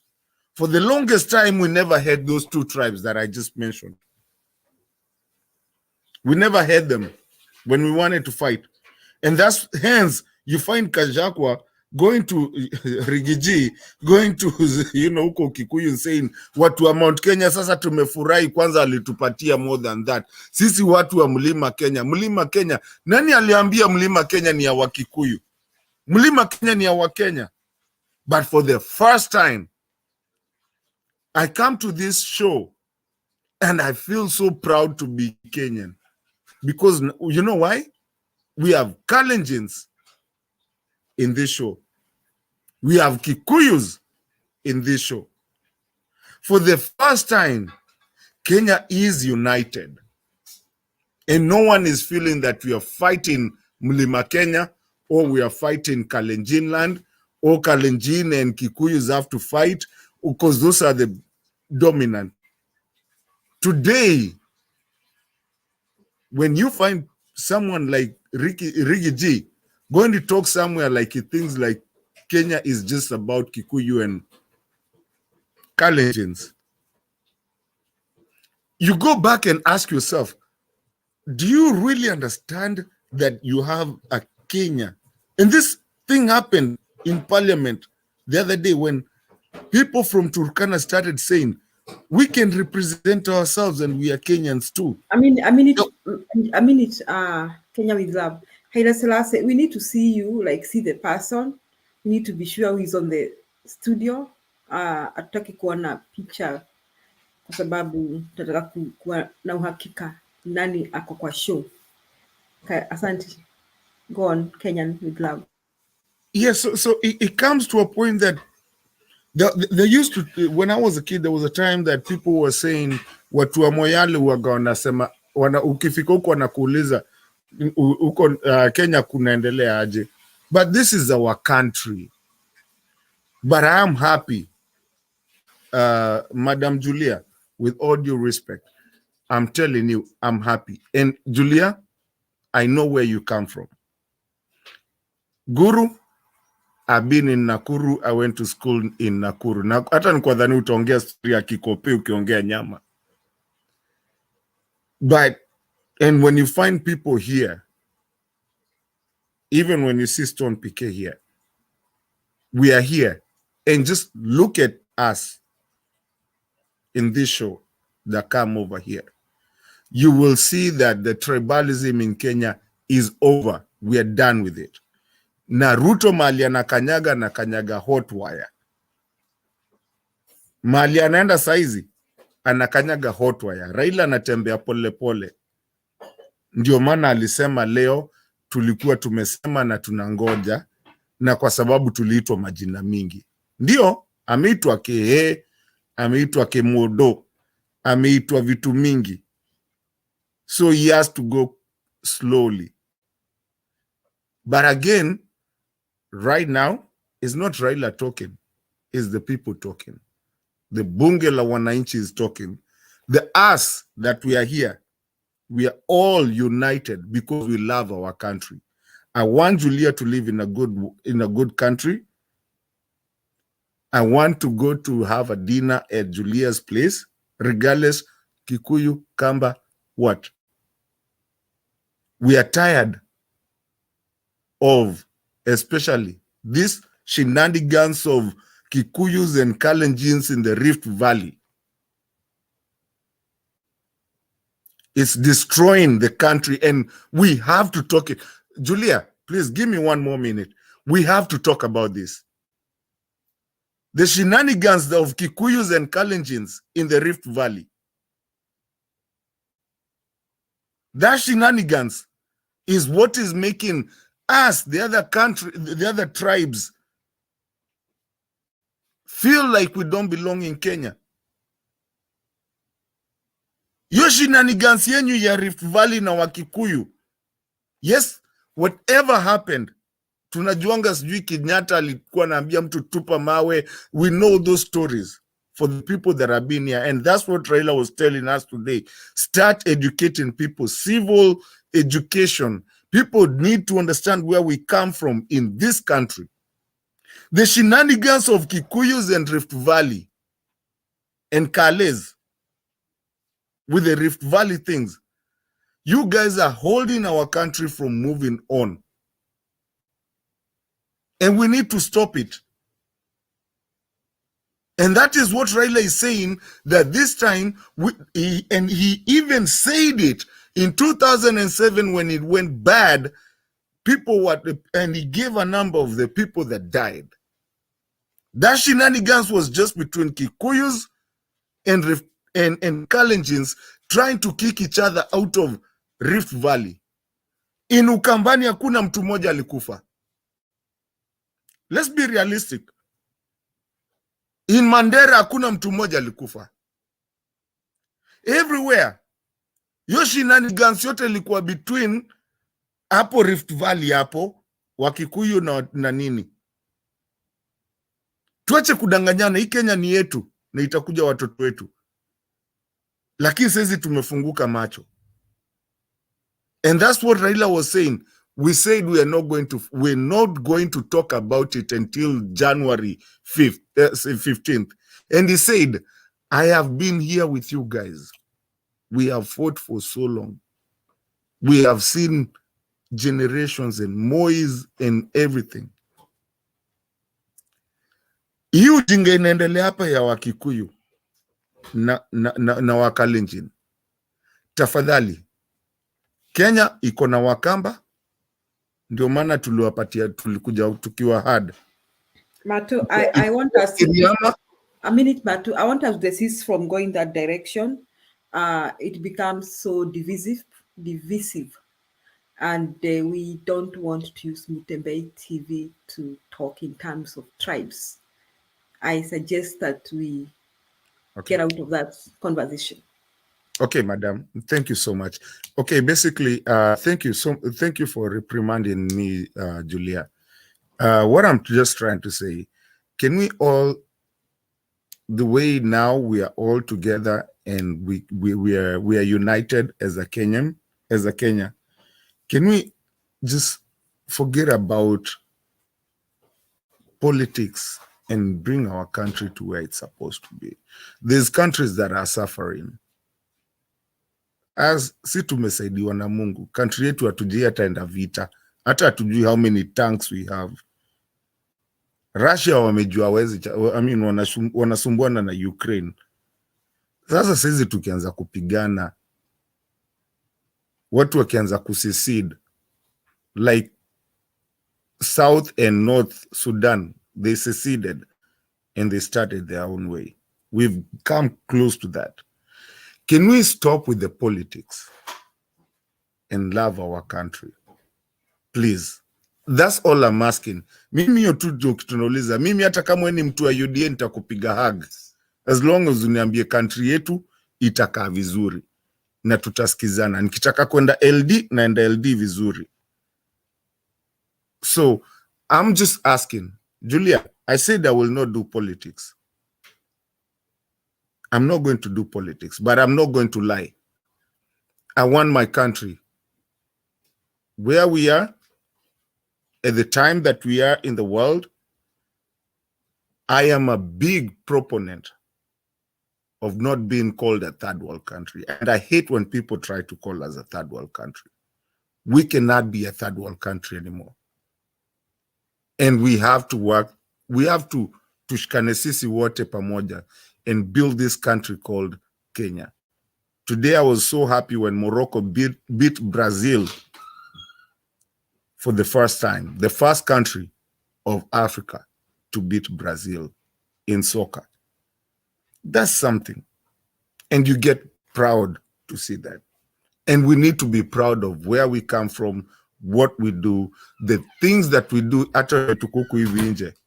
We need to be able to bring them back home. Julia, what you do, what you've learned, I want you to bring them back, bring it to Ukambani, bring it to, in Kenya.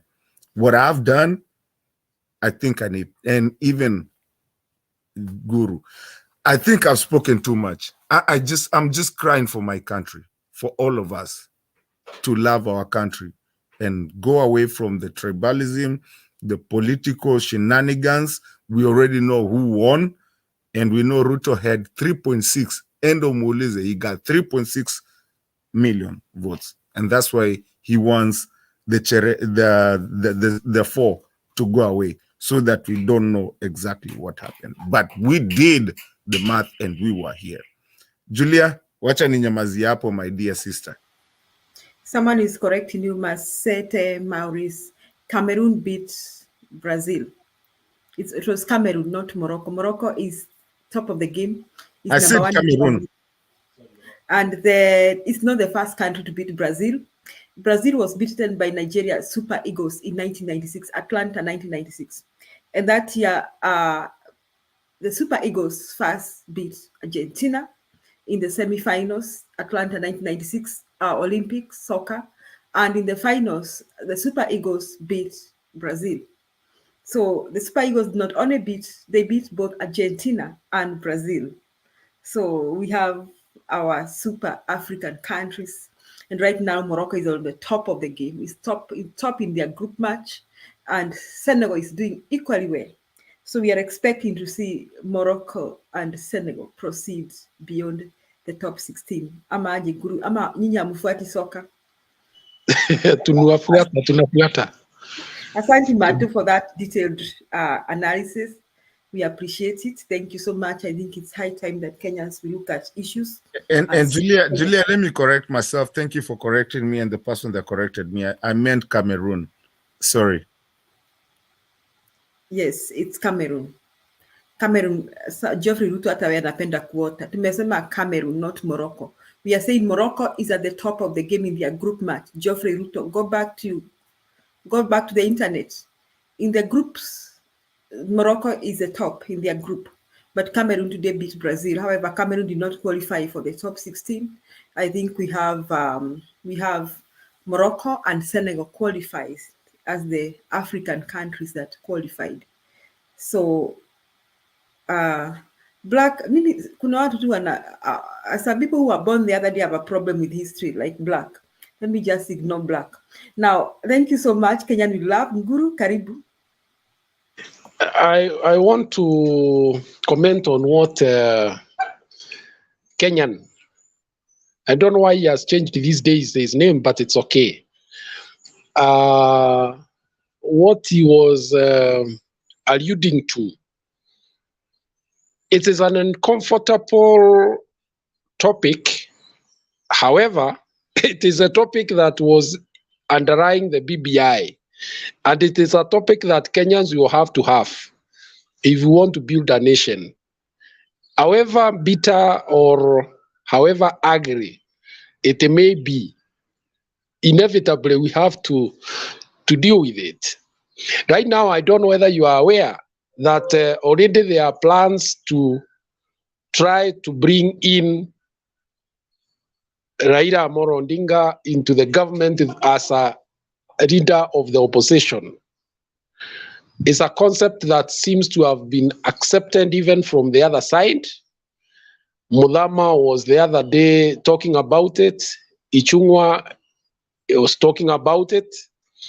But more because I hear the Western powers are also very uncomfortable with the prevailing political environment in Kenya. What we have is like a relative calm, but underlying that is a potentially very destructive environment that can explode anytime, depending on how we behave as Kenyans. So therefore, you can see that there is a intention to bring inclusion, but this time not in the avenue of handshake, but getting a representation for the nearly 7 million Kenyans or more who voted for Azimio. Because right now, according to the architecture of our constitution, it is like those people who voted for Azimio do not have a representation inside the government. They have no say in real sense. And this has been our problem. In fact, when you look at it from a deeper sense, and because of how we vote, what Kenyan was talking about is something we can't run away from. It is not possible when you have 51 PSs and 26 come from only 2 communities out of 44 communities. What you do, you put feelings, bad feelings in some of the pockets of Kenyan society. And these bad feelings are the building blocks to very serious issue It may not happen now, but even those countries that have failed, they plant seeds that go germinating. You nurture them, and then finally the worst happens. And I don't think that is the intention of any good meaning Kenyan.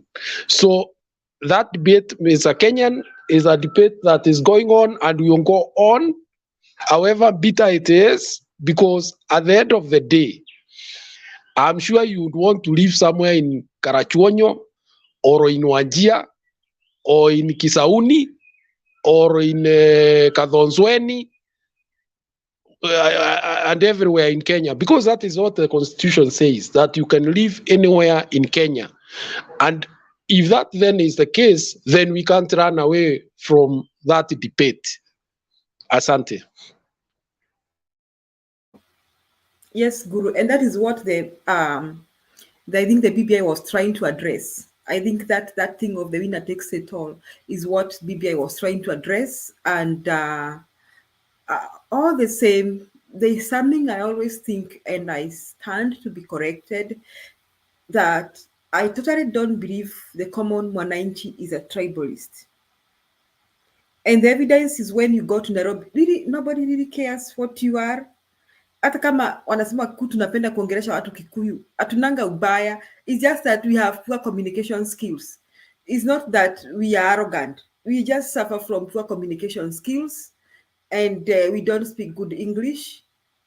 And we just like to tell akina Ndeto kuhana atia, or we tell them in the car ati kama oko ndiraigua Gikuyu uge no taraigua Gikuyu. You know, it's here ati madharau. We just have poor communication skills. But really, I don't see Kenyans as tribalists, and even the Kalenjin community or the Kikuyu community, the common Kalenjin person, they are not tribalists.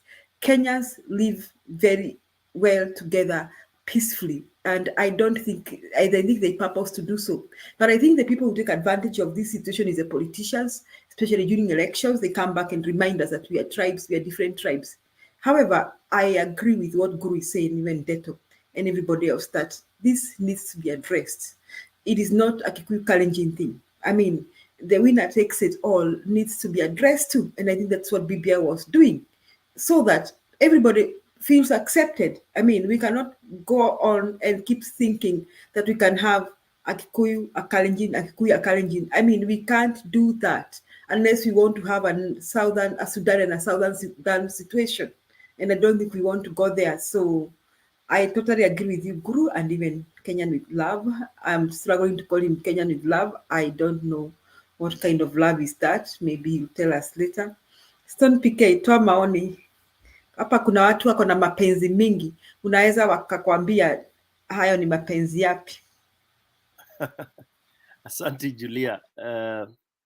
You know, I really get puzzled, and sometimes I wonder what people are really dwelling on.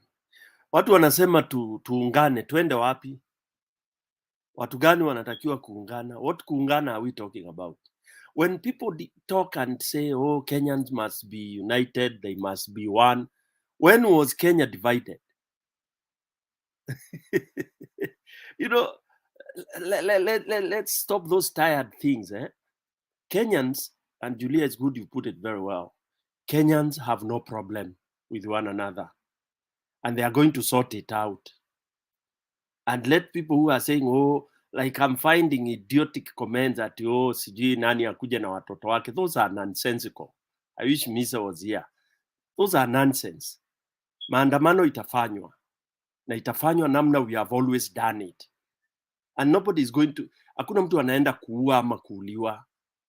Any Kenyan who comes and tries to kill or shoot any other, huyo atachukuliwa hatua inavyowezekana. Kenyans are free to do whatever they want, so long as they are not harming anybody, so long as they are not destroying any property.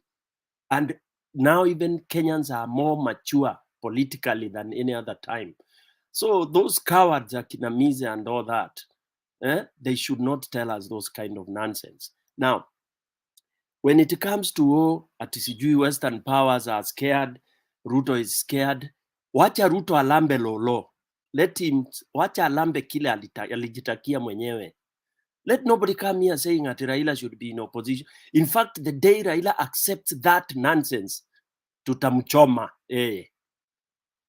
Kuchoma doesn't mean banning him physically, but we will ban him from anything political. We will just tell him, go to Bondo, mzee, kaa Bondo, sasa hata Nairobi usikuje. The day he accepts anything semblance of sijui working with Ruto. That is what Kenyans are. By the way, and that is on the ground. There is nothing like sijui handshake, sijui kusaidia Ruto. Ruto aendeshe government yake namna alivyotarajia kufanya. Kwani hata kwa Kenya nilisikia wakiuliza anasema yeye sio Uhuru. Kwani ana ngapi? Kenyans are asking that. How can you go telling people at mimi si kama Uhuru? That shows you how K1 is. All right? And I'm not saying this in bad taste. K meaning is a novice. Yeah? I mean, you can't go comparing yourself with other people. And you are a leader. Ati mimi si kama fulani. Hiyo ni mambo tulikuwa tunasikia tukiingia secondary school. Those days of Form 1, you know, you go trying to say mimi si kama fulani. Na mtaani when you were very small kids. That's very mature kind of discussion. So let Ruto ashughulike na deal na hali yake. It's gonna be very complicated and very difficult. Hii tusidanganyane, people at you are being soft, that you see Kenya need peace, we need prayers. Kenyans, we don't need prayers. What we need is strength to be able to do what we need to do right. Prayers tushapata, we've prayed enough. Okay? And our prayers were overcome by Ruto on 15th. Was it 15th at Bombers? So now prayers will come second. We will move out, and when we are out in the field, kwanza mimi nitakuwa huko tarehe 12. When we will be out in the field is when now we will ask God to help us deal with whatever situation that will arise at the spur of the moment. Okay? So let's not sympathize with Ruto. Let's not sympathize that we have 7-point-something million who are not represented. We do not want any other representation of whatever form other than us running the government, the legitimate votes that we got. Hakuna njia, hakuna shortcut ingine, and that's why Baba is very tough. There is no nini, hakuna doubt at we want to sijui because you know Kenya is not peaceful, sijui we have to be one, sijui we are not one. And again, Kenyans are ready to split if that arises. What would be asara ya split if I ask all these guys here in the panels? What loss would you have as a Kenyan if you split from others? And what benefit are you getting? So PK, how would we split? Able to find your hesabu. Let's how would you share? Let's share.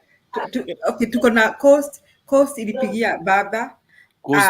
Tuko na Nairobi. Majority of Nairobi was in Baba, right? Yeah. And even we have more members of parliament in Nairobi and more MCAs in Nairobi. Yes. Then we got to parts of Rift Valley upande wa Masai. Yeah. Na kuna Wakikuyu wengi wamepigia Baba kura, I think about 900,000, close to 1 million. And that's a big number because remember Baba never used to get even more than 100,000 in Mount Kenya region. Imagine he got all the way close to 1 million in Mount Kenya region. That was really good. And then we have the whole of Nyanza. I mean, we have almost 90% of Western Province. Then we are going all the way to Trans Nzoia. Sasa hiyo map tunaichoraje? Endelea PK. Sasa hiyo map inakujanga by default. Wewe unaenda kule unafikiria utafaidika. Just like in the US. You want to go to Jersey, you want to go to Seattle, you go where you feel kuna good governance and all that. Wale wataenda kwa Sugoi wanakaa Sugoi. It will be free. You move to wherever you want to move that you feel you have your president. Simple. Human beings don't limit them. They will tessellate. Watatingika hivi na watajiweka kule wana feel okay. Let's not fear those things. Fear of unknown is too much. Okay? Simple is that we want our justice back.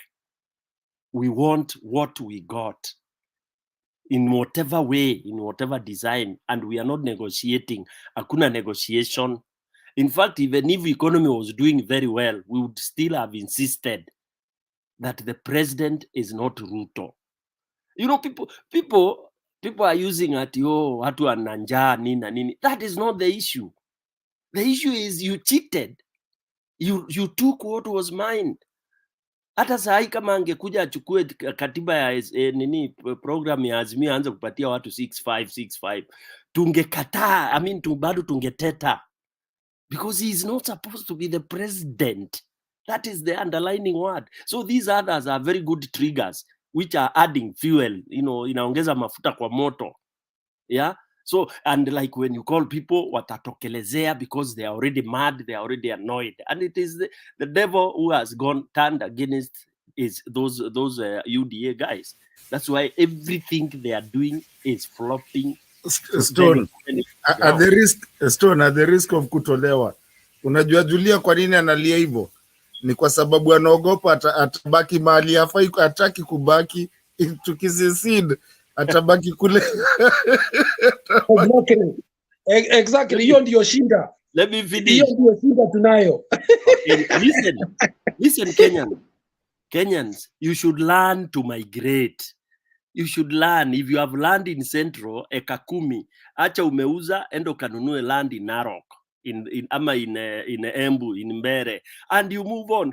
In fact, Kikuyus are the best migrants, and the Indians, they develop anywhere. Ukienda huku nani huku Julia yuko. I heard somebody was rearing goats na anaendanga kuchunga, and na ni nchi ya wenyewe. I mean, look at that. So let's not be scared. Kenya is big. It's good. BK, unasahau kina Ndeto ndio, the ancestors were the first migrants. They used to walk kilometers and kilometers to do trade. Exactly. They own 3/4 of Kenya. Kwa hivyo acha kusema hiyo. So hiyo debate ya nini na nini, if was come to the worst. So pika hujanichorea map. Unaona tuko Nairobi. We need a capital city na we need a coast. Tunachora map. Inapitia wapi? Nairobi yote ni Azimio. Okay. Alafu tuchukue Ukambani. Eastern yote ni Azimio. Eastern province. Okay, then tuende Narok tupitie. But then instead of going to Rifari through Nakuru where Guru is. Guru is in Nakuru. Is that really important? Let's not go there. Yes. Let's not go there because we are one. Tutaandamana mpaka dakika ya mwisho. Guru, kwani unaogopa kuwa kwa Southern Kenya? Pia wewe. Unajua moderates wanasava sana, moderates. So guys, you see, even if we secede, we will still trade with these people. Kama sisi tutauzia Kenya mzima stima. Unaona? Na hiyo ndio itakuwa uchumi yetu. Kwanza tutakuwa tunauzia bei kali sana wale ambao hawatusupport. Okay? Because even from South Sudan you can go to Khartoum without any issues as such. So hiyo isikue debate. The debate is, can we get back what is ours first? And can we get out and manner and stop entertaining, Kenya needs peace. Kenya is peaceful, and it will be peaceful even during Mandamano. It is what, Guru, you have said. It will be our consolidative discussion, what actually we are supposed to be doing. In fact, we were supposed to have done this on the day that the judgment came out. When Mother Koome did what she did, the following day is when we were supposed to tokelezea in millions and decide whether we want to go that way or we want to resist. And we would iki tungeshamaliza kitambo. Huyo jamaa hata angeapishwa. Okay? So we blundered, but it's still not late. The guy is sweating. Anasema yeye si Uhuru. Atajua ajui. The power of the people. The over 70% that is opposing him, there is nothing he can do. And this is the confidence that we are supposed to have. Na huyu atakuwa wa kwanza kutimuliwa in Africa. Ile una take flight of fear. Chup, unatoka unaenda. But BK, unajua wanataka kucontain mzee na kumpatia cheo ya official opposition. But Raila si amemaliza maneno ya macheo. Raila is only waiting. Cheo unaweza mpatia, labda umpatie akuwe deputy vice president in the US. Akuwe mdogo wa Biden. Amemaliza maneno ya hiyo, amekuwa Afrika, I mean, Raila is not after that, and he said it. It is justice, which he has fought in his sunset years. That is what he wants to see, and he said he better dies while that is happening. People should take that to the bank. And there's only the young guys. PK, you see, you are making people decide. People are writing on the section where they are going to be. Somebody anasema atakuwa kwa baba section. Mwingine amesema ajui atakuwa wapi, juu alipigia UDA. So now you have made people start deciding where they want to be. Exactly. So you start plan B. Unakuwa na plan B. Yeah. Plan B. Where utamigrate mahali you belong. Takuwa hivyo. But that is our plan B. Plan A, tunaandamana na tukubaliane. Tukitimua huyu jamaa, all of you will be back. Itakuwa Kenya moja. Hamna shida. Wacha But yeah, it's happening. It's coming. It's coming. Okay, so Makiadi, you just found us. Me here, I was in a situation. I was asking these people how they are dividing this Kenya. Wananiambia, sasa nawauliza capital city ya wengine itakuwa wapi na coast province yao hawaniambii. Sasa wewe Makiadi, tumekukaribisha.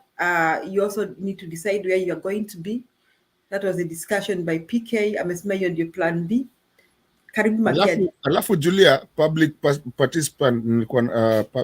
participation nilikuwa naona kiteseka kidogo. Yeah, she's yet to come back. We hope she'll make it to come back.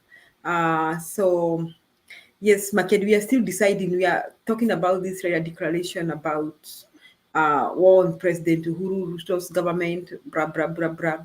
And according to PK, kuna plan A na plan B. So wewe uko kwa plan gani Makiadi? Karibu. Unajua sijui mmeanzia wapi, lakini PK anakuwa na plan mingi.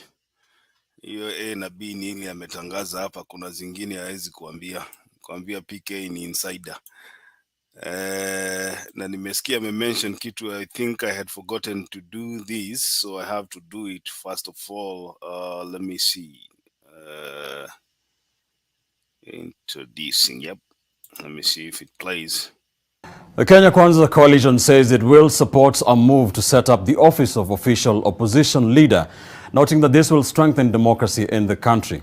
National Assembly Majority Leader Kimani Ichung'wah says the move to create the office is welcome, but should not be domiciled in Parliament as proposed in a draft bill seen by NTV. United Democratic Alliance UDA chairperson Johnson Muthama says it does not make sense that a person whose difference with the winner is just 200,000 votes should be a commoner on the streets. NTV senior political affairs reporter Kennedy Morethi interrogates. The journey to consensus building on a proposed bill to create the office of the official opposition leader has begun in earnest, with a team from Azimio One Kenya now tasked to reach out to their Kenya Kwanza colleagues for support. Multiple voices within the Kenya Kwanza outfit are already buying the idea, noting it is a good ground to bolster a strong opposition that will check the government.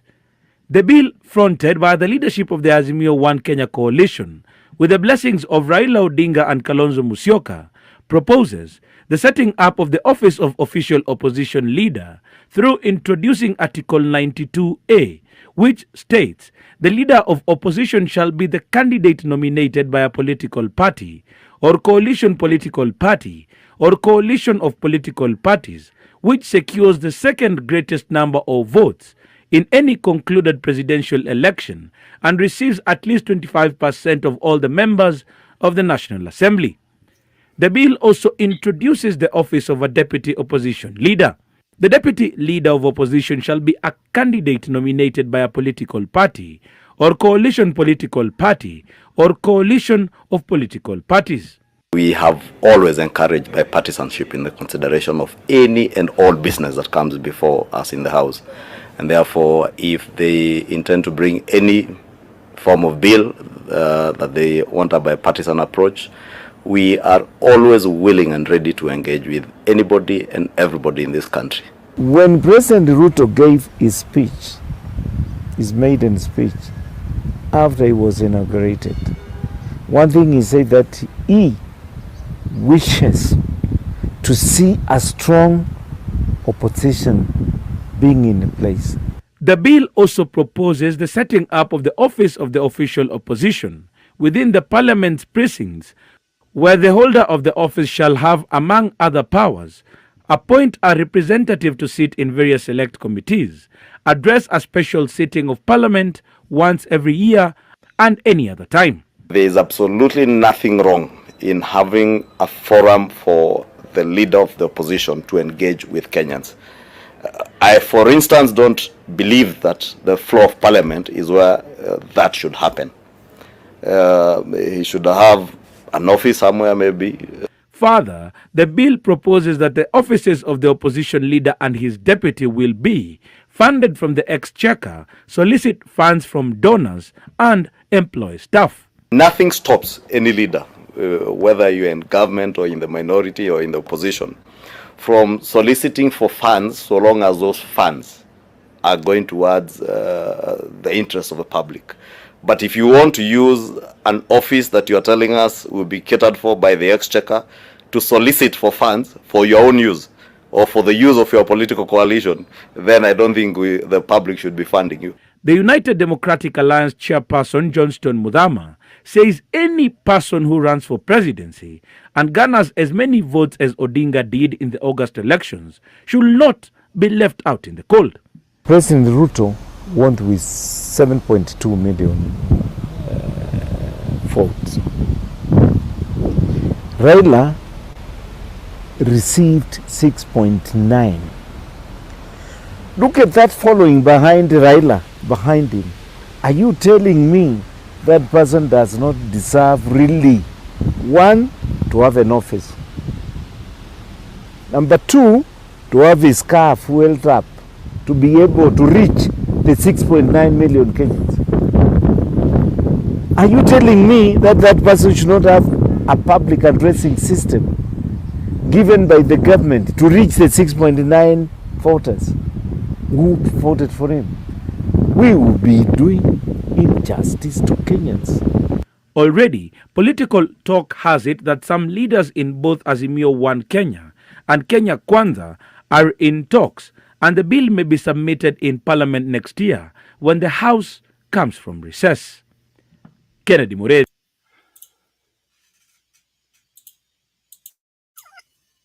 Hapo sasa ndio tunataka tuanzie maoni fupi tukisonga.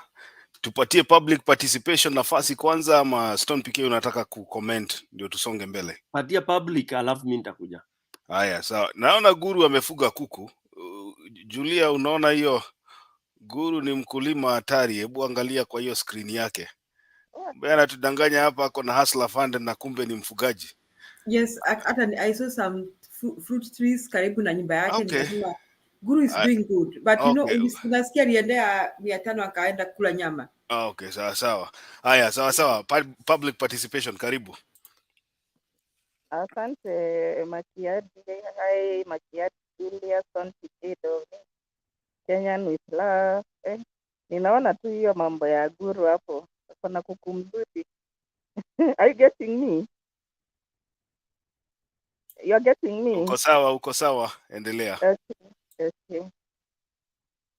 Okay. Sasa hii mambo ya official opposition. Unajua, if it was another government in power, I would not have a problem. But the way I know hustler hakuna kitu yenye ukiona kitu yote yenye Kenya Kwanza ina support, you just know that hiyo ni kitu yenye it has hustler behind the scenes. Na anything which has hustler behind the scenes, I agree, is not for the benefit of the mwananchi. I can assure you of that. So what hustler is trying to do through is Kenya Kwanza people, and of course maybe he has some people in Azimio now. He has bought them to try and convince Baba ingia kwa hiyo official opposition. Ilikuwa situation kama ile yenye ilikuwa wakati ya handshake, whereby now the country has no opposition because the opposition now is in bed with the government. So as I think Julia was saying, that the West is not comfortable with the situation. This calm It seems to be the calm before the storm. So it's an artificial calm. And it's something that I keep on saying here, that Kenya is a very unstable country. The stability we are seeing and the peace is a very artificial kind of a calm. This country is not stable, it's very unstable. And me, I realized that in 2007. 2007 is when I realized this country is very unstable. Kwa sababu, there are too many. First of all, let's not even talk of tribes. Because if you're in a country where it's developed like where you guys are, there's no problem with your tribe. Somebody come, okay, whites are the ones who become president most of the time because they're the majority, but a minority like Barack Obama could become a president, and the blacks I think should be less than 20% of the country, of the population, and still white people voted for him and other Hispanics voted for him. So the problem with our constitution and the problem with our country is too much power in the president, such that it's a do or die. You see me, I have no problem if a Kalenjin is president term after term if things are working, if people have jobs, if the roads are good. I'll not have a problem with Kalenjin being the president for 50 years, I'm 100 years. But you see the problem with this, our country is that the president is the alpha and the omega. The president is everything. And now, you know, this thing of buying people started with Uhuru. First he bought, and then he bought the MPs to chase away the people who are supporting Hustler. Now, Hustler has perfected that art of buying. You buy the church, you buy the parliament, and the legislature, the judiciary. Now you want to buy also the opposition. So, what kind of a country are we going to be having?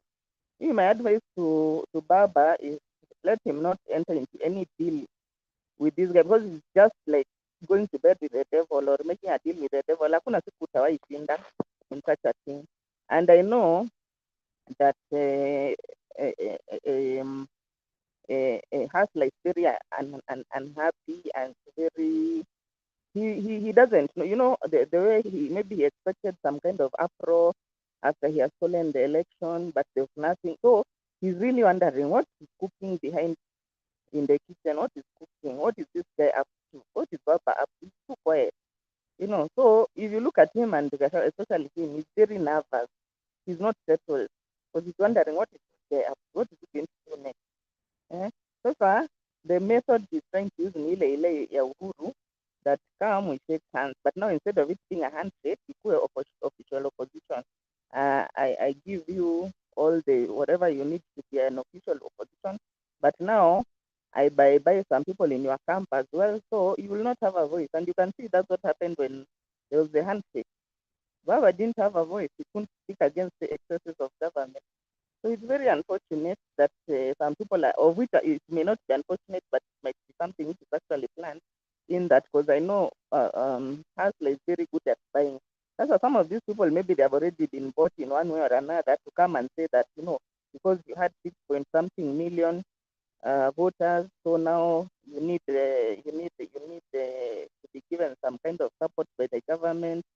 You know, there is no government of Hustler which is going to support you to critique itself. I can assure you of that. He just wants you to kwa mfuko, so that now he kills the opposition properly, officially. Now he kills them with that official post of official opposition, the same way they were killed by handshake. Because if handshake was not there, there were so many excesses. Now, Uhuru sat down and thought that this Baba is really interfering with my plans of what I want to do. So let me shake hands with him, and then I can do my thing, have a free reign, do whatever I want to do. And that's what happened.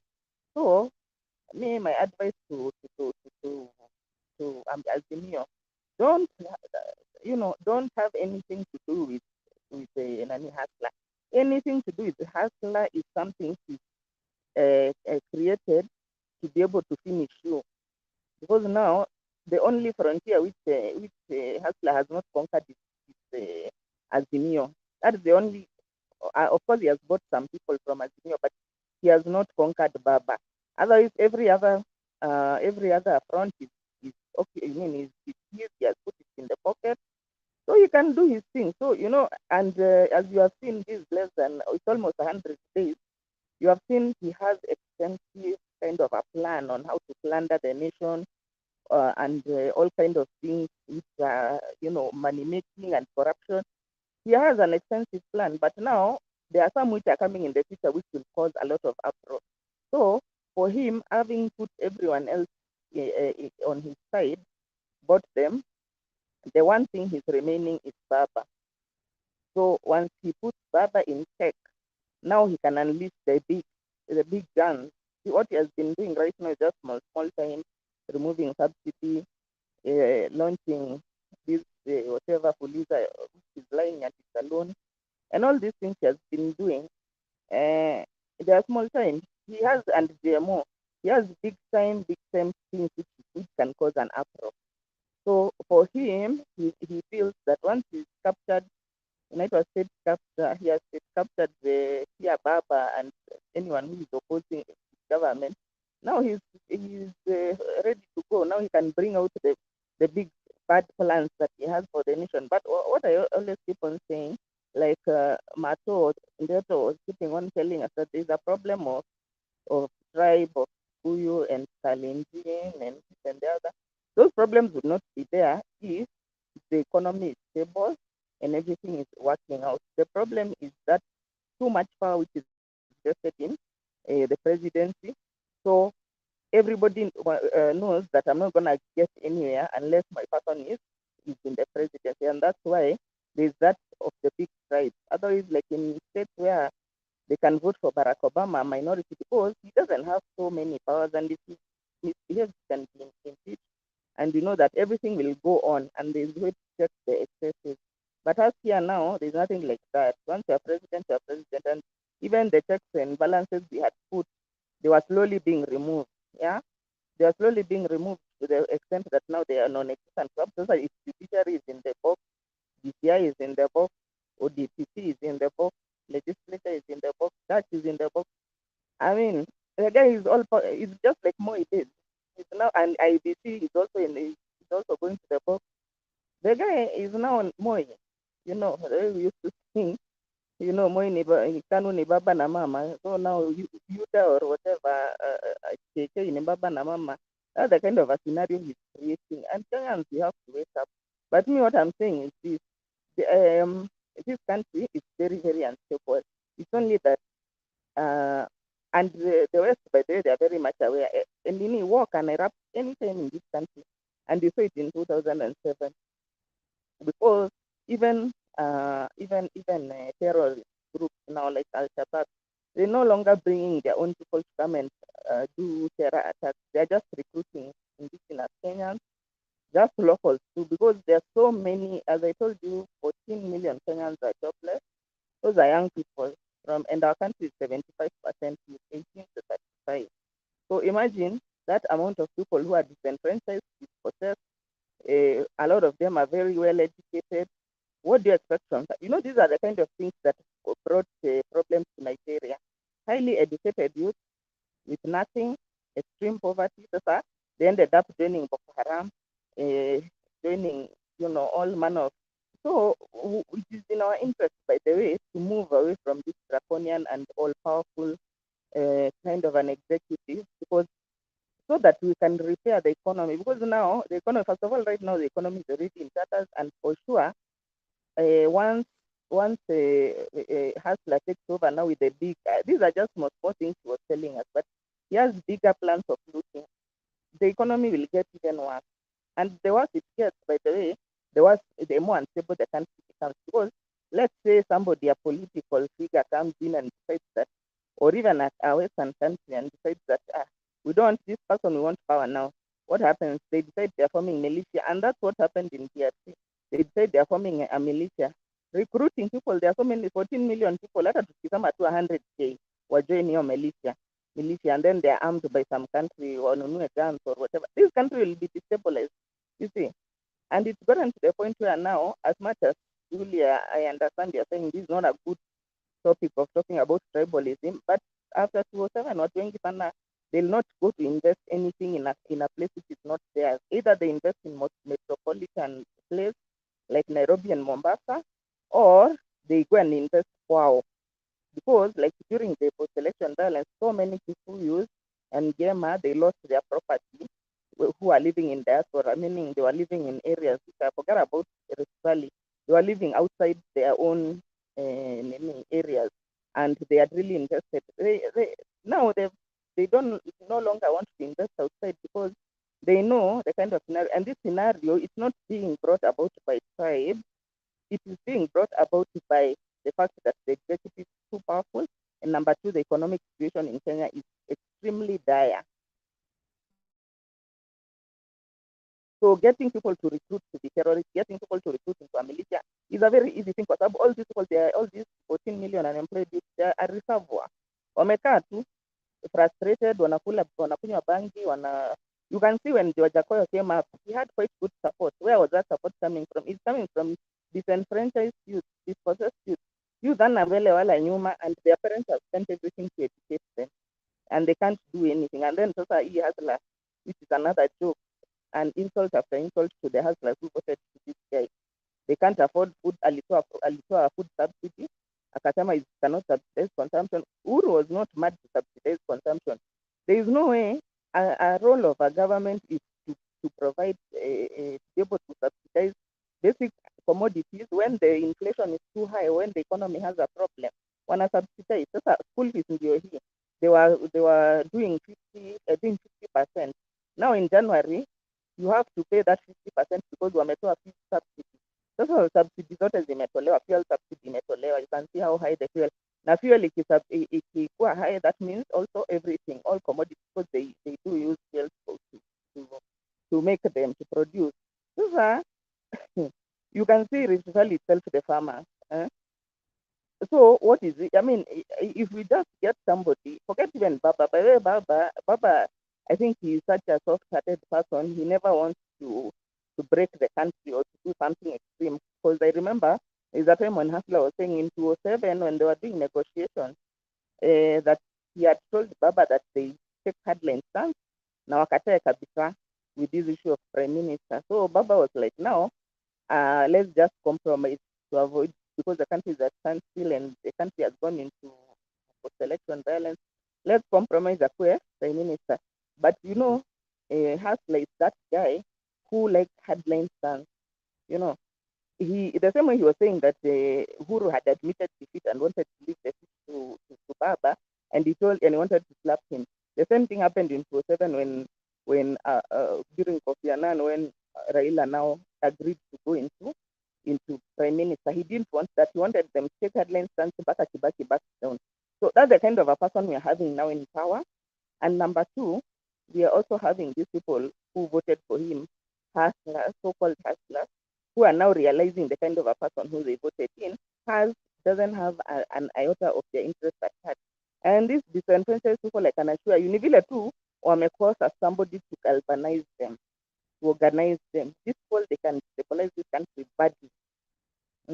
This country can become very, and me, I always keep on saying, and the people who realize, majority of them, year 2007, it took some people have to realize this country is very unstable, and they moved out now from Izo diaspora. If you are you are living in Rich, if you are living in Kakamega or wherever, nowadays what people are doing, you work, then you invest back into your own county, ama a metropolitan county to secure yourself, because the whole country is, the majority of the country is poor. It's not really about tribe, but you see, and even when, by the way, mutabaki tribe yenu pekee, the people who are doing well in that community will also be victimized. That one happens. Yeah, you are victimized, like what has been happening in Nairobi, ama Eldoret, where we saw people entering into a supermarket and looting. And right now, you see, they have again done the same blunder which they had done before of victimizing police. They made the blunder of the DCI people who are in the special branch unit, arresting them. Again, they've arrested Rashid, who is the one who cleared problem in Eastleigh, Pangani area, which was very extreme. Now, thieves are back because police wamesema, if you are not going to let us do our job, The ODPP office is not working. You can see now how many people have been released, including case ya Cohen. The case has been thrown out, and others, very many others. I'm sure maybe at sasa the the situation is dire, let me tell you, because now thieves wamerudi. By the way, wamerudi kabisa. Only that nowadays wameanza small, they are now in matatu. They are hijacking matatu. So police wamesema, you have arrested Rashid, and now let's leave. Let's let you do the job, because you won't let us do the job. So DPP office is not working. DCI office is not working. Courts are not working. So you don't have to shoot to kill thieves who are killing people. Fine. Let's do it your way. Who is suffering? It's us who are going to suffer, because now I'm too. And let me tell you, within 1 month, we'll be back to square one of these thieves. Because now thieves, they understand hata wanaingia residential area, wanaiba tu live tangu Rashid akuwe arrested. So Nani has no clue, so-called hustler. He has no clue what he's doing. He's confused. He's busy thinking of how to loot. The country is here. He needs to run it. He's just doing things haphazardly. And you even heard him saying that some of these statements which his PSs are making are not from him. They are not consulting. That's how. So you want to tell me Moses Kuria is going to make declaration about GMO at Zinakuja? You don't know. He knows, and he's the one who even told them to say those things.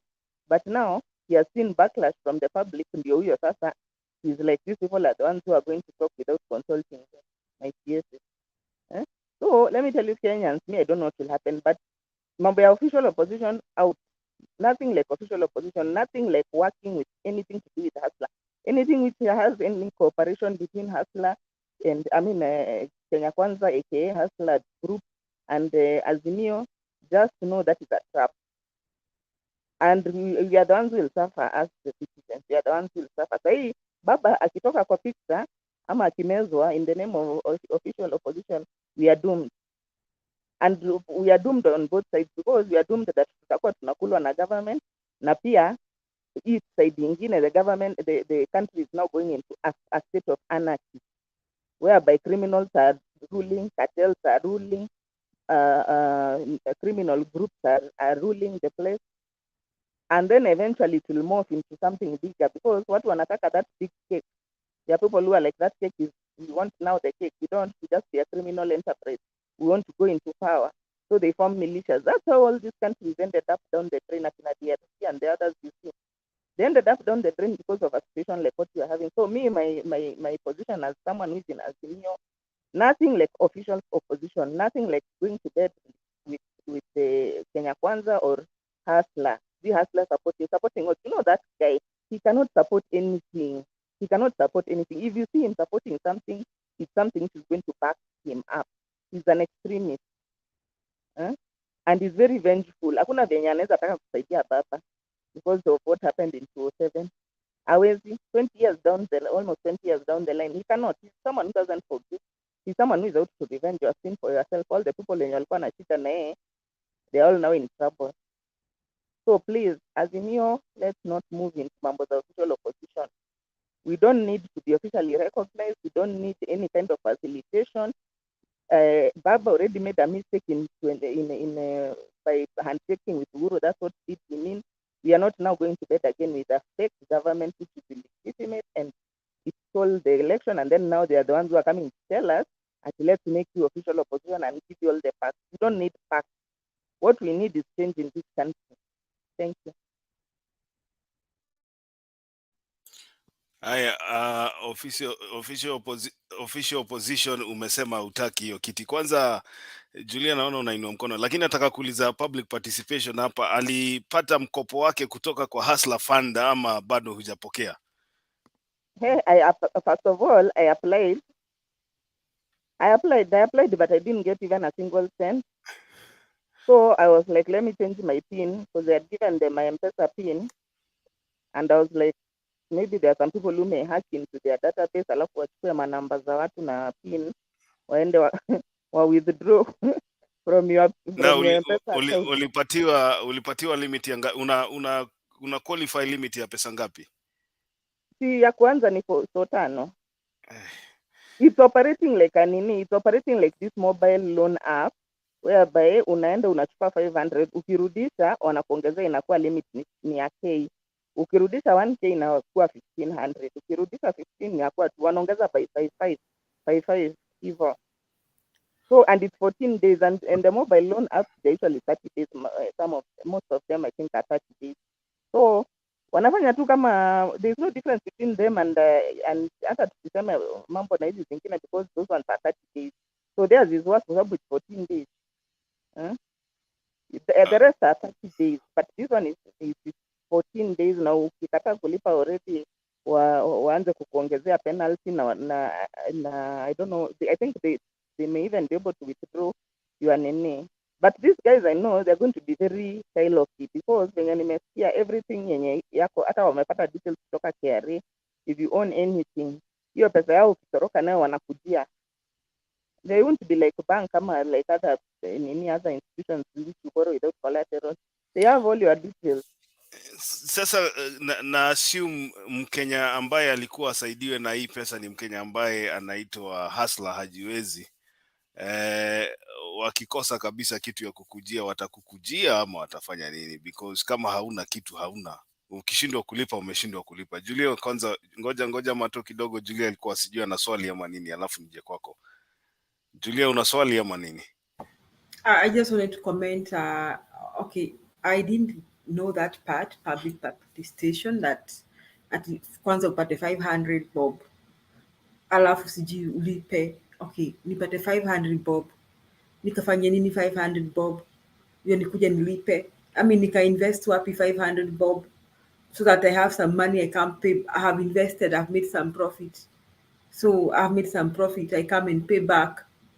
I mean, I don't know that thing. Okay, thank you so much, public participation. That was good information. I wanted to say you gave really good, your analysis was good. I think I have not been seeing that kind of analysis. Okay, I've seen part of it, but now I want to agree with you that the description you gave about Ruto, he's an avengeful man. He wanted power to come and loot the country because he used so much money in his campaign. And he also wants power. I think he's competing against the Kenyatta's family. That is his vengeful mission. He wants to be equal to the Kenyatta's family. That is one. So he doesn't know how to run a country, and he's not planning to run the country. He was planning to loot the country. Okay, but now things are so hard on his side. So what next?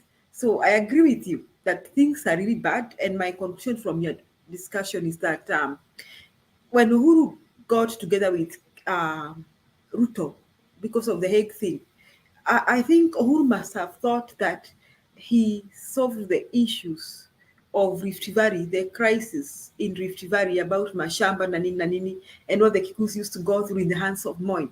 But Uhuru forgot that the Kikuyus who were killed and suffered in the hands of Moi, I don't think it was a tribal thing, public participation. I stand to be corrected. I think it was well orchestrated by the government, by the sitting government. They planned it all and they paid thugs and hooligans. Just like 2007, yes, we had a post-election crisis, but the killings were actually well planned again. It is not that mtu alitoka kwa nyumba yake akasema wacha nikaue jirani yangu. I think those killings were well planned. So Uhuru vying for presidency with Ruto, that did not solve that problem. And we have not addressed such problems. And the problem is not even Kenyans as being tribes. Ama Wakikuyu, Wakali, Wajaluo. The problem is the kind of a government we have and their integrity. I mean, do they follow the law or do they work under the constitution? That's the question. Now you compare with the US. That's what I want to agree with. Now the US, whether you are black or white or blue or green, people here really pursue to follow their law, to obey the law. So that is why in this country, it really doesn't matter so much who is in power. Because, for example, some of us here, you can call us immigrants. We don't, I can tell Makiadi, I don't feel discriminated in any way. I don't. I mean, I have not felt it at all. I have not felt it at all. Even my kids have not felt it. I don't think they feel it because they go to the same colleges and they access the same. I mean, I don't feel discriminated in any way. I don't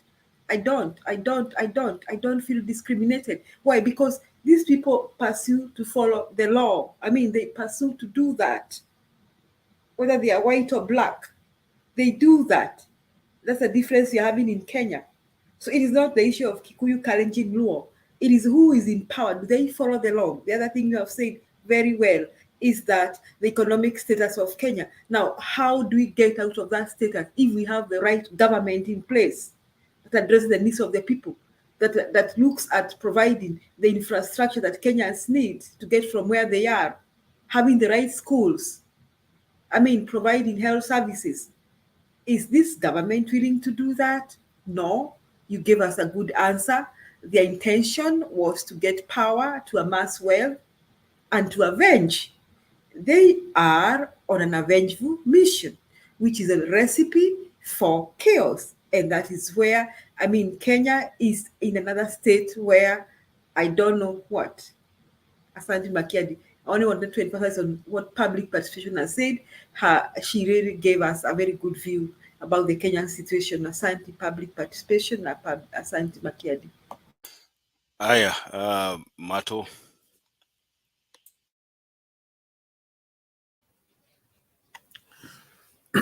Public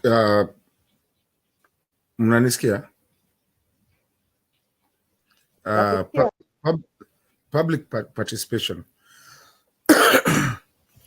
You're a very eloquent, smart lady. Acha nikwambie kitu moja. And mimi mtu napenda watu. Ujaribu kuchukua hiyo kitu. Hiyo kitu inaitwa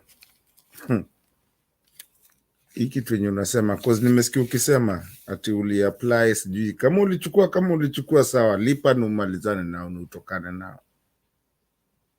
Usijaribu kuchukua hiyo kitu.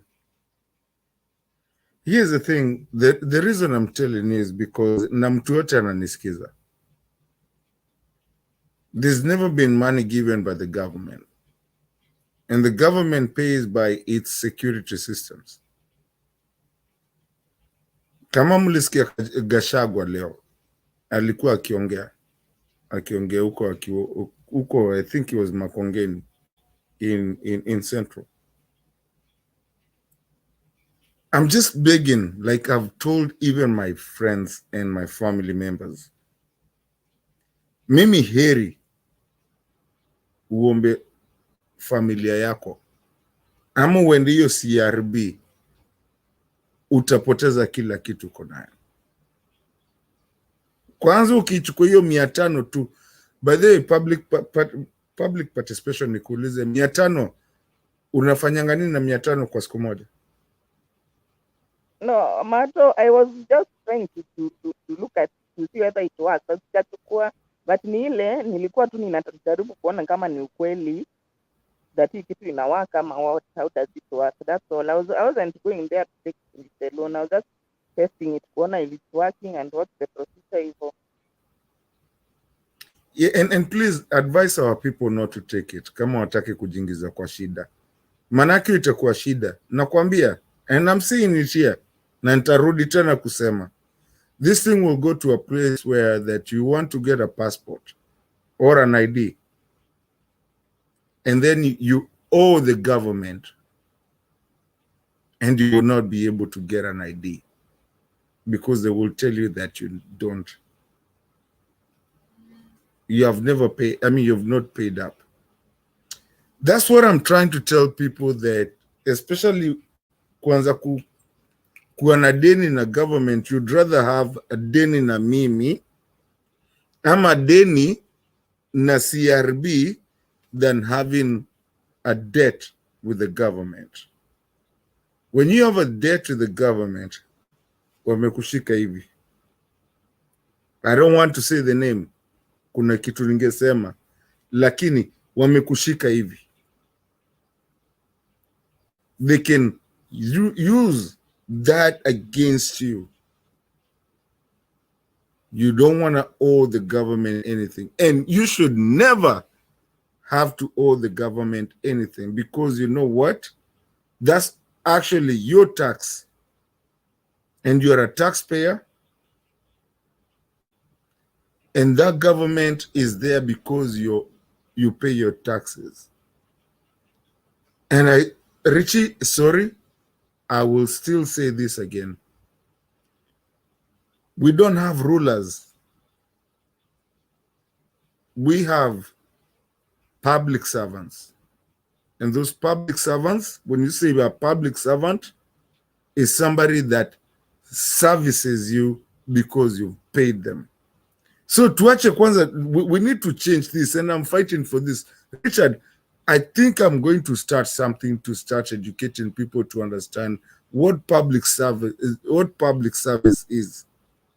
Public service, these guys, you're paying them.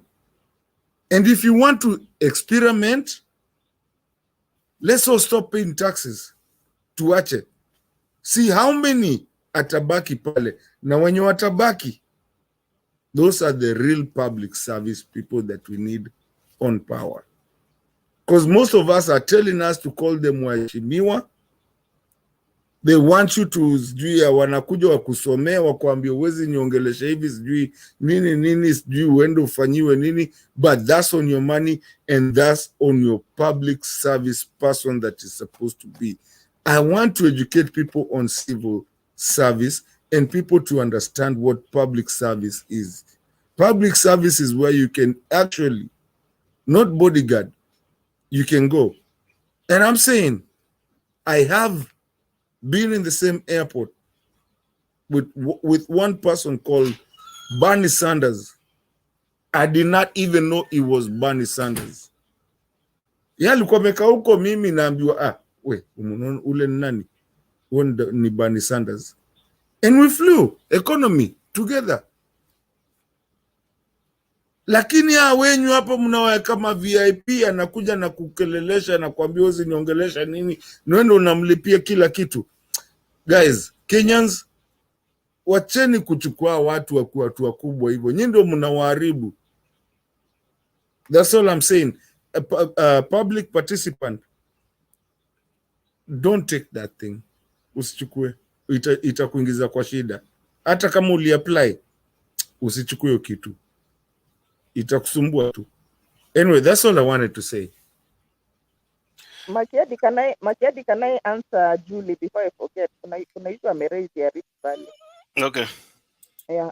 So Julie, unajua the issue of Rift Valley and Kikuyu versus Kalenjin is been there, is something that has been long running. As we all know, when we came from the colonial rule in 1963, what happened before was that our people, particularly from Mount Kenya region, the Highlands region, their chambers were taken by the British, so they were forced out of their chambers and they were put into concentration camps. So what used to happen is that they go in the evening, they go back to concentration camp, ni kama tu kakijiji cha clan hivi, and then they go and lima the shamba for them to which they are taken their shamba. So at independence, kila mtu alikuwa arudishiwe shamba yake. So they were custodians of these chambers. Sasa Kenyatta alikuwa sana sana custodian wa hizo mashamba za Wakikuyu, and unfortunately he gave out those chambers, large huge tracts of land, to his friends and his family, who still own those chambers today. So what happened now was that he had to take care of those people who are supposed to be given back their chambers. So he decided, let him take them. They form groups. Then he takes them to Rift Valley. He takes them to Mpeketoni and other settlement schemes. So in fact, many of those chambers were in Valley pia tulikupewa. Ya Mpeketoni inajua walipewa, but kama ya Rift Valley walinunua in ranching, si walikuwa wanaziita ranching group kama something yenye mnaenda mnanunua like that. So since they already had owners those chambers, so you had to buy. So now when Moi came in, first of all, Moi had issues with Kikuyus because they didn't want him to take over the presidency, Wakina Koinange and the rest. They didn't want him to take over, so he had issues with them. So the Kalenjins now having entered into power, the same way we have nowadays, that mtu yangu, like if I'm a Kikuyu and a Kikuyu is president, I feel now I can dominate the other, even if I'm not really the one who is in power, but my tribe person is in power. So they started being that animosity between the Kikuyus and the Italians. The issue which was now bringing clashes was that because Kikuyus ni wengi na wanazaa sana, they'll get members of parliament who are Kikuyus. Na sasa nani pia hataki hiyo. So what he does is that ikifika electoral cycle analeta violence, wanakuwa displaced. Yeah, wanakuwa displaced, wanakuwa confused, so they can't vote. So that was the tactic ya ku suppress, inaitwa voter suppression. Voter suppression, mtu anakuja analeta chaos so that sasa you can't vote. So it ends up being a local person or a challenging person who is getting the seat. And they also can't vote for what some of Matipa who are running against him. Now, here 207, kweli it was planned. It was very planned. It was spontaneous. Others, maybe Kisumu huko kulikuwa spontaneous, Mombasa. But this one was well planned. And these things, what I can say about it, particularly is that nani wants to give false sense of security as like that tuko pamoja. There's no pamoja. That guy is somebody who, me the way I've studied him and studied kutoka time ya Moi. That person is a person who doesn't change his mind. If he sees you as a friend, he's very loyal, atakusaidia. In fact, ukiona watu wenye wako kwa government yake ni marafiki yake tu, wale wenye walimsupport, watu yake kutoka kitambo, he's very loyal. But here if he has a negative attitude towards you ama he sees you as an enemy, hakuna kitu itabadilika hiyo. And that's the same way tangu 207 is still holding grudges baba mpaka wa leo, because baba alimfuta kazi ile alikuwa anaiba fertilizer na mahindi kwa Ministry of Agriculture. Na tena he takes it badly that baba angekuwa na had the instance in 207 wangekuwa waliingia serikali 207, unaona. So that guy hako na grudge mpaka kwa Moi's family, because after 207 Moi's family now started being hostile to him, of which Moi's family was supporting Kibaki, and then because they were supporting Kibaki, the Kalenjin youth wakaenda wakakatakata his ng'ombe and all that. So you don't expect mtu mwenye amekulea uende umfanyie mabaya kwa sababu hajasupport side yako, we expect that atakuwa welcoming to you. So that's why the guy, the Moi family fell out with him. So now he has grudge with Moi family, make sure wametoka kwa power. Now Uhuru, because Uhuru didn't support him, kurudisha mkono, he has grudge with him, he has grudge with Raila. What I'm saying is there is a problem with that, because you know this country is run by few families. Hizo families tu unasikia few families and their people. Sasa ukianza kuhunt down Uhuru family, you are trying to destroy them, you are trying to bring them down.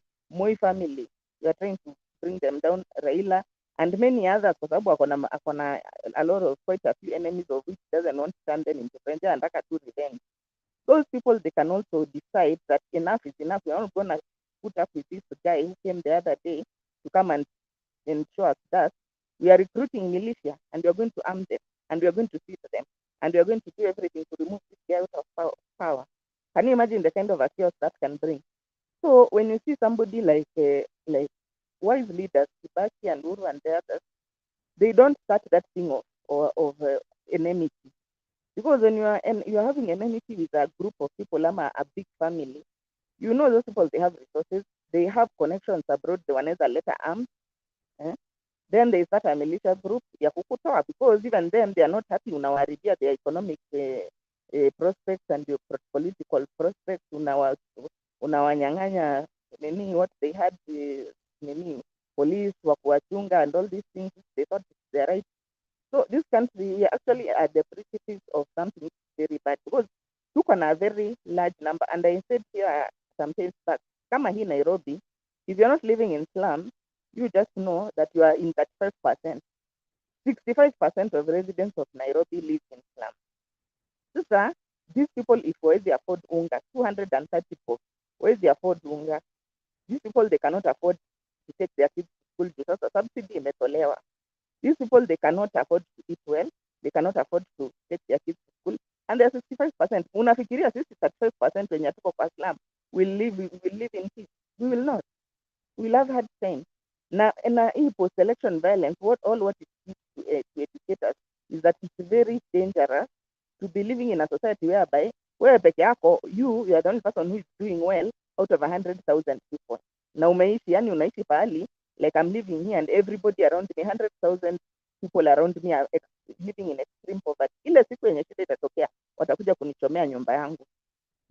Kama what was happening in the slum, unasikia Mjaluo ameingia kwa nyumba ya Mkikuyu, unasikia what has they have taken over, na wanachukua na pamoja na vitu zako, whatever was there, ama my neighbor who is poor anakuja anachukua ng'ombe yangu, and there is nothing, there's no recourse.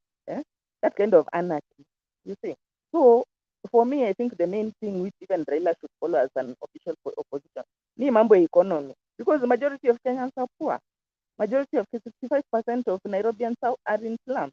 Sasa wakishindwa ku-afford unga, washindwa ku-afford kids, sini mimi watakuja kunikaja, watakuja kuniibia simu, watakuja So nani needs to have that point very clearly, that where we are going is very dangerous, whereby it's only 2 people who can afford to take their kids to school. Majority of the people can't afford this. Majority of the people wawezi afford chakula mzuri. It's a very dangerous kind of an environment, and tunaweza sema that it's tribalism. It's not tribalism, kwa sababu if you see cosmopolitan areas, kama sisi wote tuko different tribes, and we are all living okay, at least we can afford basic things, we can afford education, our kids, we can afford to get enter into a business if they can get employed. We'll not have a problem, hata kama niko na tribe yenye sipendi hapa next to me, I'll have no problem. Hizi problems zote, they are because of poor economy and too much extreme poverty in this country. And that's what Baba should focus on. Yenye tunaweza fanya that we stop this removal of subsidies and extreme looting. Because hii looting ndio imefanya tumefika pali yenye tuko sahihi. If it's not for this looting sahihi, the countries who are with akina Singapore, they're very far. But for me, I feel that it's very important subsidies route. Because without these subsidies, as middle class yenye tunaona we can afford, hata ikifika 500 to afford. My friend, you'll not be eating ugali yenye packet ya unga ni 500 na you are surrounded all over by people who live in slums who cannot afford. Wataingia kwako. And that's what happened in 2007. Waliingia all over those big houses, and they burnt them and they burnt businesses and stuff like that. So Baba needs to focus on that. Achana na hii mambo ya official opposition. Hata hii mambo ya Cherera, it doesn't matter any, because hata akiweka wengine or even those Cherera, they can be compromised. But what we need is checks and balances for the kind of things these people are doing. Na isemekane that you cannot remove, kwanza subsidy is very important, and that is the role of the government. Hakuna mtu mwenye anaweza sema hapa we don't owe our citizens a subsidy. You owe the citizens a subsidy, and that's why we are paying tax, so that we can be able, and that's what even Western countries do. Wanapea welfare wa wale watu wenye hawajiwezi, so that wasikuja kuletea wenye wako na shida. Wako nayo shida, the ones who are okay. You think, why do they give welfare?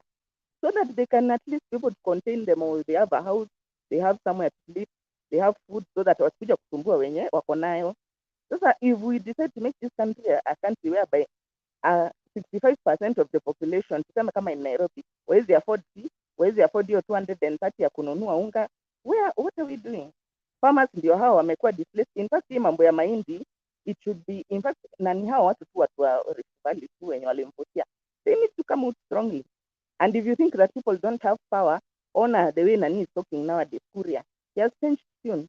Amesema sasa, and the court also has stopped the bringing in that meat, because it haribu economy. What will all those farmers do wenye wako na mahindi? Where will they take their meat? And it's not only them. Kuna watu wenye wana grow mahindi na wheat and so many things commercially. They can't export. So what will they do? That's destroying a whole economy. So Nani anataka kuwe focus Baba na aji align na wale watu wenye they have issues, because I know that like Rift Valley leaders now wameanza kuona the true colors of this guy. And the people, they're waking up to realize this guy is not on our side as much as Nimsia tried. So align with those ones. I remember na official opposition, that's a lot of nonsense which is supposed to call you, ikate makuta yako na ikuweka kwa box. And once now Baba has been in the box, who knows who is going to come up next now as opposition? Because once that position now is vacant, I can assure you with the extreme conditions which are in this country, kuna watu yenye wata come up, and even this big family which now he's fighting, they will come up and they'll be like, we can't take this guy to stay here for 5 years. He's too much. So now what do? Let's arm some militias, we destabilize the country, we get him out of us. And before he's destabilized, ama wamfikia, watakuwa wamefikia wewe middle class. So guys, you know, even this member of Rashid being arrested, Rashid was simply doing his job. Judiciary wameshindwa kufanya anything, and he's not the first person to kill thieves or kill thugs. Mushuki was killing Mongiki, and Julia yuko hapa, and I'm sure you know what was happening that time. You can tell us. Mushuki hakuna Mongiki hata moja mwenye alifungwa. They were all shoot to kill. Hata mwili haikuwa inapatikana. Na yeye mwenyewe alienda akasema kwa some function that you will not even see the bodies of your young men who are in this group. So shoot to kill is the only thing which can work in this country, because judiciary haifanyi, ODPP haifanyi. Umeona sasa kesi kama ya kina Cohen, if a case of a mzungu cannot go anywhere, what do you expect a case of a small person that nilikudunga kisu hapa nikikuibia, ama nimedunga watu kadhaa hapa hivi nikiwaibia nimewaua? Where will such a case go? It can't go anywhere. So let them just accept that this country, because judiciary is not working or DPP is not working, shoot to kill is the only way to maintain law and order. Saizi waizi wametokelezea from slums since Rashid ashikwe. Pangani has become very unstable. Flying squad wameachana. Police wameachana. Yeah, like, if you cannot allow us to shoot to kill, now it's a crime. Sawa. Wacha tuachie tuone what you'll do with your ODPP there. We want it to be justice for extrajudicial killing, tukifanya extrajudicial killing. Sawa. No more. Let's do now the judicial tuone. Saizi thieves are having a party. Very nice time, because police now pia kina Hesi, they've taken back. Hawataki kwenda jela. For what? For killing thugs who have been killing, like you kill like 20 people, you even kill police officer, and then me, I cannot kill you as a police officer.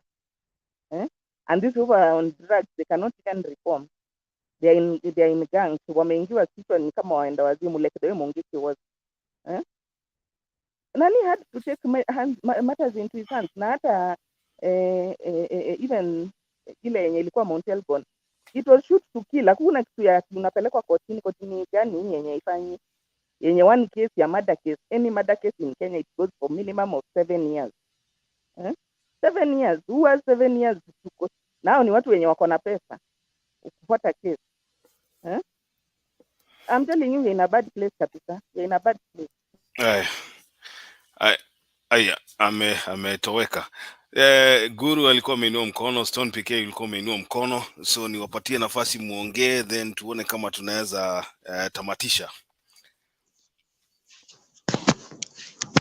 Yes, Makiadi, I think it's unfortunate that public participation ameenda, sababu ni kuwa nataka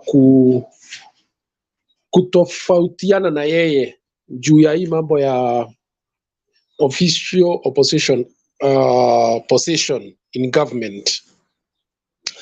Ukweli ni kwamba hii serikali ya UDA has been unable to move, na gari ikikataa kumove, kuna njia kadhaa unatumia, inashtuliwa. PK anajua hiyo, unashtua ama unaita watu wanasukuma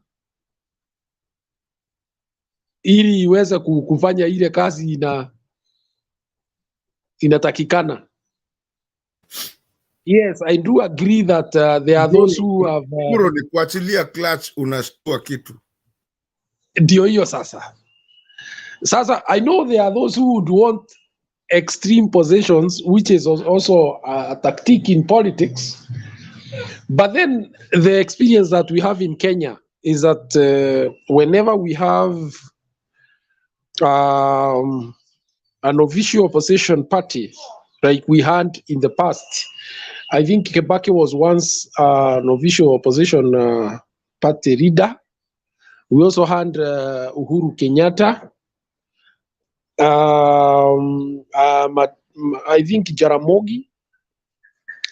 I think those governments did much better in terms of oversight. You see, it is possible to fight in the streets, yes, but to what extent does it influence how the resources are distributed and used? In the proposed official opposition position, the leader will have the discretion of appointing a person in every one parliamentary committee as a representative to know if it is dams that are being distributed across the country, to know why Kisumu has not been given its fair share of dams, or Wajir, or Meru, or wherever. So, number two, it's about the resources. How are the resources being used? Are they being wasted? Are they being stolen? You see, what we have in Kenya right now is a government that has refused to move in terms of, it has no energy, because energy of a government comes from the people. It's the people who drive governments. And because this government is lacking in legitimacy, it has a problem. It is like a vehicle that has no fuel. I'm not surprised that they are the first to embrace that, because what they want is at least to create an environment where even investors feel that they can come and put their money. Otherwise, the way the situation is right now in Kenya, I think those who do political risk assessment, they are not giving very good scores on Kenya, because of the obtaining economic conditions. They are possible to be exploited or used to foment, constant strife in the streets. And the government is not helping matters, because there's not putting any policies to, ameliorate the kind of suffering that people are going through. Lack of food.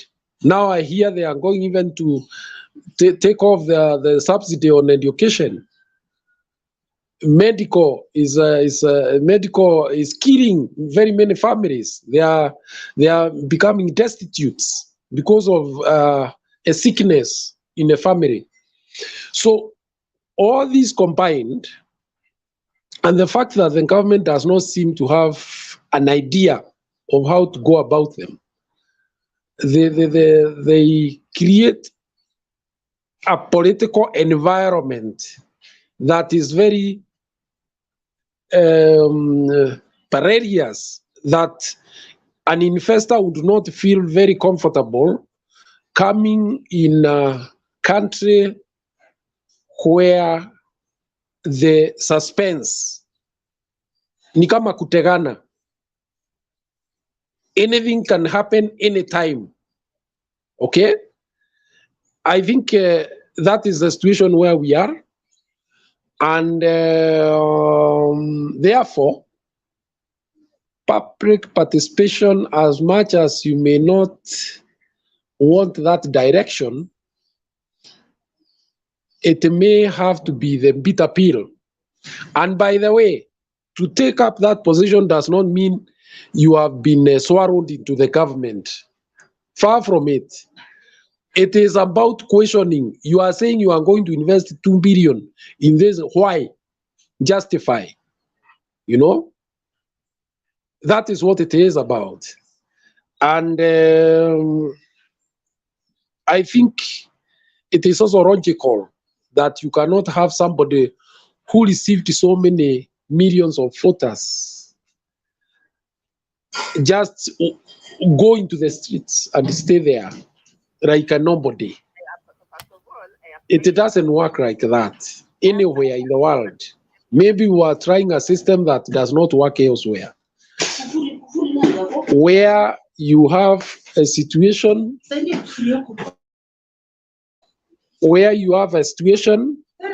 that a situation where you don't engage with the government, because after all, not unless you are going for the extreme, that means the removal, then you have no other option but to come strong as to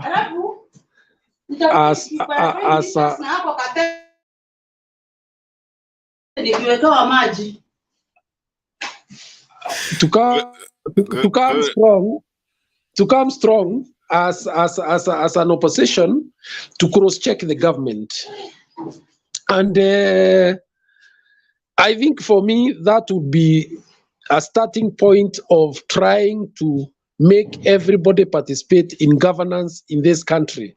There is this misconception that when you fall into the opposition, you are either discarded, useless, and it is a position that you should not be. Unfortunately, that is what is captured in our constitution, that there will be the governing party, and also there are those who will be the minority. Instead of having minority, it is good to have the official opposition party, which will also be giving us alternative budgets. Okay?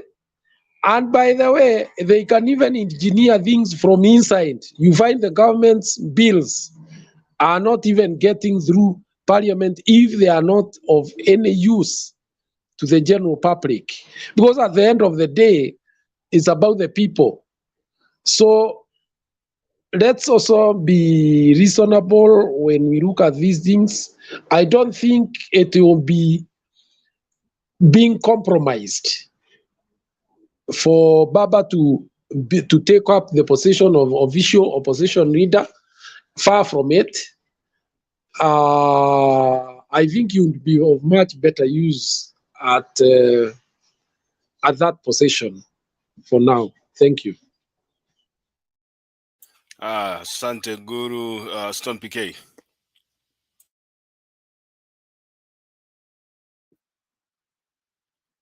Thank you guys. I've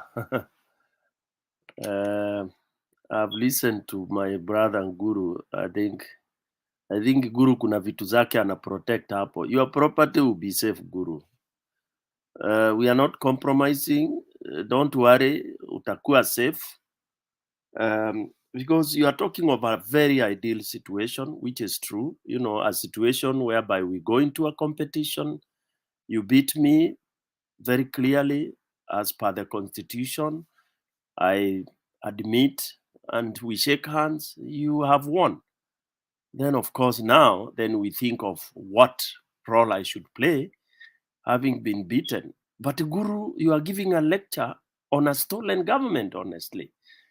You are discussing a very ideal situation in a very, very awkward, very wrong, rotten situation. Somebody steals from you and then you now compromise.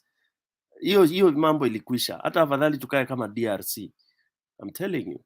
Because what precedents are we setting? That every time we go, then let's not have elections, Bwana Guru, and those who are, following Guru.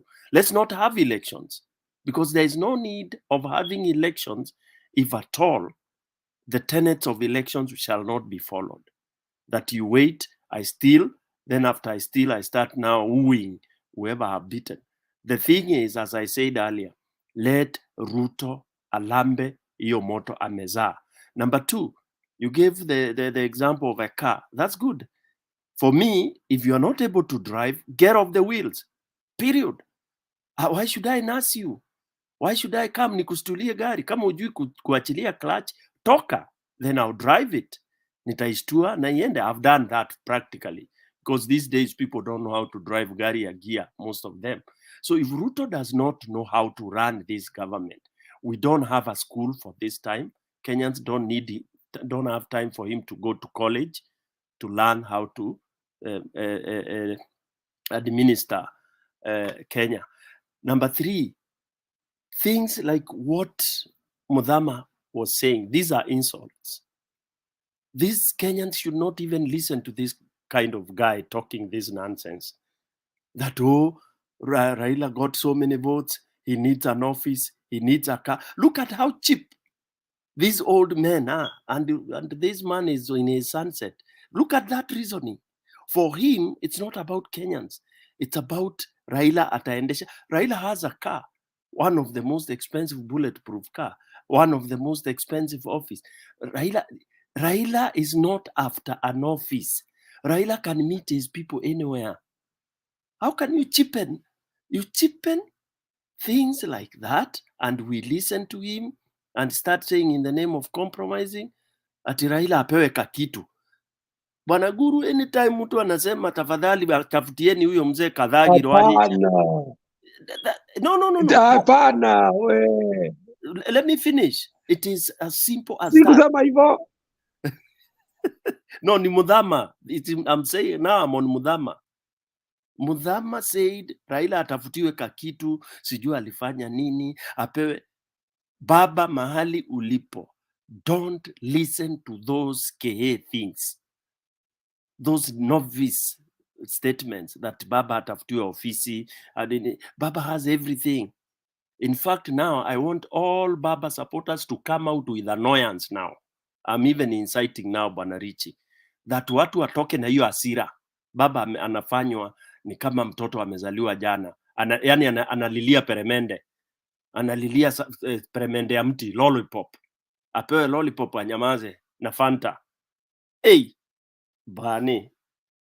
That is going too low. Wakenya tutokeleze and tusitoke hapo bila decision. There is no cure for this government. We don't need to be in opposition.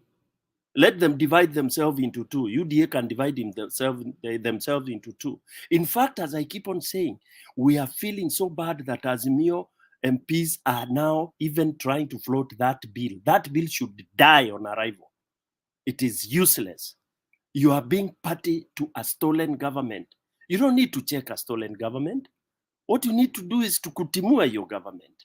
How can Sasa, in fact, what logic is there?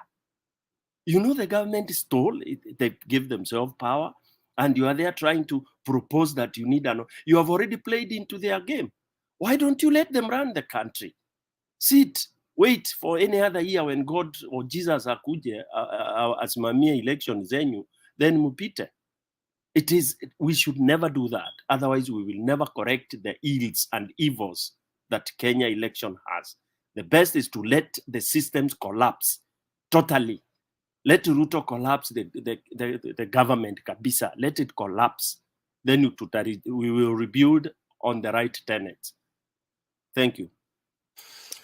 Haya, Guru, kabla unmute naona kuna domi pale anainua mkono.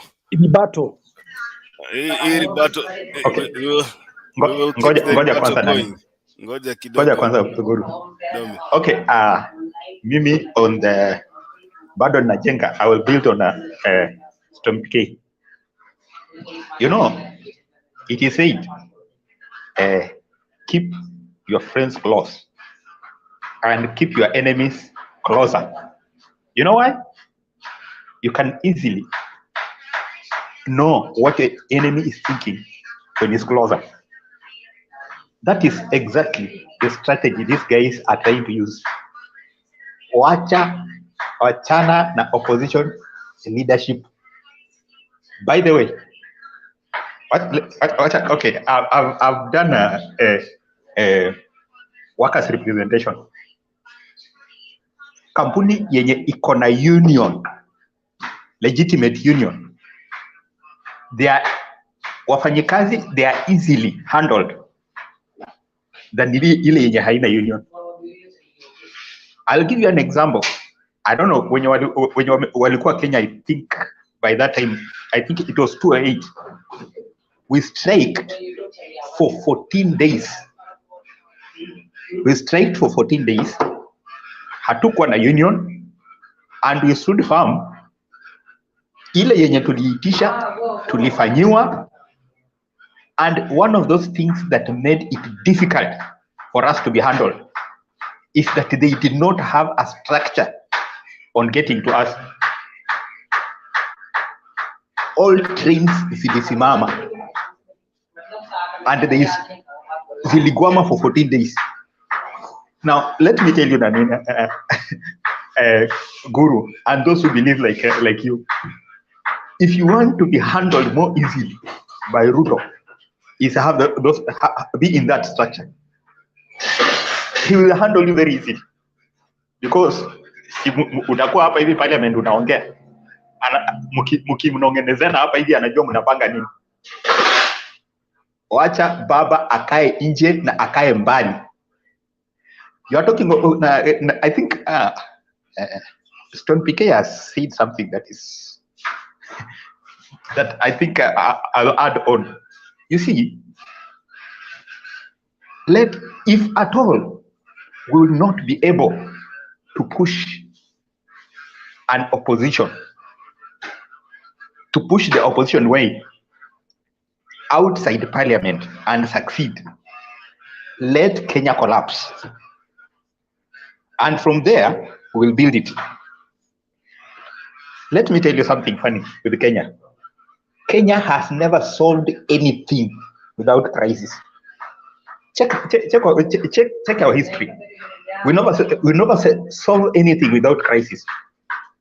The constitution of Kenya came after crisis. I mean, the new constitution came after crisis.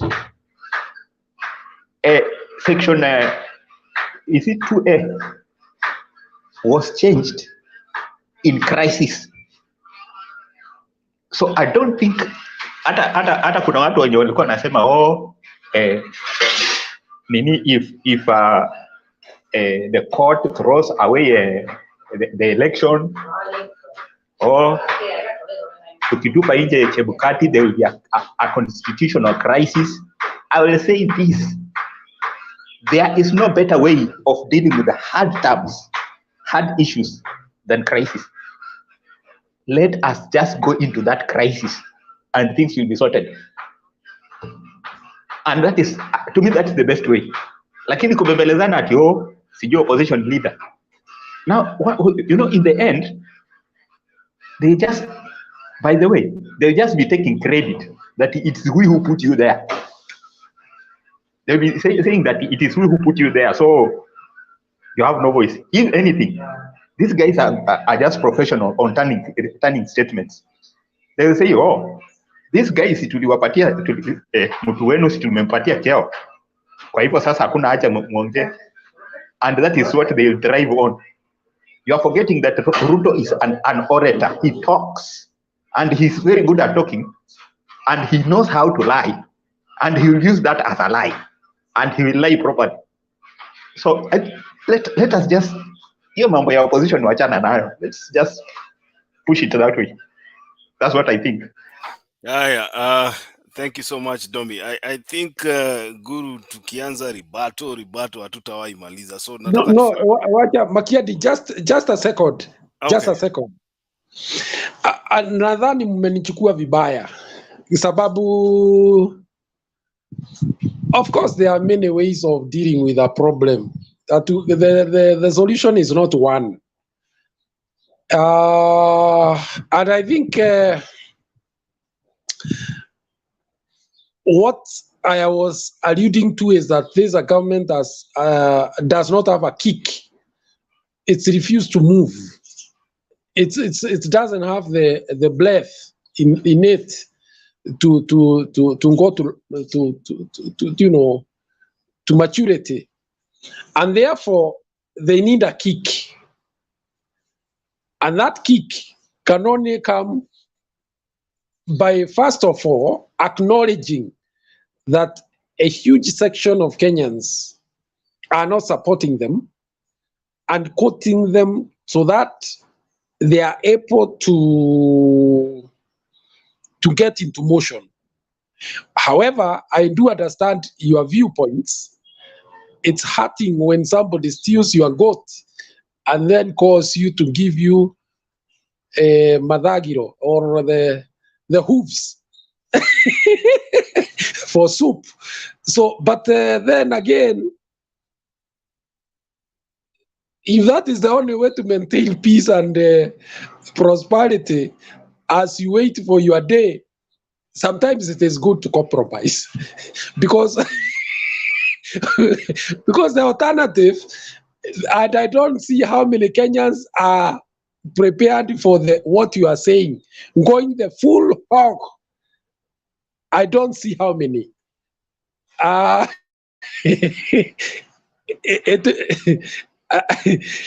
don't see how many. Utawaona guru. Okay, my friend, but hunger has a way of making people, of creating that crisis. I was giving you my side of a view of things. I know there are many who will tell Baba not to even dare, not to dare get there. But then again, that is, I believe that is part of the reason why we will be meeting in Kamukoji. Thank you. Haya, I think tumechapa masaa 10 na dakika 45. 10 hours 43 minutes hii show ikiran. So I think we've been here for long. I can see we still have a huge viewer base. There are still people who are following us kuanzia saa ile tulianza mpaka saa hii. Unajua guru ulienda nilikuwa na kuona hapa mchana mkiwa na Bernard, tena nimekuona umerudi hapa saa hii. Umeenda umelala, umeamka na umetupata bado tuko hapa sisi. Na I think hata public participation naona ni kama hata amepumzika na akarudi. So hata sisi tunataka tuende tulale ndio tukue na siku nyingine ya kesho, lakini nitawapatia dakika only 2 minutes ya kufanya closing remarks and public participation. Na guru nimewatumia message hapo, nataka niwaalike officially, nataka kuwanyang'anya kutoka kwa Bernard huko, at least you have resourceful info kwa ground kama hiyo yenye public participation ametupatia hapa. Hatukuwa tunajua hii ya nini ya pesa hii ati unapatiwa 500 unarudisha unaongezewa sasa inakuwa 1000. We didn't know that. Sisi tulikuwa tunafikiria utakuwa unakopeshwa 500 tu peke yake mpaka I don't know, that's news to me. So Misi alikuja hapa akatuambia yeye amekopeshwa 5000 direct na hajui amekatwa pesa ngapi. Nikajua huyu jamaa anatupanga. That was a lie. Au hiyo. Nikaona huyu jamaa anatupiga brush kwa sababu hatuna habari, lakini unaona sasa mtu kama guru akikuja hapa anatupatia information kutoka kwa ground, na pia public participation na kuna information original kutoka kwa ground. So watu kama akina Mise rafiki zetu wakikuja hapa kutupiga brush, we can pin them down there and then. So wakati mwingine mkiona tunaanza show, sijui kama mumeregister ama namna gani. Duke Moses anasema bana tusijaribu kufunga show. Tumekaa hapa sana Duke Moses. Tumekaa hapa sana mpaka kuna jamaa anaitwa Elfas Kipkosgei anauliza kama mnalipwa mshahara hapa. Join show. Is there a salary? I join. Elfas Kipkosgei, kuja tukulipe kama unaona hatuna kazi ya kufanya. Join tumlipe sisi. You know, sometimes people think guru watu wakikuja hapa kuongea mambo ya nchi yao ni kama we are very idle. Inafaa ambiwe ile kitu watu wanafanya siku moja ndio ajue you can still join here na ufanye kazi yako kando. We still make time to be here because we love our country. So I want to give my panelists at least 2 minutes wapeane closing remarks.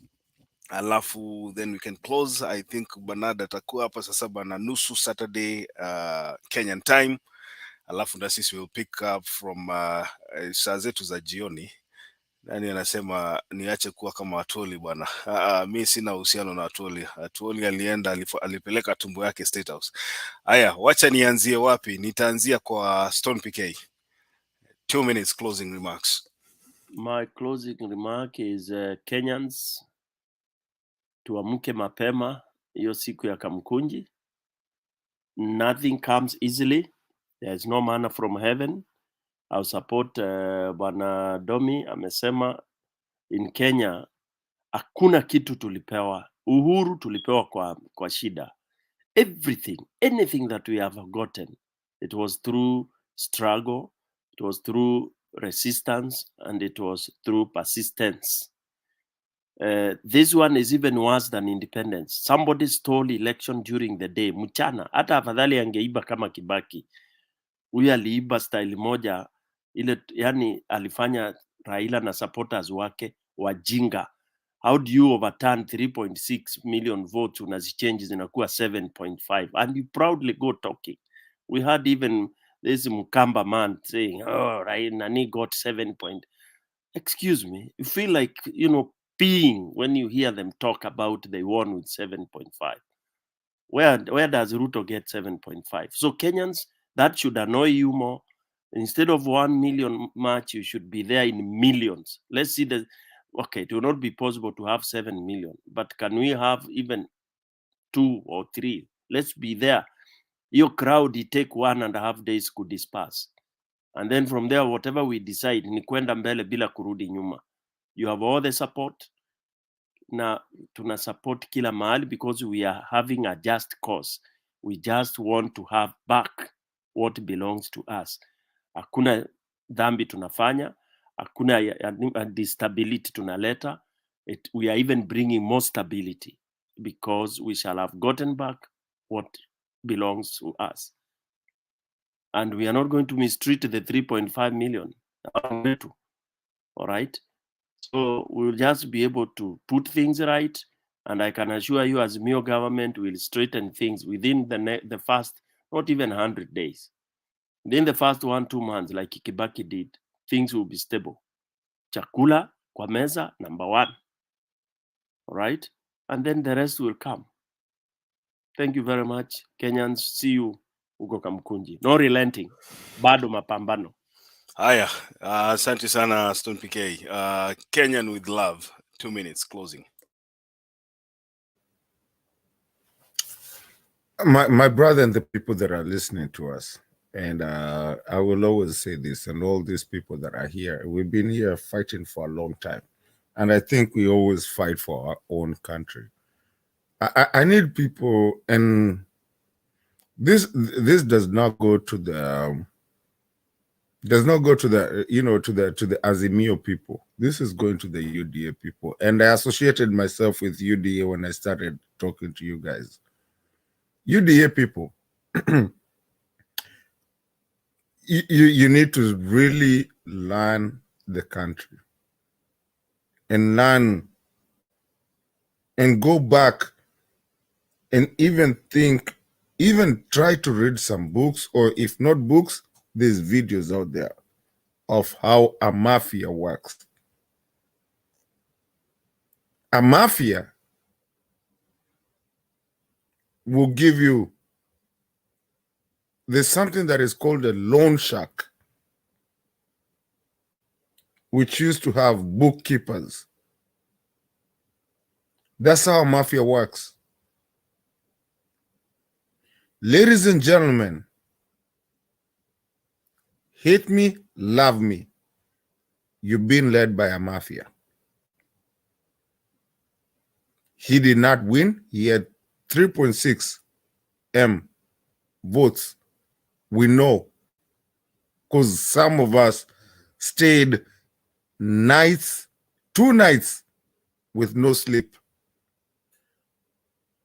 watching that. When he was first hacked, we caught it to Lishika.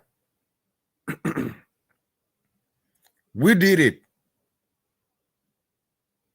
Right now, Munasumbua Kinacherera for nothing. Those are patriotics. Those are patriots. They are the people that actually said the truth. And let me tell you guys, Kenyan, if you lose this, Kenyans, if you lose this chance, you will never get it again. There's the Orengos, there's the, there's the Pastor Joyas, ni Joya ama ni Tonani, there's the Railas that walipigwa And if you've watched that video, when they were getting beat up, Orengo akiwa kakaboy, when they were saba, then you will realize why you have the freedom that you have. Kenyans, please, I'm asking you guys. We know, we all know. And by the Richie and the people that have been here, and I'm not lying, so many times I've heard the guys of UDA here, the wale wanaletaka vitu za UDA, I've asked them so many times, niambie, Ruto alitoa wapi kura zake? And I've told them, other than Central, kidogo, na si yote, Rift Valley, na si yote, alitoa wapi? And hakuna mtu nijibu. Nimejaribu Duke, nimejaribu Mise, nimejaribu wote, hakuna mtu nijibu hiyo swali, because we don't have an answer. Na hata naweza wauliza nyinyi wenye tuko hapa hivi, where did Ruto get his votes other than the two places that I said? Na mtachanganikiwa nyi wote. We do know Ruto never won.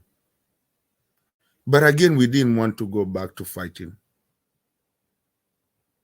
So Raila just let it be. And that is what he's trying to tell you guys. Because you don't want to be called the names that he's been called all this time. That, oh, he brings chaos in the country. That's what they do. And I need Kenyans to understand. It's not that what it is. Mkiacha Raila ende na anyamaze. And he said today, I feel bad for my country. Mkiacha Raila aende, mtabaki uchi. Na mtakuwa na mtu wa kuwatetea. He's the only person that is left. Kutoka kina Matiba, kina nani, the only person that is left that can talk na country isikie. Mkiacha Raila aende, tutaumia Kenya. I'm begging Kenyans, let's take advantage of this man while he's here. Raila is not going to be in the ballot in 2027. Raila wants to go and relax. But he's telling you guys, think of your country before it becomes a mafia country and it goes down. He's not going to be there. Raila, I don't think he will run in 2027. But he wants to leave a good country of what we've been fighting for. That's why he said 30 years we've been fighting. And the people of UDA that come here and people think that they know UDA and whatever, shame on you. Shame on you. And especially the young people, because you don't know what has happened in this country. You do not know. Young people here coming to tell us, you ati nini, UDA ati sisi sijui ni mahasla. You have not seen anything. We saw it. And we've had it. Go do your research. Richie, I am a very bitter person to see some people come here and try to say something and not even think about the country. The biggest thing is not UDA. Next election, even UDA will not be alive. It will be another formation. Alafu utakuwa umetuharibia nchi. Kwa sababu unasema, Raila tumechapa ODM, tumechapa sijui Azimio, tumefanya nini na nini, and then it will not even be that. You'll be maybe in something else called another name. When was UDA formed? Was it even there before the last elections? Guys, it's not about party. is about the country. Think about your country before you think your party and where you think you're leaning. Because without that country, you do not have even that party that you think you're leaning onto. Richie. Safi, Kenyan with love. Let me move on to Domi, dakika mbili.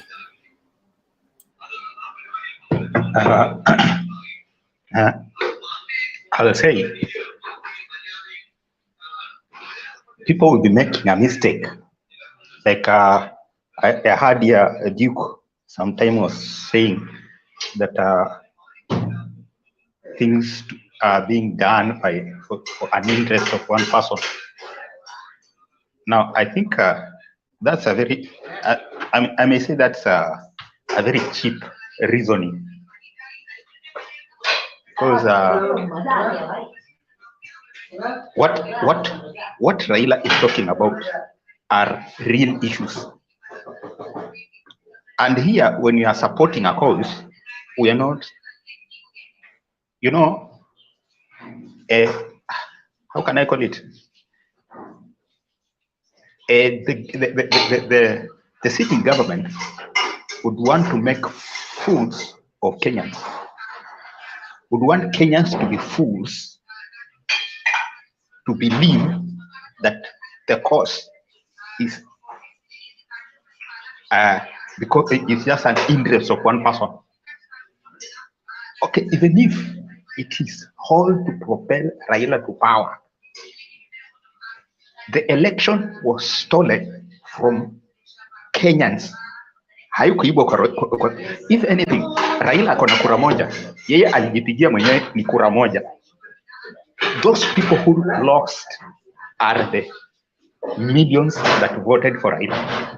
Hao ndio waliibiwa. Raila hakuibiwa, na kama aliibiwa kura yake moja. Sisi wenye tulimpigia ndio tulipoteza.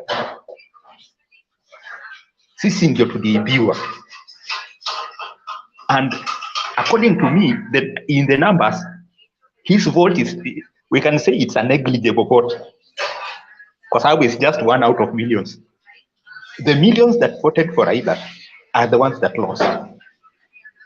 Na wakati anasema we are fighting kwa ajili, the government has lost direction. Instead of focusing on more important issues, instead of focusing on how to provide food for citizens, their focus in Richie was doing some calculations here. The guy who told us that he's not going to borrow, he's borrowing almost to $1 trillion by now. It's only 3 months in office. He's borrowing to $1 trillion.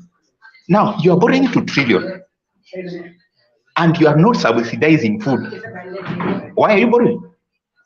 You are not building roads, because I think so far what this guy had in mind was to. In fact, he said himself, we are going to scale down on heavy capital projects. Now, you are not doing the heavy capital projects. Why do you borrow that much money? Okay, you talk of investment.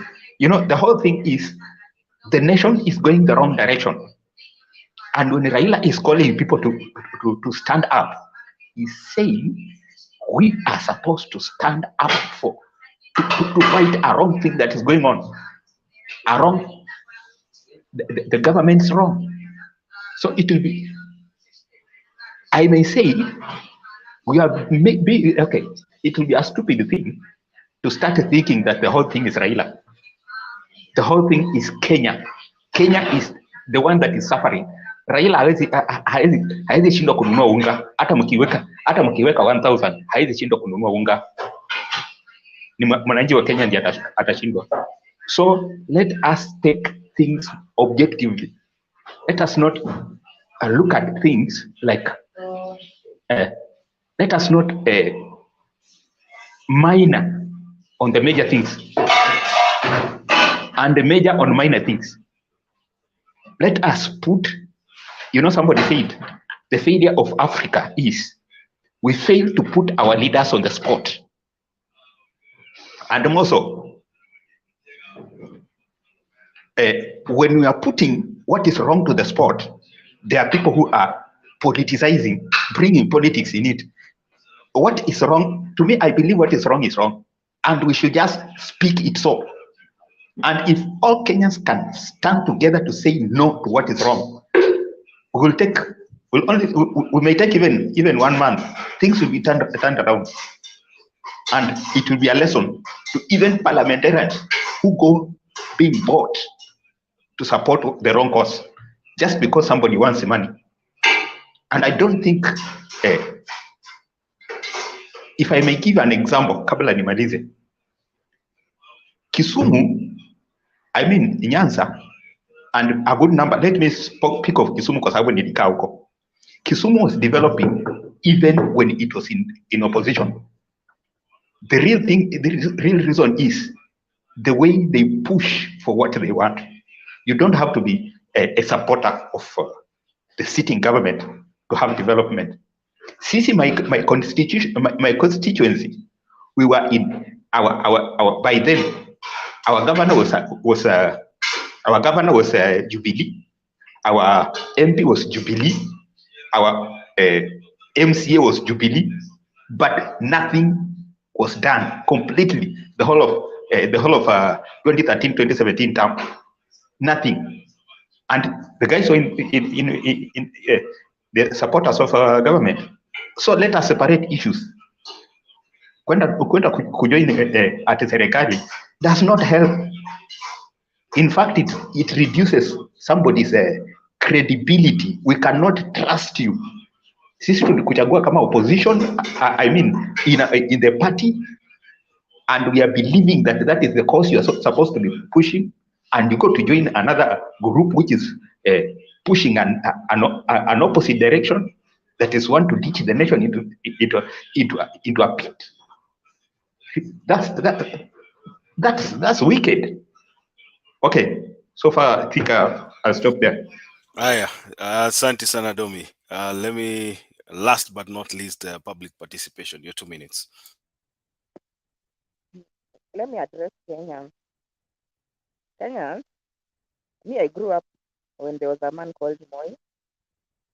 The whole country was at deathbed because of one person and his friends and his family. One person called Moi. Moi had brainwashed us from when we were children. We used to sing Kano ni baba na mama, Tawala Kenya Tawala, Raisi Moi. The roads were full of potholes, blackout for 3 days in a week. That time, electric bill is extreme, very sky high, inflation. The country was in complete disarray. Clashes anytime when there's election, there's clashes in Rift Valley. The country was just in shambles, complete and absolute shambles. He borrowed IMF loan, he eats it with his friends. World Bank, the same. Those are Kenyans. I am feeling heartbroken because in 2002, after 24 years of this guy called Moi, we are now going back to that kind of life, accelerated. Roads are there. Uhuru built the road needs maintenance. If there's no money, that road cannot be maintained. It will soon be having potholes. All these roads will be having potholes. If we don't have the money if the money is being looted instead of being doing the work. Right now in Nairobi County, this has been 3 months. The senator is, not senator, but the governor is a UDA person, and there's nothing he has done. The only thing I've seen him doing is closing back, saying that PSB will carry children for free. I don't know. There's nothing. I don't know if there's anything else, but personally, I've not heard him saying he has done any achievement other than those which are of no consequence. Now, this is where we are returning back to. We are returning back to that time of Moi, confusion, anarchy, criminal sort of all over, insecurity. Right now, since Rashid is the guy who shot those two boys who are in, I think they're in Gaza or some criminal gang, who had actually killed his partner or his workmate, a fellow police, to steal his gun. And he shot them because they have become nuisance. They have been warned several times. They are being taken in for custody. Their parents bail them out. The judiciary system is not able to handle them. Now, we have institutionalized healing. Now, what is happening here in Nairobi is that they have started even going into matatu. They enter matatu, seats that is with gun, and they talk to you very nicely. At Ambaka, they have customer care. They tell you, you know, you are our customers. Just give us the money, the phone. You don't want your ID. You don't want your card. You don't want this and that. They talk to you very nicely. So you can see we are dropping slowly into anarchy. We are dropping slowly into confusion. Kenyans, a president is not there for him to come and take over the country like it's his own personal property. Kenya is not a personal property of Hustler and his people. He is trying to make it a personal property. He is trying to buy it. He has bought the judiciary. Judiciary now is in his pocket. Executive, all the chief whips and the chairs and all these, he has put them into his pocket. Churches, they have been put into his pocket. Just Catholics, the other day, I had them able to raise their voice and say no to GMO. But all the other denominations, they are just quiet about GMO issue. He has put church into his pocket. Now he's trying to put also Raila into his pocket or Azimio pocket after poaching several of their leaders or several of their members. That's how we are going. So we are going back to where Kenya is a property of an individual person or a group of, not even group, it's just individual hustler in particular, which was what was happening during Moi. Ameweka kanisa kwa mfuko, ameweka judiciary kwa mfuko, ameweka parliament kwa mfuko, kila mtu wako kwa mfuko. Sasa opposition ndio wamebaki sasa wako kwa mfuko. Kenyans, it's our right to say how our taxes are being spent. It's our right to say that food should be subsidized. And there is no country, and since we are benchmarking with the West. The West have what is it called, welfare. Nowadays, I understand even the 2K for old people is no longer reaching. We have to come out and say no. Bring back subsidy ya unga. Bring back subsidy ya fuel. Because some people are cooking with kerosene. And those are slum people, they don't have any other way. Kerosene is becoming too expensive. Bring back subsidy ya fees. Because if the fees becomes unaffordable for high school, then people will drop out, and we wanted 100% attrition people everyone who went to primary goes to secondary. Now we can't have that because people won't be able to afford. Government was paying 50%.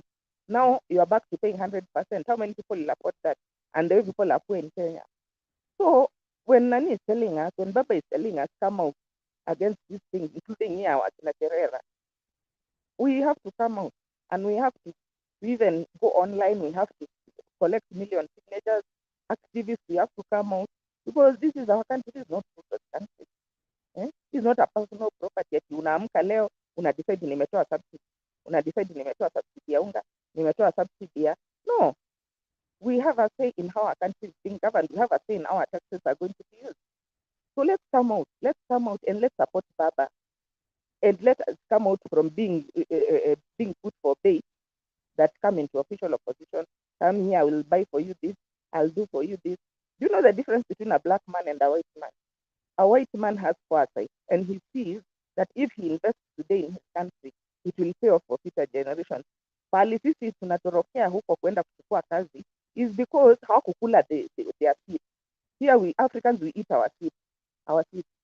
So what Ruto is doing, he's eating our seed. That seed is the one, and not to say that because white people white people don't have corruption, that then means that they are no rich people. They are rich, but they become rich in a good way, not by stealing. And we have to come out of that mentality as Africans. Hata kama mimi ni messenger, nikipewa maziwa packet 10 lazima nikunywe niibe mbili. Hii mambo ya wizi lazima tuache, because we are eating the seed which the harvest would have made us much more wealthy. Look at Singapore, where they are. You want to tell me there are no rich people there because they didn't engage in corruption? So we need to change our mindset and to support Baba, to bring back all these subsidies, and to say no to GMO and every other thing which this guy wants to bring for us. We are not helpless. We have a voice, and we can do it. And we need to also bring in our representatives who we voted for to come and say, because the representatives wa Rift Valley wamesimama wakasema GMO itaharibu market, na unaona saizi with the pushback something is happening. Yeah, and even you guys who supported UDA, if you find that now this hustler is a liar and he's taking you down like the maize industry, come together, we join hands. This is our country. This is not a Uda country or a Azimio country. We are together. If the country goes down, tuko pamoja. If the country goes up, tuko pamoja. So when you see you have the person you supported is taking the country down, join hands with Azimio. Just join hands with Azimio. Forget about people will see that you are full for voting, I'm for campaigning. Join hands. Come, we join hands, we bring back those subsidies, we change, we remove Dodi na GMO, watu wa nini government lipa hiyo 50% ya fees, unga isubsidiziwe, ama if not that, whatever the case, but we need those subsidies to come back. And number 2, we need GMO out, and we need all imports which are being brought in where we can produce like sugar to be removed, to be cancelled, and we bring back those industries, and we have money to be able to do repairs. Hii barabara zenye tuko nayo sooner than later tutaanza kupata potholes. Kama hatuna pesa tutarepair na nini? Kwa sababu sasa watu they are busy misusing the money, because now they think that let's make life hard for this guy to come and waste us, because that's what he's actually doing. He's wasting us. Huh? Akitoa subsidy ya chakula, mtu wa slum ashindwe kukula, akuja kushoot. You are the provider, you are the breadwinner in your family. Has he not wasted your family? Has he not wasted your potential? So let us come out of this individualistic. You will never get to where Europe is if all you are thinking about is your today pocket. How much can I steal? How much can I take? We need to change that mindset on an individual basis and as a country. And we need to stand with Baba. Baba is 77 years old. Baba does not need to be the one who is anaenda kuchoka kusimama hapo hivyo, because he wants to live. There is no one who is 77 who is thinking about his own stomach. They are thinking of their posterity. What will happen tomorrow? They are thinking of the future of this country. Sasa Baba atakani mtu wa 77 akuwe hapo na wewe mwenye uko 20, 40, you are not going. Inaonekana amedrop. Okay, sawa basi. Mi nitasema yangu machache. Number 1, David Ndii alisema, if you are looking for a government that will fight corruption, do not vote for the Kenya Kwanza government. I think we are seeing the words of David Ndii coming into full light. Public participation. Naona umerudi. I think ulikuwa umemaliza, right? Yeah. Okay. So what I'm saying, Kenyans, Baba as he is 77 years old, hakuna kitu anabegain ama anangojea kugain kutoka kwa hizi mambo yenye anatuambia let's stand up against this totalitarian regime. He's just, hakuna mtu wa 77 anafikiria hivyo. So please, let's come out, let's join hands, let's see, hata ukikuwa na idea of how we can mobilize, come out with it. Nani is accessible, Baba and people are accessible, so that we contain this disaster which is here, because if in 3 months tumeona hizi shida zote, hebu niambie kitambo tufike 5 years tutakuwa wapi? The country will have collapsed, the economy will have collapsed, will be in extreme debt. Right, tushafika debt ceiling ya 8 trillion. Nani anaenda behind the scenes to borrow some more money, hustler, and already we are at the ceiling and we need to pay this debt. So if we don't condemn these people and we let them just have a runaway kind of a where they can do whatever, because wamepocket kila mtu, it's us who are going to suffer, because itarudi kwa mfuko wetu kulipa hizi loans already tuko nazo za China. Otherwise, thank you. All right. Thank you for your contribution. Like I said here, Devin D said that if you're looking for a government that will fight corruption, do not vote for Kenya Kwanza government. And surely we have seen his words come to pass. I can confirm the people that are being appointed to various positions in this government, the likes of Waititu, the likes of Mary Wamboi, the likes of Aisha Jumwa, Rigathi Gachagua, and the rest, all have some form of corruption, and I think they fit well in this government. Number two, I want to talk about the post of official position. Like we have said here, I want to say here that if it is a must that we have a position for the official position, then I'd rather we give it to Martha Karua, and then assisted maybe by Babu Owino or somebody like that. But I think, as Stone PK said, Raila Odinga is past those things. I don't think you can contain Raila Odinga in an office with a table and a chair. Alipita hiyo miaka. And the judiciary, we say the judiciary is on the edge of collapse, of total collapse.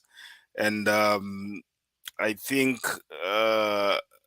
what I can advise Kenyans is mahali Kenya imefika, wewe chukua fuliliza yako, not fuliliza, chukua hiyo pesa ya hustler fund, wewe jiwekee yako kwa mfuko, ndio wakati itasambaratika wewe utakuwa uko na zako umejiwekea kwa mfuko, because hii 50 billion ni tax yako, so jitafutie yako mapema ukae nayo kwa mfuko. Hii serikali sioni kama itaenda sana, haionekani iko na mpango yoyote ya kusonga mbele. So I want to thank you all, panelists, public participation, Stone PK, Domi, and Kenyan with Love. Na washukuru sana kwa kuwa pamoja nasi. And all those people that are joining us on the comment section, we want to appreciate your presence here. We've been here for 11 hours, 18 minutes. Hata kama ni movie Stone PK, ingekuwa imeenda season 3, labda ungekuwa umeona season 1, 2, 3, labda 4 saa hii. 11 hours, 18 minutes of live broadcast. So Ndush nasema don't touch that cash. Why? Chukua pesa Ndush, hapana ogopa pesa bana. Hiyo pesa ni yako. Hapana ogopa hii mambo Mato nakwambia hapa. We chukua pesa zako ukae nazo kwa mfuko bana. Tufena Olaka nimekuona hapo. Asante sana. Bange Migai asante sana. Danny Darius, for the Danny Darius, asante sana. Anasema David D is overrated. I agree with you. You can see the policies zenye zinatoka State House. David Inyangala, asante sana. Unani Sumbua, asante sana. Waskoan, asante sana, nimekuona hapo. Watu wanasema walichagua dimples za Sakaja. Hakuna kitu ambacho wamefanya huko Nairobi. Good luck. Mahiga Sniper anasema nakumbuka vita ya Jogoo Road, pengine mjinga ndiye atafuata. Maandamano Mahiga, watu wako tayari na hii maandamano hii. We labda ndio umeingia baridi, lakini watu wamechoka. Mokogoti Chano nimekuona, asante sana. Nani mwingine nimesahau kumtaja? Nderito Idhewa Ashiro, asante sana, nimekuona. Tatu Juma, good to see you. Nani mwingine? Fabian Kimboi anasema bana, watu wako na matusi. Mnatukanana na nyinyi mlishinda kura. Sasa unakasirika hata kushinda mwenye ulimshinda kura bana. Inakuaje lakini. Aya, Naomi anasema UDA enjoys the freedom that came from Baba. I agree with you. Naomi, asante sana. And nani mwingine hapa? Tiara nimekuona. Stone PK, kuna mtu anasema hapo unatoa points, anaitwa Naomi. Anakubaliana na points zako kabisa. Duke anasema nisijaribu kufunga show. Sasa nani atabaki akiendelea na show? Hao watu wote wamechoka, wanataka kwenda kulala. Kwa Mato najua saa hii ni saa 8 za usiku. Hata Stone PK sijui ni saa 6 ama ni saa 7 za usiku. Watu wanataka kupumzika, ndio tukutane hapa kesho. Unaongea hivyo na tuko nini? Tuko timu moja. Haya, ndio hiyo sasa. Umesikia saa imeenda sana. Morris Onyango, asante sana, nimekuona hapo. Na wengine wale wote siwezi wataja wote, lakini ninajua nyinyi ni mafans wa hiki kipindi. Ninataka kukukumbusha kwamba you are supposed to subscribe kwa Motembei TV, alafu hit notification button. Ukigonga hiyo kengele, unajua Stone PK, gari ambayo nimesikia unasema gari ya gear, unajua mahali uliko inaitwa namna gani? There's a name for that. Haitwi gari ya stick gear. shift. Stick shift. Inaitwa gari ya stick. Gari ya mti. Sikia gari ya stick. Stone PK inaitwa gari ya stick. Waitagi gia wanasema hiyo ni gari ya stick. Nimekumbuka hiyo sasa, nikasema acha niseme ndio nisisahau. Hiyo ni madharau bwana. Si madharau, unajua hawa watu wako na kizungu ingine mbele, ile tunaita bonnet, inaitwa hood. Alafu huko nyuma trunk. Mahali tunaitanga boot wanaita trunk. Sasa ukiambia mtu open the boot hapa, inamaanisha vitu zingine. Kuna jamaa anaendesha taksi, alienda kubeba mtu airport, anamuuliza do you want me to open the boot, and aweke suitcase huko. Huyu jamaa akashangaa,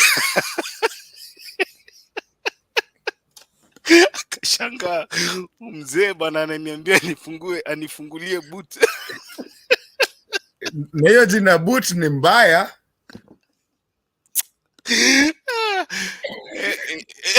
Hii inaitwa maisha inaitangwa nini, culture shock, inaitwa culture shock, si ndio?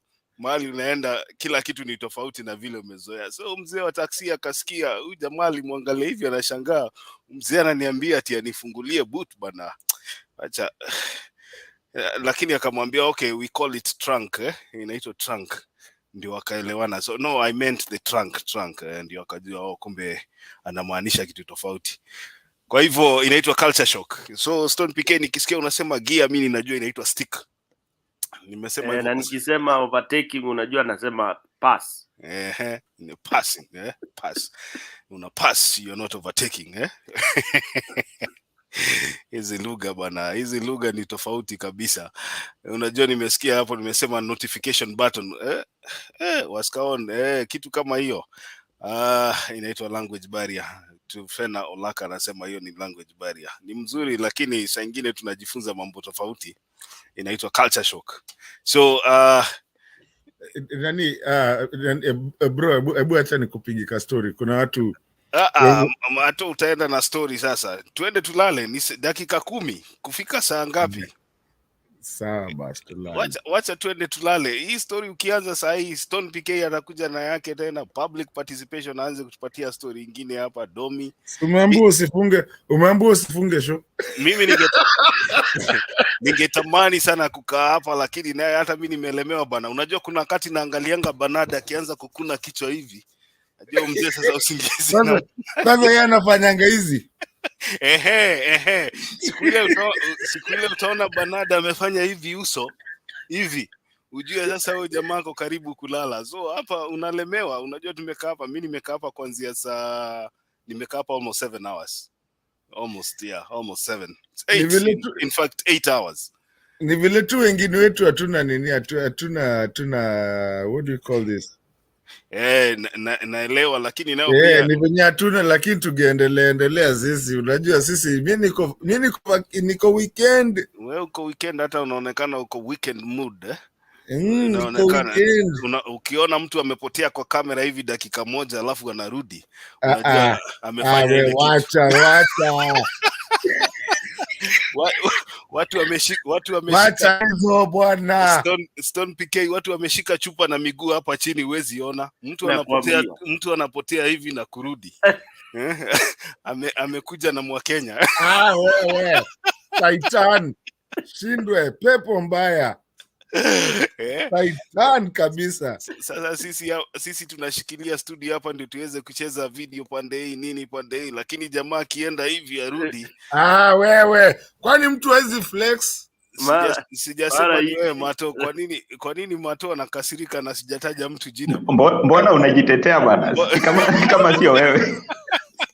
Mbona unajitetea na bidii namna hiyo, na hakuna mwingine ameteta, ni wewe peke yako? Na unaona hata public participation hatujamtaja na haja complain. Sasa hii ya Mato ni gani? Mimi hakuna mtu amecomplain. Sasa hii tukiambia watu watuonyeshe ile vitu wameshikia hapa kwa miguu hapa chini, kuna chupa. Hebu endo kalale, funga show. Kuna chupa imekamatwa hapo. Watu wameanza weekend mapema,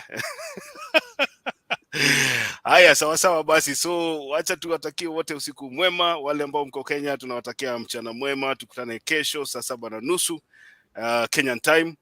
Ukiwa pande zingine sijui uko pande gani, lakini Kenyan time, that's where hiyo ndio benchmark yetu, Kenyan time. Vile hii watu wa kutoka Kericho County MCA walienda benchmarking Western Hotel, sisi tunakutania benchmarking hapa.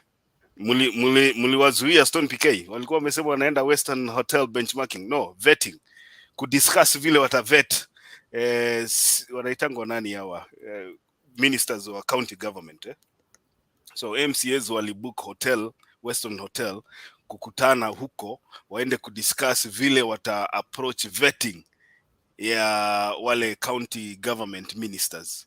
Unaelewa? Watu waka complain na ilikuwa 1.3, na pia nimesikia kuna watu wengine wamebook hotel hiyo Western Hotel, sijui ni wafanyikazi wa serikali. There is another parastatal ambayo pia imebook sijui ni mwezi gani, December, wanakutania huko. So hii ndio tunaita state capture. Hii ndio hoteli ya serikali. Hii si capture, hii imepita capture kwa sababu capture ilikuwa ya kushika judiciary pekee. Hii ni capture. KAPTA kama ile ya Mashakura ya Gachagua. Sasa we wacha kutusumbua akili sisi, kwani unataka na tuko na serikali, unataka tuende wapi na tuko na hoteli? Sisi watu wa UDA. Wacha nikuambie ile kitu tutaonyeshwa na hawa watu, lakini ni sawa tu. Mimi sina mengi unless kuna mtu ambaye anataka kunikumbusha. Kesho Saturday tunakuwa na kipindi kingine ambacho kinajulikana kama Opportunities Abroad, na last time tulikosa kwa sababu mgeni wetu hakupatikana. This time I hope tutakuwa naye, tusipompata tutakutana hapa kupiga siasa. Kwa hivyo nakaribishwa. Stone PK, unajua mimi kutumia text zingine nikiona tutakutana hapa na hauko aware. Hata Mato saa nyingine najua wanamtumia link. Domi, nimepata namba yako, so sawa sawa. Saa nyingine tukionana, nikiona ni kama watu wanapotea studio, tunakutana hapa tunaongea. Na wewe Domi ulituahidi bwana tunakuja kuona mpira huko World Cup. Na mkumbuke Cameroon imechapa Brazil today.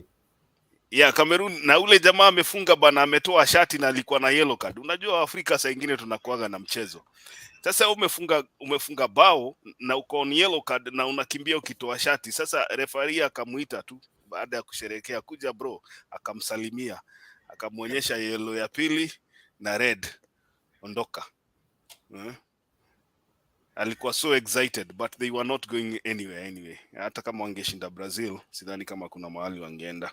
Lakini Afrika kuchapa Cameroon, kuchapa Brazil bwana, that's historical. Alipewa. Sasa hata mnachapa Brazil imewapatia team C kwa sababu inaangalia mambo ya knockout stage huko. Unacheza na team C. Anyway, ni jina tu ilikuwa Brazil, lakini players ni wale wa team C wale. So Cameroon, kwani Brazil imeenda home? Mato bana wewe ufuate Mato. Brazil iende nyumbani, si World Cup Wait. Kwani mimi ndio nimechanganikiwa ama ni nini? Brazil haiendaki nyumbani kwa nini bwana? Hata kwa knockout. Ijai shindwa knockout stage. So Cameroon najua Ghana tumerudishwa. So let me tell you teams zenye zimeenda group A, Netherlands na Senegal. Group B, England na USA. Group C, Argentina na Poland. Group D, France na Australia. Group E, Japan na Spain. F, Morocco na Croatia. G, Brazil na Switzerland. H, Portugal na South Korea. So Ghana imetangulia, Cameroon imetangulia na wewe jamaa mwenye alitoa shati. Morocco inaendelea knockout. Tunisia imetangulia na timu gani nyingine hapa? Tulikuwa na 5, gani ejanda? Senegal imebaki number 1 na Morocco. Morocco imebaki. Inaongoza. So tuseme tu hizo timu mbili peke yake bana. Morocco na because tunaanza 16, so the 16 wangapi wako sasa za Africa? Only 2. Senegal na Morocco. Yeah. So hata Cameroon hatukufika hata ingawaje tulichapa Saitan. Utafika wapi Cameroon na unatoa shati juu? Cameroon makosa yenye walifanya kuchapwa their first game. Hiyo ndio iliyomaliza. So sisi tu ni Senegal na Cameroon na Morocco. Senegal na Morocco. The rest of the teams zimetangulia. Kwanza Germany nasikia ilifika mapema sana. No mwana venye tumeko huko naona ni ma Spain huko na nini na Uruguay. I think tumeko na nini? Uruguay iliondoka bana ama Uruguay ilitangulia pia. Wewe Mato inaonekana uone hii. No, nimekuwa nikiangalia lakini naangalia the nini because pia unajua pia napigana na hapa hivi American football na upuzi. Unajua pia saa zingine unapigana na vitu zingine lakini pia naangalia I thought we had 3 go through. So ni kwa dhani hata hivi venye Brazil wameshinda Morocco Cameroon wameshinda, I thought they would go through. Kumbe hata hawajaenda Saitan. Yeah, so iko namna hiyo. So I think matches zitachezwa kuanzia kesho. I think the last 16 inaitangwa round of 16. Kuna matches zitachezwa kesho. Ninaangalia naona ni kama kuna zile zitachezwa kesho na zingine zitachezwa Monday, I think, if I'm not wrong. But we hope at least kando na corruption tutakuwa na performance kwa hizi timu zetu za Afrika. Unajua 204 Senegal walifika quarters. I hope this time either hao wawili tu wenye wabaki basi. I hope watufikisha hata ka quarters. Yeah. So round of 16 I think Netherlands inacheza na USA, Argentina, Australia, France, Poland, England, Senegal. So hiyo England na Senegal hapo nadhani hapo ni pabaya. Kama tuko na paper bag ile ilikuwa inaitwa paper bag ile ya shilingi 10. Sijui unajua ile Jailac ile ya 10 bob ile kubwa ile Stone PK. Kuna Jailac moja tuko nanunuanga 10 bob kubwa. Twende tubebe unaikumbuka? Yeah, just in case. Twende tubebe mabao. Alafu kuna Morocco na Spain hapo pia. Kama si gunia sijui tutabeba na nini. Nimeona mapema na mimi si witch, ninawatakia mazuri lakini hapa sioni kama tutaona kitu. Hata mimi hapo sioni bwana. Hapo sijui Brazil inakutana na South Korea. South Korea si ajabu hata ikichapa Brazil. I'll not be surprised, but wacha tungoje tuone. So umesema gunia ni ya nani? Gunia inafaa Morocco ibebe. Paper bag iende na nini? Paper bag iende na hii Senegal. I think ni otherwise. Actually, I'll bet you. I think ni opposite. Wewe unaona Senegal inaweza chapa England? Wataanzia wapi? Ni ngumu bwana. Wewe unaona Senegal itachapa England? England ikitoa timu wao yote, ikisubstitute 11 kama inaweza ambiwa toa wa players wote. Na Morocco ni Spain. Morocco ni Spain. Unajua Spain ilichapa ndio maana nakwambia ni opposite. I think Morocco inaweza guza Spain by the way. Morocco ilichapa timu ya kwanza 7 sijui ilikuwa 7 mtungi ama 7-1. Yeah. I think Morocco inaweza guza Spain. Umewahi sikia ngumu bwana. Yeye unaongea bwana. Umewahi sikia timu inapigwa ya 16 inacheza team A. Hakuna watu wanaweka watu wa academy. Umewahi sikia timu inapigwa mpaka Morocco by the way, let me tell you guys. Tuseme hapa. Morocco itauma Spain. Morocco itauma Spain. You're the wild goose chase. Not possible, you're the wild goose chase. Sawa, anything is possible, lakini kama uko na gunia tafuta uende ukapata. Tutarudi hapa, tutakuwa hapa. Sawa. Wanacheza tarehe 6 Tuesday. Morocco itauma Spain. Wanacheza Tuesday. Yeah, ile sijui ni hii ya Senegal hiyo na hata wana Senegal ikiuma, lakini kibahati Senegal ishinda England kibahati. Unaonaga mpira kweli? Unaonaga nini? Sijui kama unaonanga English Premier League. Actually, you know what? I'm going to bet on both of them. Watashinda. Aya, sawa. Wewe endelea. Yeah. Moja ikipita sawa, lakini I'm going to bet both of them. Na haki ya mama, moja ikishinda cause mmekataa zote mbili. Moja ikishinda tukirudi hapa mnikumbushe. Aya. Wacha tuseme sisi yetu ni kunyamaza, tutaweka macho tu, but hiyo game itakuwa saa 7 mchana, Kenyan time itakuwa saa 4 usiku I think. Na zote zikishindwa sikuji kwa show for 2 weeks. Aya. We will hold you against your word. So wacha nione kama kuna mtu mmoja. Wacha tafadhali, kama kuna kitu imefanya usikuje, utaki kuja kwa show, tuambie tu. Vile usitafute excuse nyingine tafadhali.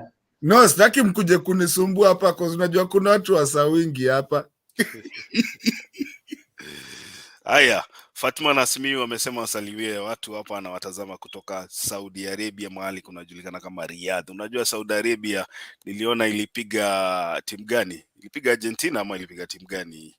Wakanunuliwa wote, sijui ni magari ya aina gani hawa jamaa. Walishinda game moja, kukakuwa national holiday the next day. Ilikuwa Argentina, right? Yeah, yakina Messi, correct.